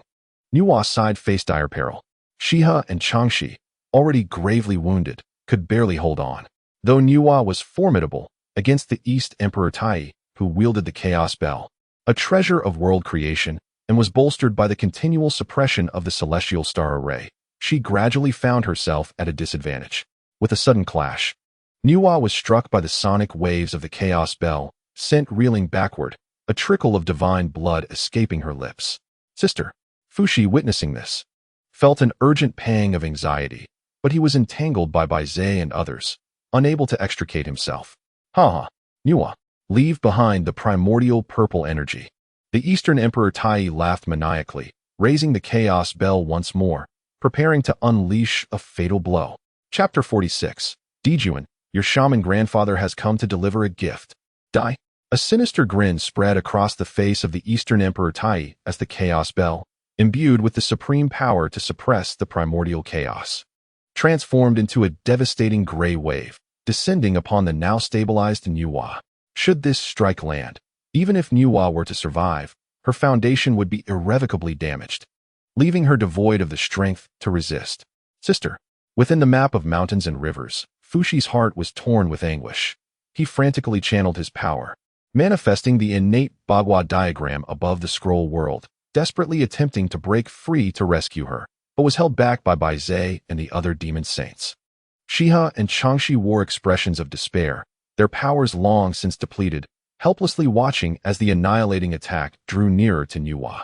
All across the vast primordial realm, countless mighty beings who had been observing this moment held their breath. Would the future sage perish here today? A victorious smile had already graced Dijuan's face. Yet, in this moment of dire crisis, rip, an ear-piercing sound, akin to fabric being torn, resonated unexpectedly from the rear of the demon army's formation. In that formidable space, sealed by the grand array of the celestial stars, an overwhelming and terrifying force ruthlessly tore apart a colossal, unfathomable black fissure. Subsequently, a torrent of energy, starkly contrasting with the ethereal essence of the celestial realm, surged forth from the crevice, brimming with a savage, domineering aura, akin to a deluge breaching its dam. What could this be? The demon gods, tasked with guarding the rear of the formation, had yet to comprehend the situation when a fist, engulfed in blazing flames, erupted violently from the crack. This fist was marked by such ferocity, such rawness, devoid of any arcane intricacies, embodying pure, unadulterated power and fire. Boom!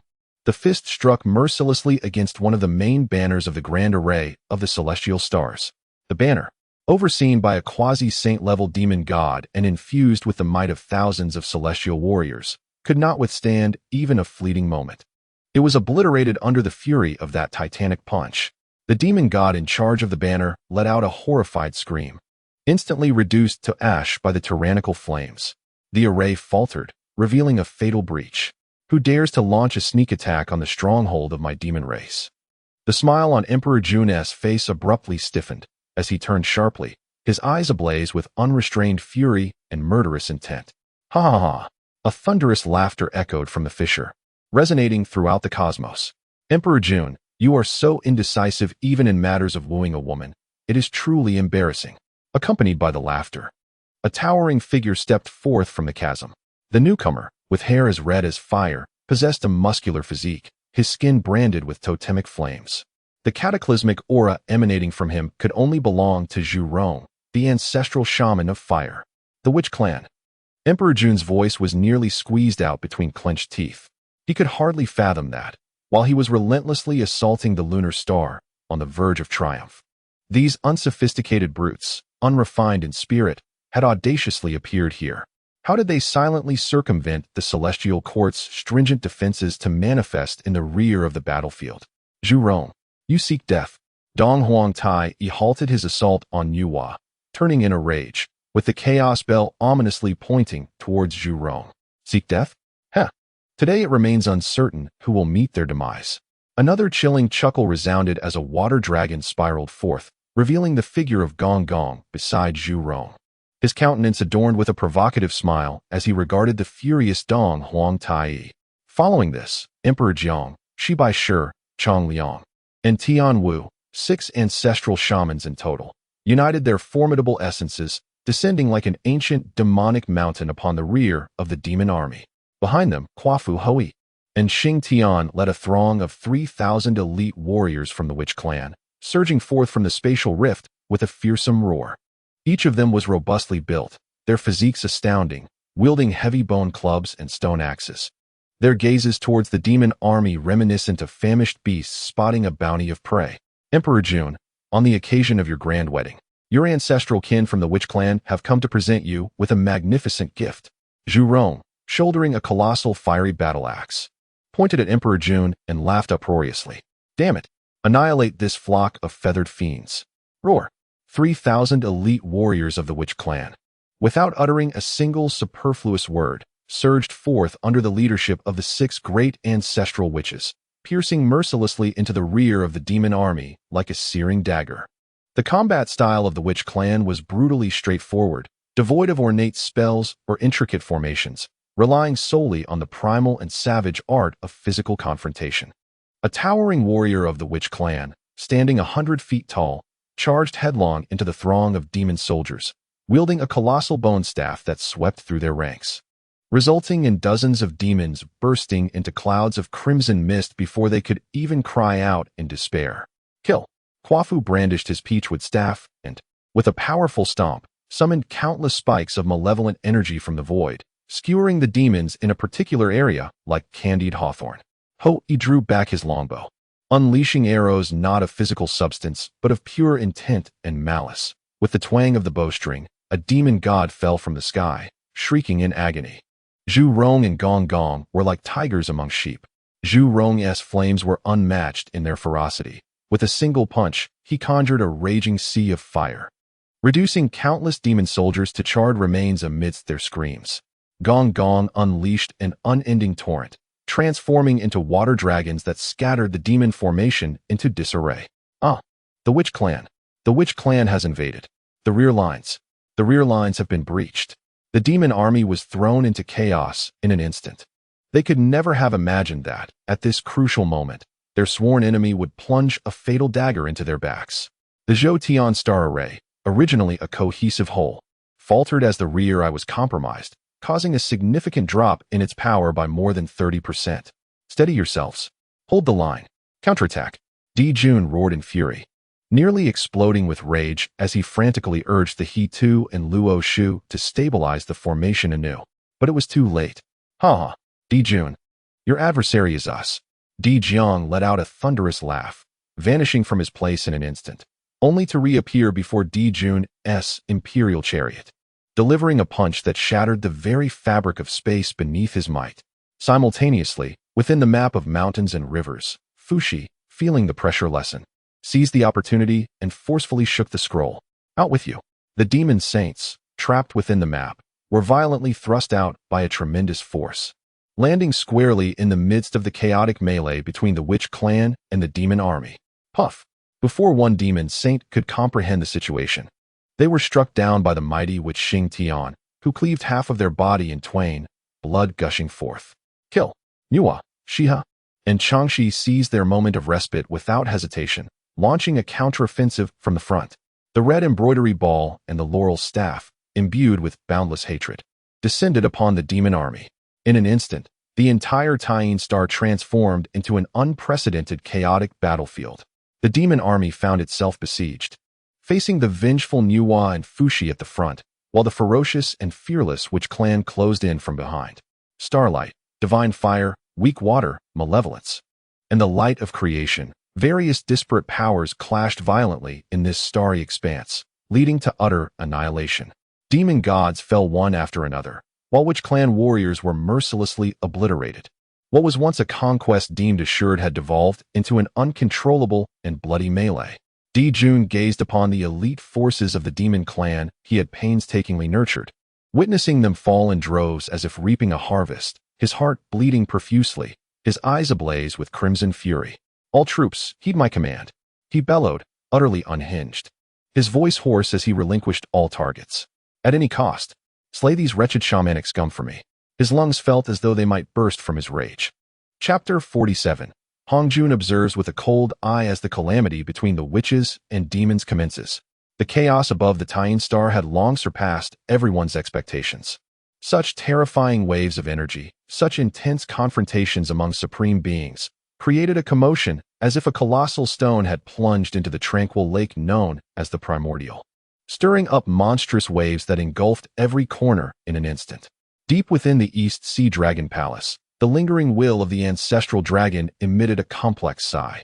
On Kunlun Mountain, Yuan Shi Tianzun furrowed his brow, observing the turmoil of malevolent and demonic energies disrupting the heavenly secrets, and with a cold snort declared, "Both the witch and demon clans, mere beasts adorned with fur and horns, spawned from dampness, lacking virtue, knowing only strife, are fated for fleeting existence." Tong Tian Jiao Zhu ceased his teachings to his disciples, wielding the Qingping sword, its melody resonating continuously as he gazed at the starry sky, his fighting spirit igniting.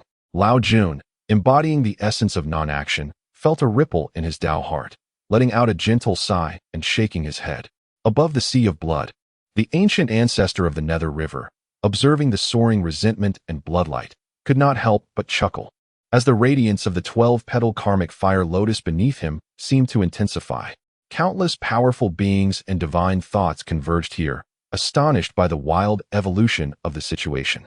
No one could have anticipated that a wedding of the demon clan's celestial emperor would devolve into a cataclysmic melee involving the witches, demons, and the formidable forces of Nuwa and Fushi. Beyond the 33 heavens, within the Zixiao Palace, Tao ancestor Hongjun sat high upon his cloud platform, his form harmonizing with the heavenly Tao, devoid of sorrow or joy, emotionless and selfless, resembling an eternal statue of unchanging nature. Everything transpiring on the Tying Star was vividly reflected in his indifferent gaze. Whether it was Di Jun's ambition, Nuwa's fury, or the witch clan's ferocity, in his eyes, they were merely the movements of pieces upon a chessboard. This grand, premature clash among the three factions, though slightly deviating from his scripted projections, was unfolding perfectly in the direction he desired. The cycle of slaughter had begun, and the calamity was imminent. Hongjun spoke with an indifferent tone, devoid of any emotion. His Tao heart remained unperturbed. The witch and demon clans, birthed from the essence of Pangu's blood and pure qi, were endowed with formidable fortune, yet burdened by malevolent energy, destined to be the protagonists of this cosmic calamity. The deeper their enmity, the more brutal their slaughter, the quicker their consumption, allowing the accumulated malevolence and resentment in the world to be unleashed to the fullest extent. Once they had mutually destroyed one another and exited the annals of history, it would herald the flourishing of his mysterious sect, with the sages governing the primordial on behalf of the heavens. Hence, he welcomed the escalation of this conflict. The involvement of Nuwa and the witch clan's ambush merely expedited this process. As for who would live or die, who would triumph or falter, he remained utterly indifferent. Before the heavenly Tao, all beneath the sages were mere pawns. Hongjun gradually closed his eyes, no longer paying attention, allowing the overwhelming slaughter to ferment wildly on the Moonstar battlefield. At this moment, the site had transformed into a true blood and flesh mill. Kill. Zhu Rong, engulfed in flames, resembled a fiery demon. With a single punch, he sent a demon saint flying and, with a swift motion, cleaved a colossal warship in half.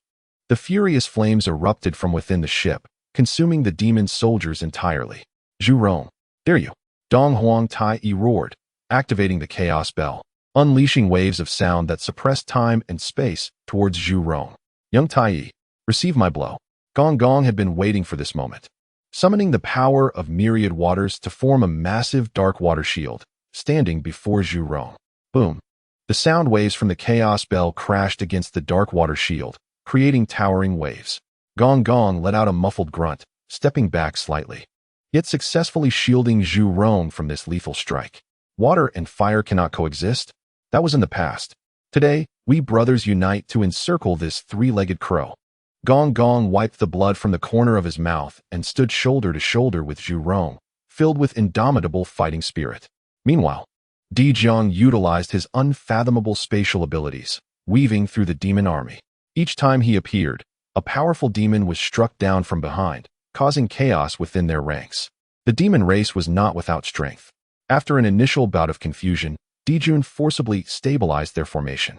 Although the Great Star Array was in disarray, it continued to operate, with endless stellar power cascading down, transforming into shining star swords that relentlessly assaulted the Wu clan. Countless demon gods roared fiercely, engaging in brutal combat with the advancing Wu warriors.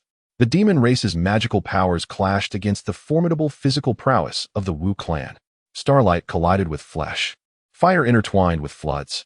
A demon god unleashed a spiritual treasure upon a Wu warrior, yet it merely caused a slight tremor. Immediately after, the Wu warrior grinned savagely, tearing the demon asunder with his bare arms. A great Wu warrior was pierced by several star swords, yet continued to laugh maniacally, fiercely embracing a demon saint. With his last ounce of strength, he detonated his own Wu bloodline. Boom! The violent explosion left the demon saint bloodied and severely wounded. Undaunted by death, trading wounds for wounds, lives for lives. This is the battle ethos of the Wu clan. They seemed born for combat, knowing neither fear nor retreat. In this extraordinarily brutal slaughter, although the demon race held an absolute numerical advantage, the casualty ratio was starkly suppressed by the Wu clan. The fall of a single elite Wu warrior often took the lives of several, even dozens, of demon soldiers. Blood stained the cold Moonstar. The golden blood of the demons mixed with the turbid blood of the Wu, transforming this sacred land into a nauseating crimson mire. Endless malevolence, resentment, and murderous intent surged into the sky, converging above the Moonstar, forming a nearly tangible blood-colored calamity cloud. This is no mere conflict. It marks the first grand confrontation between the two ancient clans of wizards and demons, the protagonists of this epic. It serves as a bloody prelude to the future cataclysmic battle that will engulf the entire primordial realm, resulting in the demise of countless formidable beings and the very distortion of the heavens and earth. At this moment, Fuxi and Nuwa have been relegated to the role of mere spectators. As they behold the hellish scene before them, a profound sense of shock and a chill grip their hearts. Brother, Nuwa murmurs, gazing at the frenzied warriors of the witch clan, momentarily at a loss for words. The animosity between the wizards and demons has festered for ages. Today's events are merely a prelude. Fuxi, invoking the map of mountains and rivers, shields himself and the sisters Shiha and Changshi, his expression grave as he declares, "This place has transformed into a vortex of calamity. We must not linger." He perceives the chaos of war has spiraled beyond control. If they continue to fight, they too shall be ensnared within this boundless web of fate. Let us depart. Fuxi decisively exclaims, gathering Nuwa and the sisters Shiha and Changshi, prepared to tear apart the fabric of space to escape this place of turmoil. Attempting to flee, the icy voice of Dijuan reverberates, as he cannot permit Nuwa to escape so easily. Celestial constellations restrain them. Dijuan relinquishes his suppression of the witch clan and channels the residual power of the Grand Formation, transforming it into an immense starry prison that descends upon Fuxi and the others. Chapter 48. The Witch Clan flees after the battle. Dijuan's fury. His eyes blaze crimson, as the wrath and murderous intent within him shift entirely towards Nuwa and Fushi. The Witch clan are savages, their enmity a matter for future reckoning.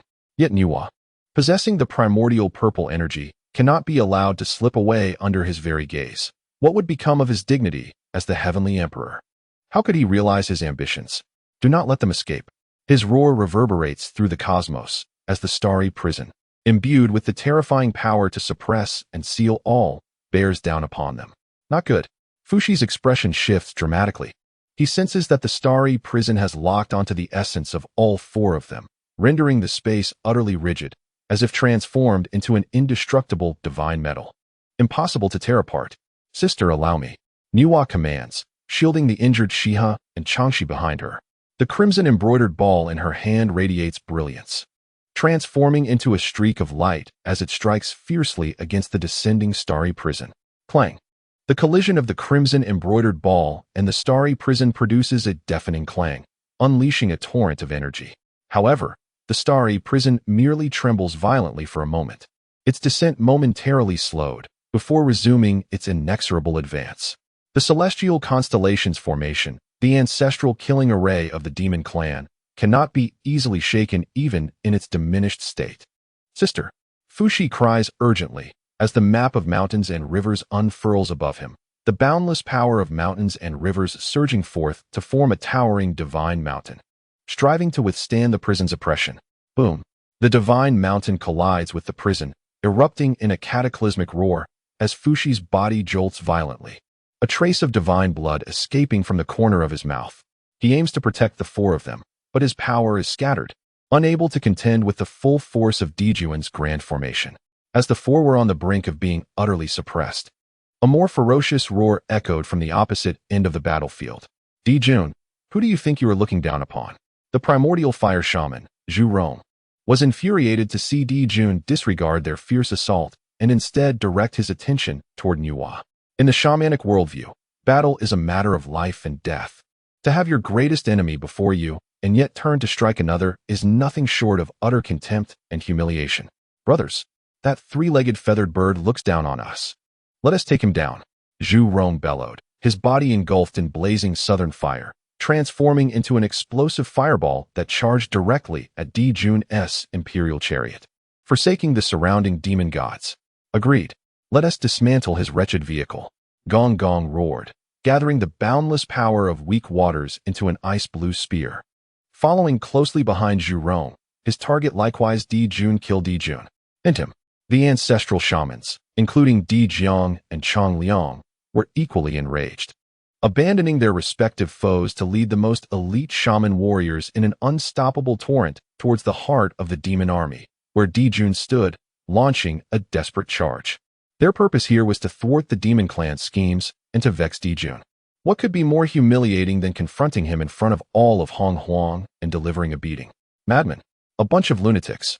Dijun felt his heart race at the sight of the 6 ancestral shamans, akin to demonic deities, charging recklessly towards him with their fearless shaman elite. He was compelled to divert his focus, mobilizing the powers of the celestial star formation and the river map to withstand the shamanic onslaught. Boom, boom, boom. The raging flames and weak waters crashed violently against the protective barrier of the imperial chariot, erupting in a celestial blaze. The power of the starlight prison was momentarily stalled. Now, go. Fushi's eyes sparkled with determination as he seized this fleeting opportunity. He cast aside all reservations, unleashing a spurt of his vital blood upon the map of mountains and rivers. The mountains and rivers reversed. The universe shifted. The brightness of the map of mountains and rivers surged, as the world within the scroll seemed to come alive, unleashing an immense spatial force that transformed from defense into a razor-sharp spatial blade. This power precisely struck the most vulnerable point of the starlight prison. Crack! With a resounding snap, the seemingly indestructible starlight prison was forcibly torn open. Trying to escape? Not on my watch. Dong Huang Tai roared, urging the Chaos Bell forward to obstruct their path. Ha! Your opponent is me. Zhu Rong laughed maniacally, swinging an axe that engulfed the path of Dong Huang Tai in a sea of flames. Fushi dared not delay, swiftly rolling up the map of mountains and rivers. Enveloping himself, Nuwa, and the heavily injured Shiha and Changshi within, transforming into a streak of light that rushed through the gap, fleeing towards the direction of Chiefing Mountain without looking back. To the esteemed members of the Witch clan, your kindness today shall surely be repaid in kind on a future occasion. Dijun's child, your people have fled. Ha. Upon witnessing Nuwa and her companions successfully escape, Di Jiang let out a hearty laugh, having achieved his objective. This place is no longer suitable for our stay. Brothers, retreat. With a commanding voice, he tore at the void with both hands, revealing a massive rift in space once more.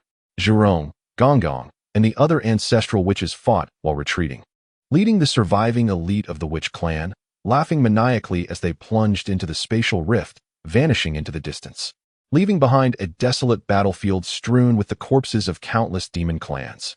Thus concluded a cataclysmic melee in a hasty manner. The entire Taiyin Star lay in a deathly silence. Dijun stood atop his imperial carriage, surveying the ravaged battlefield, the grievously wounded demon army, and the empty Guanghan Palace. His body trembling with fury. The prey escaped. The primordial purple energy was lost. Instead, this group of savages from the Witch clan burst in, publicly humiliating him in front of all of Hongwan. Defeated, utterly vanquished.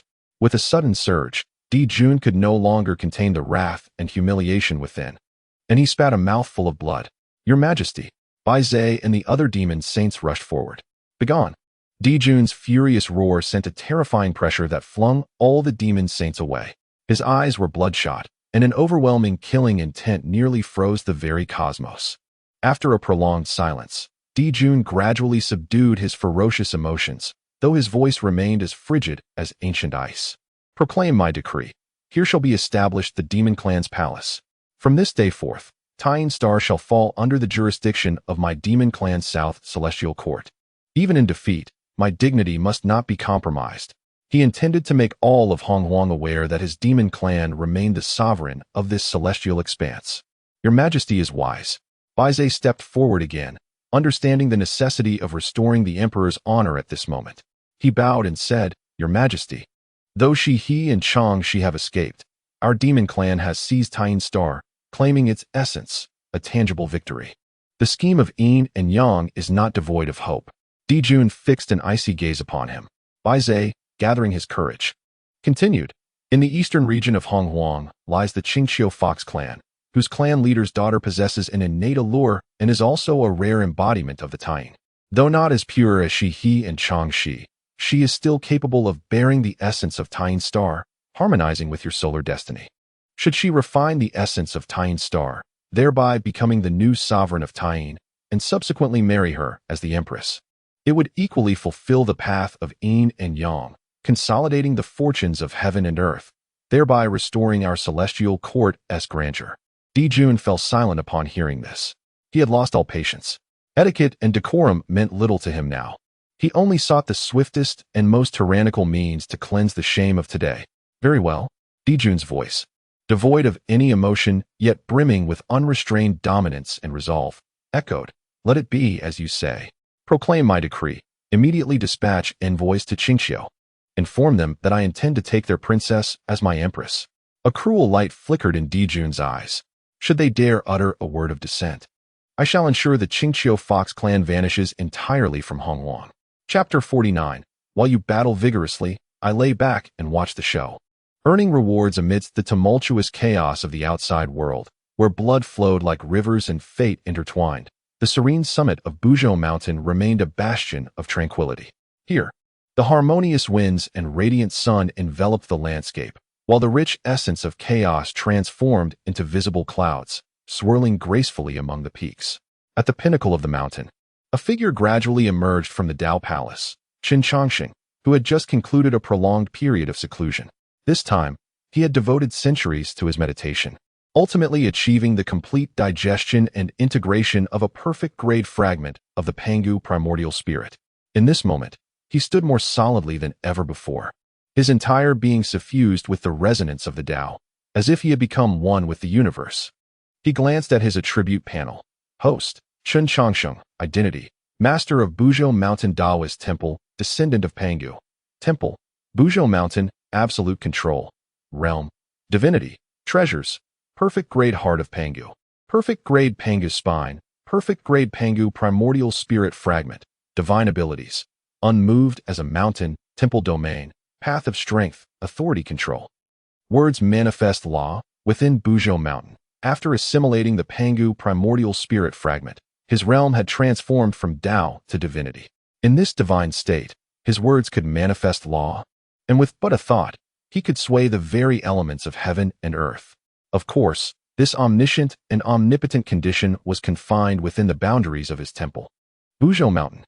Yet, his divine consciousness extended over vast expanses of the primordial world, allowing him to perceive the mountains and rivers as if they were etched upon his palm. He could even sense the depths of the Nine Netherblood Sea, a place shrouded in obscurity. Nevertheless, he acknowledged that his power still required refinement. Thus, he intended to leisurely observe the grand spectacle of the primordial realm. Stretching languidly, he exhibited none of the demeanor expected of a transcendent sage. Upon exiting the Zixiao Palace, his gaze fell upon the Hulu gourd baby disciples engaged in their training. The eldest was pursuing an unfortunate fire crow, wielding a flame-formed long blade with impressive skill, causing the creature to screech in distress as its rear threatened to catch fire. The third child sat motionless upon a massive boulder, his expression taut as a statue. Chen Changsheng was delivering powerful strikes upon his protective light shield, each impact resonating with a dull thud. With each blow, the third child's body quivered, yet his resolve only grew stronger. The fourth child was crouched in the vegetable garden, carefully watering a sprout of spiritual root, while the vines on her wrist playfully brushed against her cheek with tender shoots. The fifth child was engaged in a game of hide-and-seek, his figure flickering in and out of existence, appearing one moment beneath the peach tree and the next by the water pond, much to the distress of the sixth child, who was on the verge of tears from the challenge of finding him. The seventh child was the most amusing, clutching a lightning rod as she slumbered soundly, drooling slightly, while occasional bursts of violet sparks danced around her, indicating she was recharging. Meanwhile, the second child sat upon a radiant spiritual stone, his chin resting in his hands, his starry-eyed gaze fixed intently on the void, as if entranced by something extraordinarily captivating. In the nearby kitchen, Xiaoqing busied herself with a pot of vibrant, colorful substance, releasing an indescribable aroma that caused the gourd babies nearby to shiver.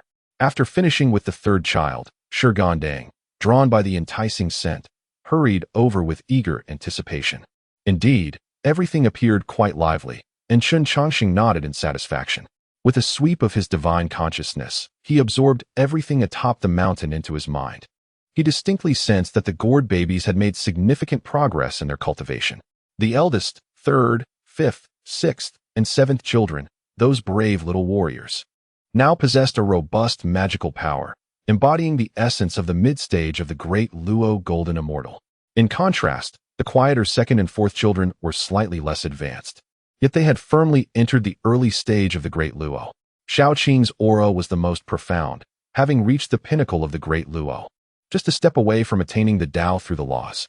Very well, very well. During his centuries of seclusion, these little ones had not idled. Chen Changsheng felt a sense of contentment swell within him. My lord. A crisp voice chimed beside him. The second child had appeared at his side, her perceptive eyes sparkling with joy as she examined him, seemingly eager to uncover the benefits of his recent retreat. Her utterance stirred the hive, prompting an exuberant commotion. My lord, look at my swordsmanship. My lord, Chen Changsheng can't even break my golden body. My lord. A throng of little ones surrounded him, chattering excitedly and eagerly showcasing their cultivation achievements. The eldest unleashed a fiery blade of light, startling a hapless fire crow in the distance, while the fifth child flashed beside him, flaunting his mastery over spatial power. Even the seventh child, who had been peacefully sleeping, was roused, rubbing his drowsy eyes, with sparks crackling from the tuft of hair atop his head. Enough, enough. Move aside. Xiaoqing approached, holding her pot of what could only be described as soup, her brows furrowing in authority as she shooed away the rambunctious little monkeys. Can't you see my lord has just emerged from seclusion? Let him enjoy some peace. She fetched a rocking chair and set up a tea set beside it, brewing some spiritual tea, the fragrant steam swiftly dispelling the peculiar scent wafting from her pot. Chen Changsheng gazed longingly at the pot, but a single glare from Xiaoqing sent him sulking to a corner to doodle in frustration. Chen Changsheng reclined languidly in the rocking chair, savoring a sip of tea, feeling utterly at ease. Indeed, such lively chaos was delightful. Only the second child remained. Drawing closer to Chen Changsheng, tugging at his sleeve, her face alight with excitement. My lord, I just saw something wonderful." "Oh." Chen Changsheng raised an eyebrow. "It was quite lively on the moon. I'll show you." The second child, like a treasure-bearer, extended her delicate hand, pointing gently at the open space before them. With a hum, her deep-set eyes seemed to swirl with countless stars, as endless strands of causality were drawn from the void, converging and intertwining at her fingertips. In an instant, the space ahead rippled like the surface of water, light and shadow distorting and swiftly parting to reveal an extraordinarily clear three-dimensional light screen. Within the luminous screen, the cold and desolate moonlit star is revealed. Yet at this moment, the skies above the moonlit star are rife with the clangor of weapons and the fervor of battle. Two figures, unparalleled in their majesty, led an endless army of monstrous beings, confronting two equally noble figures, enveloped in the essence of the moon. Among them, one figure, adorned with an imperial crown and draped in a golden robe of the sun, exudes authority and dominance. He is none other than the celestial emperor of the monstrous race. Dijun. The laws of causality can be employed in such a manner? Chen Changsheng paused for a moment, then casually crossed his legs, lifted a cup of spiritual tea, and began to watch with great interest. How long has it been since I last watched a film? Upon witnessing Dijun forcefully seize the essence of the moon and the sisters, he collapsed in blood. He shook his head. When he saw Nuwa risk everything to save her friend, he nodded in acknowledgement. And when he observed Zhurong, leading a band of brass shaman warriors, deliver a devastating blow to the monstrous race from behind, he nearly burst into laughter. As the grand spectacle concluded, Chen Changsheng sipped his tea, a playful smile gracing his face. How intriguing, truly intriguing. The monstrous race, seemingly having claimed the moonlit star and secured their territory, failed to retain the most crucial figures, losing face and suffering significant losses, rendering them victors in defeat. The shaman race fought a gratifying battle, successfully irritating their sworn enemy. Yet they foolishly relinquished the moonlit star to the monstrous race. Nuwa and Fushi, too, displayed a lack of wisdom, daring to confront the monstrous army. Although they rescued key individuals, they irrevocably offended the celestial court of the monstrous race, inviting immense trouble. In this multifaceted contest, each side experienced victories and defeats, none achieving absolute advantage. A forcibly claimed fruit is seldom sweet, and a forcibly occupied star may indeed prove to be perilous. Observing the scene within the luminous screen where Dijun commanded the forcible marriage of the Tushan princess, Chen Changsheng leisurely remarked. His words seemed to harbor a peculiar law, silently merging into the fabric of cosmic causality, planting a new nail in the future fate of the monstrous race. At that moment, a notification sound from the system echoed in his mind. Ding. Detected that the host has been a spectator throughout the first battle between the shaman and monstrous races on the moonlit star, triggering a special critical sign-in. Sign-in successful. Congratulations, host. You have received a unique reward of one strand of the primordial source energy of the great Tao. Hongming Kill Calamity. It has arrived. Chen Changsheng's spirit soared. In the next instant, an indescribable, terrifying aura materialized before him. It was a strand of exceedingly faint, almost imperceptible gray mist. It exuded no pressure, no energy fluctuations, simply hovering silently. Yet, the moment Chen Changsheng beheld it, he felt a tremor arising from the depths of his soul. Chapter 50. The monstrous emperor seeks remarriage. The Qingqiu Fox tribe, I understand. That tremor was not related to strength or realm, but rather a primal fear of oblivion emanating from the very essence of life. It was as if this strand of gray mist embodied annihilation, the ultimate destination of all existence. Buzz. The instant Chen Changsheng's fingertips brushed against that strand of gray mist, a chill surged through his fingertips, penetrating deep into his soul. In an instant, he comprehended that this essence of calamity was the very manifestation of the core of the cosmic tribulation, not merely a tool of slaughter, but rather an ultimate curse of the celestial order. Any being unprotected by the great path, once tainted by this essence, would find its very existence marked at the level of the celestial law as the source of disaster. Those who became afflicted would see their fortunes incessantly devoured, assimilated, and transformed into calamity energy. Henceforth, such beings would be ensnared by misfortune. As time progressed, they would gradually be rejected and reviled by the laws of heaven and earth, ultimately becoming a complete castaway of the celestial order, inviting boundless natural and man-made disasters until their utter annihilation, with their path fruits, fortunes, and even the traces of their existence serving as nourishment for the next cosmic tribulation. Hiss! Chen Changsheng gazed at it, feeling that this object was indeed exceedingly sinister. No, this is a remarkable thing. His eyes gleamed with excitement, and he couldn't help but marvel at it, envisioning a worthy target to test it upon. Chen Changsheng clapped his hands in laughter, his joy nearly overflowing. Master! Just as Chen Changsheng reveled in his elation, a quivering, childlike voice emerged from behind him. He turned to see Erwa, her small face as pale as a ghost, her almond-shaped eyes, capable of perceiving causality, filled with unprecedented dread. She was retreating step by step, as if what Chen Changsheng held was not a mere stream of essence, but a terrifying, world-destroying monstrosity. Master, quickly put that thing away. Erwa's voice quivered with a hint of weeping. I saw it.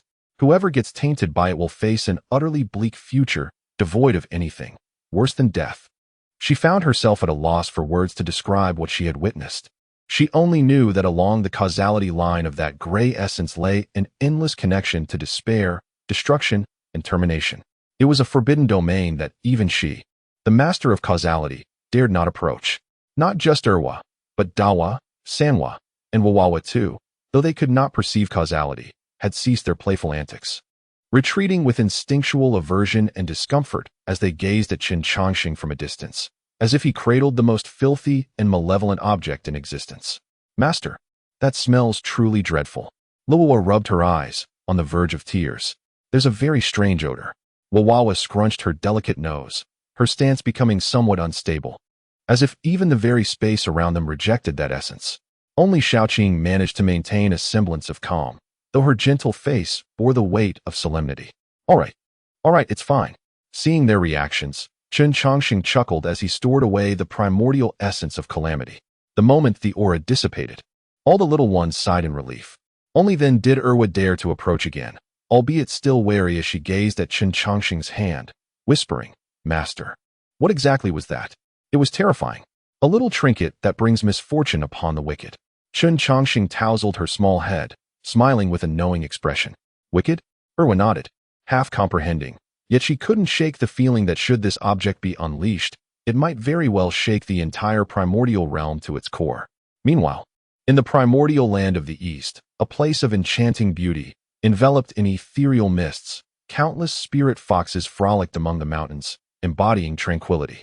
This was the abode of Zixiao Mountain. On this day, auspicious clouds gathered above, and golden flowers rained down from the heavens, accompanied by a formidable surge of demonic energy. Banners waved as phoenixes heralded the arrival of tens of thousands of celestial warriors from the demon clan, escorting a luxurious palanquin drawn by 9 mighty dragons. Descending before the gates of Zixiao Mountain, leading this grand procession was the demon saint, Yingzhao. Following him were several powerful demon gods of the Deluo Golden Immortal level, each exuding immense strength and authority. Such a spectacle instantly stirred the entire Zixiao Fox clan. The clan leader, a graceful and alluring woman, accompanied by a council of elders, emerged from the mountain in a state of trepidation to offer a respectful welcome. Unaware of the demon saint's imminent arrival, she humbly bowed, seeking forgiveness for their failure to greet him properly. Seated atop the palanquin, Yingzhao bore an expression of haughty disdain, barely glancing at the Fox clan leader, merely gesturing dismissively.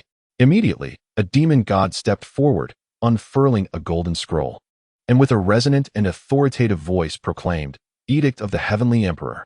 The lineage of the 9-tailed celestial fox of Qingqiu possesses noble blood and virtuous character. It has come to my attention that your clan has a daughter, Qingyue, born of the celestial body of the moon, possessing extraordinary grace, gentle and kind, which brings comfort to my heart. Thus, I wish to take Princess Qingyue as my empress, to unite Yin and Yang, jointly governing the heavenly court, to bestow virtue upon all realms and ensure peace for the myriad beings of the primordial world. Moreover, I have rebuilt the Guanghan Palace for the Empress, awaiting the princess's arrival to take her rightful place in the Star Palace. This is a divine union, I trust your clan will heed this decree." The proclamation thundered across the entirety of Qingxiu. The Fox clan was immediately plunged into a profound silence. The clan leader and the elders were left in a state of disbelief, gazing upward with incredulity etched on their faces. The Empress. His Majesty the Heavenly Emperor wishes to take their Qingxiu princess as his Empress. What unparalleled honor! What monumental opportunity! Unlike the innate resistance faced by Shiha and Changshi, the Qingxiu Fox clan, being a part of the demon race, held deep reverence and admiration for the heavenly court and the Emperor Dijuan. We, the Qingxiu Fox clan, accept the decree. The clan leader trembled with excitement, her voice quivering as she led her kin to kneel upon the ground, respectfully receiving the heavenly edict. The elders, overwhelmed with emotion, wept tears of joy, their voices quivering as they bowed thrice before the golden scroll. This is the unparalleled glory of our Qingxiu clan across the ages. We give our heartfelt thanks to His Majesty the Heavenly Emperor for his grace.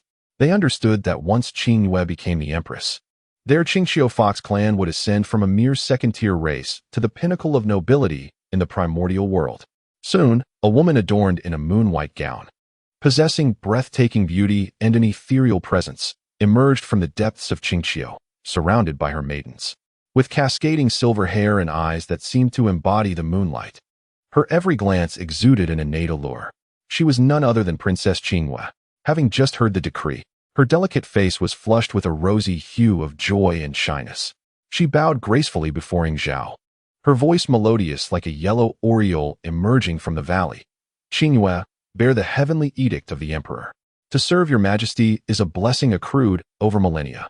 She had long harbored admiration for the domineering and majestic emperor of the demon clan. Now, this exalted being, whom she revered, was to take her as his consort. Qingyue felt enveloped in overwhelming happiness, her heart brimming with boundless aspirations for the future. This was a divinely ordained union.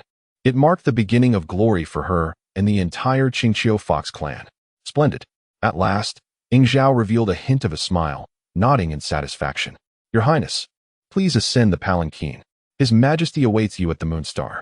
Chapter 51. The Brass Shaman clan's attempt to seize the bride ends in failure.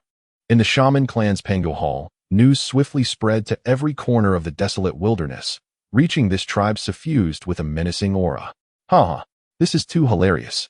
That three-legged flat-feathered bird, having just disrupted our plans, now seeks solace with a vixen?"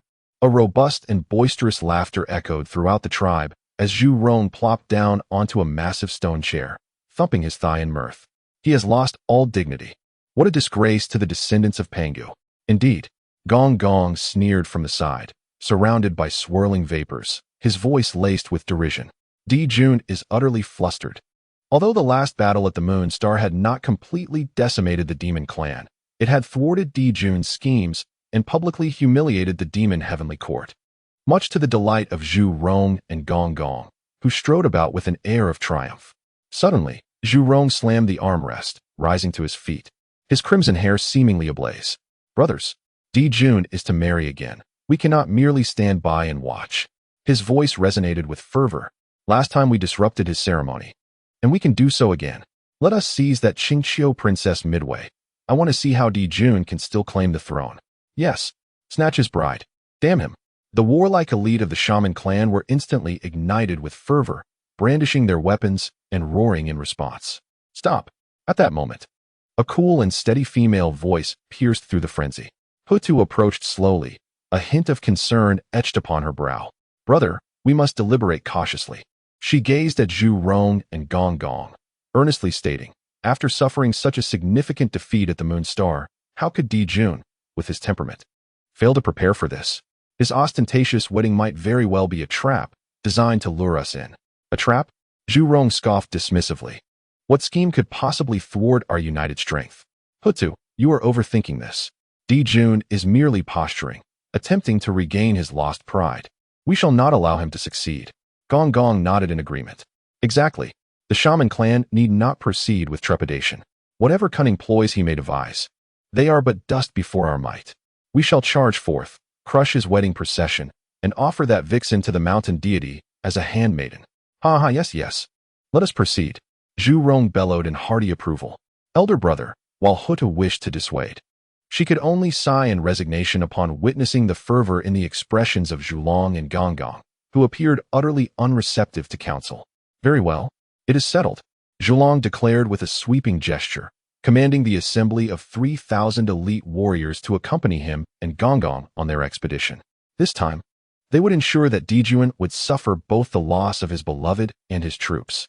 Observing Zhulong and Gonggong, accompanied by a throng of fervent shaman warriors, transform into a streak of ominous energy as they departed, Hutu's brow furrowed deeper. Wait, Hutu exclaimed, stamping her foot in frustration as she gazed at their retreating figures. Her countenance filled with concern. She knew she could not thwart her impassioned brothers. In a moment of desperation, she turned and rushed towards the innermost sanctum of the Pangu Hall, a place imbued with the most potent spatial energy. Brother Dijiang, quickly, a grave situation has arisen. The bridal procession of the demon clan surged forth, banners fluttering like a forest, divine light illuminating the starry sky.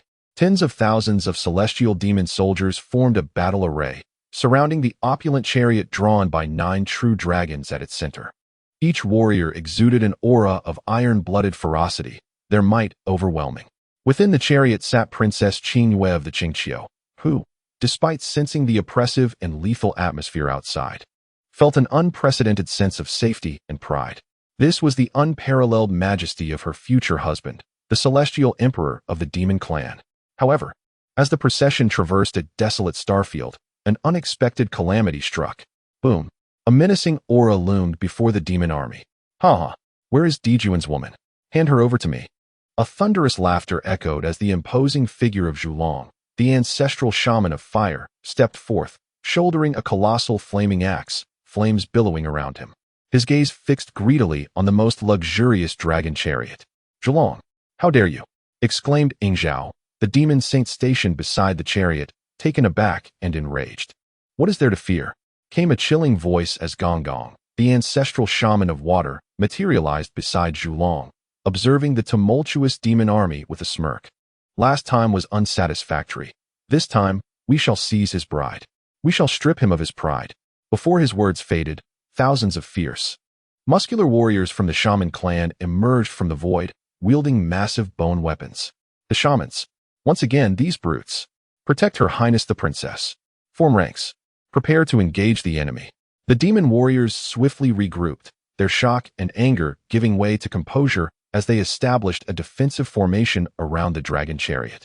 Ingzhao's face turned ashen. He knew that today's events could not end amicably. With a furious roar, he declared, "Shamans, who repeatedly provoke the celestial might of our demon court, today shall witness your demise. Kill! Damn it!" Zhulong roared, refusing to waste words. Roar! Thousands of elite shamans, akin to descending tigers, charged forth with primal, savage intent, violently crashing into the demon ranks. Boom! A brutal skirmish erupted instantaneously. The shaman's combat style was exquisitely simple. Charge, tear, and pound. A warrior from the witch clan laughed maniacally as several spiritual treasures struck his body, igniting a cascade of sparks. With his massive stone axe, he cleaved through a group of demon gods, reducing them and their armor to mere pulp. Zhu Rong and Gonggong were an unstoppable force. "Get out of my way," Zhu Rong shouted, swinging his axe, unleashing a firelight that stretched 1,000 feet, instantly evaporating hundreds of heavenly soldiers in its path, creating a vacuum around him. "The women of Dijun are mine," Gonggong bellowed, transforming into a stream of water, bypassing the front line and charging directly towards the central dragon chariot. As Gonggong's enormous hand, entwined with the river of weak water, reached for the dragon chariot, the demon saints, including Ingzhao, were seething with rage but were ensnared by Zhu Rong and the other ancestral witches, unable to break free. However, just as Gonggong's fingertips were about to touch the protective barrier of the dragon chariot, a resounding hum echoed. Brilliant starlight suddenly illuminated the surroundings from all directions. A celestial net, woven from countless starry runes, materialized in an instant, enveloping the entire witch army, including the 6 ancestral witches. The starry sky formation, although merely a miniature killing array, its might was sufficient to seal the heavens and the earth. What? Gonggong's actions abruptly halted. As the space around him thickened like divine iron, a vast force of stellar energy converging upon him, rendering him immobile. This is bad. I've fallen into a trap. Zhu Rong's expression changed drastically. He frantically swung his battle axe against the starlight barrier, but only created ripples, failing to move it even a fraction. At that moment, a voice, chilling to the core, resonated through the starry expanse. Witch clan scum, last time you escaped by a stroke of luck. Today, I shall wash away the shame of my demon kin with your blood. In the void, the figure of Dong Huang Tai gradually emerged, holding the chaos bell, his golden eyes ablaze with the flames of vengeance. Behind him, Bai Zhe, Ji Ming, and numerous demon saints, along with tens of thousands of demon soldiers, had long awaited this moment. This was a complete and utter trap. Di Jun had suffered once. Would he stumble in the same place again? Tai, Gong Gong exclaimed, both astonished and furious. Dong Huang Tai offered him no opportunity, and with a sudden tremor of the chaos bell, a visible gray sound wave surged forth. Bang! The wave, defying the distance of space, struck Gong Gong directly in the chest. Uft! Gong Gong was struck as if by lightning, violently spitting out a mouthful of blood. His body soaring backward like a kite severed from its string, crashing into the starlight barrier and instantly diminishing in vitality. One strike, a grievous blow to the ancestral witch. Gong Gong! Zhu Rong roared, his eyes aflame with fury. Kill! Dong Huang Tai's voice was devoid of emotion. The demon armies inside and outside the trap launched a simultaneous counterattack. Endless starlight swords rained down from the formation, mercilessly slaughtering the ensnared witch clan. The once indomitable elite of the witch clan, now surrounded and divided, instantly became lambs awaiting slaughter. Cries of despair echoed as witch soldiers, in their unwilling fury, were obliterated by the starlight. Tai, Di Jun, I curse your ancestors. Zhu Rong roared furiously, yet he could only watch helplessly as his kin were slaughtered, his heart bleeding. Chapter 52. A three-legged chicken with a nine-tailed fox? Is this child truly legitimate? In this moment of peril, a thunderous shout reverberated. Do not harm my brother. The fabric of space was once again torn asunder, and the primordial ancestor, Emperor Jiang, emerged, accompanied by the likes of Hutu, Rushu, and Zhu Jiuyin, all manifesting before him. Upon witnessing the scene before them, their eyes widened with rage, and they swiftly joined the fray, disrupting the operation of the Grand Array. Emperor Jiang invoked the laws of space and struck the solid starlight prison with a mighty fist, forcibly opening a breach. He swiftly moved to Coiling's side to assess his injuries. Elder brother, Coiling exclaimed upon seeing Emperor Jiang arrive, feeling a wave of relief wash over him. This is sheer madness. Emperor Jiang retorted angrily. Such major matters should be discussed with our brethren. Coiling, filled with remorse for his impulsiveness, felt a pang of shame. Today, we cannot prolong the battle. We must retreat. Emperor Jiang called out to Zhu Rong, who was still entangled with Tai. Subsequently, he forcefully tore open a rift before Coiling and sent him through. Thinking of escaping? Leave your life behind. Eastern Emperor Tai activated the Chaos Bell, preparing to suppress them. Tai, we shall battle again another day. Zhu Rong bellowed, channeling the power of the laws to unleash a cataclysmic attack, barely fending off the sonic wave of the Chaos Bell. He regrouped with the other primordial ancestors and, with the remnants of the witch clan, plunged headlong into the spatial rift without a backward glance. Tai, today's enmity shall be repaid in kind, he declared as his figure vanished into the fissure. The rift sealed, leaving behind only the lifeless bodies of hundreds of witch clan warriors amidst the starry expanse. Eastern Emperor Tai gazed at the fleeing direction of the witch clan, a chilling smile gracing his lips, choosing not to pursue. On the ancient path of the starry sky, the witch clan retreated, leaving behind a scene of devastation and lingering malevolence. This battle served to redeem the honor of the demon clan's heavenly court. Within the treasure carriage, Princess Qingyue peered through the curtain, witnessing the breathtaking clash unfold. Her small hands clenched tightly, and rather than fear, her heart brimmed with endless admiration and a sense of security. This is the heavenly court of the demon clan. This is her husband, Emperor Jun's profound foresight. Ying Zhao stepped forward, respectfully bowing before the treasure carriage. I have disturbed her highness, and I deserve the gravest punishment. No harm done. Qingyue's voice floated from within the carriage, laced with a barely perceptible excitement. Let us continue on our journey to the Tying Star. Eastern Emperor Tai waved his hand, his voice resonating with the authority of a victor. The palace of Guanghan. The phoenix carriage descended slowly. Supported by her maidens, Qingyue alighted from the phoenix carriage. And when she lifted her gaze to see the figure awaiting her before the palace, her breath caught in her throat. Before her stood a man clad in the imperial robes of the Golden Crow, crowned with the heavenly crown. He stood there quietly, exuding an unparalleled majesty that commanded the heavens and earth. His features were strikingly handsome, and his golden eyes seemed to contain the true fire of the sun, deep and domineering, rendering one unable to meet his gaze. He was none other than the heavenly emperor of the demon clan, Emperor Jun. I, your humble servant Qingyue. Pay my respects to your majesty.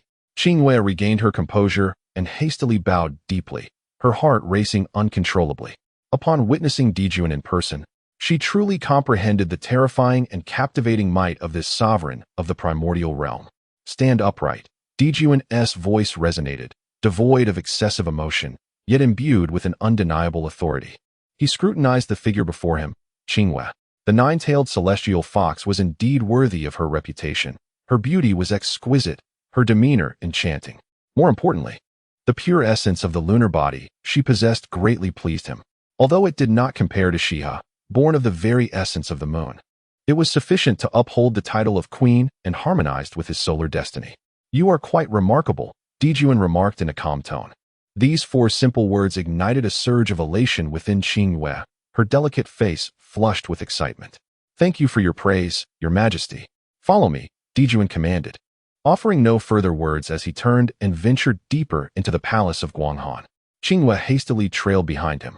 At the innermost recess of the palace lay a vast altar, at the center of which floated a silver orb radiating an overwhelming chill.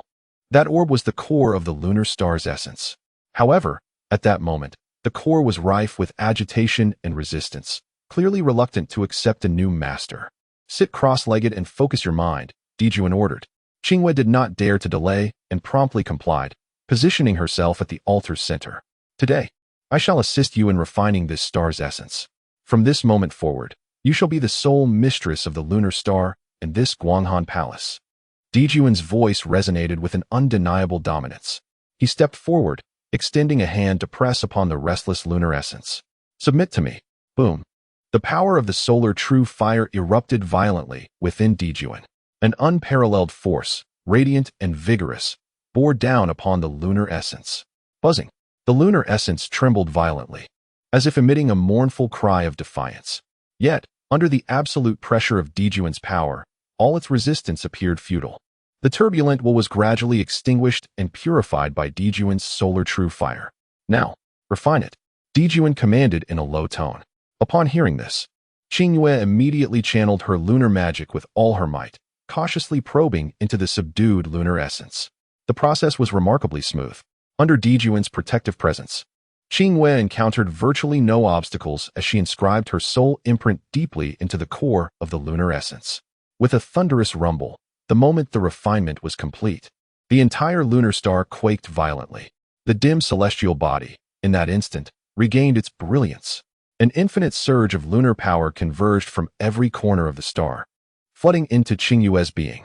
Her aura began to ascend steadily from the initial stage of Tai Golden Immortal, mid-stage Tai Golden Immortal, pinnacle of Tai Golden Immortal, initial stage of Deluo Golden Immortal, mid-stage Deluo Golden Immortal. Ultimately, her cultivation firmly settled at the pinnacle of the Deluo Golden Immortal. She was but a step away from severing her corpse and achieving the status of quasi-saint. The entire lunar star appeared to have come to life anew, its cool moonlight cascading over the vast wilderness. Yet, unlike the solitude of yore, there was now a delicate charm subtly infused within the moonlit glow. Emperor Dijun gazed at the increasingly noble and resplendent Qingyue, nodding in satisfaction. His objectives had been achieved. Stepping forth from the palace of Guanghan, he stood amidst the starry expanse, surveying the entirety of the wilderness. In the next moment, his majestic voice resonated throughout every corner of the realm, reaching the ears of every powerful being. I, Dijun, the celestial emperor of the demon race, hereby announce to the wilderness, Princess Qingyue of Qingxiu shall ascend to the lunar star as our new empress. He proclaimed, after 10,000 years, I shall host a grand ceremony in the 33 heavens. At that time, all beings of the wilderness are invited to witness. The announcement sent shockwaves throughout the wilderness, leaving countless formidable beings with expressions of complexity. At the summit of Buzhou Mountain, Chen Changsheng reclined in a rocking chair, listening to Dijuan's proclamation echoing across the wilderness, a smirk playing on his lips. Is it merely a matter of marrying a wife? He lifted his teacup, taking a sip, and murmured to himself. A three-legged crow paired with a nine-tailed fox. What sort of offspring might that produce? Chapter 53. The demon race rampages. Nuwa left with no options. As the years slipped by, hundreds of years passed in the blink of an eye. During this time, the dynamics of the wilderness underwent a profound transformation. Since Emperor Dijuan sought to wed Princess Qingwei and reinstated the Empress, having also triumphed over the Witch clan, his prestige grew by the day. Countless powerful figures from the demon race flocked to him, and the scale of the demon army expanded continuously. The 33 Heavens Demon Court began to exhibit the air of dominion over heaven and earth. In stark contrast, to the east of the wilderness, at Chifeng Mountain, the once ethereal abode, swirling with the essence of immortality and the phantom of phoenixes, was now shrouded in a veil of sorrow. The great formation within the mountain had been pushed to its limits, layers of luminous barriers enveloping the entire range, severing all connections to the outside world. Inside the cave, the atmosphere was stifling. Sisters Shiha and Changshi sat side by side on a jade bed, their complexions pale, their breaths unstable. The essence of the lunar source had been forcibly stripped away, and Emperor Dijuan had dealt a grievous blow with the true fire of the sun. Such injuries could not be easily healed, even for beings of innate divinity, in just a few hundred years. It's all our fault, Changshi lamented. Her eyes rimmed with red, her voice laden with deep remorse and guilt. Had it not been for our rescue, Sister Nuwa and Brother Fushi would not have become irrevocably opposed to the demon race, descending to this dire state. Shiha embraced her sister's shoulders, wishing to offer comforting words, yet found herself at a loss for speech. Only the depths of her sorrow revealed her inner despair. They could acutely sense the pervasive, elusive demonic aura outside Chifeng Mountain. Those were spies of the demon race. Beside them, Fushi, seated in meditation, suddenly opened his eyes. A flash of light erupted from the tortoise shell before him, revealing a faint crack. With a cough, a trickle of divine blood escaped from the corner of his mouth. Brother Fushi, Shiha's voice rang out, filled with concern. Fushi waved his hand, wiping away the bloodstains, his face etched with exhaustion. The heavens were chaotic, and calamity loomed. Emperor Jun, having unified the fate of the demon clan through a celestial marriage, now appeared unstoppable. I could foresee no escape. He gazed at the sisters Shiha, speaking gravely. There is no need for you, my friends, to blame yourselves. Emperor Jun is overwhelmingly tyrannical, even without the affairs of the moon star. His ambition to dominate the primordial realm would inevitably lead him to turn against us. This is not our fault, but rather the inevitable tide of destiny. Yet, despite these words, the present predicament remained an undeniable reality. The situation was increasingly unfavorable for us.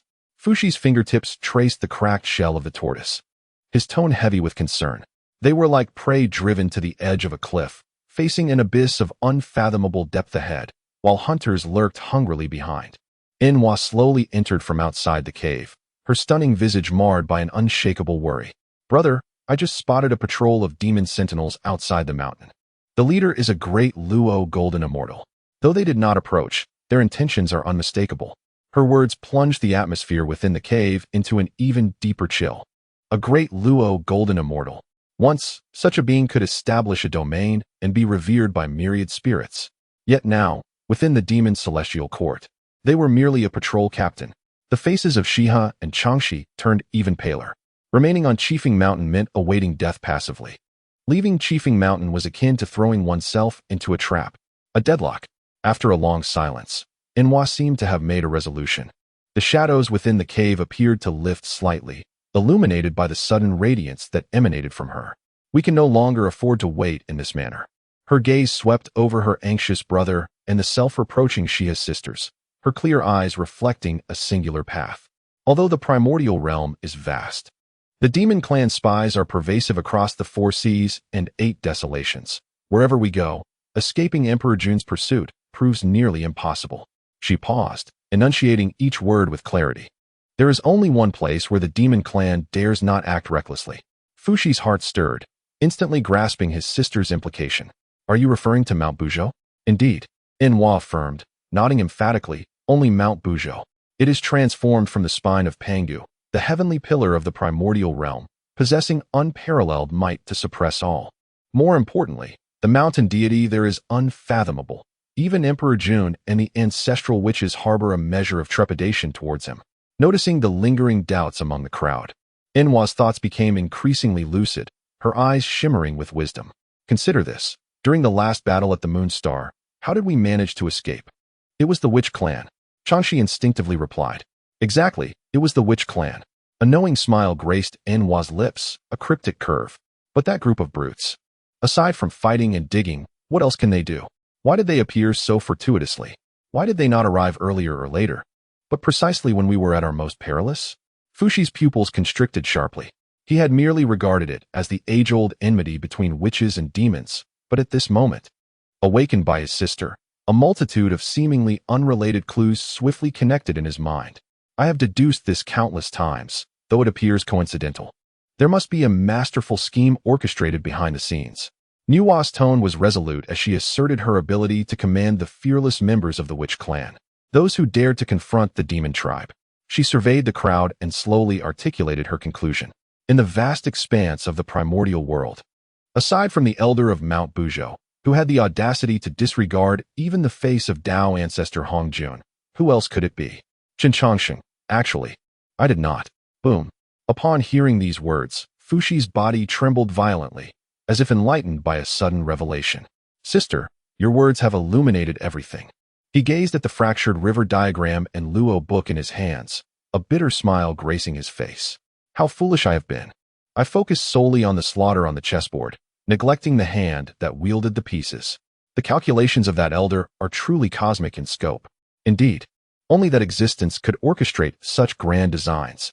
However, a flicker of concern crossed Shiha's face as she questioned, will that elder be willing to shelter us? We are strangers to him. Might we inadvertently offend him by approaching uninvited? Yes, Changshi whispered in agreement. What if that elder merely set up a layout without considering us at all? Regardless of the outcome, we must make the attempt. Nua's voice rang with unwavering determination. She looked at everyone, her eyes bright and steadfast.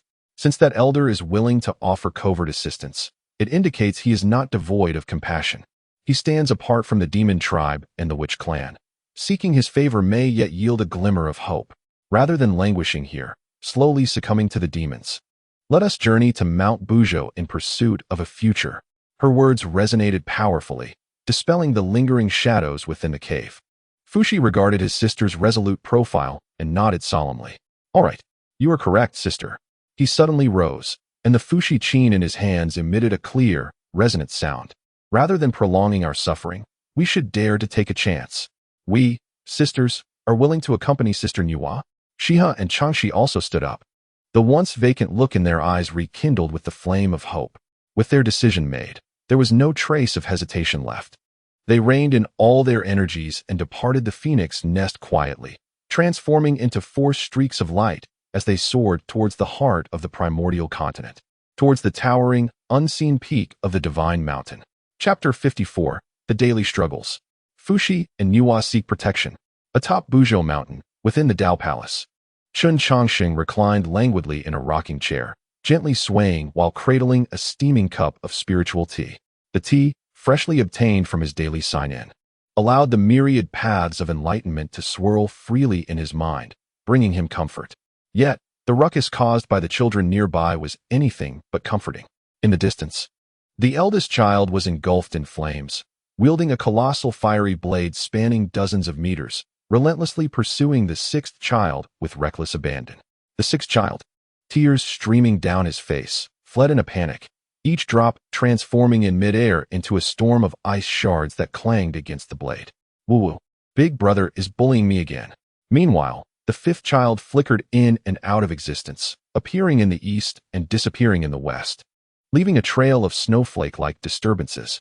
The 7th child, with disheveled purple hair, resembled a firecracker, unleashing bolts of lightning in a chaotic barrage as he chased after the 5th child's elusive figure.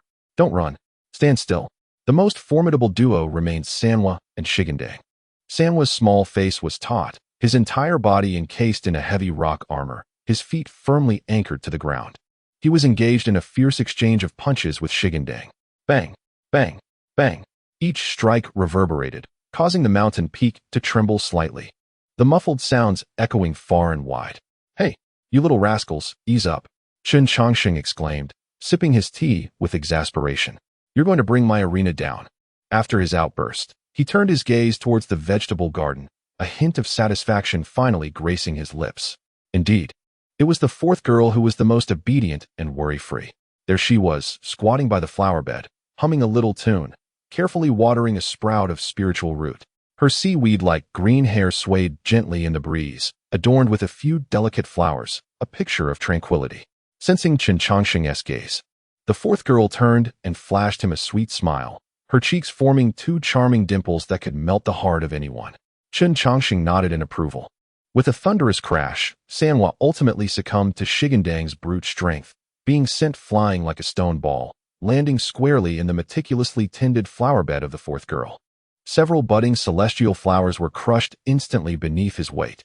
In an instant, the smile on the fourth girl's face froze. She slowly rose, the previously soft and sweet aura around her transforming into something perilous. The next moment, a dark green vine, thicker than Sanhua's thigh, shot up from the ground like a bloodthirsty python, ensnaring the still-dazed Sanhua tightly. The vine, carrying Sanhua, traced a perfect parabolic arc, launching him precisely towards the towering Dawa, who was poised to deliver a mighty strike to Liu Wu.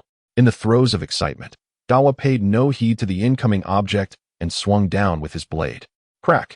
The already cracked rock armor on Sanhua shattered into fragments.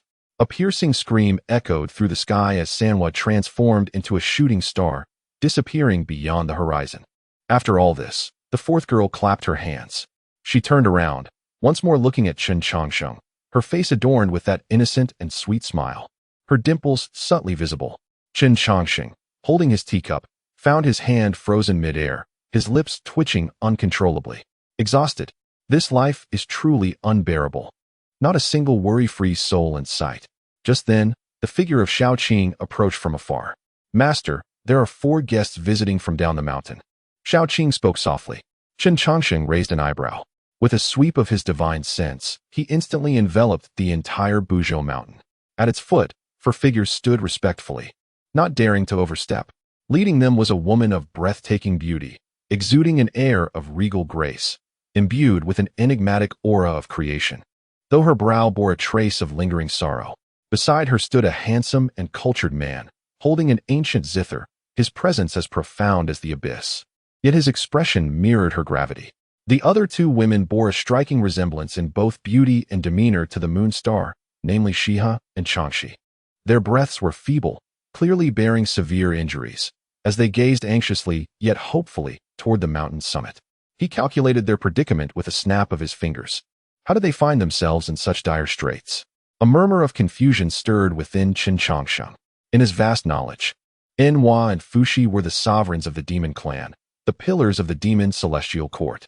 Yet now, they had become targets of pursuit by their own kin? This narrative was utterly incongruous. Allow them to ascend. Chen Changsheng nodded to Xiaoqing and gestured for her to proceed. Understanding his intent, Xiaoqing promptly descended the mountain to welcome them. Before long, 4 figures appeared at the mountain's peak under Xiaoqing's guidance. Upon stepping onto this hallowed ground, they were enveloped by the dense, almost tangible chaotic spiritual energy, and the air was suffused with an ethereal resonance of the highest order, leaving them profoundly shaken. Although the 4 could not discern Chen Changsheng's precise realm, they sensed the Tao rhythm emanating from him, a harmonious fusion with heaven and earth, coupled with an overwhelming aura that seemed capable of subduing all. He was indeed the venerable deity of Mount Buzhou, reclining lazily in a rocking chair. He exuded an air of inscrutable majesty. Enhua dared not be remiss and stepped forward respectfully, bowing deeply. "I am Enhua, accompanied by my brother Fuxi and sisters Shiha and Changshi, paying our respects to the venerable elder of Mount Buzhou." Fuxi and the others followed suit, their demeanor humble. "No need for excessive formalities. Please take a seat." Chen Changsheng languidly raised his hand, and several nearby stones transformed into 4 comfortable stone stools. "Thank you, esteemed elder." As they settled, the 4 appeared somewhat apprehensive, unsure of how to initiate conversation. "I am already aware of your purpose," Chen Changsheng stated directly.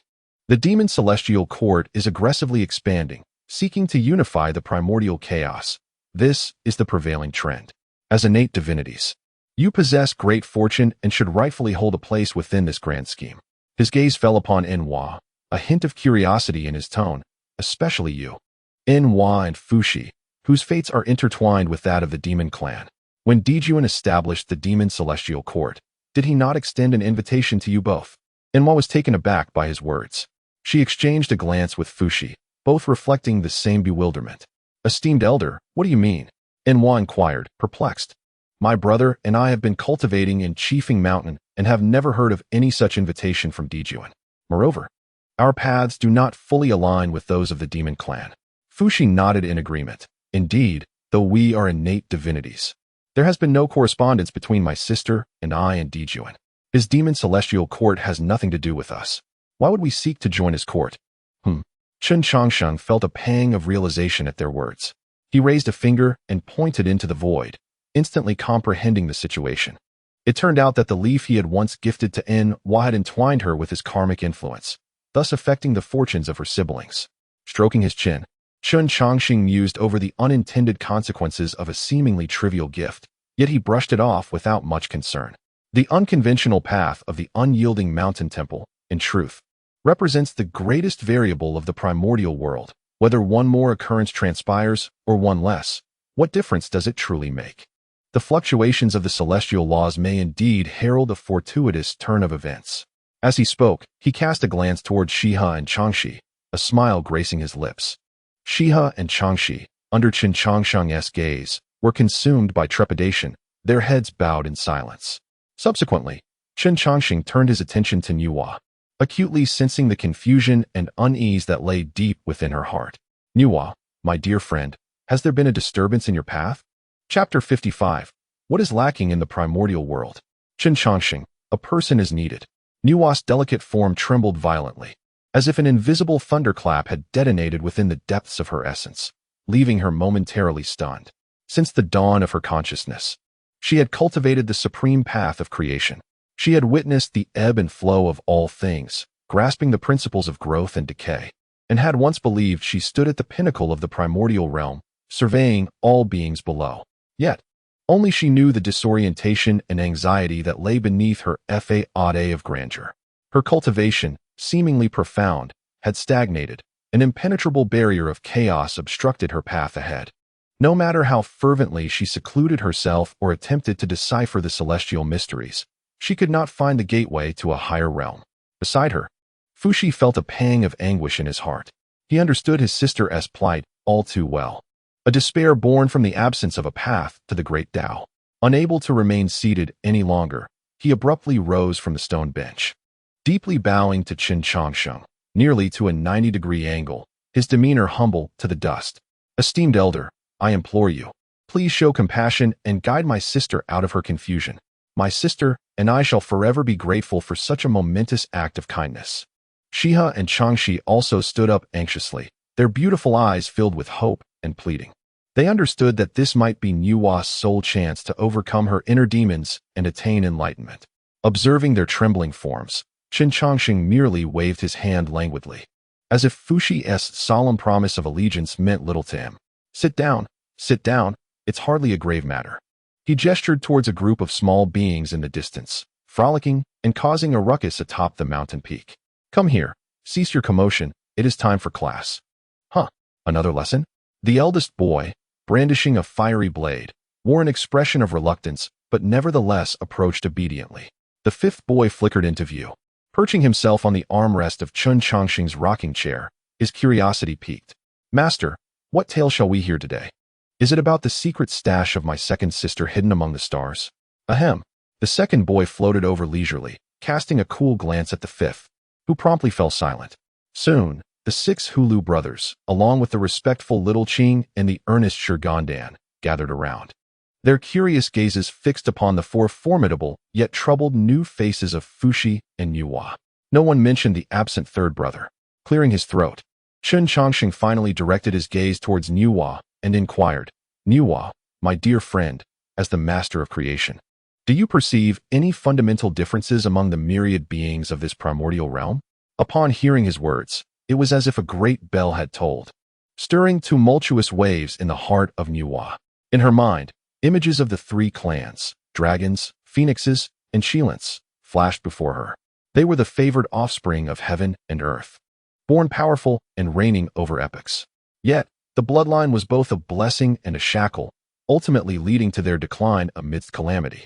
She then thought of the Witch clan, born from the essence of Pangu, possessing formidable physicality, yet neglecting the cultivation of the primordial spirit and the understanding of fate, thus embodying an incomplete path. Next, her thoughts drifted to the current demon clan, a convergence of myriad spirits that appeared prosperous, yet were fundamentally disparate in origin, form, and disposition. Without a strong hand to impose order, they were but a scattered assembly. As these reflections passed through her mind, she felt she grasped something elusive, shrouded in an impenetrable mist. Chen Changsheng observed her contemplative demeanor and smiled, continuing, "Creation, what is creation? Is it the mere fabrication of something from nothing? Is it the enlightenment of flora and fauna? Is it the awakening of stubborn stones? Or is it the rejuvenation of withered trees?" With each question he posed, Nuwa trembled slightly, the essence of creation around her growing more chaotic. She had pondered these queries, and she could indeed achieve them. Yet, she sensed that this was not the ultimate destination of the path of creation. It was technique, not the Tao. "Shaoqing," Chen Changsheng suddenly called out. "Master." Shaoqing stepped forward, bowing respectfully. "Speak of your understanding of creation," he prompted.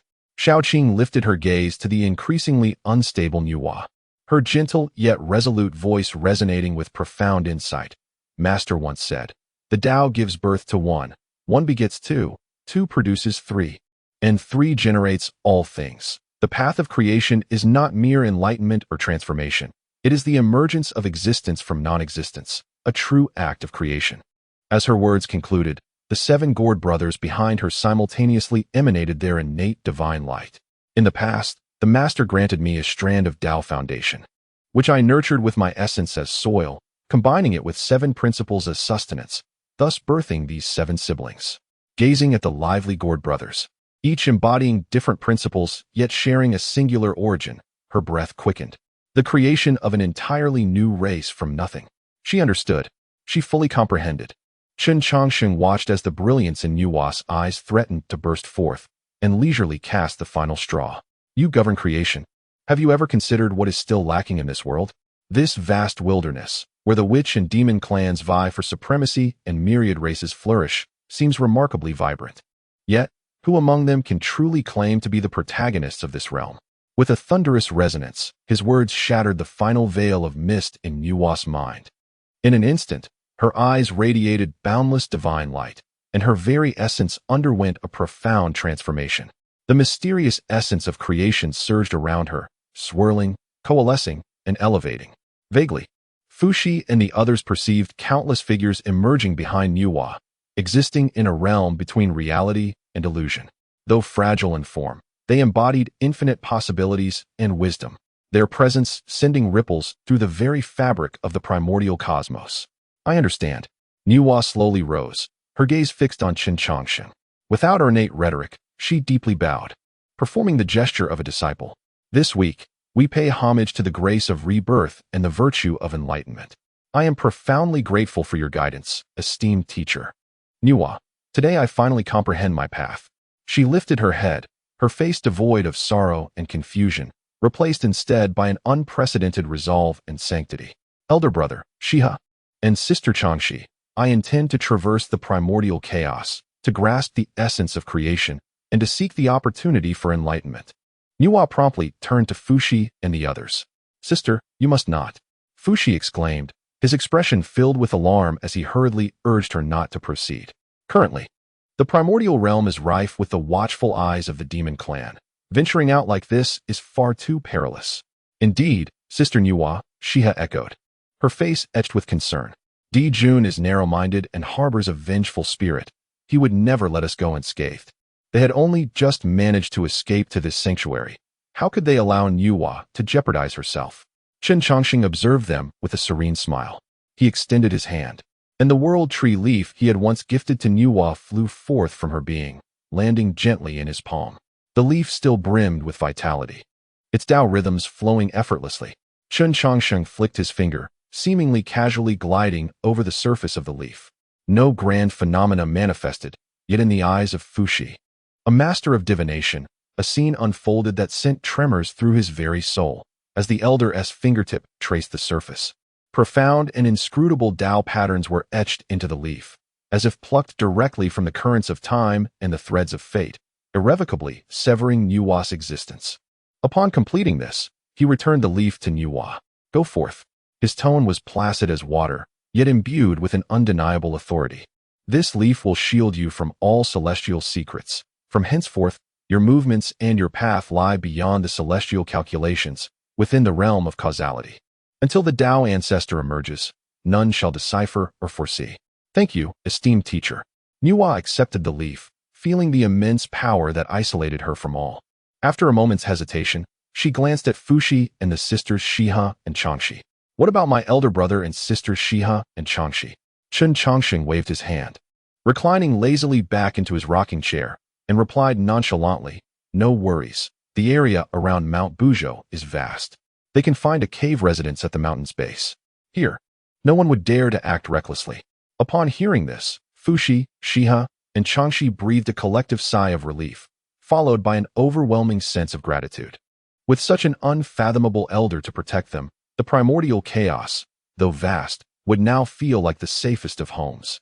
Thank you, esteemed teacher. Nuwa bowed once more, fully aware that Chen Changsheng's willingness to shield her brother and sisters was a monumental blessing. Elder brother, sister Shiha, and sister Changxi, please cultivate peacefully here. The day I attain enlightenment will be the day we reunite. She spoke resolutely to the three of them. Fuxi gazed into his sister's eyes, which shone with a divine light bright enough to illuminate the entire primordial realm, and he nodded earnestly. Go, we shall await your return. Nuwa did not linger any longer.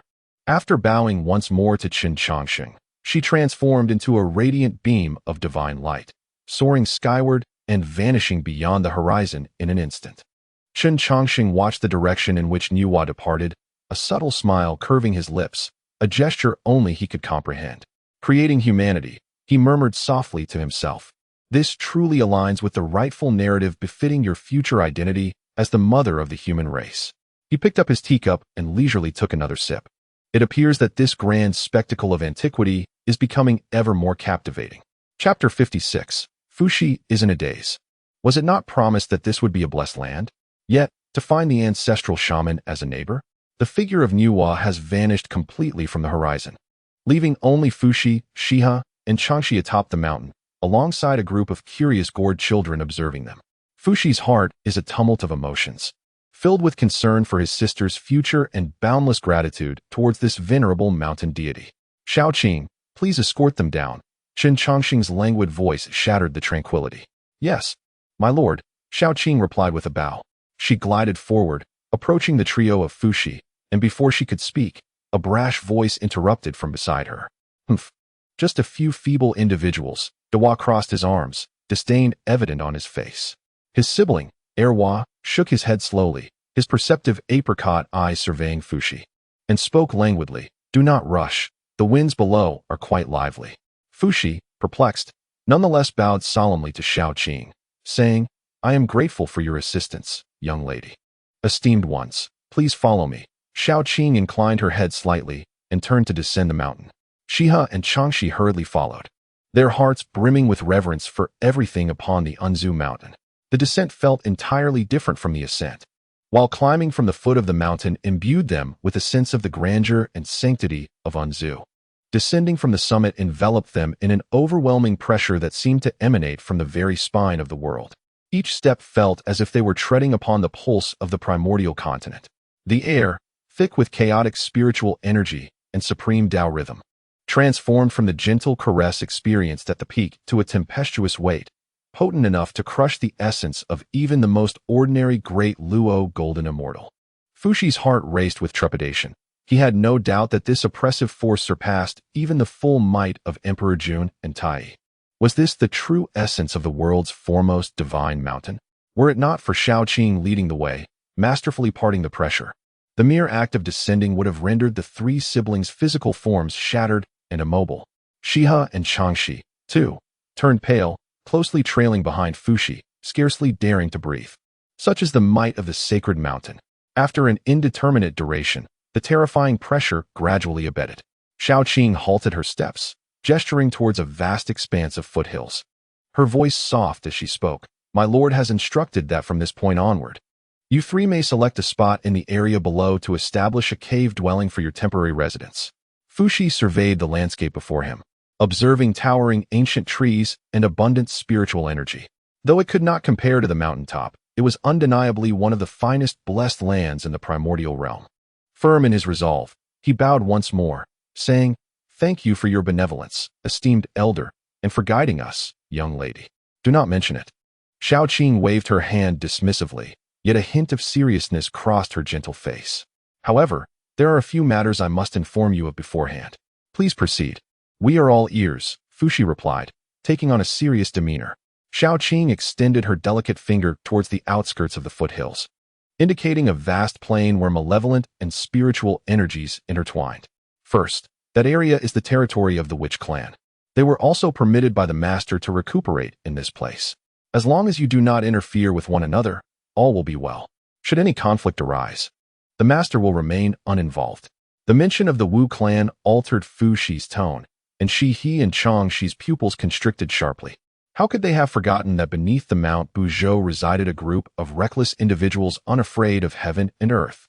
The savage spectacle of Wu clan warriors engaging in brutal combat on the Taiyin Star had left an indelible impression on them. They had initially believed that by aligning themselves with the mountain deity, they would be entirely free from strife, only to find themselves emerging from the dragon's pond and plunging into the tiger's den.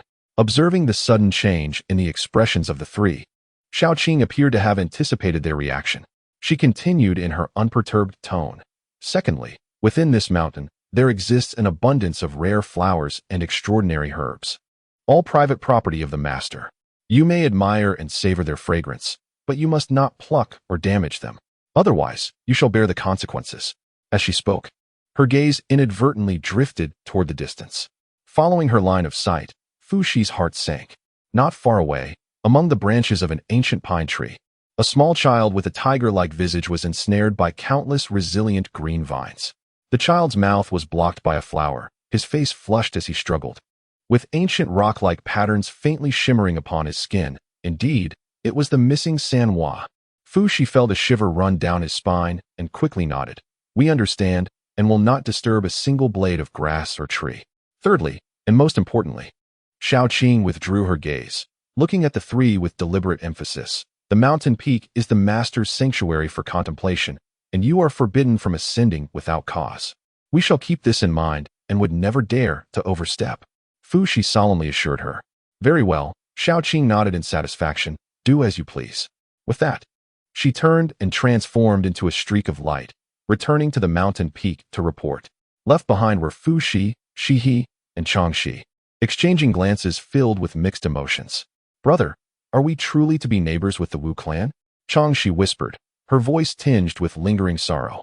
He also wore a troubled expression. Fuxi sighed deeply, a bitter smile crossing his face. "Since we have arrived, we must find peace in it.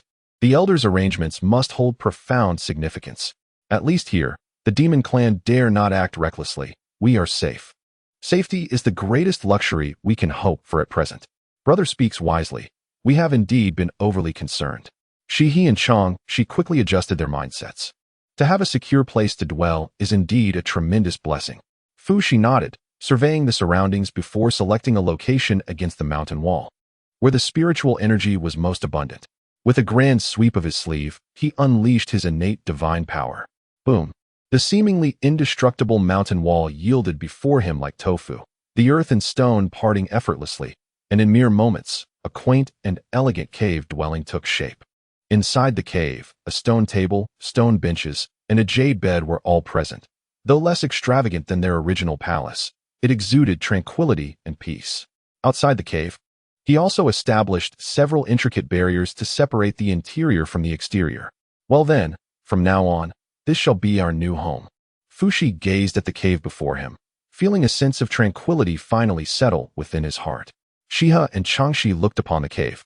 Though not as resplendent as it once was, it still provided them with an endless sense of security, causing their eyes to redden slightly.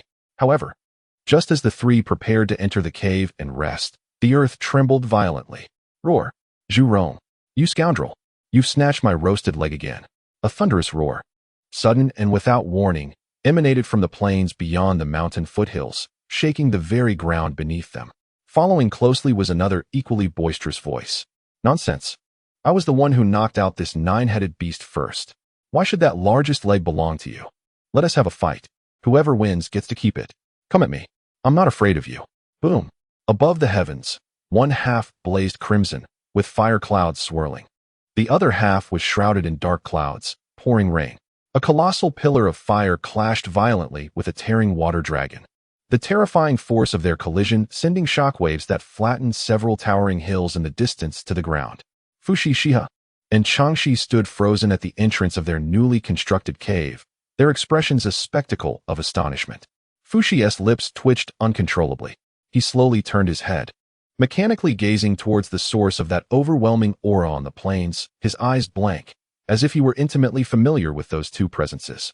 Were they not the fire god Zhu Rong and the water god Gong Gong, who fought fiercely at every encounter on the moon? So, was he destined to hear the raucous bickering and fighting of this chaotic demolition crew daily? Fushi raised his gaze to the serene sky above, cloaked in divine majesty, then glanced down at the battlefield below, rife with chaotic forces and trembling earth, as cracks began to form in his heart. At that moment, atop the mountain, Chen Changsheng reclined in a rocking chair, feeling the vibrations from the foot of the mountain, and contentedly lifted his teacup, leisurely taking a sip. Ah, invigorating, quite good. The unmoving mountain is lively once more. Chapter 57, Gaining the Right Eye of Pangu. Hongjun the old Taoist cannot compete. Chen Changsheng observed the direction in which Fushi and the others had vanished, then glanced at the distant territory of the Wu clan, filled with ominous energy. A mischievous smile creeping onto his lips. The future emperor of humanity and the Wu clan, having these two factions as neighbors, would surely lead to much entertainment in the days to come. Just as Chen Changsheng reveled in this mischief, a cold mechanical voice resonated in his mind, precisely on cue. Ding! The host has successfully taken in the Moon Lord Shiha and Changshi, altering the fate of significant figures in the primordial era, triggering a special sign-in. Sign-in location, Unmoving Mountain Dao Palace. Would you like to sign in immediately? Oh, Chen Changsheng's brows arched with interest. To take in two unfortunate maidens and trigger a special sign-in? This system is quite impressive. Sign in, he silently willed. Ding. Special sign-in successful. Congratulations, host. You have received the reward. Perfect grade right eye of Pangu can be fused. The right eye of Pangu, transformed from the essence of the great Pangu, harbors the fundamental laws of the lunar source, symbolizing the realms of the underworld, silence, and finality. Upon fusion, the host shall acquire the divine eye of the moon, capable of piercing through all worldly illusions, deceptions, and restrictions, gaining insight into the very essence of all things, delving into the most profound mysteries. Suddenly, a torrent of unimaginable information surged into Chen Changsheng's mind. Immediately thereafter, a chilling, deathly silence, imbued with the boundless softness of lunar power, was birthed from the void, rushing fervently towards his right eye. In that moment, Chen Changsheng's right eye transformed into a black hole, devouring all that existed.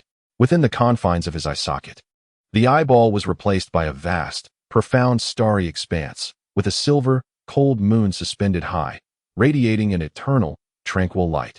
The sensation was enigmatic, as if the entire shadowy aspect of the primordial world, the silence, darkness, and finality, reflected within his gaze. After a considerable time, Chen Changsheng slowly opened his eyes. His left eye remained as deep as ever, but in his right eye, within the depths of the pupil, a silver moon seemed to rise and fall, emanating a faint, ethereal glow.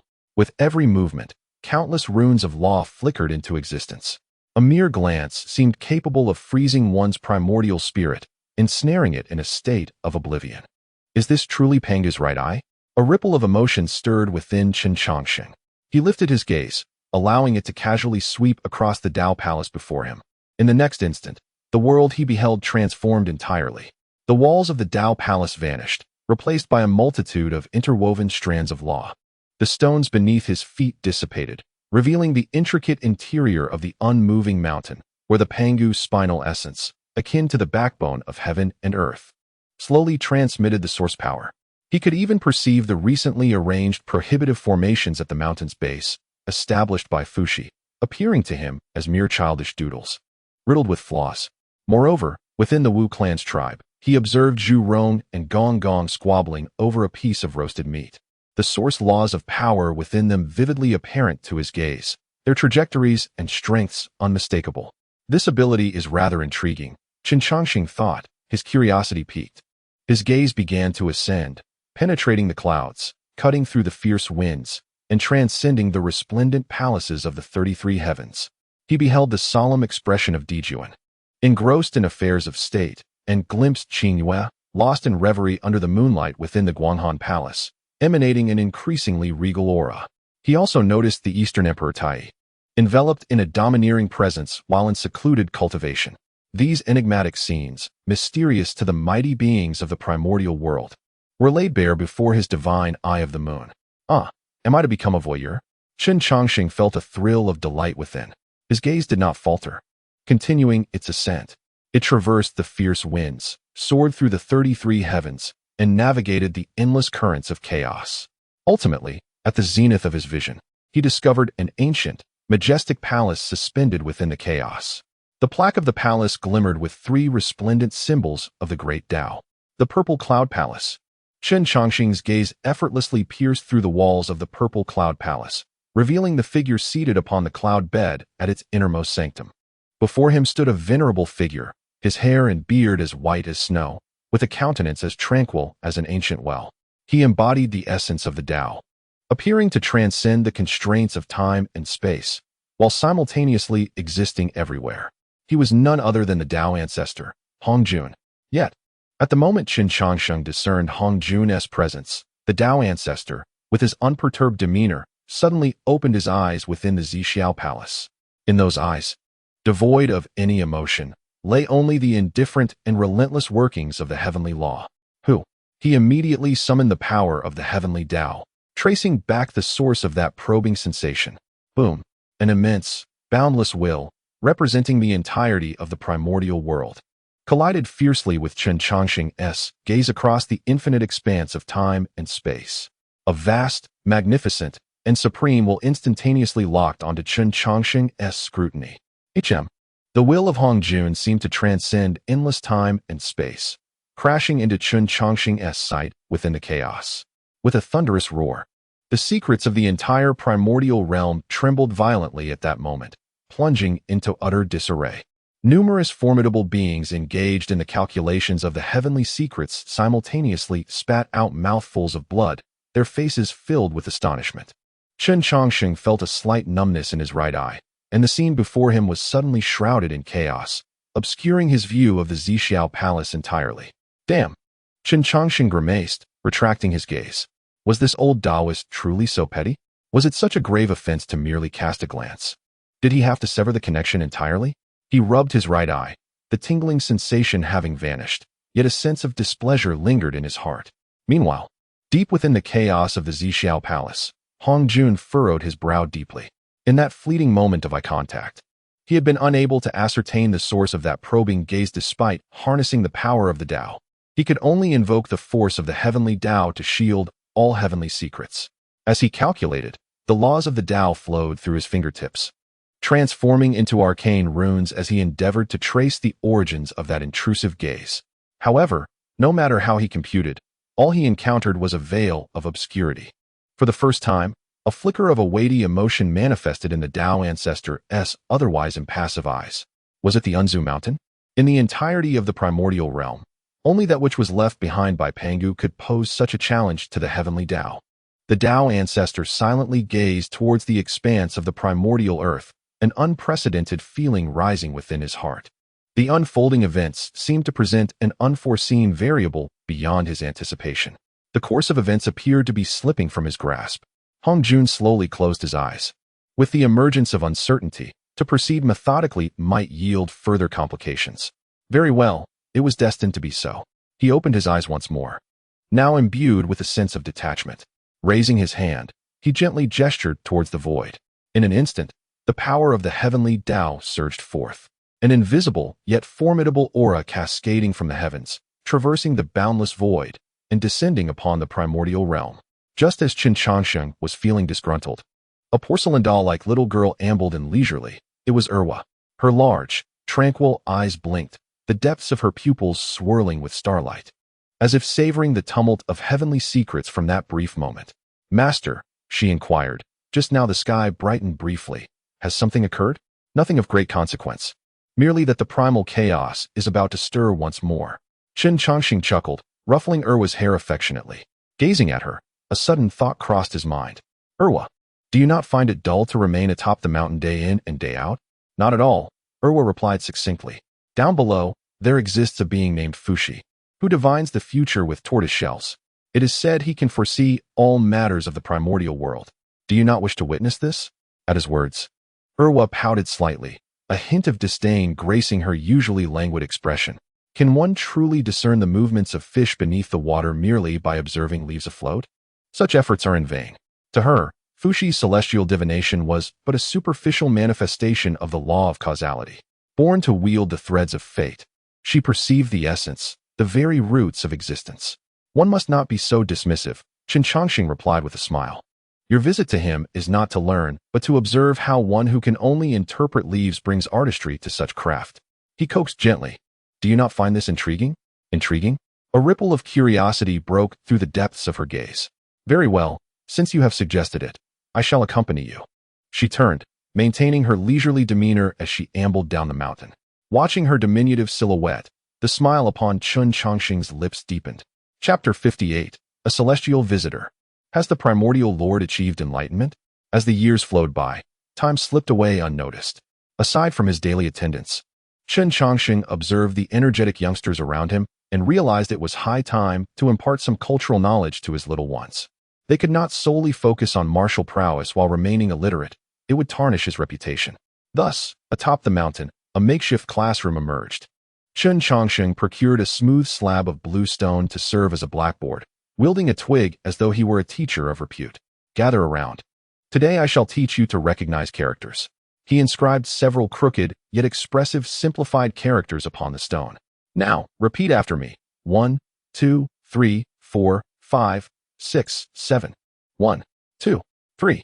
Dawa stood rigidly, bellowing with a voice filled with the fervor of battle, each word echoing like the clash of steel, resonating through the air.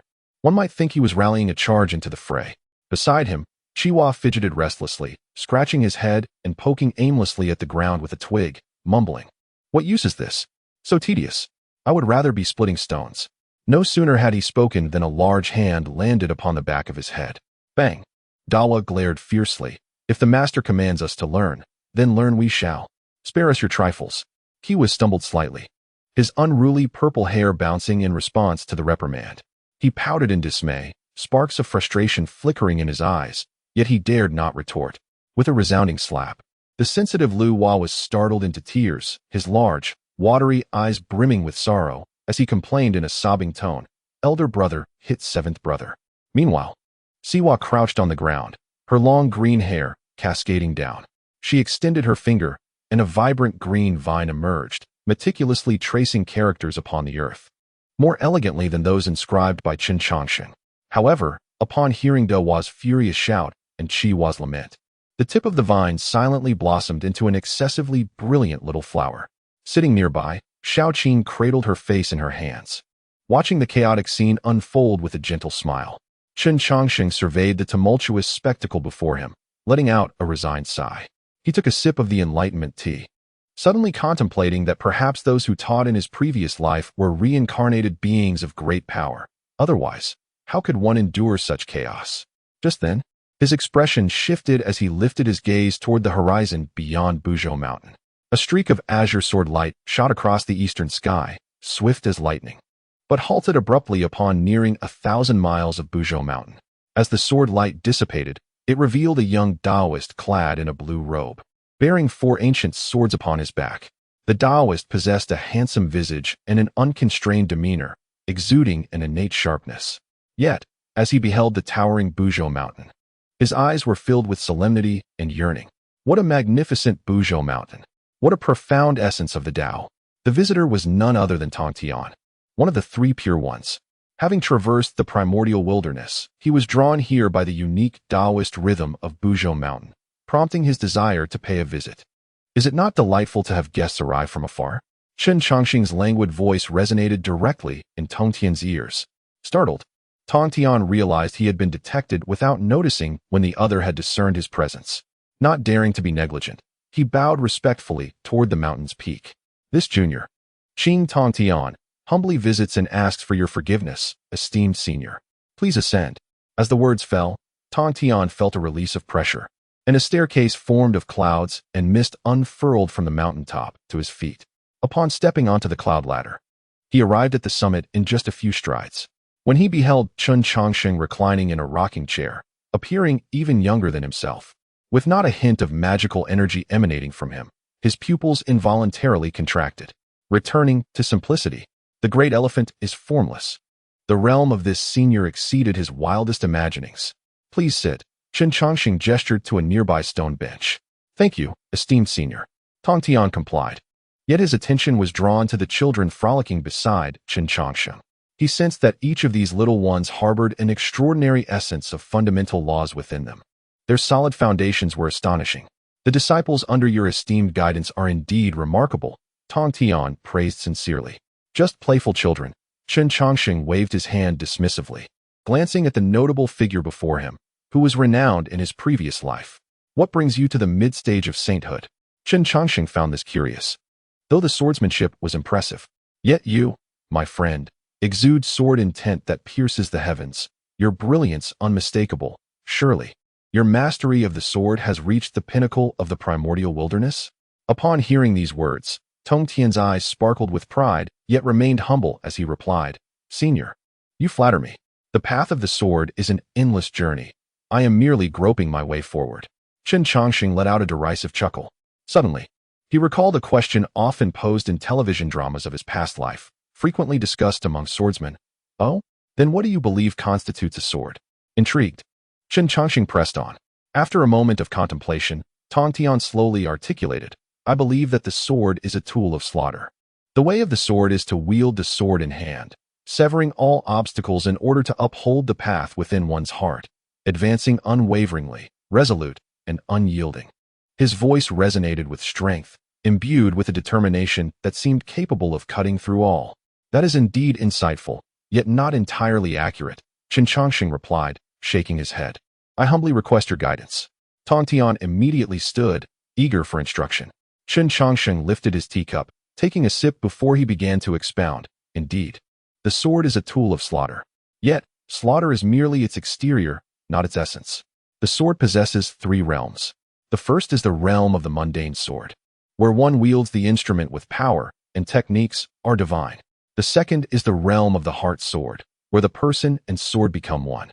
The heart replaces the eye, and the sword embodies the heart's path. The third is the realm of the Tao sword, where the body transforms into the laws. And the sword is the heavenly way. When the sword is drawn, myriad laws fall silent, and time and space crumble. He extended a finger and gently traced the air. There was no sword aura, no visible law. Yet, Tong Tian was astonished to discover a seamless rift forming in the space before him, one that would not heal for a long time. Boom. Tong Tian felt as if struck by lightning, rendered completely speechless. Chen Changsheng's seemingly casual remarks appeared to unlock a whole new door for him, granting him a revolutionary understanding of his own swordsmanship. I understand. Thank you for your guidance. Senior. Tong Tian abruptly rose and bowed deeply to Chen Changsheng, his face alight with joy and gratitude. With a smile, Chen Changsheng felt a fondness for this spirited individual. Compared to his two elder brothers, one advocating for non-action and the other urging alignment with the heavens, Tong Tian seemed far more like a living, breathing entity.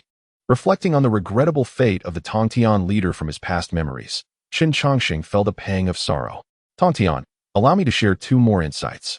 He looked at Tong Tian, enunciating each word carefully. Your sword is too sharp, too pure. It knows only to advance forward, lacking the capacity for retreat. The true way of the sword lies in discerning what to pursue and what to forego. When it is time to slay, one must slay. When it is time to withdraw, one must withdraw. Mastery resides in the ability to ebb and flow with ease. Indeed, I shall take your teachings to heart. Tong Tian once again bowed deeply to Chen Changsheng. Ha, please sit down. We are merely exchanging thoughts on the Tao. Such formalities are unnecessary. Chen Changsheng encouraged him to take a seat. The two engaged in discussions that traversed the profound truths of the sword, delved into the intricacies of formations, and explored the origins of laws, meandering through the vast expanse of the Tao. Their conversation grew increasingly harmonious. Tong Tian was astounded by the breadth of Chen Changsheng's knowledge and the depth of his understanding of the Tao, which was simply unfathomable. No matter how intricate the questions Tong Tian posed, the responses were always delivered in the simplest, most straightforward manner, revealing the essence with clarity.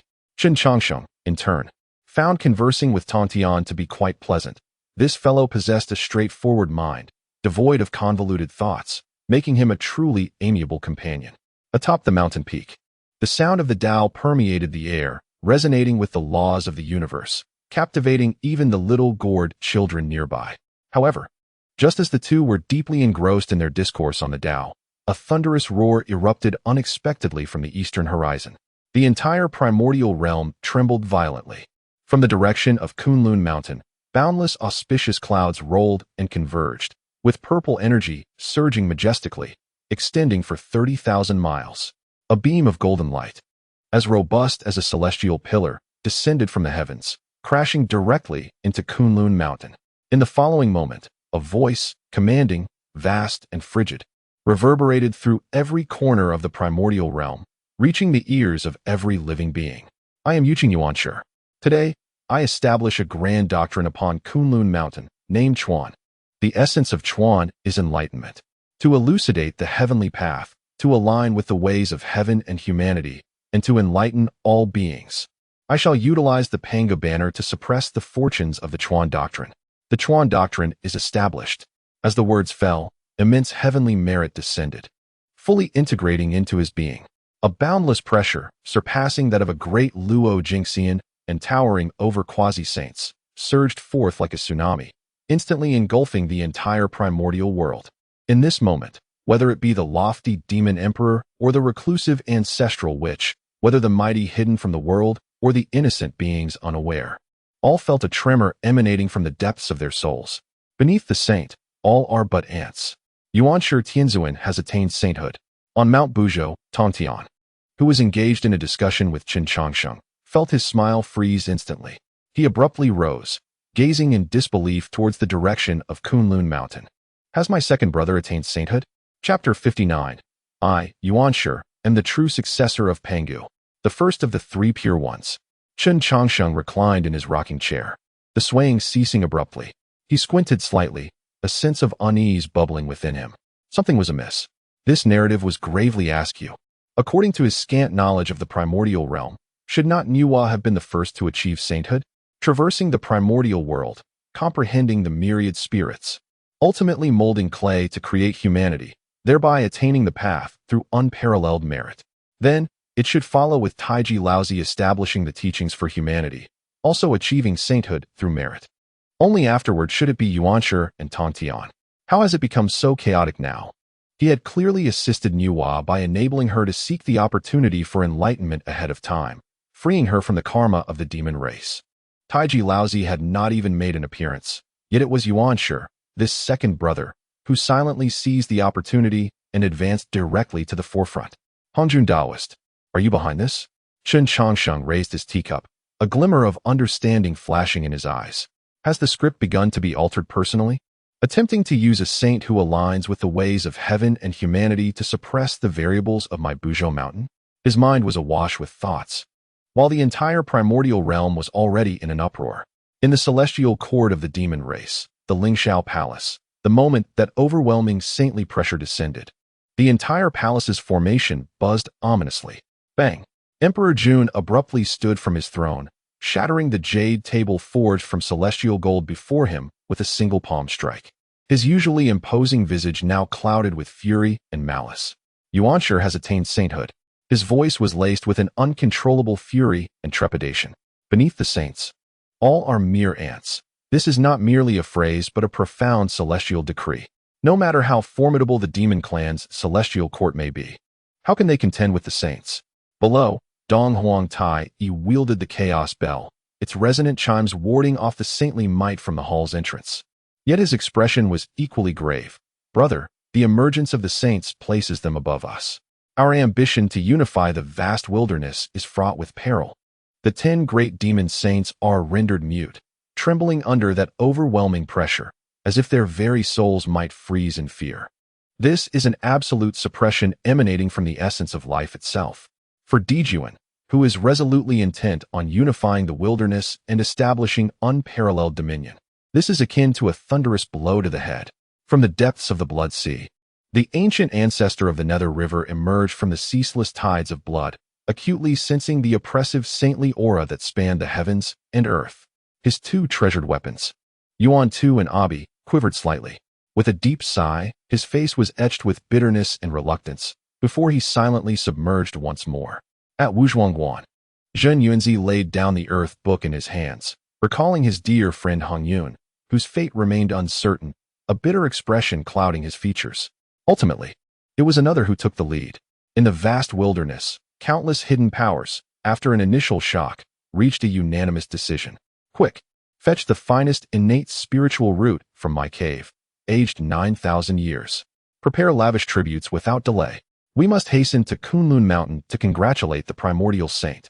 The saint embodies the will of the heavens in the wilderness, representing a new order, an existence beyond reproach. None dared to neglect this. In an instant, streams of light surged forth from various hidden realms across the wilderness, converging towards the eastern Kunlun Mountain like rivers flowing into the sea. At Kunlun Mountain, within the Jade Void Palace, the primordial supreme master sat upon his cloud bed, his saintly might swirling around him. Above the auspicious clouds, the grand principles of the universe manifested as golden lanterns, precious jewels, and hanging pearls, illuminating him in divine splendor, impervious to all. He felt the reverence, envy, and fear directed towards him from all corners of the wilderness, and an unprecedented sense of fulfillment surged within his heart. He had succeeded. He, Yuan Shi, was the true heir of Pangu. He was the first among the 3 pure ones to attain the status of saint. His elder brother, Laozi, valued tranquility and non-action, which ultimately led him to a lesser path, unable to achieve greatness. His third brother, Tongtian, was even more absurd, attempting to impart teachings indiscriminately, regardless of one's nature. Such behavior was a disgrace to the esteemed legacy of Pangu. Only he elucidated the heavenly path, aligning with the will of heaven and humanity, truly embodying the righteous way. He was the foremost among the 3 pure ones. The primordial supreme master gazed down upon the sea of clouds, and his majestic voice reverberated across the wilderness once more. In a millennium, I shall hold a sermon in the Jade Void Palace to expound upon the path of the saints. All who are fated may come to listen. His words echoed far and wide, and countless beings bowed in reverence. We shall diligently adhere to the saint's decree. On Mount Buzhou, after the initial shock, Tongtian's expression became exceedingly complex. He felt joy at his elder brother's ascendance to sainthood, yet more so, an inexplicable sense of loss, confusion, and even a flicker of indomitable fighting spirit. At that moment, the power within him began to boil uncontrollably, as if stirred by some unseen force. He felt a profound clarity, as if achieving sanctity had triggered some unseen opportunity. The primordial purple energy deep within his consciousness began to pulse with an unprecedented intensity, seemingly urging and guiding him. His chance to attain sainthood had arrived. A powerful surge of impulse erupted within him.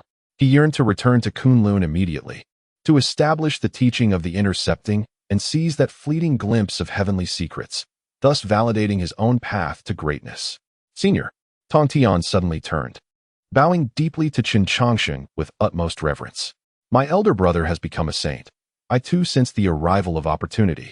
I am grateful for your teachings today, and I shall take my leave to return to Kunlun and establish the lineage. He could hardly contain his excitement, the aura of sword intent radiating from him, wishing to transform into a beam of sword light and take flight. Patience, Chen Changsheng's languid voice cut through the air like a bucket of cold water, halting Tongtian's eager movements.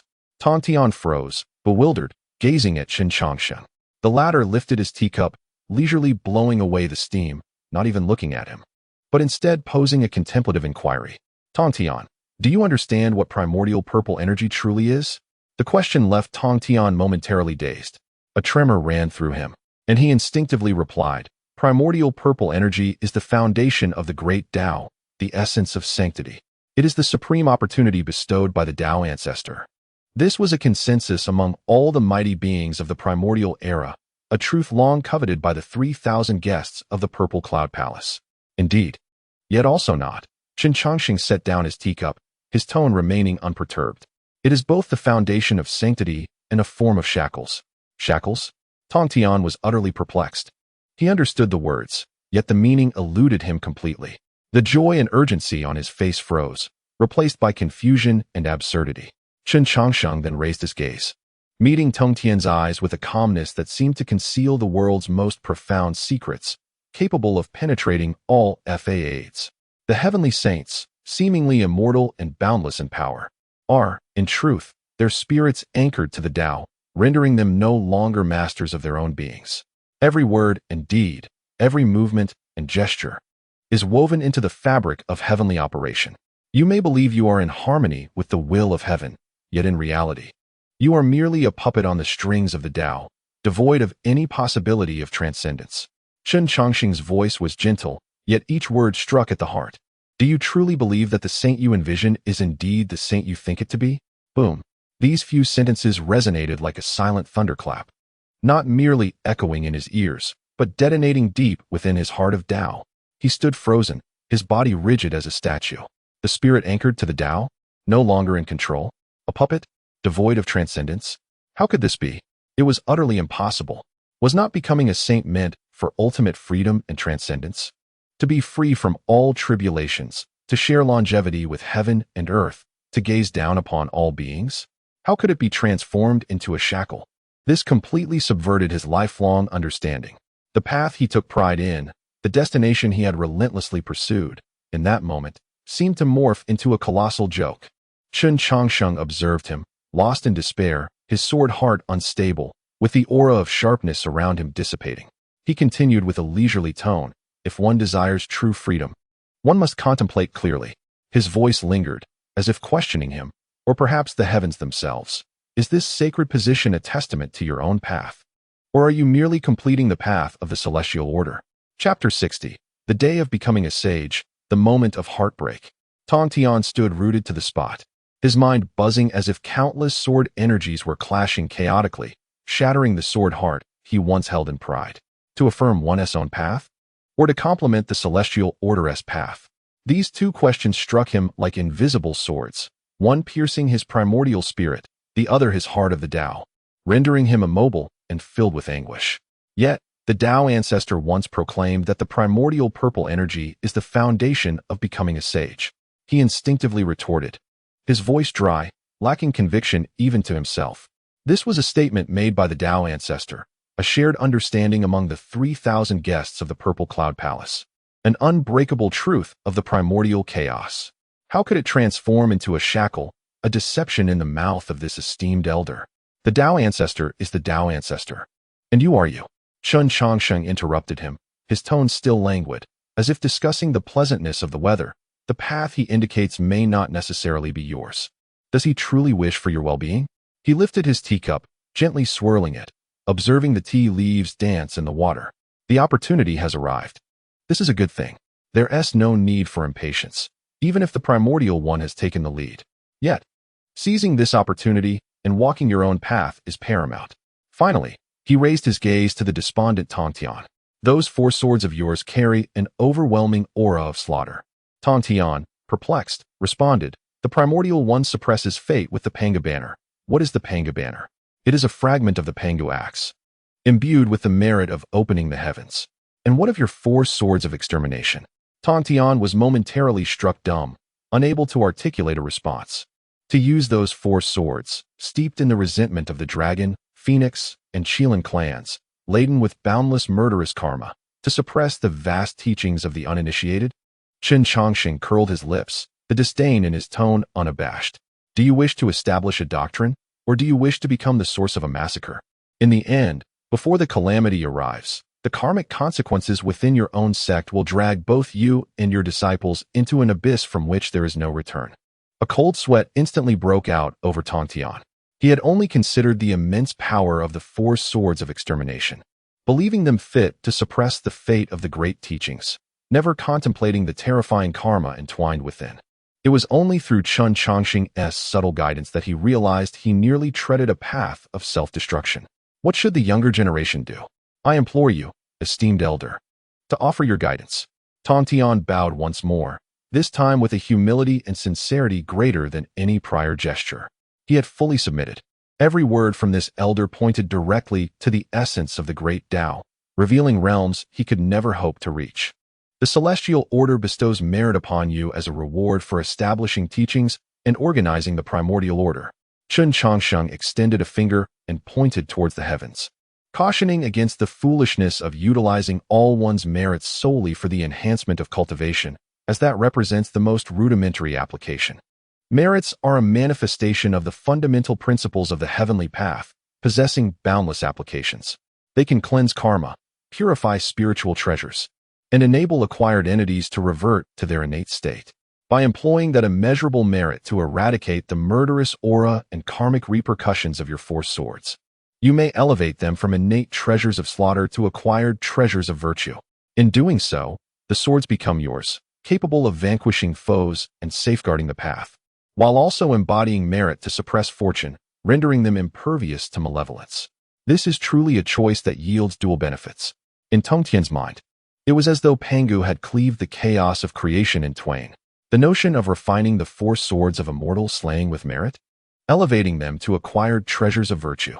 How audacious, how insane, how brilliant. He had never contemplated nor heard of such an extraordinary use of merit. Suddenly, he grasped the crux of the matter. If this were indeed feasible, he could sever a third corpse and use the treasures of virtue to stabilize his fortune, thus forging a path of enlightenment uniquely his own. He would no longer be tethered to the heavenly path, nor would he remain a marionette. This was the essence of true freedom and boundless liberation. Tongtian would eternally remember the grace bestowed upon him by his predecessor. Tongtian bowed deeply to Chen Changsheng, remaining in that position for a prolonged moment without rising. This bow was not merely an expression of gratitude for enlightenment, but also illuminated a brand new path to transcendence. Go forth, Chen Changsheng gestured. Remember, the way lies within the heart, not in the heavens. The younger generation shall heed your words. Tongtian nodded earnestly, straightening his posture, his face now devoid of any hint of confusion or impatience, replaced instead by an unprecedented resolve and determination. He bowed once more to Chen Changsheng, then, without hesitation, transformed into a brilliant beam of sword light, soaring skyward and vanishing into the horizon. Above the East Sea, the azure waves stretched endlessly. Tongtian's figure emerged amidst the towering waves. He did not commence immediately but closed his eyes, mentally rehearsing every word spoken by Chen Changsheng until no trace of doubt remained. After a considerable time, he abruptly opened his eyes. A resounding voice, vast and resolute, imbued with the intent to shatter all constraints, echoed throughout the primordial expanse. I, the authentic Pangu, Tongtian of the Upper Clarity. Today, atop the East Sea, I establish a great teaching, named Intercept.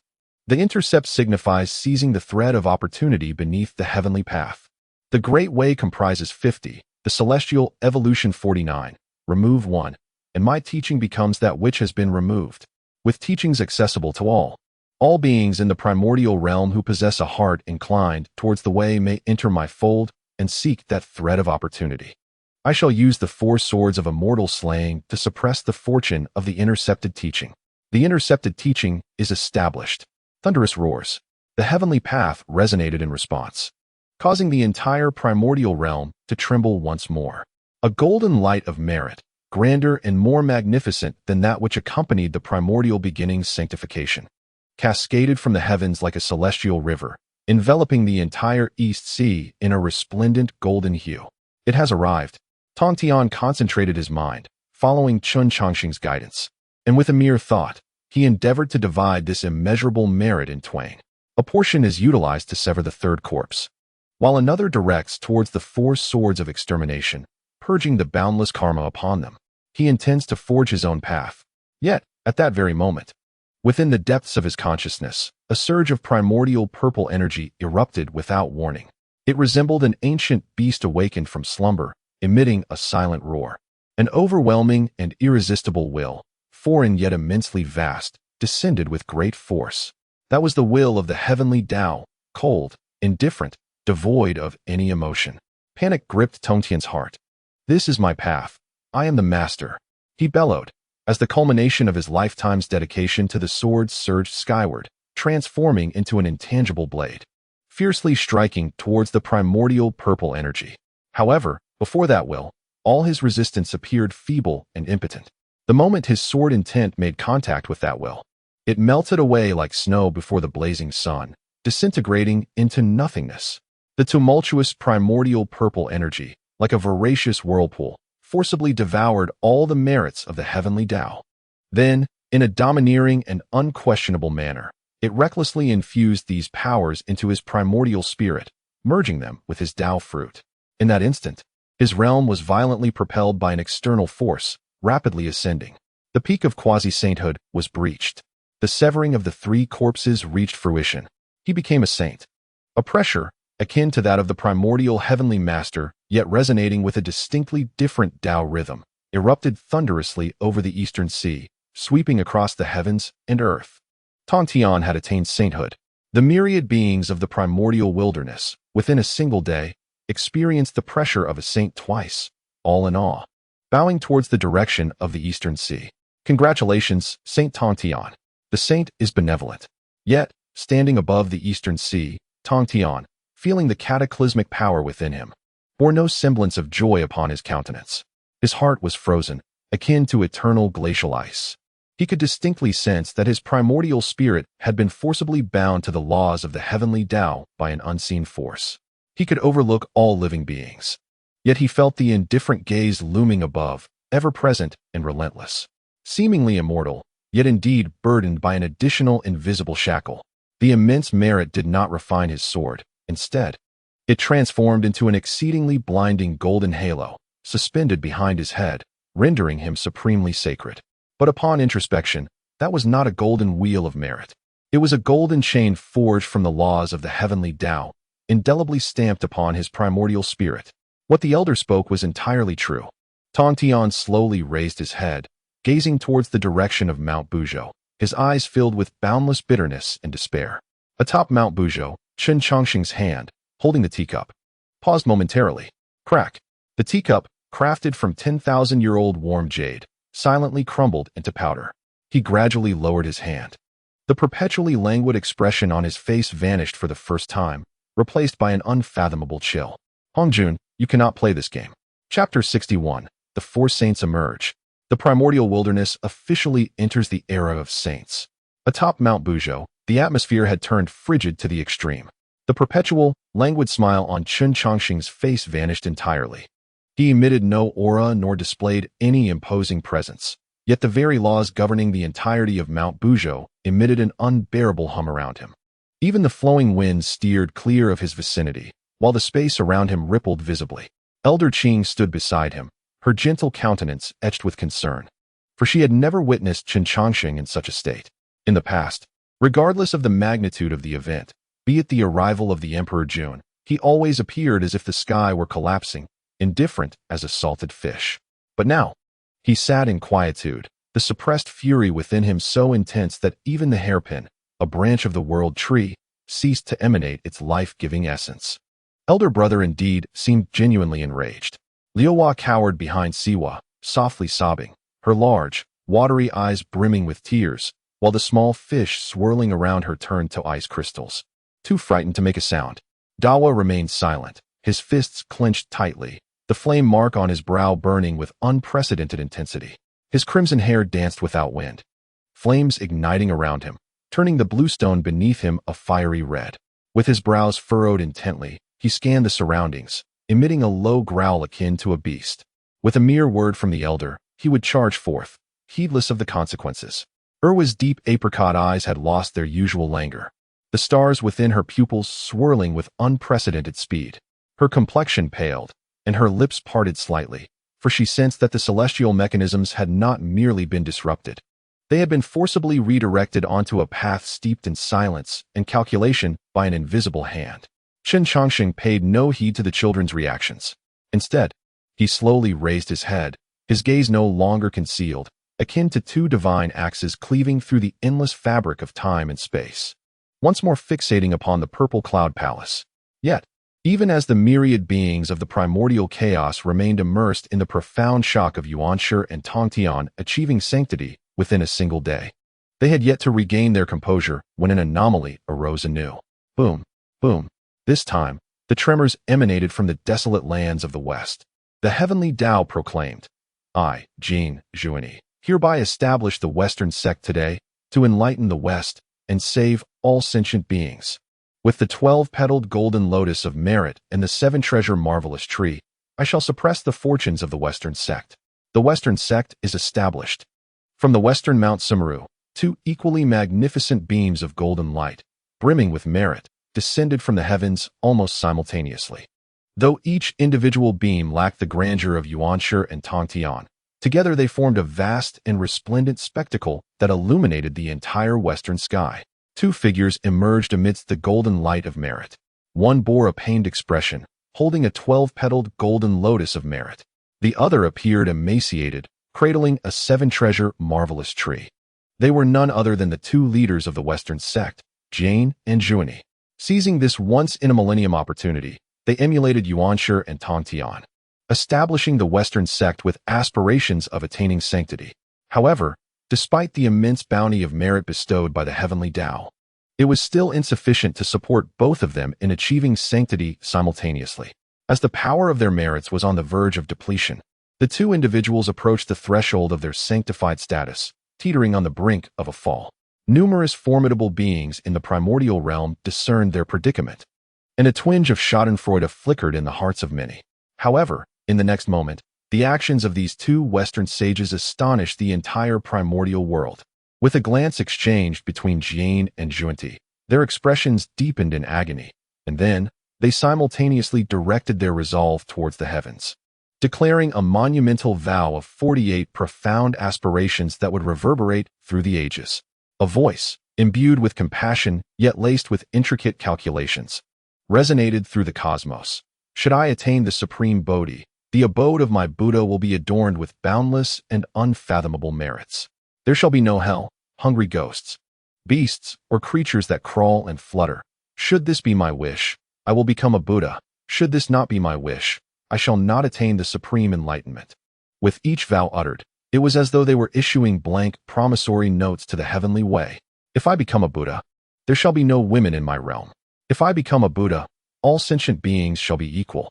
As these 48 grand aspirations were established, the once exhausted heavenly way astonishingly bestowed upon them an infinite reservoir of merit once more. This was no mere bestowal, it was a loan from the heavenly way, a prepayment of present power with promises of the future. Boom, boom. Under the enhancement of these boundless aspirations, the auras of Jane and Zhuani finally shattered the last barrier. Two forces, rivaling that of Yuanshi and Tongtian, erupted from the western Mount Meru, resonating with the sacred might emanating from the eastern Kunlun Mountain and the eastern sea. Jane attained sanctification. Zhuani attained sanctification. In that moment, the entire primordial realm fell into an utter silence. All beings, whether demon emperors or great Luo Jingshans, were left bewildered. In the heavenly court, within the Zixiao Palace, Dijun could no longer contain himself, spewing forth a mouthful of golden demon emperor blood, his complexion as pale as paper. The presence of one Yuanshi and one Tongtian had already signaled impending doom, and now, two more had emerged, with four of them bearing unfriendly ties to him. How could he continue? How could he unify the primordial realm? His demon clan's heavenly court held no more substance than paper in the face of these four saints. Dijun, despondent, collapsed upon his throne, his eyes filled with a deadened hue. From the blood sea, the ancestor of the underworld emerged once more.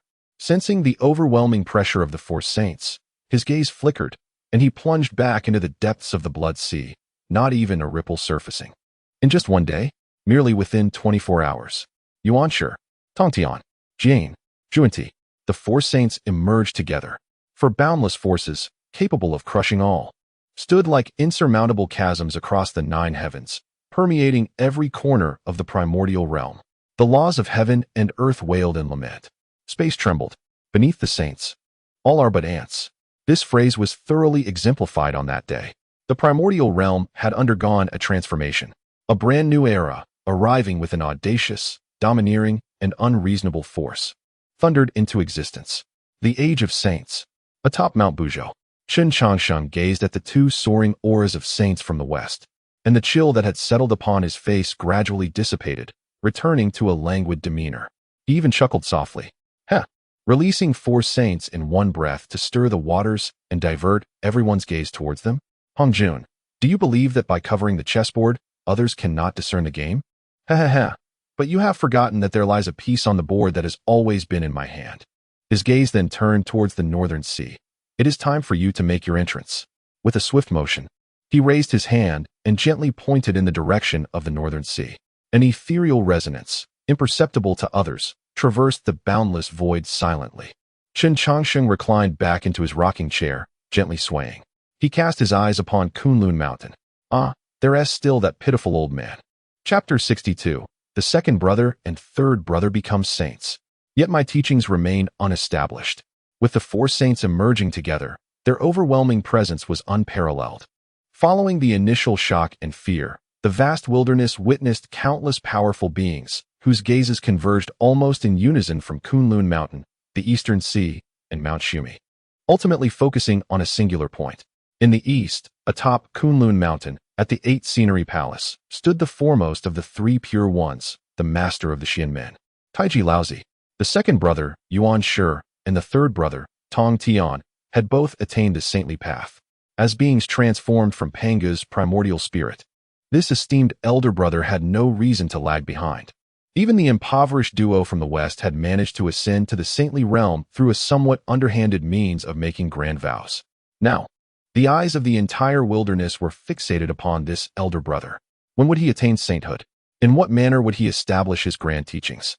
Everyone awaited the arrival of the 5th, perhaps the mightiest saint among the 3 Pure Ones, to reign over the wilderness.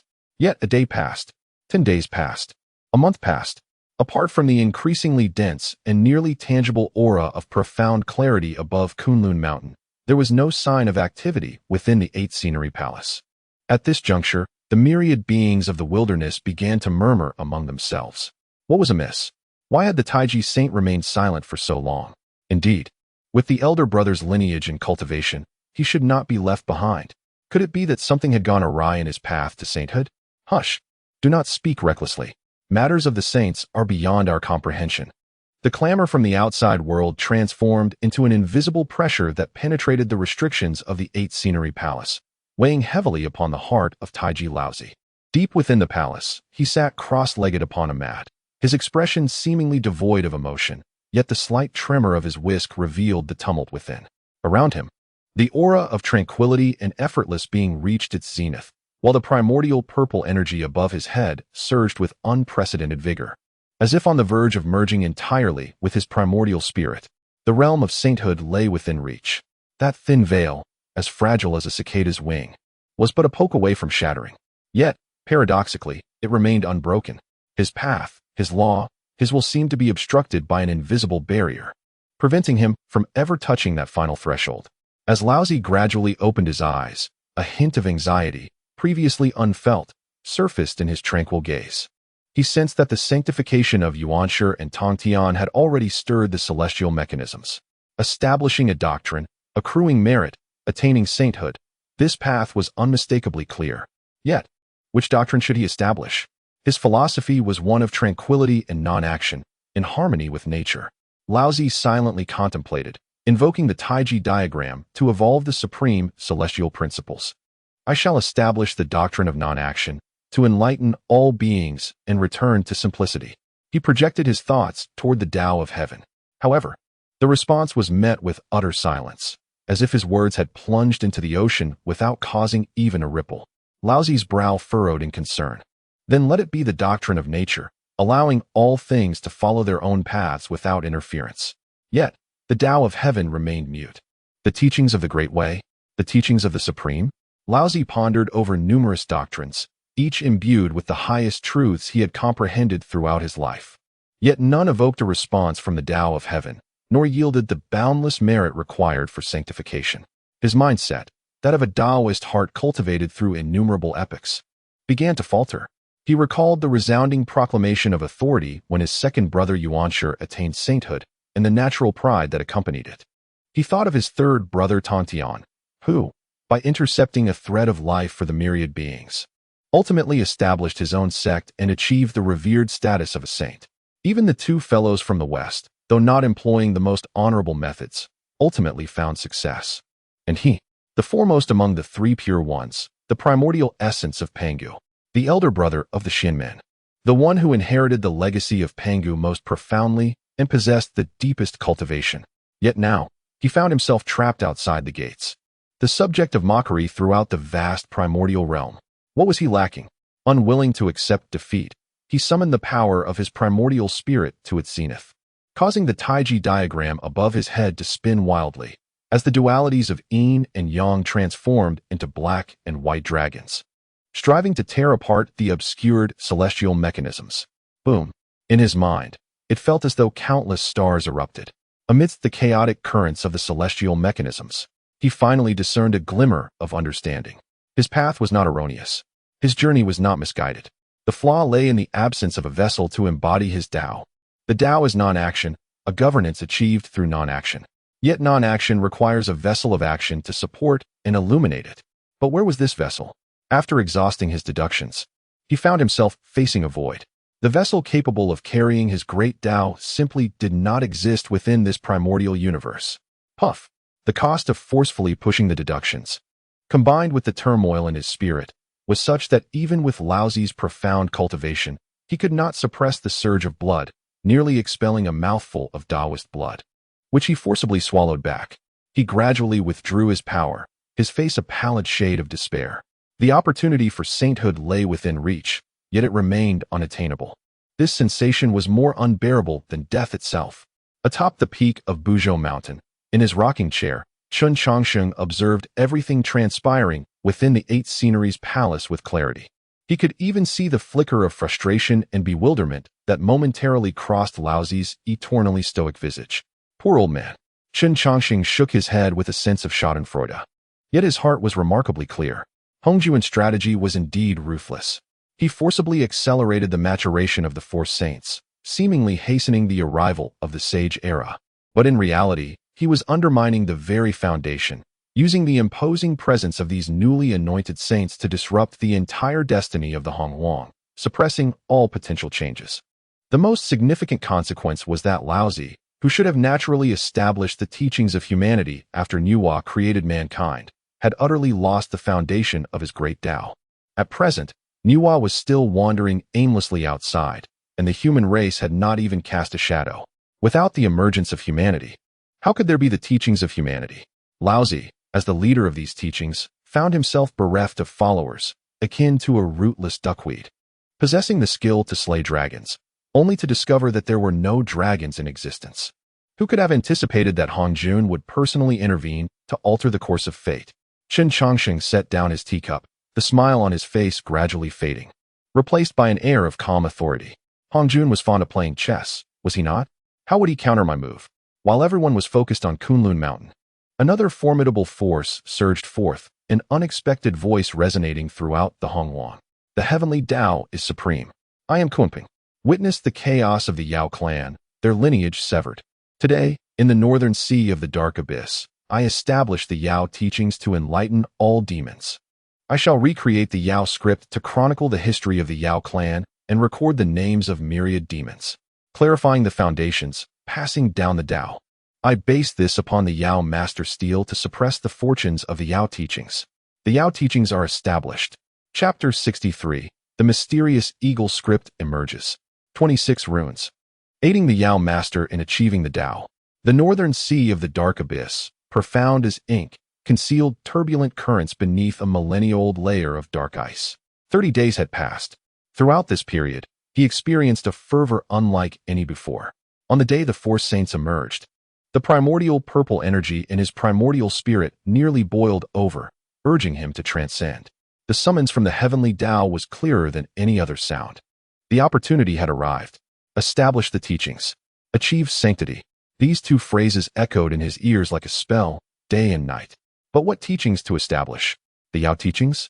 As a Yao master, creating the Yao script, enlightening countless demons, and founding the Yao teachings seemed only natural.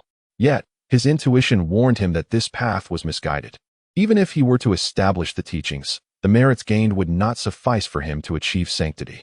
Yuan Shi established the Chan teachings, aligning with heaven and humanity. Tong Tian founded the Jie teachings, intercepting the essence of life. They had both discovered their own paths, thus the heavenly Tao responded. But what was his path? Merely to enlighten myriad demons? The Yao heavenly court was equally capable of enlightening countless demons, as a Yao master within the Yao court.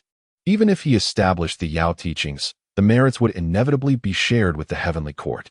He was unwilling to accept this, just as his resolve wavered, teetering on the brink of madness. And as the magical energies around him began to spiral into chaos, the primordial purple energy in his spirit suddenly trembled, erupting into 26 ancient, yet astonishingly simple runes. Simultaneously, a stream of information forcefully surged into his primordial spirit. Eagle script? Kunpeng was taken aback. As this stream of information flooded his mind, Kunpeng instinctively furrowed his brow. What a crude and devoid of Taoist resonance name. Yet, the moment he immersed his consciousness into the 26 runes, he felt as if struck by a thunderbolt, his entire being rendered utterly motionless. He, Kunpeng, the master of demons from the primordial era, having exhausted countless epochs to observe the myriad wonders of the universe, had derived 365 core demon scripts from the great Tao. Each script was exceedingly intricate, imbued with a singular essence. Yet, these 26 simple symbols, through various combinations and arrangements, could astonishingly convey the entirety of the cosmos with an efficiency beyond his imagination. The Tao is profoundly simple. This is the true essence of the Tao's simplicity. The demon scripts he once took pride in now appeared bloated and clumsy, mere childish doodles in comparison to these 26 symbols. Ha ha ha. Initially stunned, Kunpeng soon erupted into a laughter that reverberated throughout the North Sea, his mirth tinged with self-mockery, yet predominantly infused with an exhilarating clarity, as if the mists had finally parted to reveal the dawn. He understood. He finally grasped what he had been missing. His true fortune lay not in mere teaching, but in inheritance, in employing a more efficient, direct approach to document the Tao and preserve civilization. He promptly retrieved his most cherished artifact, the Demon Master Steel. This steel, a manifestation of the merits bestowed upon him by the heavenly Tao when he created the demon scripts, bore the engravings of the 365 core scripts, symbolizing his identity as a demon master. Gazing at the steel, at those 365 scripts he had painstakingly crafted and once held in high esteem, a flicker of resolve ignited in Kunpeng's eyes. He extended his finger, wielding his supreme magical power as a chisel, and began to meticulously etch the 26 eagle letters onto the smooth surface of the steel, stroke by stroke. The old path was being ruthlessly supplanted by the new. When the final rune fell into place, the Demon Master Steel trembled violently, radiating an unprecedented, brilliant azure light. Enlightened, Kunpeng realized that his true opportunity for sanctification had arrived. He appeared in the skies above the North Sea, proclaiming towards the primordial realm, towards the heavenly Tao. The heavenly Tao is supreme. I, Kunpeng, I shall re-establish the demon scripts, chronicling the history of the demon race and recording the names of myriad demons, clarifying the lineage, transmitting the Tao. The demon sect is established. This declaration struck like a splash of cold water into a bubbling cauldron of hot oil, igniting an explosive reaction throughout the vast primordial expanse. Every being, without exception, stood bewildered.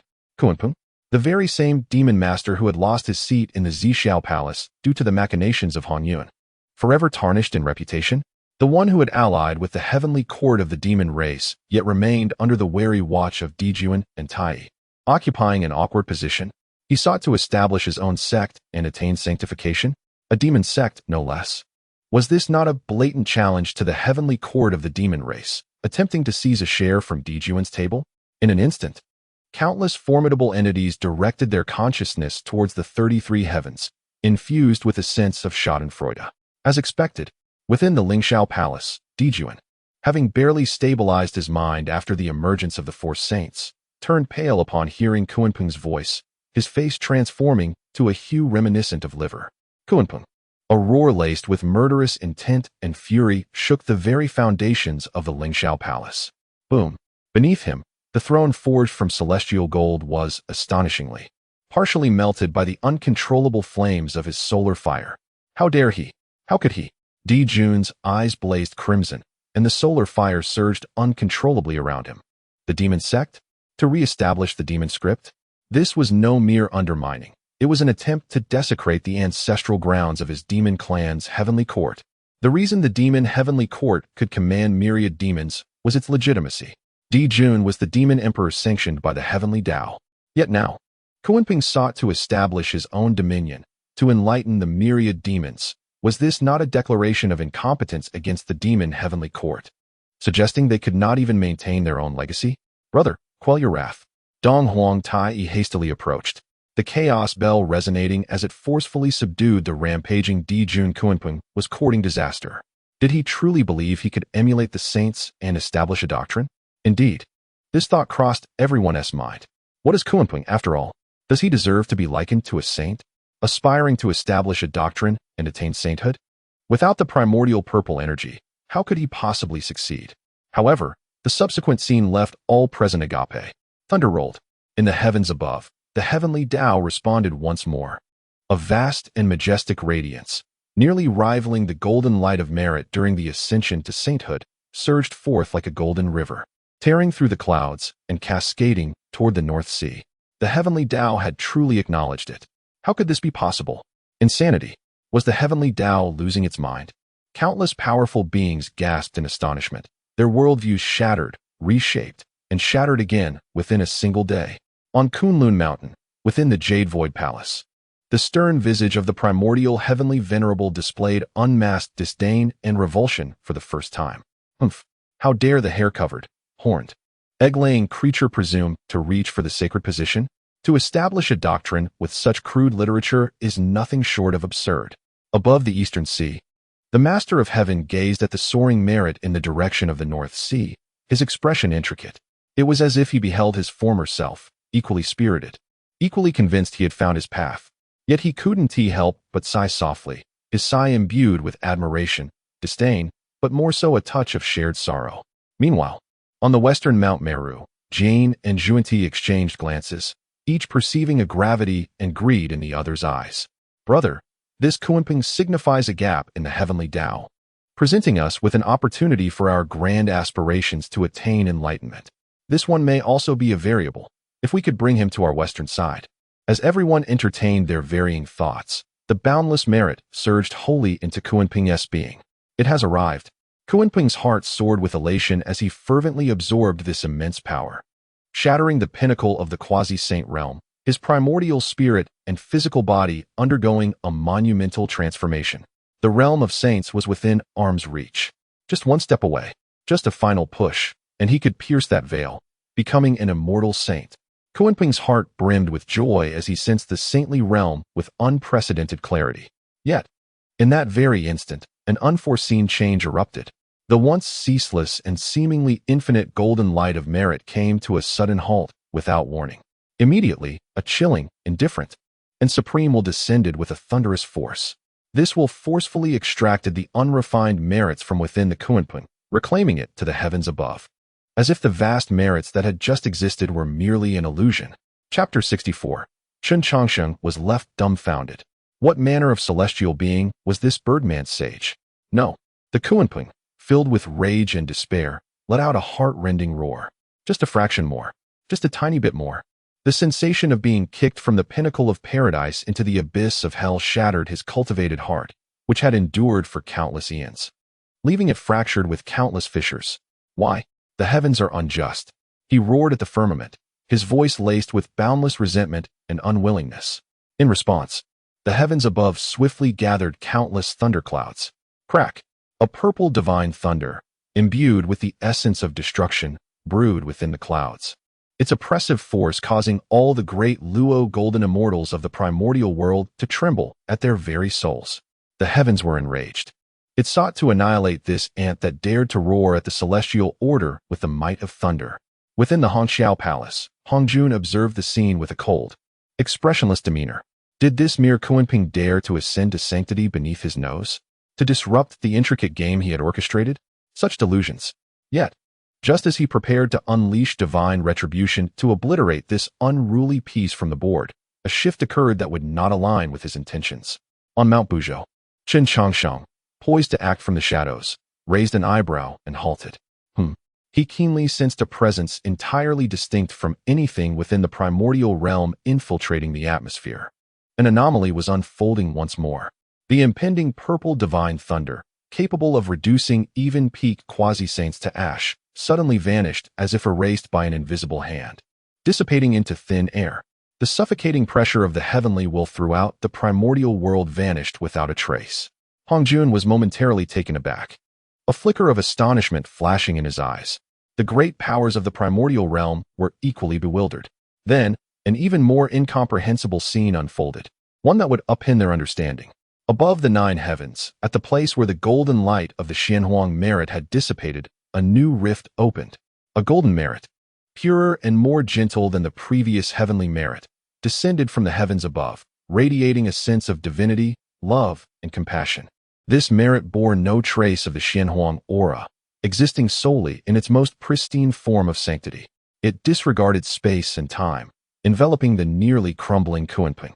The primordial purple qi within the Kunping's soul emitted a joyous hum under this sacred power, willingly merging with this force, and then, at an unprecedented speed, fused completely with the Kunping's spirit. Under the illumination of this holy light, the Kunping, whose path was interrupted and who bore the wounds of backlash, saw all its injuries and negative emotions being purified and healed at a visibly rapid pace. His face, once marred by resentment and madness, gradually transformed into a visage of serenity and compassion. Within his eyes sparkled the wisdom and empathy that transcended understanding. Behind him, sacred light coalesced, and a pair of ethereal wings, formed from the purest radiance, unfurled slowly. Each feather seemed to embody divine law, emanating an aura so holy it compelled reverence and worship. The essence of his being, from within to without, exuded an inviolable sanctity. The ascension, forcibly interrupted by Hongjun, was reignited under the blessing of the holy light, surging forth with an even more unstoppable and domineering force than before. With a thunderous roar, the final barrier shattered instantaneously. A fifth overwhelming pressure of a saint erupted from the North Sea, sweeping across the vast primordial realm with an irresistible might. This power was no less formidable than that of the primordial, Tongtian, Jian, or Zhuanti. The fifth sage, Kunping, ascended to sainthood. In that moment, the primordial world fell into a profound silence. The newly ordained sages, primordial, Tongtian from Kunlun, Jian and Zhuanti from Mount Shumi, rose abruptly from their sanctuaries, gazing incredulously toward the North Sea. Even Hongjun, whose face had remained unchanged throughout the ages, bore a crack of disbelief. He could not comprehend it. He was utterly baffled. Why would the heavenly Tao obstruct him? What was this divine radiance? Why could he not decipher or control it? He hastily sought communion with the heavenly Tao, but received no response. The unfolding events deviated completely from his meticulously laid plans, introducing a variable he could neither understand nor govern. On Mount Buzhou, Chen Changsheng beheld the Kunping, bathed in sacred light, radiating compassion with a majestic form, and sporting a pair of luminous wings. Initially taken aback, he soon erupted into hearty laughter, doubled over in mirth. Ha ha ha, how amusing, truly delightful. Hongjun, that old schemer, calculated every angle, only to find his own home raided. This expression will amuse me for a century. Yet, amidst his laughter, an unsettling sense of familiarity crept in, particularly with those wings. Did they not resemble those of a birdman? But this was the primordial realm. Never had he heard of such beings existing here. Above the heavenly court, Emperor Jun sat despondently upon the ground, murmuring to himself, "How could this be? How could this be?" His face, twisted in fury, now bore the pallor of despair. "How could this be?" he repeated, his eyes devoid of luster. First, there was primordial, then Tongtian, followed by those shameless beings from the west. And now even Kunping had attained sainthood? 5 saints. How could one navigate such a reality? His demonic clan had exhausted countless resources and devoted endless effort to establish a unified dominion over the primordial realm. Yet, before these 5 saints, the resplendent Zixiao Palace and the supreme authority over myriad demons had become a colossal jest. Your Majesty, please quell your anger. The 10 demon saints below, led by Bays, were already so terrified that they knelt down, not daring to raise their heads. The entire grand hall was in disarray. Some demon saints, their primordial spirits unstable, lay collapsed on the ground, while others trembled under the overwhelming aura of the saint, their disgraceful appearances laid bare. Calm my wrath. Dijun suddenly lifted his head, his eyes ablaze with crimson fury. The true fire of the sun surged around him, igniting the golden throne forged from celestial metals until it glowed a fiery red, emitting a harsh hissing sound. That scoundrel has dared to ride atop me. How can you expect me to calm my rage? Summon the troops. I shall personally lead the charge to the North Sea. I will tear that scoundrel to shreds, leaving no trace of his demon cult behind. Dijun's voice was hoarse and frenzied. Upon these words, an eerie silence enveloped the hall. Even the trembling demon saints halted, casting furtive glances at the demon emperor seated upon the throne as if he were a madman. To personally lead an assault on a saint? Brother! A thunderous reprimand echoed, jolting everyone back to clarity. Dong Huang Tai stepped forward, the chaos bell in his hand resonating deeply, as waves of profound yellow energy descended, blocking the saint's oppressive aura and Dijun's uncontrollable solar fire outside the hall. He gazed at his seemingly frenzied brother and spoke solemnly. Come to your senses. Do you wish to lead our entire race to destruction? Dijun gasped for breath, his chest heaving violently, his gaze fixated on his brother. After a prolonged silence, he appeared to be drained of all strength, slumping back with a voice heavy with desolation and reluctance. Then tell me, what should we do? What options do we have left? Indeed, what options remained? Tai too fell silent. Beneath the saint, all are but ants. This phrase, before today, had merely been a warning from the Tao ancestor. Only now did they truly grasp the blood-soaked despair it encapsulated. Inside the Lingxiao treasure hall, an oppressive silence reigned. Dijun sat weakly upon the throne, gazing down at the demoralized and silent demon saints, an icy chill surging through him from his feet to the crown of his head. Speak, he said, his voice dry and hoarse, as though he had endured the icy winds of the underworld for eons. What shall we demons do next?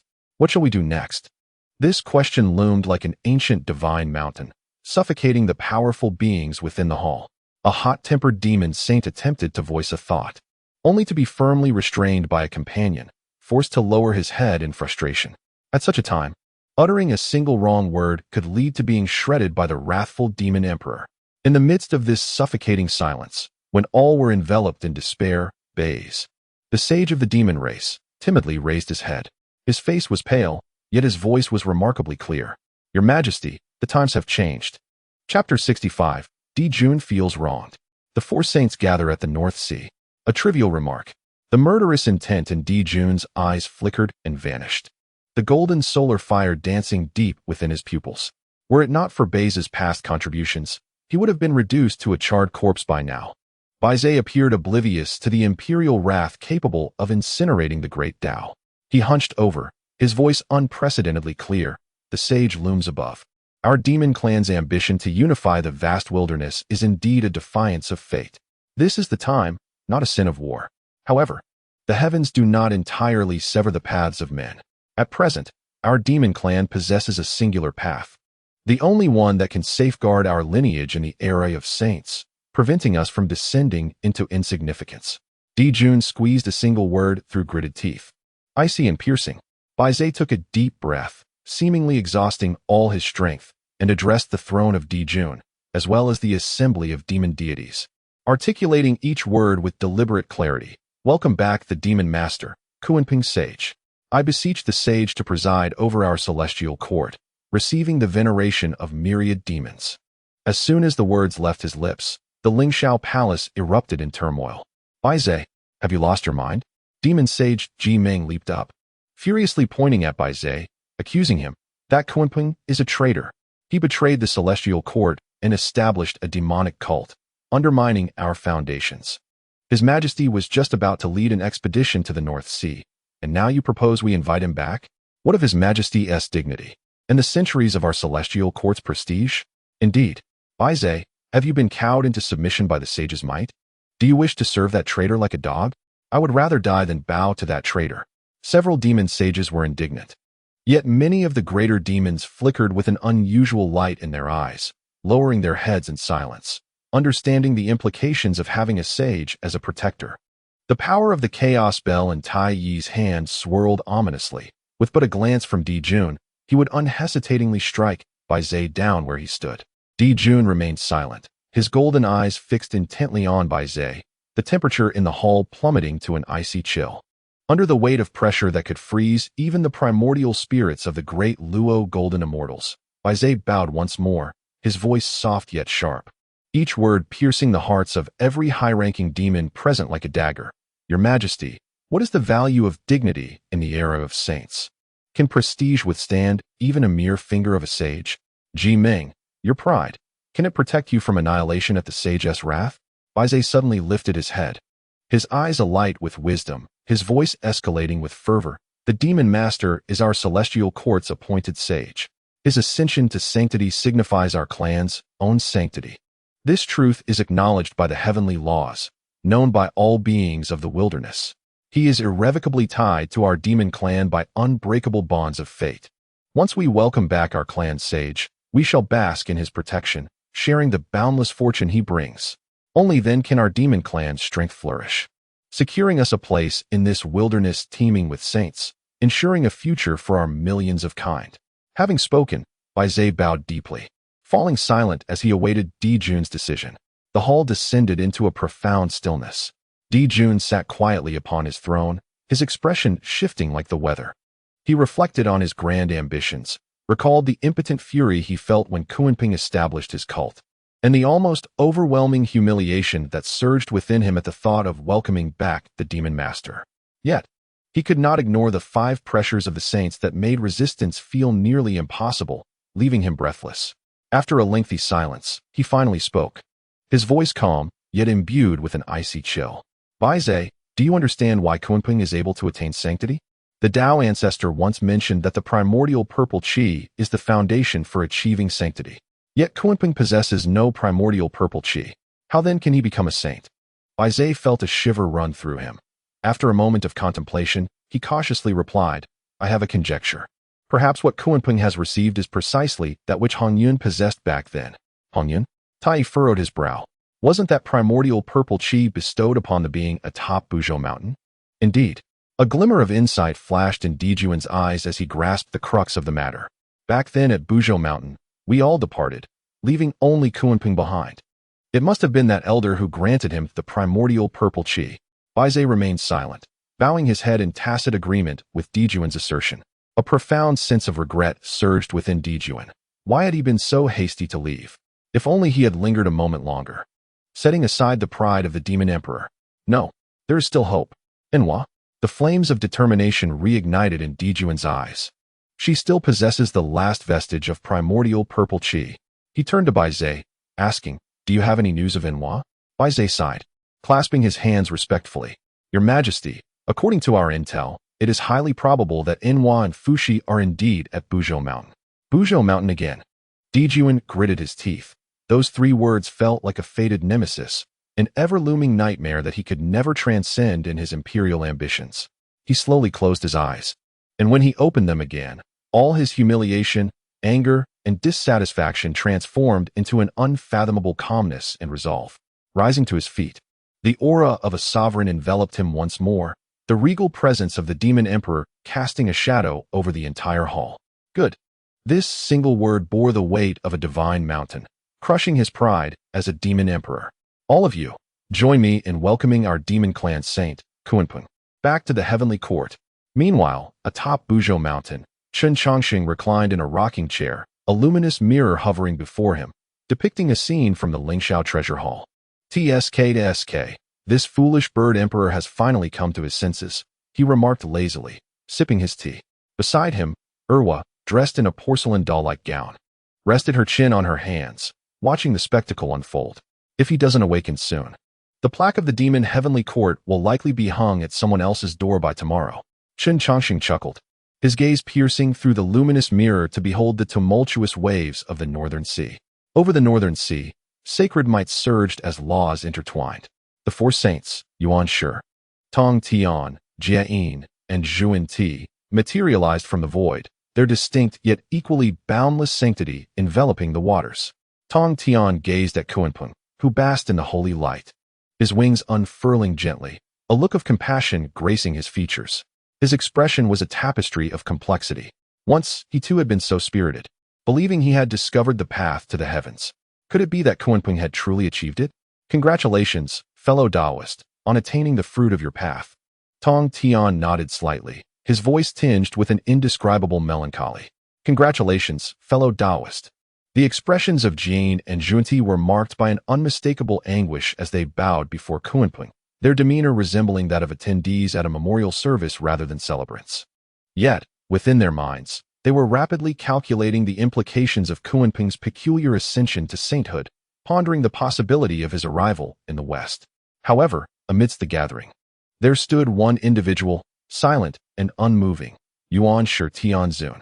His countenance, suffused with an air of authority, betrayed an unmasked disdain and loathing, as if the mere act of gazing upon Kunpeng would tarnish his vision. At last he spoke, his voice as frigid and piercing as the chilling winds of the nether realms, shattering the tranquility of the moment. Kunpeng, he addressed him directly, devoid of any respect befitting a fellow saint. In his estimation, a creature clad in fur and bearing horns, one that emerges from moist eggs, was hardly worthy of claiming the title of saint.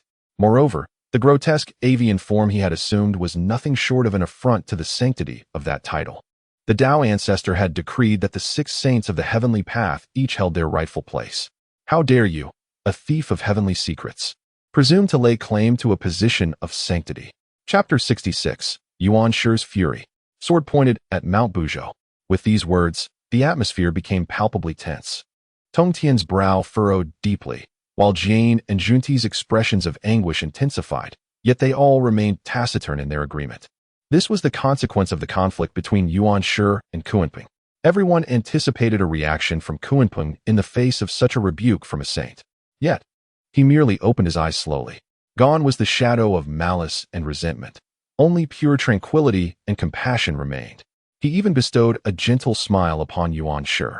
"Dear Tao friend, your words are misguided," he replied, his voice imbued with a softness and sanctity that seemed to carry the power to purify the heart. "Having attained sainthood, I am recognized by the heavenly path and by all sentient beings. Where lies the notion of theft?" Yuan Shi was incensed by Kunpeng's unyielding demeanor, causing his celestial authority to waver, and the northern sea erupted in a tempest of fury. Such sophistry! The primordial purple energy is the foundation of sainthood, and the Tao ancestor has distributed the treasures. You were not among them. Speak. From whence did you pilfer the primordial purple energy? Yuan Shi's voice thundered, each syllable laden with the gravity of a saint's interrogation, probing the very essence of the Tao. Were any ordinary quasi-saint present, their resolve would likely shatter under the weight of such words. Yet Kunpeng remained unfazed, as light emanated from the wings of his holy form, dissipating all pressure and inquiry like a gentle spring breeze. Disregarding Yuan Shi's rudeness, he turned to Tong Tian, Jane, and Zhuanti, offering a cordial smile in return. It was only then that he redirected his gaze to the furious Yuan Shi, his expression one of compassion, as if he were observing a petulant child. "Why must you cling to the past, dear friend?" Kunpeng's voice carried a hint of amusement. "My fortune, indeed, was bestowed by the esteemed one of Mount Buzhou." Having spoken thus, he respectfully bowed towards the direction of Mount Buzhou before the 4 saints, his posture radiating a devoutness akin to that of a pilgrim venerating the source of his faith. Having attained sainthood, this affirms that all is predetermined by the workings of the heavenly path. It is the Tao of my predecessor that acknowledges me. Boom.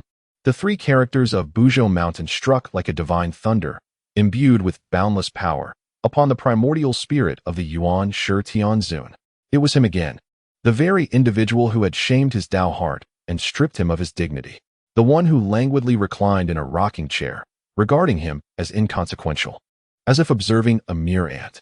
Now, not only did he conceal himself, but he also dared to meddle in the grand design of heaven, supporting the likes of Kunpeng, a creature born of moist eggs, elevating them to the status of equals among saints. This was a slap in his face. This was a provocation to the majesty of the Pangu Orthodox. This was a fundamental challenge to the primordial order established by the Tao ancestor. A conflagration of humiliation, jealousy, and sheer fury erupted from the depths of Yuan Shi Tianzun's heart, instantly incinerating the last vestiges of his reason as a saint. Ah, what a magnificent Buzhou Mountain! What a despicable creature that hides in the shadows! In a fit of wrathful laughter, Yuan Shi's voice reverberated, causing the waters of the northern sea to churn backward. The jade-clear celestial light enveloping him transformed into a tempestuous fury, while the ethereal image of the Pangu banner flickered wildly behind him. A sharp, earth-splitting aura of slaughter cleaved the surrounding void, creating countless dark rifts. No longer did he gaze upon Kunpeng, for even a fleeting glance felt like an affront. Instead, his gaze was fixed upon the other three saints, his voice resonating with authority, akin to the final judgment of heaven. This fiend distorts the yin and yang, disrupts the celestial mechanisms, and privately confers saintly positions. He is the greatest malignancy of the primordial realm, the deepest anomaly of the Tao. As heavenly saints, we bear the responsibility of enacting divine punishment and cleansing the cosmos. Today, I shall personally ascend Buzhou Mountain to uproot this source of discord and restore clarity to the primordial world. Upon uttering these words, his sacred might surged unrestrainedly towards the heavens. Second brother, stop. Tong Tian's countenance changed dramatically. Without a moment's hesitation, he stepped forward, the aura of the extermination sword manifesting, standing resolutely before Yuan Shi. Third brother, do you intend to obstruct me for the sake of an outsider? Yuan Shi Tianzun's eyes blazed with fury, his sacred might like a prison, pressing down upon Tong Tian. The elder has shown me guidance and possesses unfathomable strength, far beyond our capabilities to contend with. Although we have both attained sainthood, recklessly confronting this foe is not a prudent course of action. It may lead to dire consequences, Tong Tian urged in a solemn tone, fully aware of the terror that Buzhou Mountain harbored. Even as a saint, he could not sense the profound depths of the elder's power. It was a realm he could neither comprehend nor hope to aspire to. Guidance. Yuan Shi Tianzun seemed to hear the most ludicrous jest in existence. He forcefully pushed Tong Tian aside, exclaiming with indignation, Third brother, you are utterly foolish. What guidance did he offer you? Guidance to forsake the glory of the Pangu path, to seize that so-called glimmer of hope? You have been blinded by that vile heretic. Once I suppress him and refine him into the source, you will surely awaken. Stand aside. He paid no heed to the pallor of Tong Tian's face, transforming into a streak of annihilating light that rent the heavens, carrying with it the seething wrath and murderous intent of a conflagration that scorched the nine skies, resolutely charging towards the direction of Buzhou Mountain. Alas, as Tong Tian gazed at Yuan Shi's departing figure, he let out a heavy sigh, his face etched with helplessness, anxiety, and profound concern. He was acutely aware of his second brother's temperament. Today's affair would likely not end amicably. Casting a glance at the still pure and compassionate Kunpeng, he then turned his gaze to the two Western patriarchs, seemingly in meditation, their expressions contemplative and serene. Ultimately, he shook his head and transformed into a streak of sword light, pursuing closely behind. Regardless of the circumstances, he could not idly watch his brother march towards his demise. In the blink of an eye, only Kunpeng and the two revered saints, Jane and Zhuanti, remained above the northern sea. The sea breeze carried a peculiar tension. Amitba, Jane intoned, his eternal expression of suffering seemingly deepening. He uttered a solemn chant, conjuring an even more profound sense of compassion. The fury of the primordial saint was overwhelming, and this journey promised to be fraught with challenges. Calamity might soon befall the primordial realm once more. A glimmer of insight flashed in Zhuanti's eyes, a faint smile playing at the corners of his mouth. Indeed, brother, the being atop Mount Buzhou, who can disregard the Tao ancestor, harbors an enigmatic origin. As saints, we must embody compassion and endeavor to mediate, alleviating conflict to spare the lives of the innocent. The two harmoniously echoed each other, cloaking their curiosity and opportunism in a veneer of noble intentions. Whether the primordial or the ancient elder emerged victorious, their Western teachings would incur no losses. Should they glean even a fragment of secret knowledge or seize an advantage, it would be a tremendous gain. Exchanging a knowing glance, they reached a silent agreement and turned their attention back to Kunpeng. He maintained his tranquil and benevolent demeanor, bowing slightly towards Mount Buzhou in a gesture of respect. Your compassion is indeed a blessing for the primordial realm. I owe you a debt of gratitude, and shall now pay my respects." Raising his head, a look of unwavering reverence adorned his face. With that, he unfurled his radiant wings, transforming into a gentle yet resolute beam of holy light, gliding steadily towards Mount Buzhou. Jane and Zhuanti shared a smile, riding on the clouds and leisurely following behind. Chapter 67. The cataclysmic scene of the primordial realm. The five saints descend. Boom. An indescribable and terrifying pressure surged forth from the heavens, crashing down with immense force. The figure of the primordial heavenly sovereign tore through the endless void, appearing before Mount Buzhou. He did not need to exert any effort. Merely his presence distorted the very fabric of the universe, unleashing wrath and sanctity that twisted the world. Wherever he passed, space shattered like fragile glass, revealing the abyss of chaos beneath. Centered around Mount Buzhou, across billions of miles of vast land, all beings, whether the newly awakened spirits of flora and fauna or the immensely powerful Deluo golden immortals who had meditated for eons, found themselves compelled to kneel at the resounding decree of the celestial mandate echoing deep within their souls.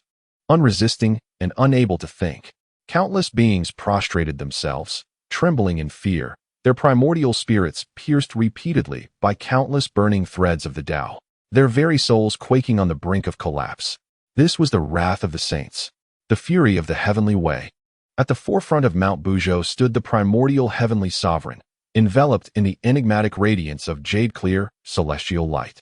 Behind him, a resplendent wheel of merit shone brilliantly, while an ethereal silhouette of the Pangu banner, entwined with chaotic sword energy, flickered in and out of view. He embodied the heavens and the principle of order.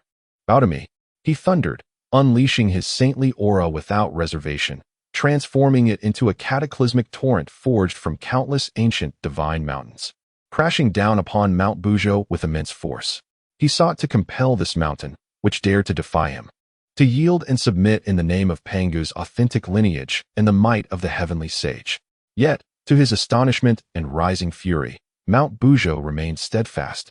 The terrifying pressure capable of pulverizing even a great Luo golden immortal and their Tao fruit met an invisible yet unyielding barrier upon reaching the mountain's 1,000-zhang radius. No, it was not merely a barrier.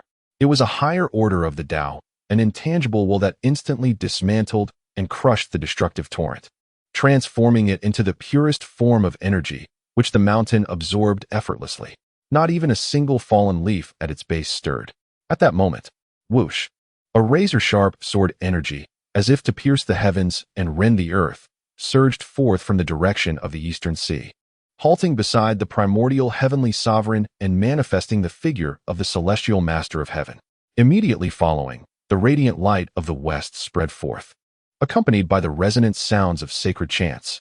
The two, Jane and Zhuanti, arrived together, stepping upon 12-petaled golden lotuses of merit, each holding a 7-treasure wondrous tree, their faces adorned with expressions of compassion for the suffering of the world. Amitba, sins, sins, they intoned.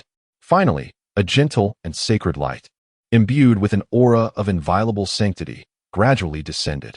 The Kuanpeng, adorned with luminous wings and bearing a dignified countenance, disregarded the lethal gaze of the primordial sovereign and, with utmost reverence, bowed towards Mount Buzhou. 5 heavenly sages, 5 distinct yet equally boundless manifestations of sacred might intertwined and collided before Mount Buzhou, igniting a cataclysmic upheaval in the laws of heaven and earth at that very moment. The fundamental laws of the vast wilderness fell into utter chaos. The sun and moon dimmed, the stars trembled, the fierce winds above the 9 heavens stilled, and the waves within the 4 seas froze. Countless powerful beings, deep in meditation, were violently jolted from their profound states of enlightenment by this earth-shattering aura. They cast their divine consciousness toward Mount Buzhou, and upon beholding the 5 figures akin to doomsday monarchs, their hearts wavered, and their souls fled in terror. The atmosphere grew unbearably tense. At the foot of Mount Buzhou, in the camp of the witch clan's divine guardians, a resounding explosion erupted as the doors of the 12 ancestor witches' hall were forcefully shattered by a tempestuous aura. It was a saint.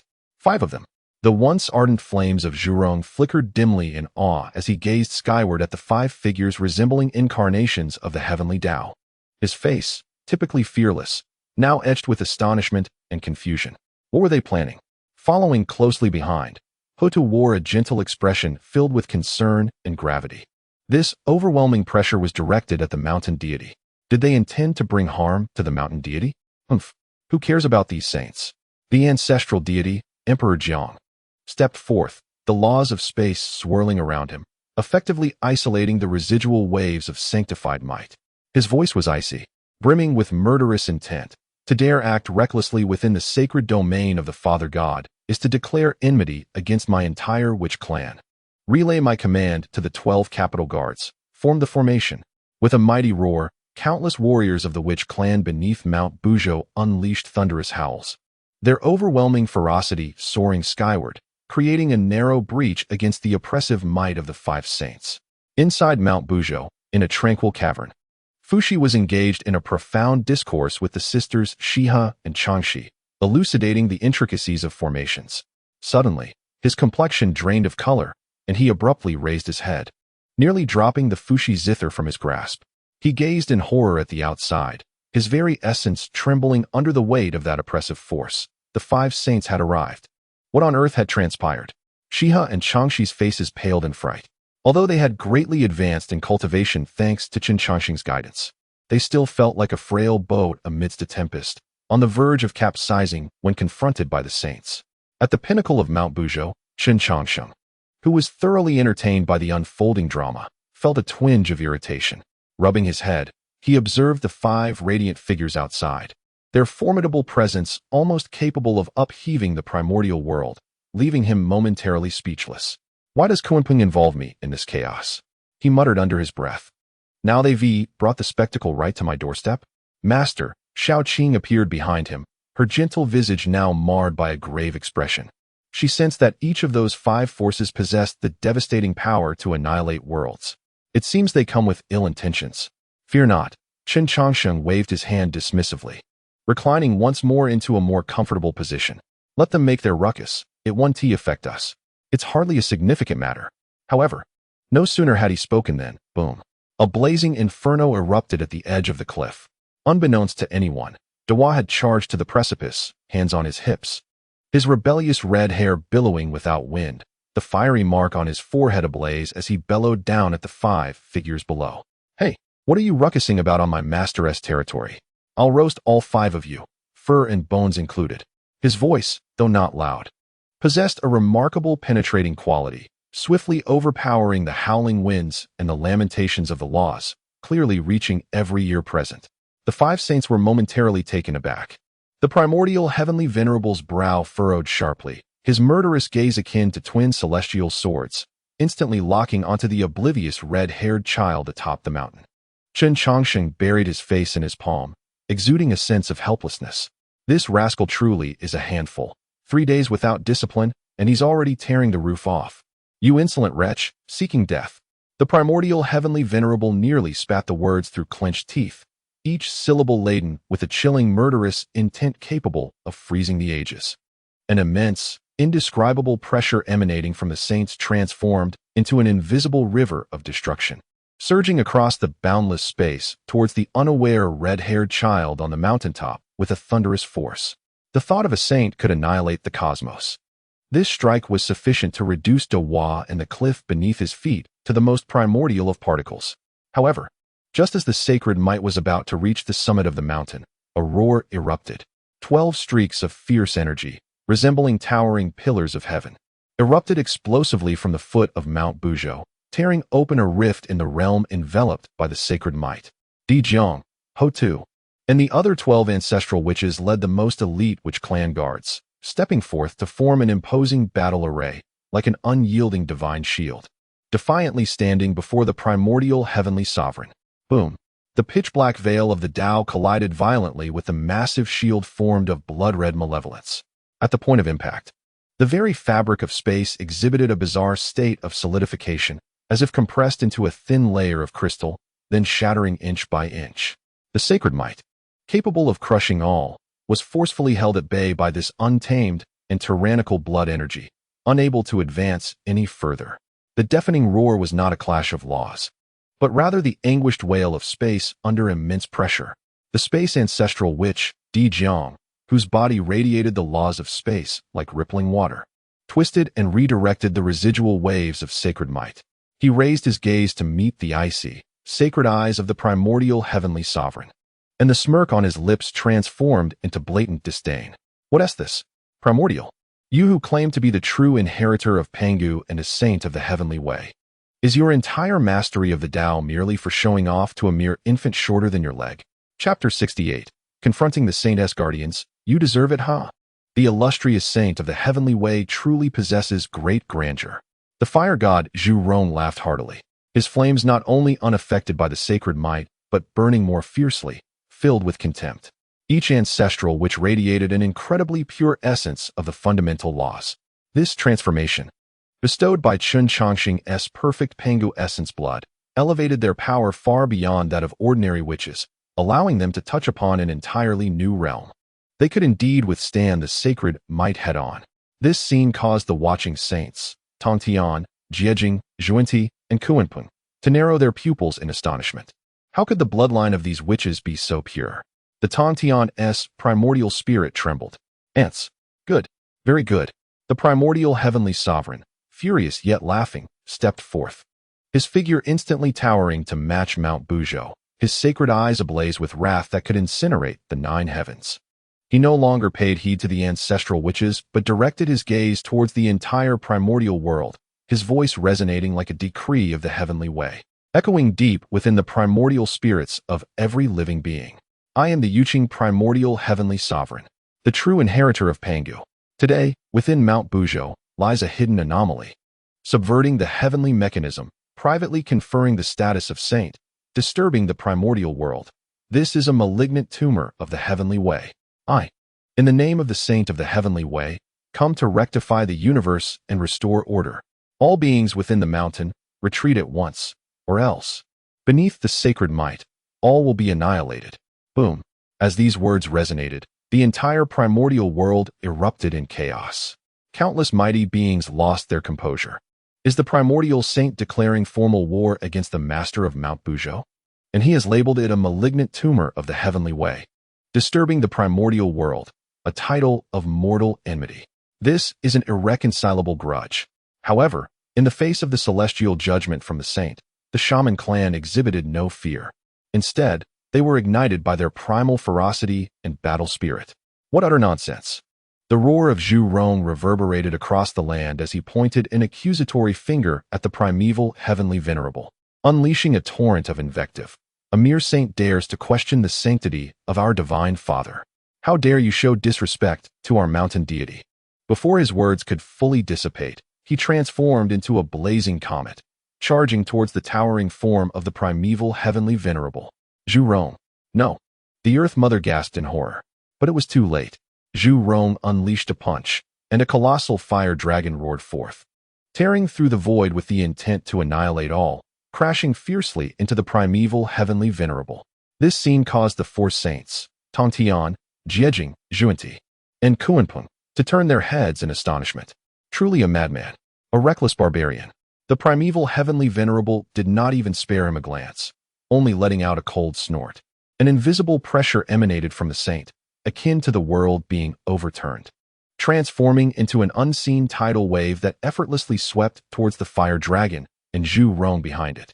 With a soft thud, Zhu Rong's violent flames were extinguished in an instant, his body as if struck by countless divine mountains, spewing blood as he was sent flying like a broken kite, crashing into the earth beneath Mount Buzhou, leaving behind an unfathomable pit. Moments later, a roar filled with pain and fury erupted from within the pit. Zhu Rong, charred and broken, with countless bones presumably shattered, still staggered out of the pit. Though the flames upon him had dimmed significantly, his indomitable spirit of defiance had only intensified. He raised his head, glaring fiercely at the primeval heavenly venerable. You insignificant insect. The primeval heavenly venerable, having lost all patience, fixed his cold gaze upon the great formation of the shaman clan below. Slowly, he raised his right hand, and a giant hand, forged from boundless celestial light and principles, appeared from thin air, obscuring the sun and moon as it descended upon the shaman formation with devastating force. With this strike, he vowed to reduce these ignorant barbarians and their very souls to dust. In the face of this world-shattering blow, Emperor Zhong's eyes flashed with resolve, and he let out a mighty roar. From the array, 12 capital heavenly godly array. The 12 ancestral shamans simultaneously bellowed, their fundamental principles erupting without reservation. 12 pillars of light surged skyward, intertwining instantaneously. In that moment, 12 supreme fundamental principles harmonized perfectly, evolving into a chaotic aura reminiscent of the creation of the heavens and earth. Boom! The entire Mount Buzhou trembled violently as an ancient, savage, and domineering terror awakened from the center of the formation. A colossal shadow of a demon god, muscular and wielding an illusory giant axe, slowly rose from the array. The true form of Pangu. Is that our father god? In the distance, Tong Tian's pupils dilated in shock as he sensed an essence from that shadow, resonating with the depths of his own soul, yet infinitely purer and more magnificent. Amipa. As the guiding figure of Zhuan Ti made eye contact, the anguish etched upon their face was unmistakably overshadowed by sheer astonishment. What a formidable tribe! What a magnificent Mount Buzhou! Whether it was the distant powers of the primordial chaos or the 4 nearby sages, upon witnessing the projection of this demonic deity, their hearts trembled violently. Their faces drained of color. They could distinctly sense that within this apparition lay a fragment of the true essence of Pangu. The true form of Pangu let forth a silent roar toward the heavens, a roar that seemed to echo from the dawn of creation, resonating with the very souls of all beings. Confronted by the descending colossal hand, he remained undaunted, wielding the ethereal image of the Pangu axe, honed to perfection, and met the shadow of that hand with a decisive strike. There were no dazzling collisions of laws, no resounding explosions of celestial light, only the purest, most unadulterated force. With a ripping sound, the saintly palm print, potent enough to reduce a quasi-saint to mere pulp, was effortlessly cleaved apart, disintegrating into a myriad of luminous specks, vanishing without a trace. The world fell into a profound silence. The expression on the primordial supreme being's towering form became utterly frozen. He felt a searing pain on his face. This was the most blatant provocation against his identity as the true Pangu. How could his furious strike be shattered by a horde of savages? Excellent. What a magnificent 12 heavenly divine formation. What a true embodiment of Pangu. At that moment, the primordial supreme being's wrath reached its zenith. Yet, a counterfeit is ultimately a counterfeit. With a thunderous roar, he no longer held back. The air above his head shimmered with the convergence of 3 flowers and the quintessence of 5 energies, atop a celebratory cloud. A banner swirling with endless chaotic sword energy appeared, inscribed with the divine essence of Pangu's creation, the innate supreme treasure, the Pangu banner. As the Pangu banner emerged, the heavens and earth instantly lost their color, unleashing a murderous aura capable of rending chaos and reopening the cosmos, cleaving through the void and causing the entire primordial world to wail. Today, let you witness the true might of Pangu. The primordial supreme being poured forth his sacred power unreservedly into the Pangu banner and, with a mighty shake toward the towering form of Pangu, unleashed a seemingly unremarkable, yet infinitely destructive gray chaotic sword energy that sliced through time and space. The true form of Pangu sensed the imminent threat, raising the colossal axe apparition once more, exerting every ounce of strength to retaliate. The thunderous roar reverberated throughout the universe. Each clash between the chaotic sword energy and the Pangu axe projection unleashed a power reminiscent of the creation of heaven and earth. Tearing through the laws of the primordial realm, the true form of Pangu roared incessantly, the giant axe swirling like the wind, fiercely blocking several devastating strikes from the Pangu banner, each impact making the very heavens tremble. However, how terrifying was the might of an innate supreme treasure. After enduring several direct hits, the indomitable Pangu axe projection finally let out a mournful cry, fracturing inch by inch. Following this, the chaotic sword energy surged forth with unrelenting force, striking fiercely against the chest of the true form of Pangu.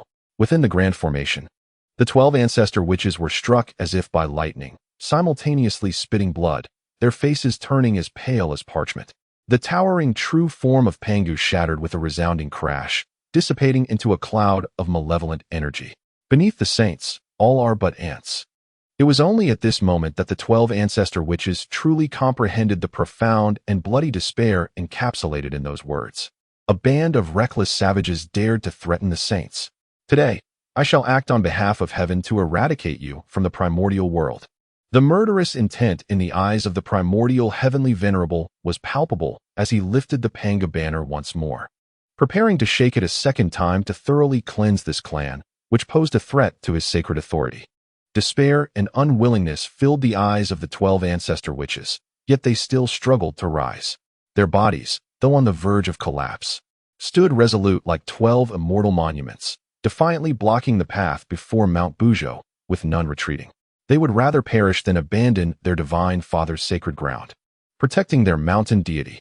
At this critical juncture, when life and death hung in the balance, a languid voice, tinged with the remnants of slumber and a hint of dissatisfaction, seemed to transcend the ages, lightly resonating in everyone's ears. Oh dear, why such fury so early in the day? Atop Mount Buzhou, amidst swirling clouds and mist, a young figure clad in simple Taoist robes gradually coalesced. He yawned, seemingly indifferent to the catastrophic spectacle below, which could obliterate the primordial realm. He merely waved at the chaotic sword energy, poised to descend and capable of wounding or even annihilating saints, as if brushing away dust. There was no earth-shattering roar, no violent clash of laws. Under the astonished gazes of all the saints, that chaotic sword energy, imbued with the power of creation and destruction, dissipated quietly like smoke upon encountering the gentle breeze stirred by the youth's gesture. Without a sound or trace, it vanished completely. Chapter 69, A Matter of a Single Palm. The true Pangu was planted right there in the ground. The failed strike, so effortlessly neutralized, left the primordial heavenly venerable feeling as if his sanctified dignity had been trampled and crushed before the eyes of all the mighty in the primordial world. It was a pure, condescending disdain. Impudent wretch, how dare you insult me? The primordial heavenly venerable was utterly enraged, his timeless, majestic visage contorted in extreme fury and humiliation. In that moment, all his reason and composure as a saint of the heavenly Tao were incinerated. He no longer held back. The sacred power within him surged forth like a chaotic river breaching its dam, pouring uncontrollably into the Pangu banner above his head. A terrifying resonance echoed through the ages, as if attempting to pull the entire primordial epic back to its origin. Heaven and earth dimmed instantly. The sun and moon lost all light in that moment. The stars in the heavens appeared to be gripped by an invisible hand around their throats, ceasing their rotation, their brilliance fading to the utmost depths. A terrifying aura of chaotic destruction erupted violently from the black divine banner, tearing the very fabric of the universe asunder and threatening to obliterate all existence, only to recreate the cosmos anew. In that moment, all beings, sacred and mundane alike, felt an innate terror stemming from the essence of annihilation deep within their souls. Second brother, stop this at once. The countenance of the Tongtian teacher shifted dramatically, his calm demeanor shattered. He sensed a shudder emanating from the depths of his spirit, an instinctual dread that the power unleashed was potent enough to jeopardize the stability of the primordial realm. Should Yuan Shi continue his madness unchecked, the entire expanse of the primordial world might be reduced to ruin. Amipa, fellow Taoist Yuan Shi, cease this madness. The voice of the Zhuanti was parched, devoid of any trace of compassion. Meanwhile, the Jain, without a moment's hesitation, summoned the radiant light of the 12-petal golden lotus beneath his feet, enveloping himself and Zhuanti in a desperate retreat across billions of miles, fearful of even the slightest taint from that destructive aura.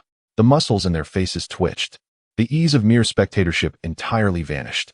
This madman, Yuan Shi, has truly lost his sanity. Yet, amidst this apocalyptic scene, one figure stood apart, Kunping. Rather than retreat, he leisurely unfurled his sacred wings of light, shifting aside to find an optimal vantage point to witness the unfolding chaos. He gazed upon the Yuan Shi, whose mind was consumed by rage and jealousy, teetering on the brink of insanity, and within his pure eyes, an unrestrained blend of pity and delight was evident. Fool! The dignity of the sage, the honor of Pangu's true lineage? The Tongtian teacher's expression darkened, glaring at his seemingly deranged second brother, his grip on the Zhuxian sword tightening, the veins in his hand bulging. Today, I shall reduce Mount Buzhou to dust. I will ensure that you, this aberration, face utter annihilation. The voice of Yuan Shi had transcended that of mere mortals, emanating a destructive resonance infused with the principles of the Tao and the intent of endless slaughter. His sacred power surged forth like an unrestrained deluge, pouring unreservedly into the Pangu banner. The banner quaked violently, the chaotic sword energy entwined upon it coalescing into a vast gray sea of destruction, each droplet of this ocean capable of slaying even a great Luo golden immortal. He was poised to wield this celestial weapon of creation and destruction. He aimed to erase all of Mount Buzhou and its inhabitants, including the one who had brought him profound humiliation, from the very laws of the primordial realm. The entire world groaned beneath the weight of this overwhelming pressure. The earth split, and the heavens crumbled. Just as the power amassed within the Pangu banner reached its zenith, ready to unleash its fury with a mighty swing, a languid, discontented voice drifted down from the summit of Mount Buzhou once more. Why must there be so much fuss?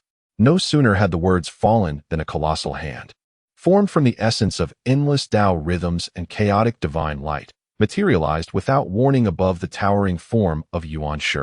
This hand appeared silently, devoid of any fluctuations of laws or aura of energy. It was neither magic nor divine might. It was a manifestation of pure, supreme principle, the ultimate embodiment of the Tao. In that moment, the primordial spirits of Tongtian, Jin, Zhuanti, and Kunping were, as if cast into an abyss of absolute zero. Their once proud, sanctified fruits of enlightenment now appeared as fragile as a jest. It descended first, gently pressing downward before the annihilating Pangu banner could strike. A motion as delicate as swatting away an irksome insect. Buzz. The impending eruption of the gray ocean of destruction upon the Pangu banner, with its terrifying, ancient might, was instantaneously subdued under that colossal palm, dissipating like snow beneath the blazing sun, without even stirring a ripple. What? The heart of Yuan Shi Tianzuan, consumed by madness and fury, was in that moment pierced by an overwhelming chill of terror. He yearned to evade, to flee. Yet beneath that immense palm, space froze. Time stood still, and his once cherished sanctified fruit, his spirit in harmony with the heavenly will, seemed to be ensnared in an icy grip. He could only watch in horror as that hand, unwavering in its descent, continued to press down upon his crown. With eyes wide in terror, twisted in disbelief, he witnessed the impending doom. Crack! A resounding echo reverberated throughout the vast expanse of the primordial realm. The towering form of the saintly body, the esteemed essence of Pangu, and the jade-clear sage wielding the innate treasure, the Pangu banner, were struck down as if by an invisible, colossal fly-swatter plummeting from the heavens. Boom! The magnificent form of Yuan Shi Tianzuan, along with the innate treasure, plummeted into the unyielding earth at an unimaginable speed, crashing into the ground beneath Mount Buzhou. The earth quaked violently for a moment, then all fell into silence. An immense human-shaped pit emerged in the sight of all beings, while the hand that had wrought this havoc vanished as if it had never existed. Chen Changsheng lazily dusted off his hands. At that moment, a melodious and clear notification sound, audible only to him, resonated within his mind. Ding! Detected that the host has participated in the monumental event of the Five Saints gathering, with the Pangu banner intimidating the primordial realm, suppressing the heavenly saints, accomplishing a perfect sign-in for the sanctuary of the Tao. Triggered special Tao critical hit. Congratulations, host, for receiving the Tao-level reward of boundless merit in Creation 2.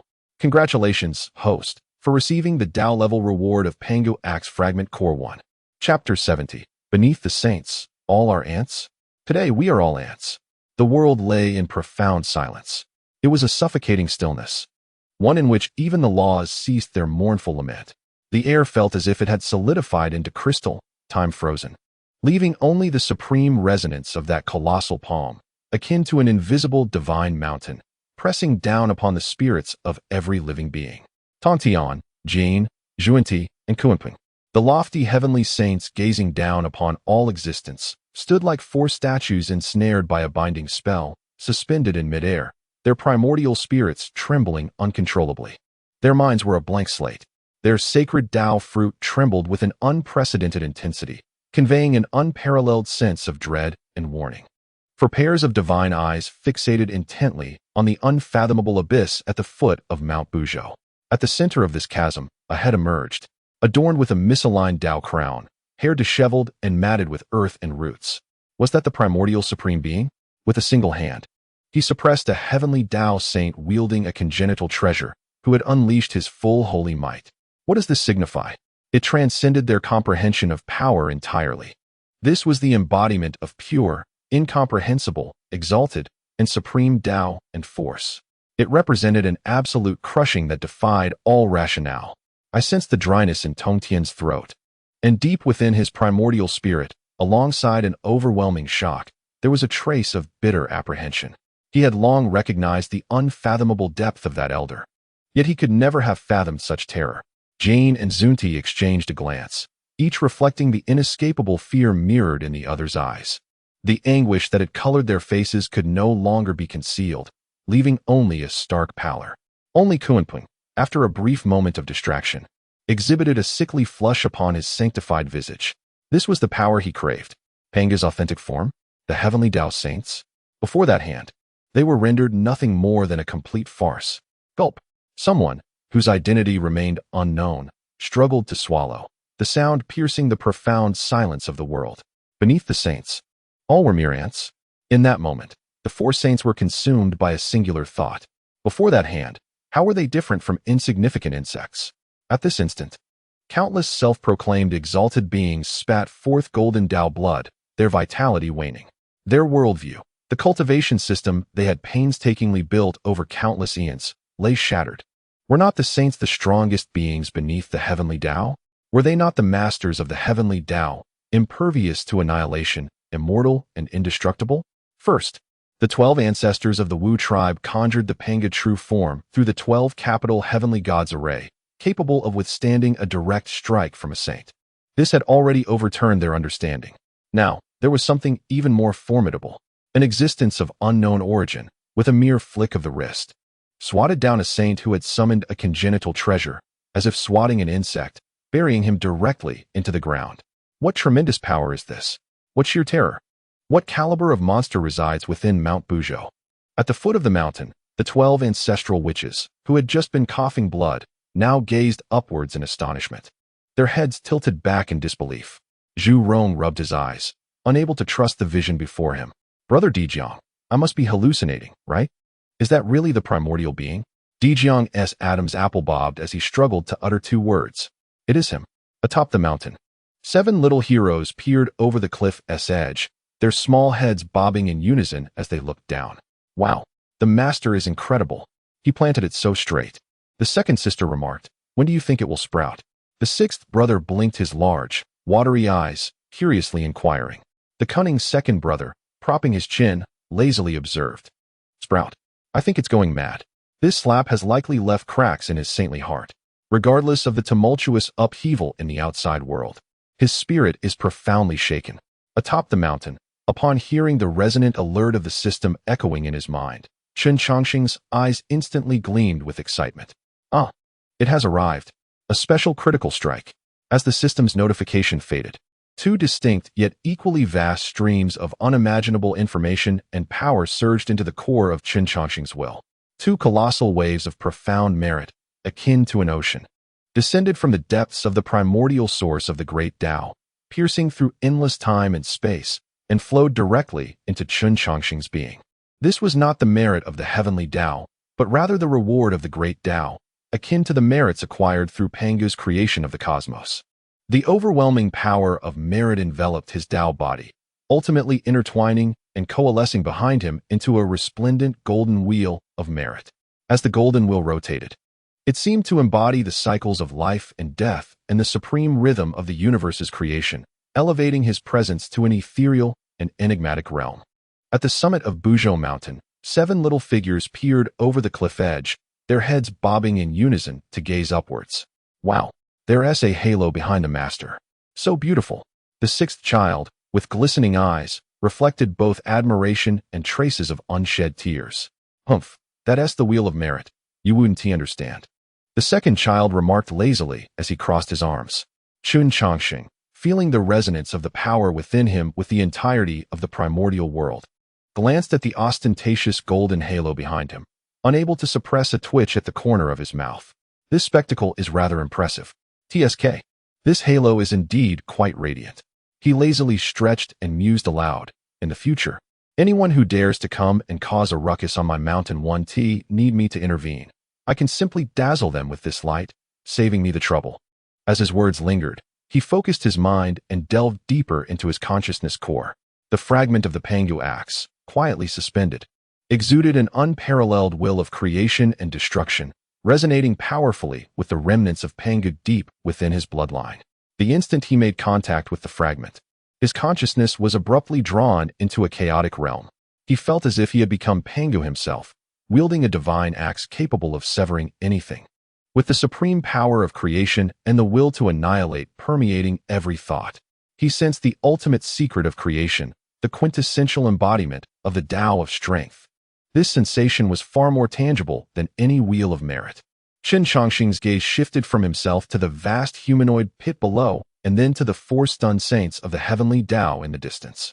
However, on another note, he stroked his chin, his expression turning resolute. Creating such chaos at my doorstep, damaging my flowers, and scaring my children. The cleaning and emotional distress fees cannot be trifled with. At that moment, in the distant sky, auspicious clouds billowed, and divine energies surged. Emperor Jun and Dongwang Tai, leading by Zhe, Jiming, and other high-ranking members of the demon clan, approached Buzhou Mountain in grand procession, drawn by 9 golden dragons. They initially intended to journey to Beihai to respectfully welcome the Kunping saint, thereby showcasing the majesty of the demon clan's celestial court. However, upon sensing the presence of divine might at Mount Buzhou, they altered their course. Yet, from a distance, they beheld a cataclysmic event unfolding. When they discerned the 5 figures of saints and the apocalyptic array surrounding them, their pace considerably slowed in trepidation. As the colossal hand descended, forcefully striking the primordial lord into the earth, Emperor Jun, seated atop his dragon chariot and striving to uphold the dignity of the demon emperor, was jolted, nearly tumbling from his chariot in sheer fright. "Stop! Quickly halt!" he cried out in terror, urgently commanding his retinue to cease. The 9 golden dragons pulling the chariot quaked in fear from the residual terror emanating from ahead, letting out mournful cries as they froze midair. A chill surged up Emperor Jun's spine, penetrating to the very core of his being, and the royal robe draped upon him swiftly became soaked with cold sweat. He felt an overwhelming sense of relief, grateful that he had suppressed his anger and humiliation earlier at the Lingxiao Treasure Hall. Opting to proceed to welcome the Kunpeng rather than recklessly pursue trouble at Mount Buzhou like the primordial lord. Otherwise, it might not just be him buried in the ground, but the entire leadership of the demon clan's celestial court. Chapter 71. Chen Changsheng. Is this worthy of being called the true legacy of Pangu? In that suspended realm, a voice, stifled to the utmost, as if emanating from the deepest abyss of the underworld, laden with boundless humiliation and agony, shattered the stagnant air. The sound resembled a decrepit bellows, rife with resentment and madness. At the base of Mount Buzhou, a colossal human-shaped pit violently churned, its earth and stones erupting. A chaotic, savage, and destructive aura of sanctity erupted from below, fracturing the very fabric of space within 1,000 miles like spiderwebs. A disheveled figure, stiff in movement, emerged inch by inch from the depths of that pit. It was none other than the primordial lord. At this moment, he bore no semblance of the lofty, omniscient saint who once surveyed all beings. The purple-gold diadem, emblematic of his saintly status, hung askew upon his head, half soiled with murky earth, while his once meticulously arranged long hair was now matted with black soil and crushed roots, cascading chaotically over his shoulders like a wraith. His luxurious cloud-patterned robe, woven from the very essence of the Tao and impervious to all, lay in tatters, with a clear imprint of 5 fingers deeply indented upon his chest, from which golden saintly blood mingled with soil, seeping forth and exuding a chilling aura of ferocity. In bewilderment, he first gazed at his hands, seemingly unable to comprehend the ordeal he had just endured. Gradually, he lifted his head, his bloodshot eyes traversing the boundless expanse of time and space, fixating upon the languid figure atop Mount Buzhou. The previous moments of shock, fear, and confusion were instantaneously ignited, replaced by an overwhelming tide of humiliation and madness potent enough to incinerate the entirety of the primordial realm. The primordial heavenly sovereign let forth a heart-wrenching roar that pierced the heavens. This sound transcended the divine utterance of a sage, morphing instead into a primal, beastly howl, replete with boundless agony and resentment. His laughter was frenzied and shrill, transforming into tangible sound waves that reverberated through the laws of the universe, causing them to lament and inflicting sharp pain upon the myriad powerful souls who dared to spy upon this scene, threatening to shatter their very Tao hearts. Ha ha! Excellent! Marvelous! I, the true sect of Pangu, the sage of the heavenly Tao, the arbiter of celestial punishment, have endured such great humiliation.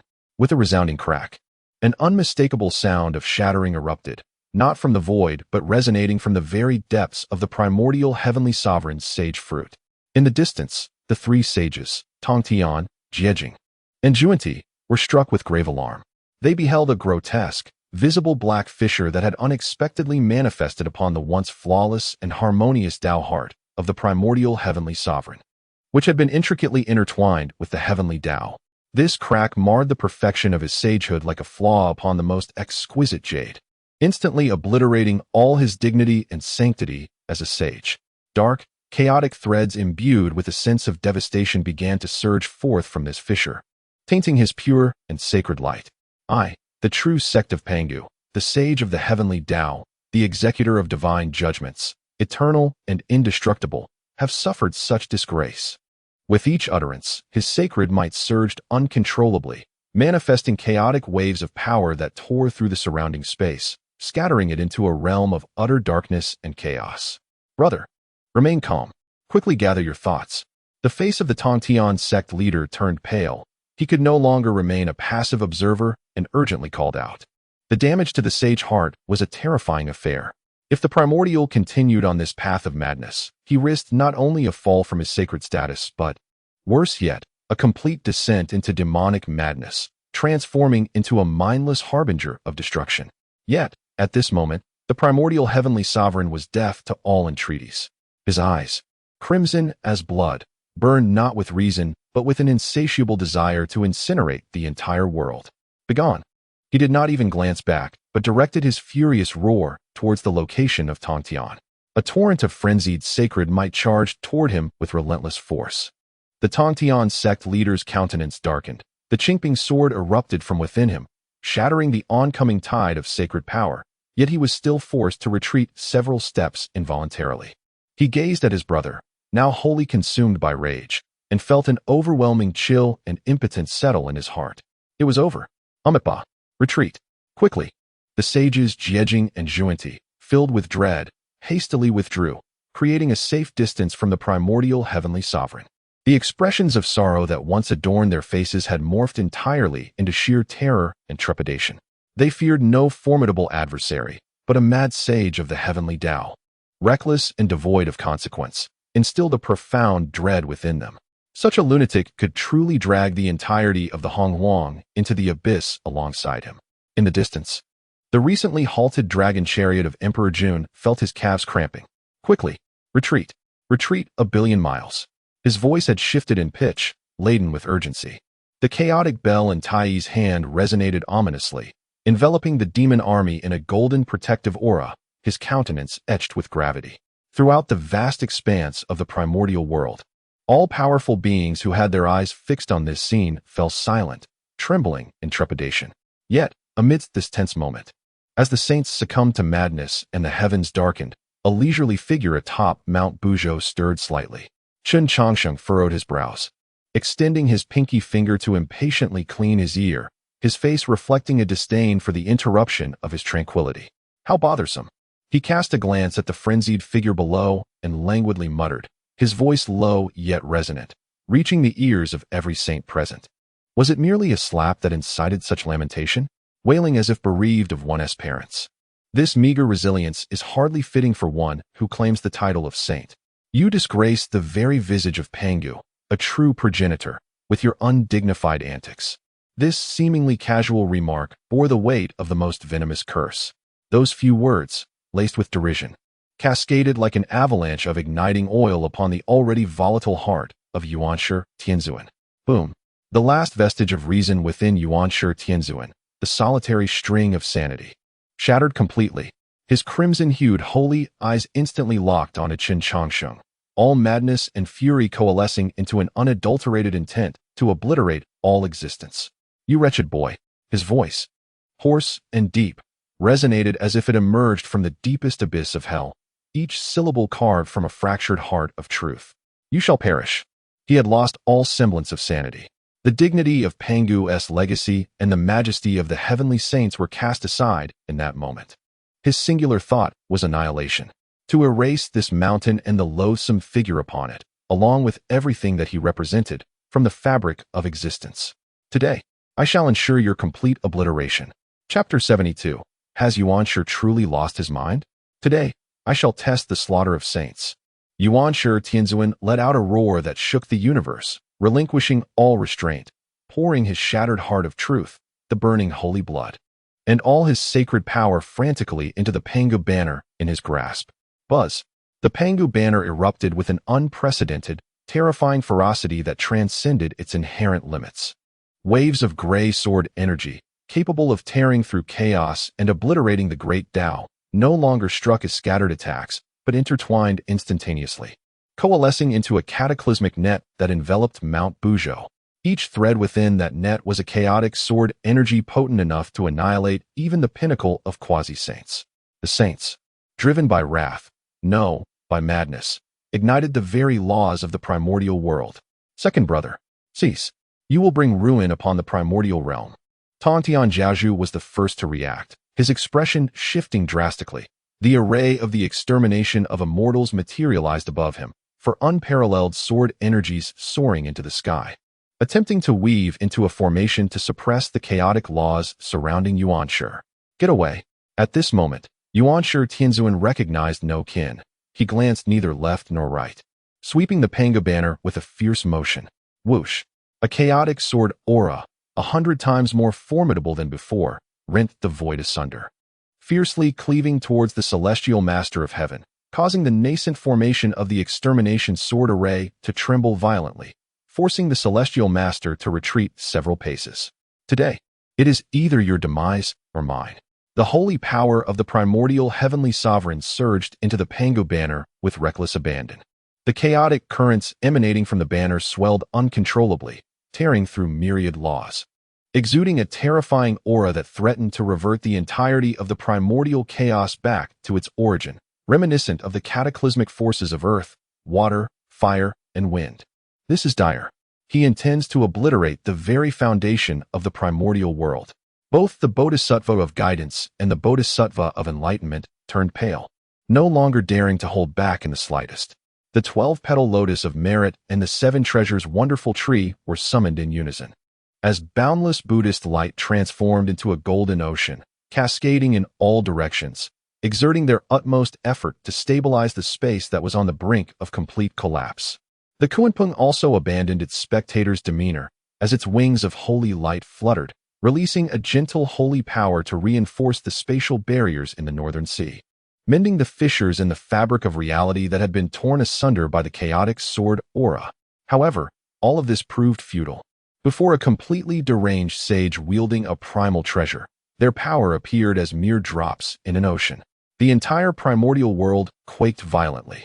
Above the firmament, the dreadful aura of slaughter rent the skies, creating fathomless black chasms, through which chaotic energy surged forth.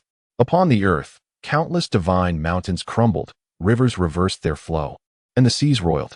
Billions of sentient beings, under the weight of this world-destroying force, could not even muster a wail, as they were directly ground to powder by the rampant laws. The primordial heavenly sovereign had completely lost his sanity. He raised the Pangu banner high, poised to unleash this cataclysmic strike upon the Buzhou Mountain. Yet, as this terrifying attack, capable of plunging the primordial into chaos and throwing the other 4 saints into disarray, approached the vicinity of Buzhou Mountain, the world-rending gray net and the sword aura, potent enough to tear reality asunder, vanished into nothingness upon encountering an invisible barrier. Like a fleeting illusion, silently, and without a ripple, Buzhou Mountain remained steadfast. At the mountain's base, a tender blade of grass that had just peeked above the soil swayed gently in the breeze created by the remnants of destruction. Atop the summit, confronted with this apocalyptic scene, Chen Changsheng finally furrowed his brow. Is it never-ending? His voice, no longer languid, bore a tinge of genuine impatience. "Do you truly believe my mountain is a place for you to rampage at your whim?" As his words fell, he rose to his feet, striding toward the primordial heavenly sovereign, who was still frantically manipulating the Pangu banner. In the next moment, he stood before the frenzied primordial heavenly sovereign. "You insolent wretch! You finally dare to show yourself. Die!" The primordial heavenly sovereign's crimson eyes glinted upon seeing Chen Changsheng, and his mad laughter escalated. He bellowed, directing the Pangu banner at Chen Changsheng and shaking it violently. Countless strands of chaotic sword aura coalesced into a gray torrent of destruction, descending upon Chen Changsheng with lethal intent. In the face of this attack, which would make even sages retreat, Chen Changsheng merely raised his right hand and extended a single finger. With a gentle touch, it was done. Boom!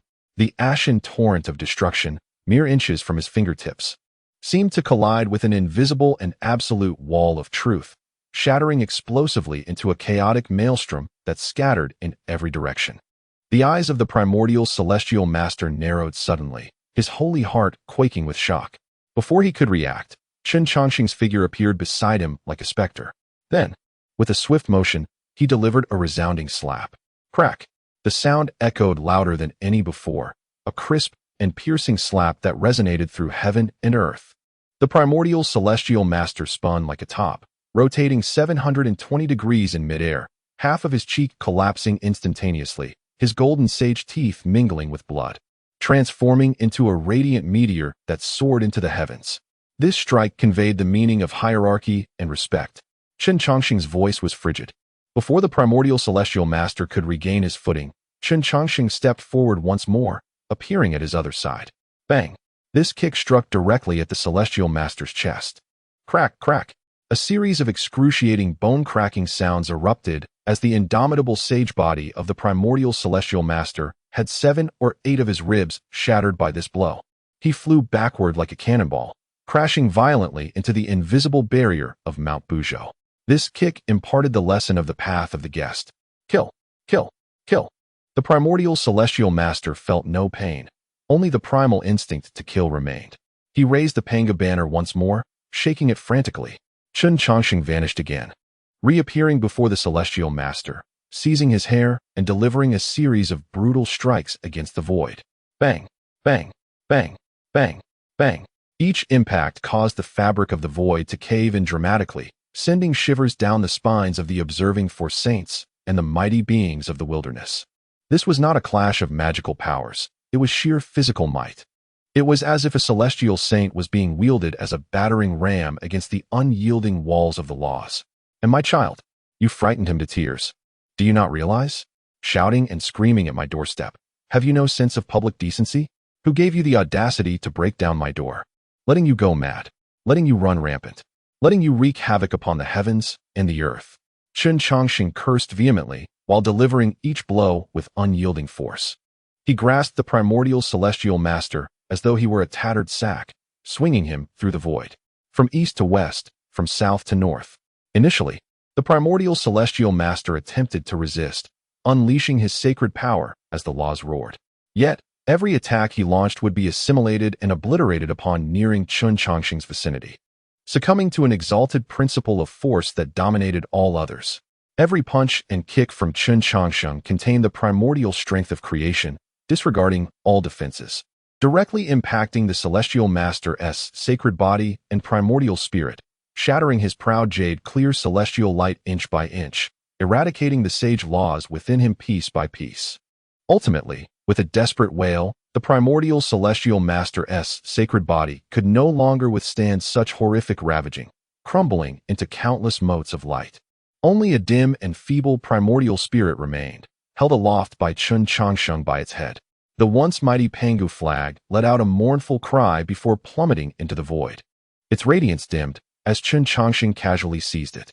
The entire primordial world once again sank into a seemingly eternal silence. Everyone stood in stunned disbelief. What had they witnessed? The corporeal form of a celestial sage being violently shattered, with the ethereal head of the primordial sovereign in one hand and the Pangu flag in the other. Chen Changsheng smirked slightly. His gaze shifted back to the faint primordial spirit, and he spoke in a tone devoid of emotion. It is said that sages are entrusted with the heavenly way, that their spirits are indestructible, immortal, and eternal. An intangible yet potent aura, imbued with supreme principles and unparalleled ferocity, emanated from him, swiftly engulfing the entirety of the primordial realm. This momentum even subtly overshadowed the heavenly way itself. Today, I wish to test whether a sage can truly be annihilated. The four sages, Tongtian, Jane, Zhuanti, and Kuanping, felt their own sage spirits quaking under this overwhelming will, as if they might be utterly crushed by this supreme principle at any moment. To slay a sage. This thought had never crossed the mind of any being since the dawn of creation. Sages are entrusted with the heavenly way. Their spirits are indestructible. This is an unyielding decree of the heavenly way, the very foundation upon which the entire primordial world operates. Yet now, this enigmatic entity upon Mount Buzhou dares to confront this ultimate and inviolable law before the entire primordial realm. How dare he?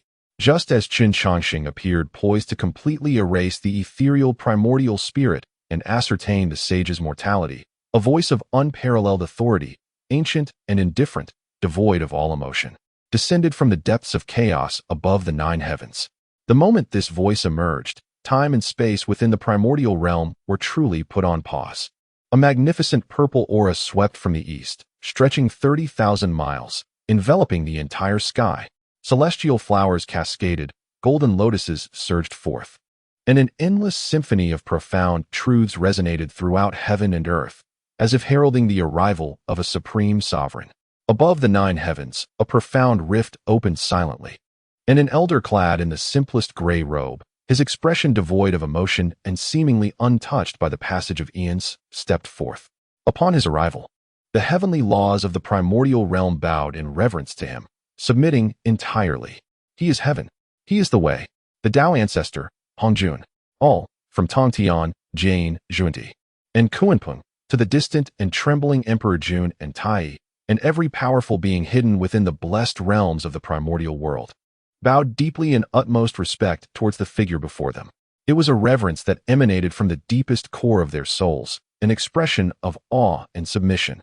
Even the primordial spirit of the Yuan Shi, grasped by Chen Changsheng and now reduced to a mere embodiment of madness and resentment, felt as if doused in an icy cascade from the depths of the nine hells upon sensing this aura.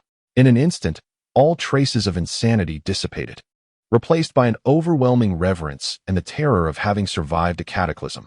Hongjun's eyes, as tranquil as an ancient well, first cast a cold glance at the pitiable and utterly disheveled figure of the Yuan Shi, held aloft by Chen Changsheng.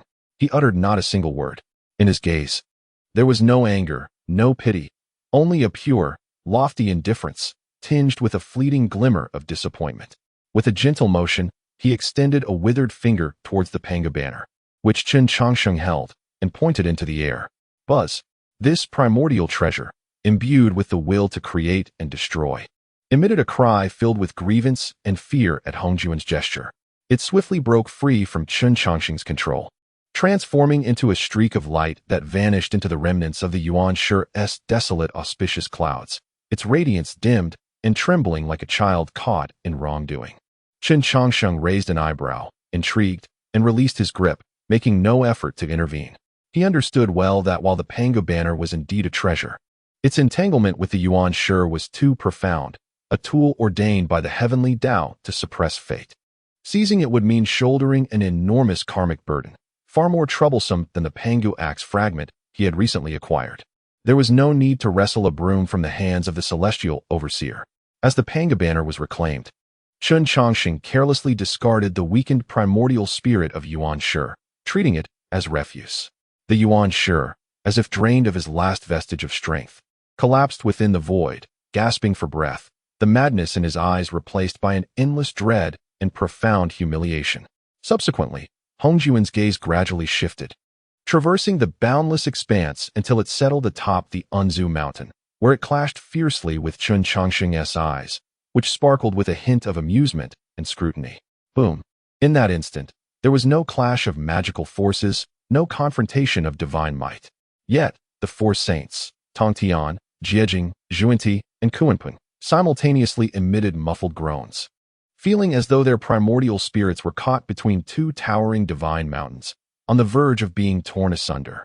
In their perception, one side represented the celestial order woven from the infinite chains of laws embodied by Hongjun, meticulously organized and imposing, signifying existence itself, while the other side represented Chen Changsheng, a supreme figure wielding a divine axe, cleaving through chaos and defining all with an absolute power, the very essence from which all things originate. These two supreme doctrines collided violently. Tumultuously, the four swords of the extermination of immortals behind Tongtian trembled uncontrollably, as if in reverence, yet also in fear. The golden lotuses of merit beneath Jiejing and Zhuanti dimmed by a third, their faces contorted in palpable agony, nearly solidifying into form. It was a confrontation of Tao against Tao, a confrontation between the heavenly Tao and the Tao of power. After a long while, Hongjun gradually retracted his gaze, and on his eternally unchanging visage, an almost imperceptible ripple seemed to manifest. He uttered not a single word to Chen Changsheng. Instead, he turned his back, facing the entirety of the primordial world, and with an emotionless yet supreme tone of the Tao, announced to the heavens and earth, the grand design of the heavenly Tao is immutable. From this day forth, sages shall not interfere in the mundane affairs of the primordial realm, nor shall they wield their divine authority to oppress the masses. Those who defy this decree shall face the collective wrath of the heavenly Tao. Boom! The edict descended, manifesting as golden runes of the heavenly Tao, instantaneously imprinting themselves deep within the very essence of the laws governing the primordial world, becoming an unassailable ironclad decree. All beings felt an invisible shackle encircle the heads of the exalted sages. We shall faithfully adhere to the master's decree. Tongtian, Jane, Zhuanti, Kunping, and even the weakened Yuan Shi Tianzun, who had just regained his life, could only bow in unison to acknowledge. Hongjun nodded, seemingly content with this outcome. With a wave of his grand sleeves, he prepared to whisk Yuan Shi Tianzun away from this realm of discord. The atmosphere between heaven and earth finally relaxed, and the four sages along with countless mighty beings exhaled in relief, believing that this cataclysmic upheaval would soon subside. Yet, at that moment, a languid voice, seemingly detached, resounded in every creature's ear, disrupting the fragile calm. Wait! Instantly, the hearts of all powerful beings, including those sages, skipped a beat. All gazes converged on the figure atop Buzhou Mountain. What does he intend to do? Even the Tao ancestor himself had intervened to mediate. Does he dare to? Amidst the astonished, bewildered, and incredulous stares of all beings, Chen Changsheng pointed downwards at the base of Buzhou Mountain, which lay in disarray from the power of Yuan Shi Tianzun and the Pangu banner, the earth stripped bare. Then, with a tone of casual entitlement, as if bargaining in a marketplace, he addressed the figure of Tao ancestor Hongjun, the one who came to my doorstep, wreaking havoc, frightening my children and my flora. Surely deserves to compensate for the spiritual distress and cleaning fees, does he not? As soon as the words left his lips, silence once again enveloped the world. Chapter 74. The Departure of the Sages and the Resurrection of the Crimson Cloud. When these words fluttered from Chen Changsheng's mouth, the minds of all the mighty beings observing this scene in the primordial world went blank. Tongtian's mouth hung agape, his keen eyes now filled with confusion. Jane and Zhuanti's expressions of anguish had frozen, resembling two dried, bitter melon sculptures. Kunping's pure gaze sparkled with excitement. Even in the distant sky, Dijun, who had just recovered from the fear that had gripped him, trembled, nearly tumbling from his dragon chariot. To whom is he speaking? He is addressing Tao ancestor Hongjun. What is he doing? He is demanding compensation from Tao ancestor Hongjun. This transcends mere audacity. This is madness. This is utter insanity. Yuan Shi Tianzun was so enraged that his primordial spirit surged violently, nearly causing him to spew forth holy blood, rendering him momentarily lost. Such tyranny is intolerable. This is utterly intolerable.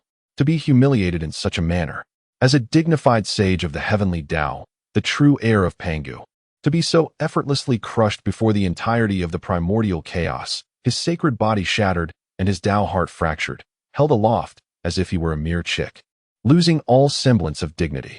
And now, he dares to demand compensation in front of his master. In an instant, all gazes instinctively converged upon the figure cloaked in gray. How would the Tao ancestor Hongjun react? Would he erupt in furious wrath, unleashing heavenly retribution to obliterate this audacious rogue? As if answering this question, Hongjun's figure, which seemed poised to depart, slowly turned. His eyes, devoid of sorrow or joy, mirrored the cosmic cycles of creation and destruction, once again resting upon Chen Changsheng. This time, there was no confrontation of Tao, no epics of birth and death. Only an abyssal silence pervaded the air. Time, in that moment, stretched infinitely, and space became exceedingly viscous. Each breath of anticipation felt longer than an entire era to the assembled sages.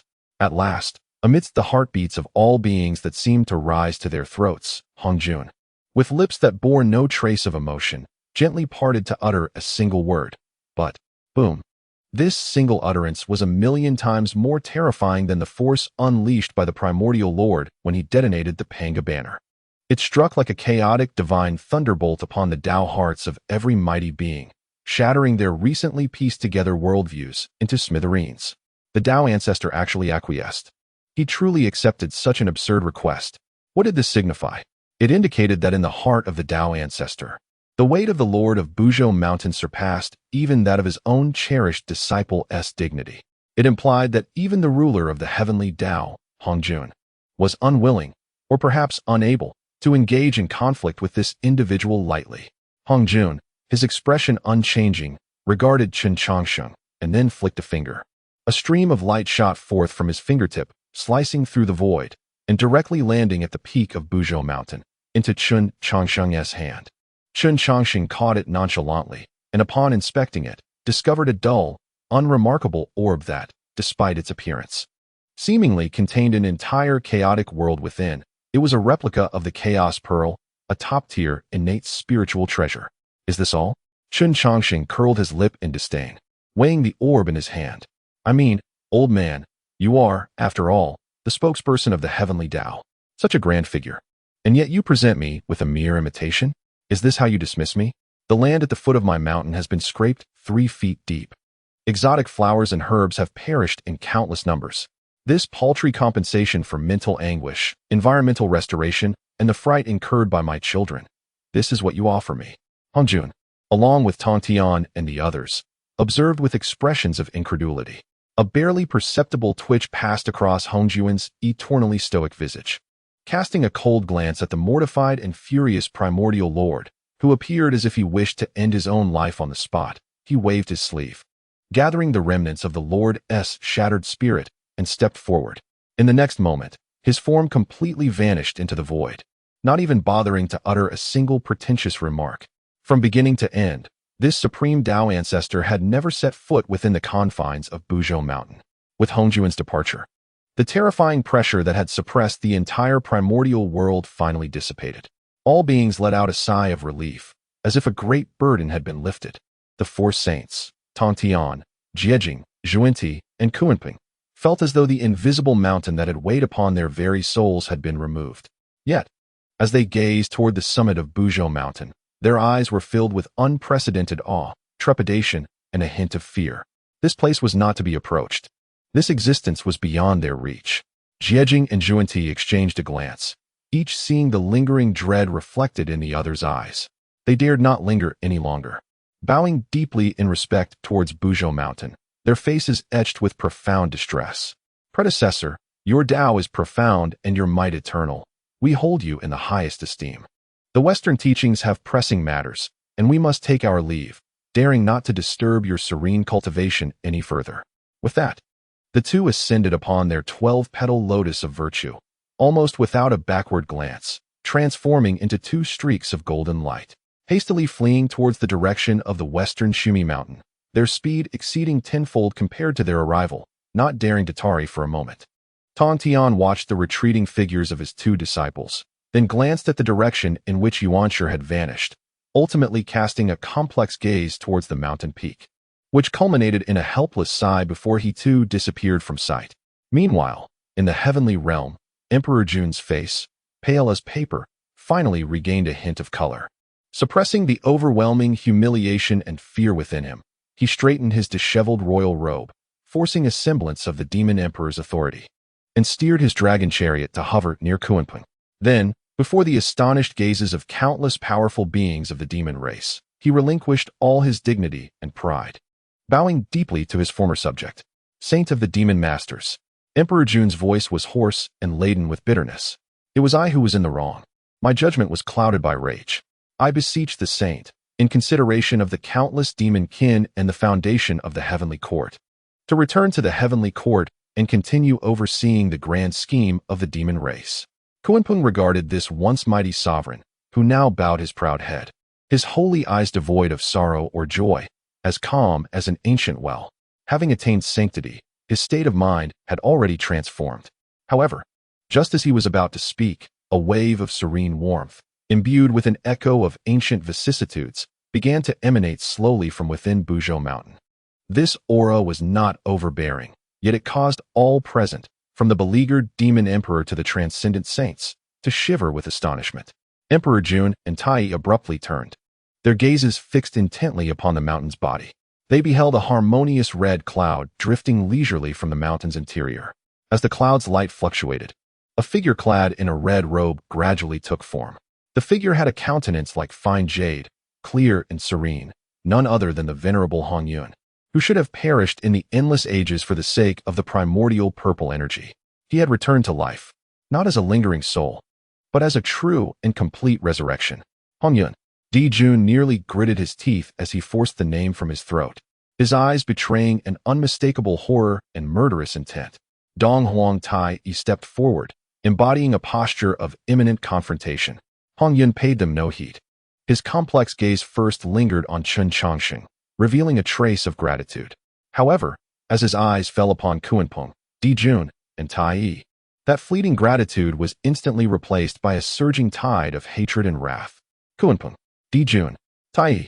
He articulated each name with gravitas, an overwhelming resentment suffusing his voice, nearly freezing the very air around them. The entanglements between us must find resolution today. Chapter 75. Is Hongjun seeking revenge? Changsheng, with such meager strength, do you aspire to deliver a head? As soon as the words left his lips, an immense wave of murderous intent intertwined with boundless resentment surged forth, directly aimed at the three adversaries. Tai, in his fury, erupted into laughter, the Dong Huang bell resonating ominously, golden flames swirling around him. Hongjun, you deserve this fate. An innocent man bears no guilt, yet possesses a gem invites calamity. Seek vengeance? Very well. Come at me with your own strength. Kunpeng merely observed in silence, his expression devoid of joy or sorrow. He inclined his head slightly towards Hongjun, his tone measured. Friend, the fates have shifted. You have not perished, thus it is the will of heaven. Yet, there indeed lies a connection between us. I can promise to undertake a task for you, to resolve this entanglement. A promise from a saint of the heavenly Tao. Such a condition would send any formidable being in the vast expanse of the Honghuang into a frenzy, capable of resolving any animosity. Yet, in that moment, Hongyun's eyes blazed crimson, the depths of his essence consumed solely by a fiery desire for revenge. He paid no heed to Kunpeng's words, intent only on slaying his enemies to release the pent-up fury within. As a cataclysmic battle among saints, beast monarchs, and mighty beings seemed poised to erupt once more at the foot of the recently calmed Mount Buzhou. Just as tensions reached a breaking point, a languid figure descended from the mountain's peak. Enough of this noise, all of you. Do you wish to emulate the primordial one? Hongjun found himself frozen in place, horrified to discover that he could not move. Even the blazing fire of vengeance within his essence was gently extinguished by an unseen hand, dissipating into nothingness. The fierce expressions of Jun and Tai also solidified instantly, their hearts racing uncontrollably as they beheld the youth sauntering down. This individual had just used the saint of the heavenly Tao as a punching bag, compelling the Tao ancestor Hongjun to concede in defeat. Now, as he spoke, who dared to disregard his presence? Just awakened, and your voice is already this loud. You possess quite the vigor, don't you? Chen Changsheng yawned, casting a bemused glance at Hongjun before leisurely sweeping his gaze across Kunpeng, Jun, and Tai. Hongyun's visage shifted between shades of green and white, his heart a tumult of emotions. Taking a deep breath, he profoundly bowed to Chen Changsheng, saying, Senior, this is a personal grudge between Hongjun and these three. I do not wish to disturb your tranquility. I only ask that you permit me to slay my enemies, to avenge the hatred from nearly losing my life in the past. As he concluded, his voice trembled with unrestrained resentment and bitterness. Slay your enemies? Chen Changsheng chuckled as if he had heard a jest, pointing at the already transcendent Kunping, whose aura was unfathomable. Do you truly believe you can defeat him? He pointed once more at Dijuan, Tai, and the vast, dark army of demons looming behind them. Could they truly contend with such formidable foes? Chen Changsheng sincerely believed that this kind-hearted Hongjun had perhaps overstayed his welcome in benevolence, for otherwise, he would not have been used as a pawn by Hongjun in the past. He even questioned his own judgment. What had compelled him to rescue Hongjun back then? It was a conundrum he could not fathom. Raising an eyebrow, Chen Changsheng declared, "On my Mount Buzhou, there exist no personal grudges." He extended a finger and tapped the ground beneath him. This mountain values tranquility. You, saints and demon emperors alike, have all gathered at my doorstep, exuding your sacred might and waving your banners, and now you wish to engage in combat? Do you truly believe this is a chaotic battlefield? Chen Changsheng smirked, his gaze settling squarely upon Dijuan and Tai. It is fortuitous that your demon clan is numerous. Restore the chaos wrought by that madman, inch by inch, to its former state. Only when your task is complete may you depart. At this proclamation, Dijuan and Tai appeared as if struck by lightning. Their eyes widened in disbelief, and their demonic aura nearly erupted. Were they, the heavenly emperor of the demons and the eastern sovereign, both sovereigns of countless demons, to serve as custodians for Mount Buzhou? Tai, known for his fiery temperament, trembled with rage, pointing at Chen Changsheng, yet could not articulate his indignation, for he beheld the weight of Chen Changsheng's gaze, which seemed to encompass the very essence of Mount Buzhou, imbued with the unparalleled might of creation, pressing heavily upon Tai's very soul. With a choking gasp, Tai could no longer contain himself and spewed forth a torrent of golden imperial blood, staining the skies. His aura diminished instantly, replaced by a look of horror and trepidation. "Senior, no need for the demon clan. I am willing. I will do it." Hongjun immediately stepped forward to express his acquiescence, bowing deeply to Chen Changsheng, ready to follow his elder's directives. Chen Changsheng regarded Hongjun with approval. This old fellow certainly knew how to navigate the situation. Meanwhile, Dijuan's complexion shifted from a sickly pallor to a deep purple, ultimately fading to ashen gray. He glanced at his bloodied brother and then at the unfathomable figure before him, feeling all his pride and dignity shattered to dust. Closing his eyes and reopening them, he was left with nothing but boundless forbearance. "Very well." He nearly spat the words through clenched teeth. "We shall do it." With that, he turned to the stunned assembly of powerful demons behind him, summoning all his strength to steady his voice. "Issue the command. All demon gods, assist me in restoring the landscape of Mount Buzhou. It must be perfected without the slightest flaw. Hongjun, you shall oversee their efforts." Chen Changsheng instructed the elder. "Yes, I shall go at once," Hongjun acknowledged, understanding that the elder was indirectly avenging him, filled with gratitude as he hurried to fulfill his duty. Having dealt with the demon clan, Chen Changsheng then shifted his attention to the 12 ancestor witches not far away. "And you," he addressed them. The 12 ancestor witches trembled and bowed their heads in unison. "The visage of Pangu has been utterly disgraced." Chen Changsheng admonished without reservation. "Is this the outcome of merging with the flawless essence of Pangu? 12 against 1. And yet you are being thoroughly defeated, summoning forth the true form of Pangu only to withstand 2 or 3 blows. You have brought shame upon Pangu, Zhurong and Gonggong." The tempestuous ancestral spirits were momentarily rendered crimson with embarrassment, their heads nearly buried in their chests, not daring to utter a single objection. In the future, refrain from instigating trouble unnecessarily. Dedicate yourselves to rigorous cultivation. Comprehend the fundamental laws within your essence. That is the foundation for your transcendence into the realm of chaos, ensuring you are not treated as mere ants. Your commands will be strictly followed, great mountain deity. Dijiang promptly replied, leading the others in a respectful acknowledgement. With a weary shake of his head, Chen Changsheng retrieved the imitation chaos pearl, a compensation from Hongjun, and casually tossed it to Hutu. "Hutu, take this, contemplate it diligently, for it shall prove invaluable in the future." Hutu clumsily caught the pearl, feeling the vast chaotic aura emanating from it, utterly bewildered. This treasure, gifted by the Tao ancestor, was bestowed upon her by the mountain deity?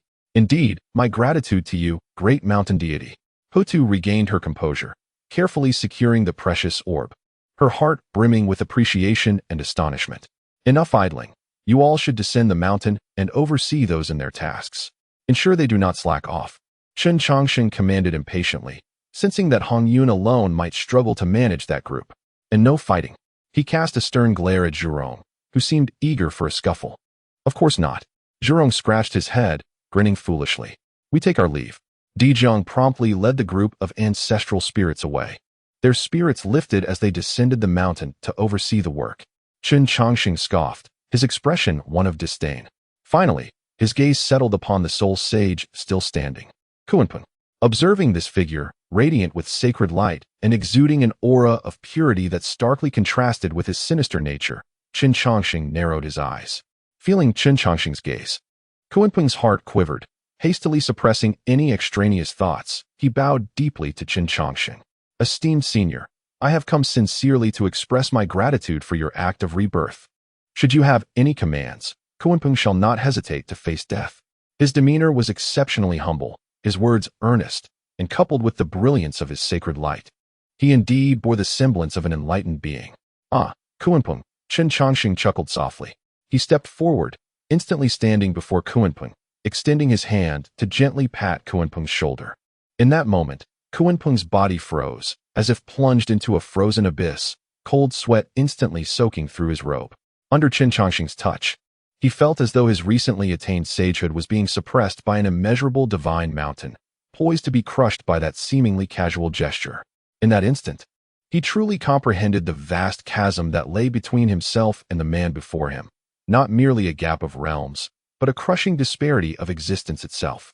However, Chen Changsheng continued, his tone remaining unperturbed yet chillingly profound. I do not appreciate cleverness or guile in others. You must remember, I possess the power to elevate you to celestial heights, granting you the honor of a sage.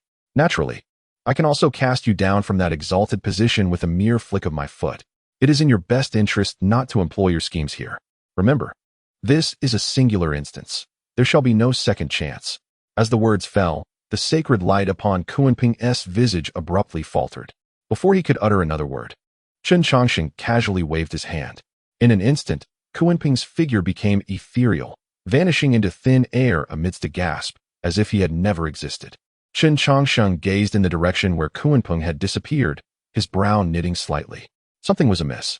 Just moments ago, while expelling Kunpeng, he had brushed against the sage's Dao fruit.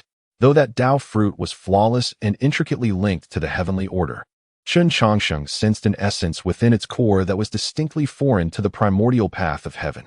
Chapter 76. The demonic clan laboring, the shaman clan overseeing, and Hongjun observing the spectacle. What an extraordinary scene was unfolding at the foot of Mount Buzhou, one destined to be immortalized in the annals of primordial history, leaving all future powers astounded.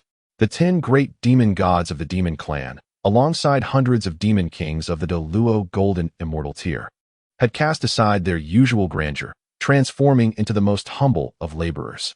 Each one exerted their mystical powers, whether transporting earth and stones, redirecting mountain springs, or replanting the spiritual herbs crushed by divine might. Their movements stiff and expressions filled with humiliation, as if every action was a cut to their very hearts. Not far from them, Emperor Jun and Tai stood side by side, resembling two statues. Their ashen faces and tightly clenched fists, veins bulging, conveyed a tempest of rage and profound humiliation greater than any physical indignity. For nearby, 12 formidable figures, arms crossed, regarded them with the keen interest reserved for a spectacle. They bore witness to their subjects, the pillars of the demon clan, performing the most menial tasks before these savages. This was a torment far exceeding the agony of direct involvement. Ah, that one with the long white hair. Yes, you Bays. Zhurong's thunderous voice erupted like a clap of thunder, his large hand, akin to a fan, pointed unceremoniously at the demon god Bays. That stone of yours is misaligned. Yes, shift it to the left a bit. Oh dear, not there. Are you foolish? Normally calculating the heavens and the earth. And yet you cannot even position a stone correctly? You cannot even manage such a simple task. As the strategist of the demon clan, Bays had never endured such pointed humiliation. Anger surged within him, his demonic energy roiling. Yet a glance at the mountain's peak forced him to swallow his fury, his handsome face turning a shade akin to that of a liver. I must say, Zhurong, Your words are quite unjust. Beside him, Gonggong leisurely interjected, his tone laced with a hint of sarcasm. He is a sage of the demon clan, relying on intellect, not brute strength. Just look at his slender arms and legs. It's a feat that he can even lift stones, so do not make it more difficult for him. And you with the long wings. Zhu Rong redirected his ire towards the demon god Qin Yuan. That little grass is a treasure of the mountain deity. Water it with your source water. Quickly.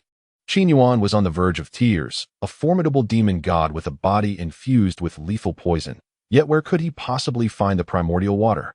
Reluctantly, he summoned his magical powers and drew forth a stream from a nearby mountain spring, meticulously nurturing the seemingly unremarkable little grass. Enough. A roar filled with suppressed fury erupted. Tai could no longer restrain himself. Stepping forward, his eyes blazed with the true fire of the sun, fixating on Zhu Rong. You barbarian, cease your arrogance. Do not forget your own identity. Identity? What identity do I possess? Zhu Rong grinned widely, revealing a set of stark white teeth, laughing with reckless abandon. I am the descendant of the Father God, the guardian of Mount Buzhou. My role now is that of overseer, ensuring you all fulfill your duties. You. Tai trembled with rage, the Eastern Emperor bell above him humming ominously. What? Do you wish to make a move? Gonggong leisurely drifted over, surrounded by swirling water vapor. His smile devoid of warmth. You ought to consider where you are. These words fell upon Tai like a bucket of icy water, instantly extinguishing his fury. He froze, recalling the tragic fate of the primordial Supreme One, and stifled his raging anger, feeling a surge of blood and qi rise within him. A light chuckle sounded. Dijun and Tai turned sharply to see Hongjun seated upon a pristine stone, cradling a verdant gourd, leisurely sipping something, his face betraying unrestrained glee. Hongjun. Tai's teeth ground together, the Eastern Emperor bell above him vibrating with intensity, as the golden true fire of the sun uncontrollably flared, charring the freshly restored land beneath him once more. Ah, gentlemen, harmony brings prosperity. Harmony brings prosperity. Hongjun shook the gourd in his hand, feigning innocence. This situation is truly a testament to the harmony of heaven and earth, a celebration of all races as one, filling my heart with joy. I cannot help but laugh. Look, at the foot of Mount Buzhou, the Witch and Yao clans unite to build a home together. If this were to spread, it would surely become a timeless tale of the wilderness. Such words were far more malicious than the direct mockery from Zhu Rong and Gonggong. You. Tai was so enraged he nearly spat blood. Hongjun. Dijun's voice broke through, cold and devoid of emotion. He did not gaze at Hongjun, but rather at the laboring demon gods. Hurry up. Do you wish to remain here forever, allowing this group of barbarians to humiliate you? These words struck deeply at the pride of all demon gods. Ignoring the jeers from the witch clan, they, with reddened eyes, channeled all their humiliation and anger into the restoration work, their efficiency suddenly increasing several-fold. Under the diverse guidance of the ancestor witches and the unyielding praise from Hongjun, the demon army ignited an unprecedented fervor for work. In just half a day's time, the previously chaotic scene at the foot of Mount Buzhou, where the earth had been scraped away by 3 feet, had undergone a remarkable transformation. No, it was even more perfect than before. The stones fit together seamlessly. The spiritual grasses glistened with vibrant green, the spring water was crystal clear, and even the spiritual energy permeating the air seemed to have thickened considerably. Dijun stood tall, gazing upon the flawless land they had painstakingly restored, yet within him resided not a trace of accomplishment, only an abyss of emptiness and shame. He turned to face the ancestral shamans, who continued to jest, along with the onlooker, Hongjun, and spoke in a tone devoid of emotion. The restoration is complete. We shall take our leave. Without awaiting a response, he flicked his sleeve and transformed into a streak of light, soaring into the heavens. Tai and the other high-ranking demon clans followed closely, their faces ashen, their demeanor frantic like that of a lost dog. Don't let the door hit you on the way out. You're welcome to come back and tear down our home anytime, shouted Zhu Rong, his voice echoing in laughter far behind. The mirth of the shaman clan drifted into the distance. Above the vast demon clouds, the atmosphere grew oppressively tense. Finally, Tai could no longer contain the fury and frustration bubbling within him. He threw his head back and unleashed a heart-wrenching roar, his fist crashing down upon the jade platform before him. Boom! The jade platform, forged from 10,000-year-old star iron, was instantly reduced to dust. Such a profound humiliation. This is a disgrace the demon clan has never endured since its inception. Tai Yi's eyes blazed crimson, and the true fire of the sun raged around him, warping the very space. Brother, why must we endure? When has our demon clan ever faced such indignity? Death is far preferable to this wretched existence. Death. Di Jun slowly turned, his expression devoid of the earlier forbearance, replaced by an icy calmness. Beneath that calm lay a chasm of terror surpassing Tai Yi's fury. If we die, everything will be lost. The foundation of our clan, the lives of countless beings, could be turned to ashes because of a momentary impulse. He approached Tai Yi, enunciating each word with gravitas. To live is to have hope. Enduring humiliation is for the future, so that we may repay this insult 1,000-fold. Brother, what shall we do then? Tai Yi's voice had grown hoarse. A flicker of resolve and fierce determination flashed in Di Jun's eyes. He gazed toward the distant northern sea and spoke solemnly. At this juncture, there is but one course of action left. We shall journey to the northern sea to respectfully welcome the demon master back to the heavenly court. What? Tai Yi exclaimed in disbelief. You wish to seek that traitor? Brother, I cannot agree. We have no need to plead with that defector. Tai Yi's ire shifted direction. What of the saints? What of them? Yuan Shi Tianzun, one of the three pure ones, wielding the Pangu banner, was defeated like a mangy dog atop Mount Buzhou. Saints are not invincible. Why should our demon clan bow to a traitor who is not invincible? Your words ring true, Your Majesty Tai Yi. Demon god Ji Ming immediately concurred, his indignation palpable after enduring today's humiliation. Even if Kunpeng were to ascend to sainthood, could he surpass Yuan Shi Tianzun? To seek him would only be to invite further disgrace, merely finding ourselves another master. Indeed, we, the demon clan, would rather stand and die than kneel and live, bellowed another fiery-tempered demon god. In that moment, the demon clouds surged with fervor, the voices opposing the journey to the northern sea gaining prominence. Have you all finished? At that moment, Di Jun, who had remained silent, slowly began to speak. His voice, though soft, carried an undeniable authority that instantly quelled the surrounding clamor. He surveyed the crowd, his gaze sweeping over the animated faces of Tai, Jim, and others, finally resting upon the sage Bays. Bays, speak, he commanded. Bays bowed deeply, exhaling a sigh before responding with measured words. Your Majesty, esteemed colleagues, the words of the Eastern Emperor are not without merit. The existence atop Mount Buzhou has indeed demonstrated that there is a realm beyond the saints.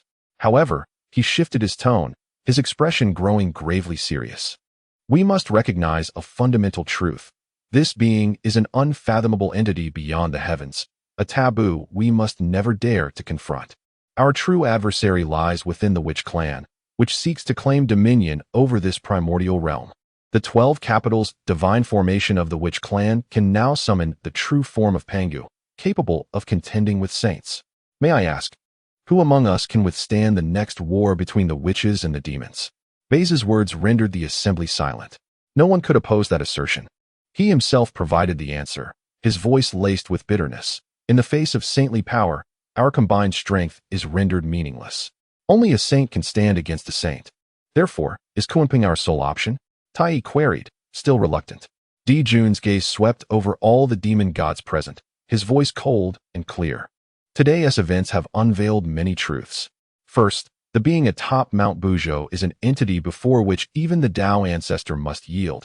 Its strength is immeasurable, and we must never again consider it an enemy. Second, the Witch clan has gained the protection of that being, significantly enhancing their power. The 12 capitals' divine formation now poses a threat to saints. Without a saint to safeguard our clan, we are destined to fail in the next confrontation with the witches. His words gradually calmed the previously enraged Tai and the other demon gods. Indeed, compared to that being, what were the saints? The humiliation they suffered today pales in comparison to that which the primordial heavenly sovereign endured. This is not a choice. It is the only path to survival. His gaze deepened, imbued with the cold resolve of a ruler. I know your reluctance. I feel it more acutely than any of you. Kunpeng is now a heavenly saint, a saint of demon lineage. His fortune is intertwined with ours. We rise together, we fall together. He requires our fortune to stabilize his position, while we need his saintly power to carve out a sliver of hope for our clan. I remember every humiliation we endure today. We go to the Northern Sea, not to beg, but to negotiate. We shall exchange our fortune for a future capable of standing against the witch clan. Di Jun's voice resonated in the ears of every powerful demon, ringing with clarity. Tai fell silent, as did Jimeng and all the opposing demon gods. Indeed, compared to the survival of their race, what were personal honors and disgraces? After a prolonged silence, Tai bowed his proud head, his voice hoarse as he said, "Brother, I understand." Di Jun nodded, turning his gaze toward the distant Northern Sea, his eyes dark as the abyss. "Convey my decree." The entire army shifts direction. Targeting the North Sea, we warmly welcome the Demon Master Saint back to the heavenly realm. A vast cloud of demons arcs through the sky, carrying with it endless humiliation and resentment, alongside a faint glimmer of hope for the future as it slowly sails towards the frigid depths of the Northern Sea. Chapter 77. Those who trust me shall attain eternity. The Northern Sea, eternally frozen, lies in profound silence. The Kunpeng sits majestically upon a throne carved from ancient crystal, its holy aura illuminating the entire palace, transforming it into a realm of sanctity.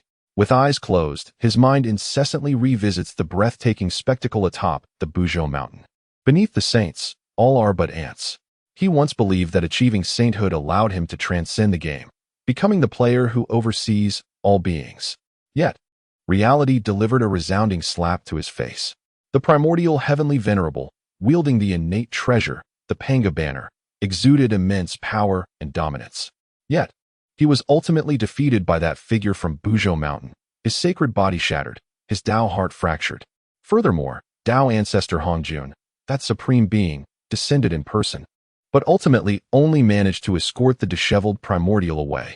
At this moment, Kunpeng's heart was clearer than ever before. As he opened his eyes, a glimmer of ambition and ruthlessness, contrasting sharply with the holy light, flickered within his sacred gaze. Even a mere piece on the board can stir the winds and clouds, perhaps even overturn the entire game. He cast his gaze towards the distant Buzhou Mountain, involuntarily recalling Chen Changsheng's last words and the hand that had rested upon his shoulder. What seemed like a casual remark made him feel as though his saintly attainment was being suppressed by an insurmountable divine mountain, on the verge of collapse. Moreover, he sensed an indescribable peculiarity regarding his saintly fruit. Is there something amiss with my Tao? Kunpeng turned inward, finding his saintly fruit intimately connected with the heavenly Tao, flawless and without any faults. He shook his head, suppressing this thread of doubt. The pressing matter was to strengthen his own power. He had established the demon sect, bearing a portion of the demon race's fortune, but that was far from sufficient. He needed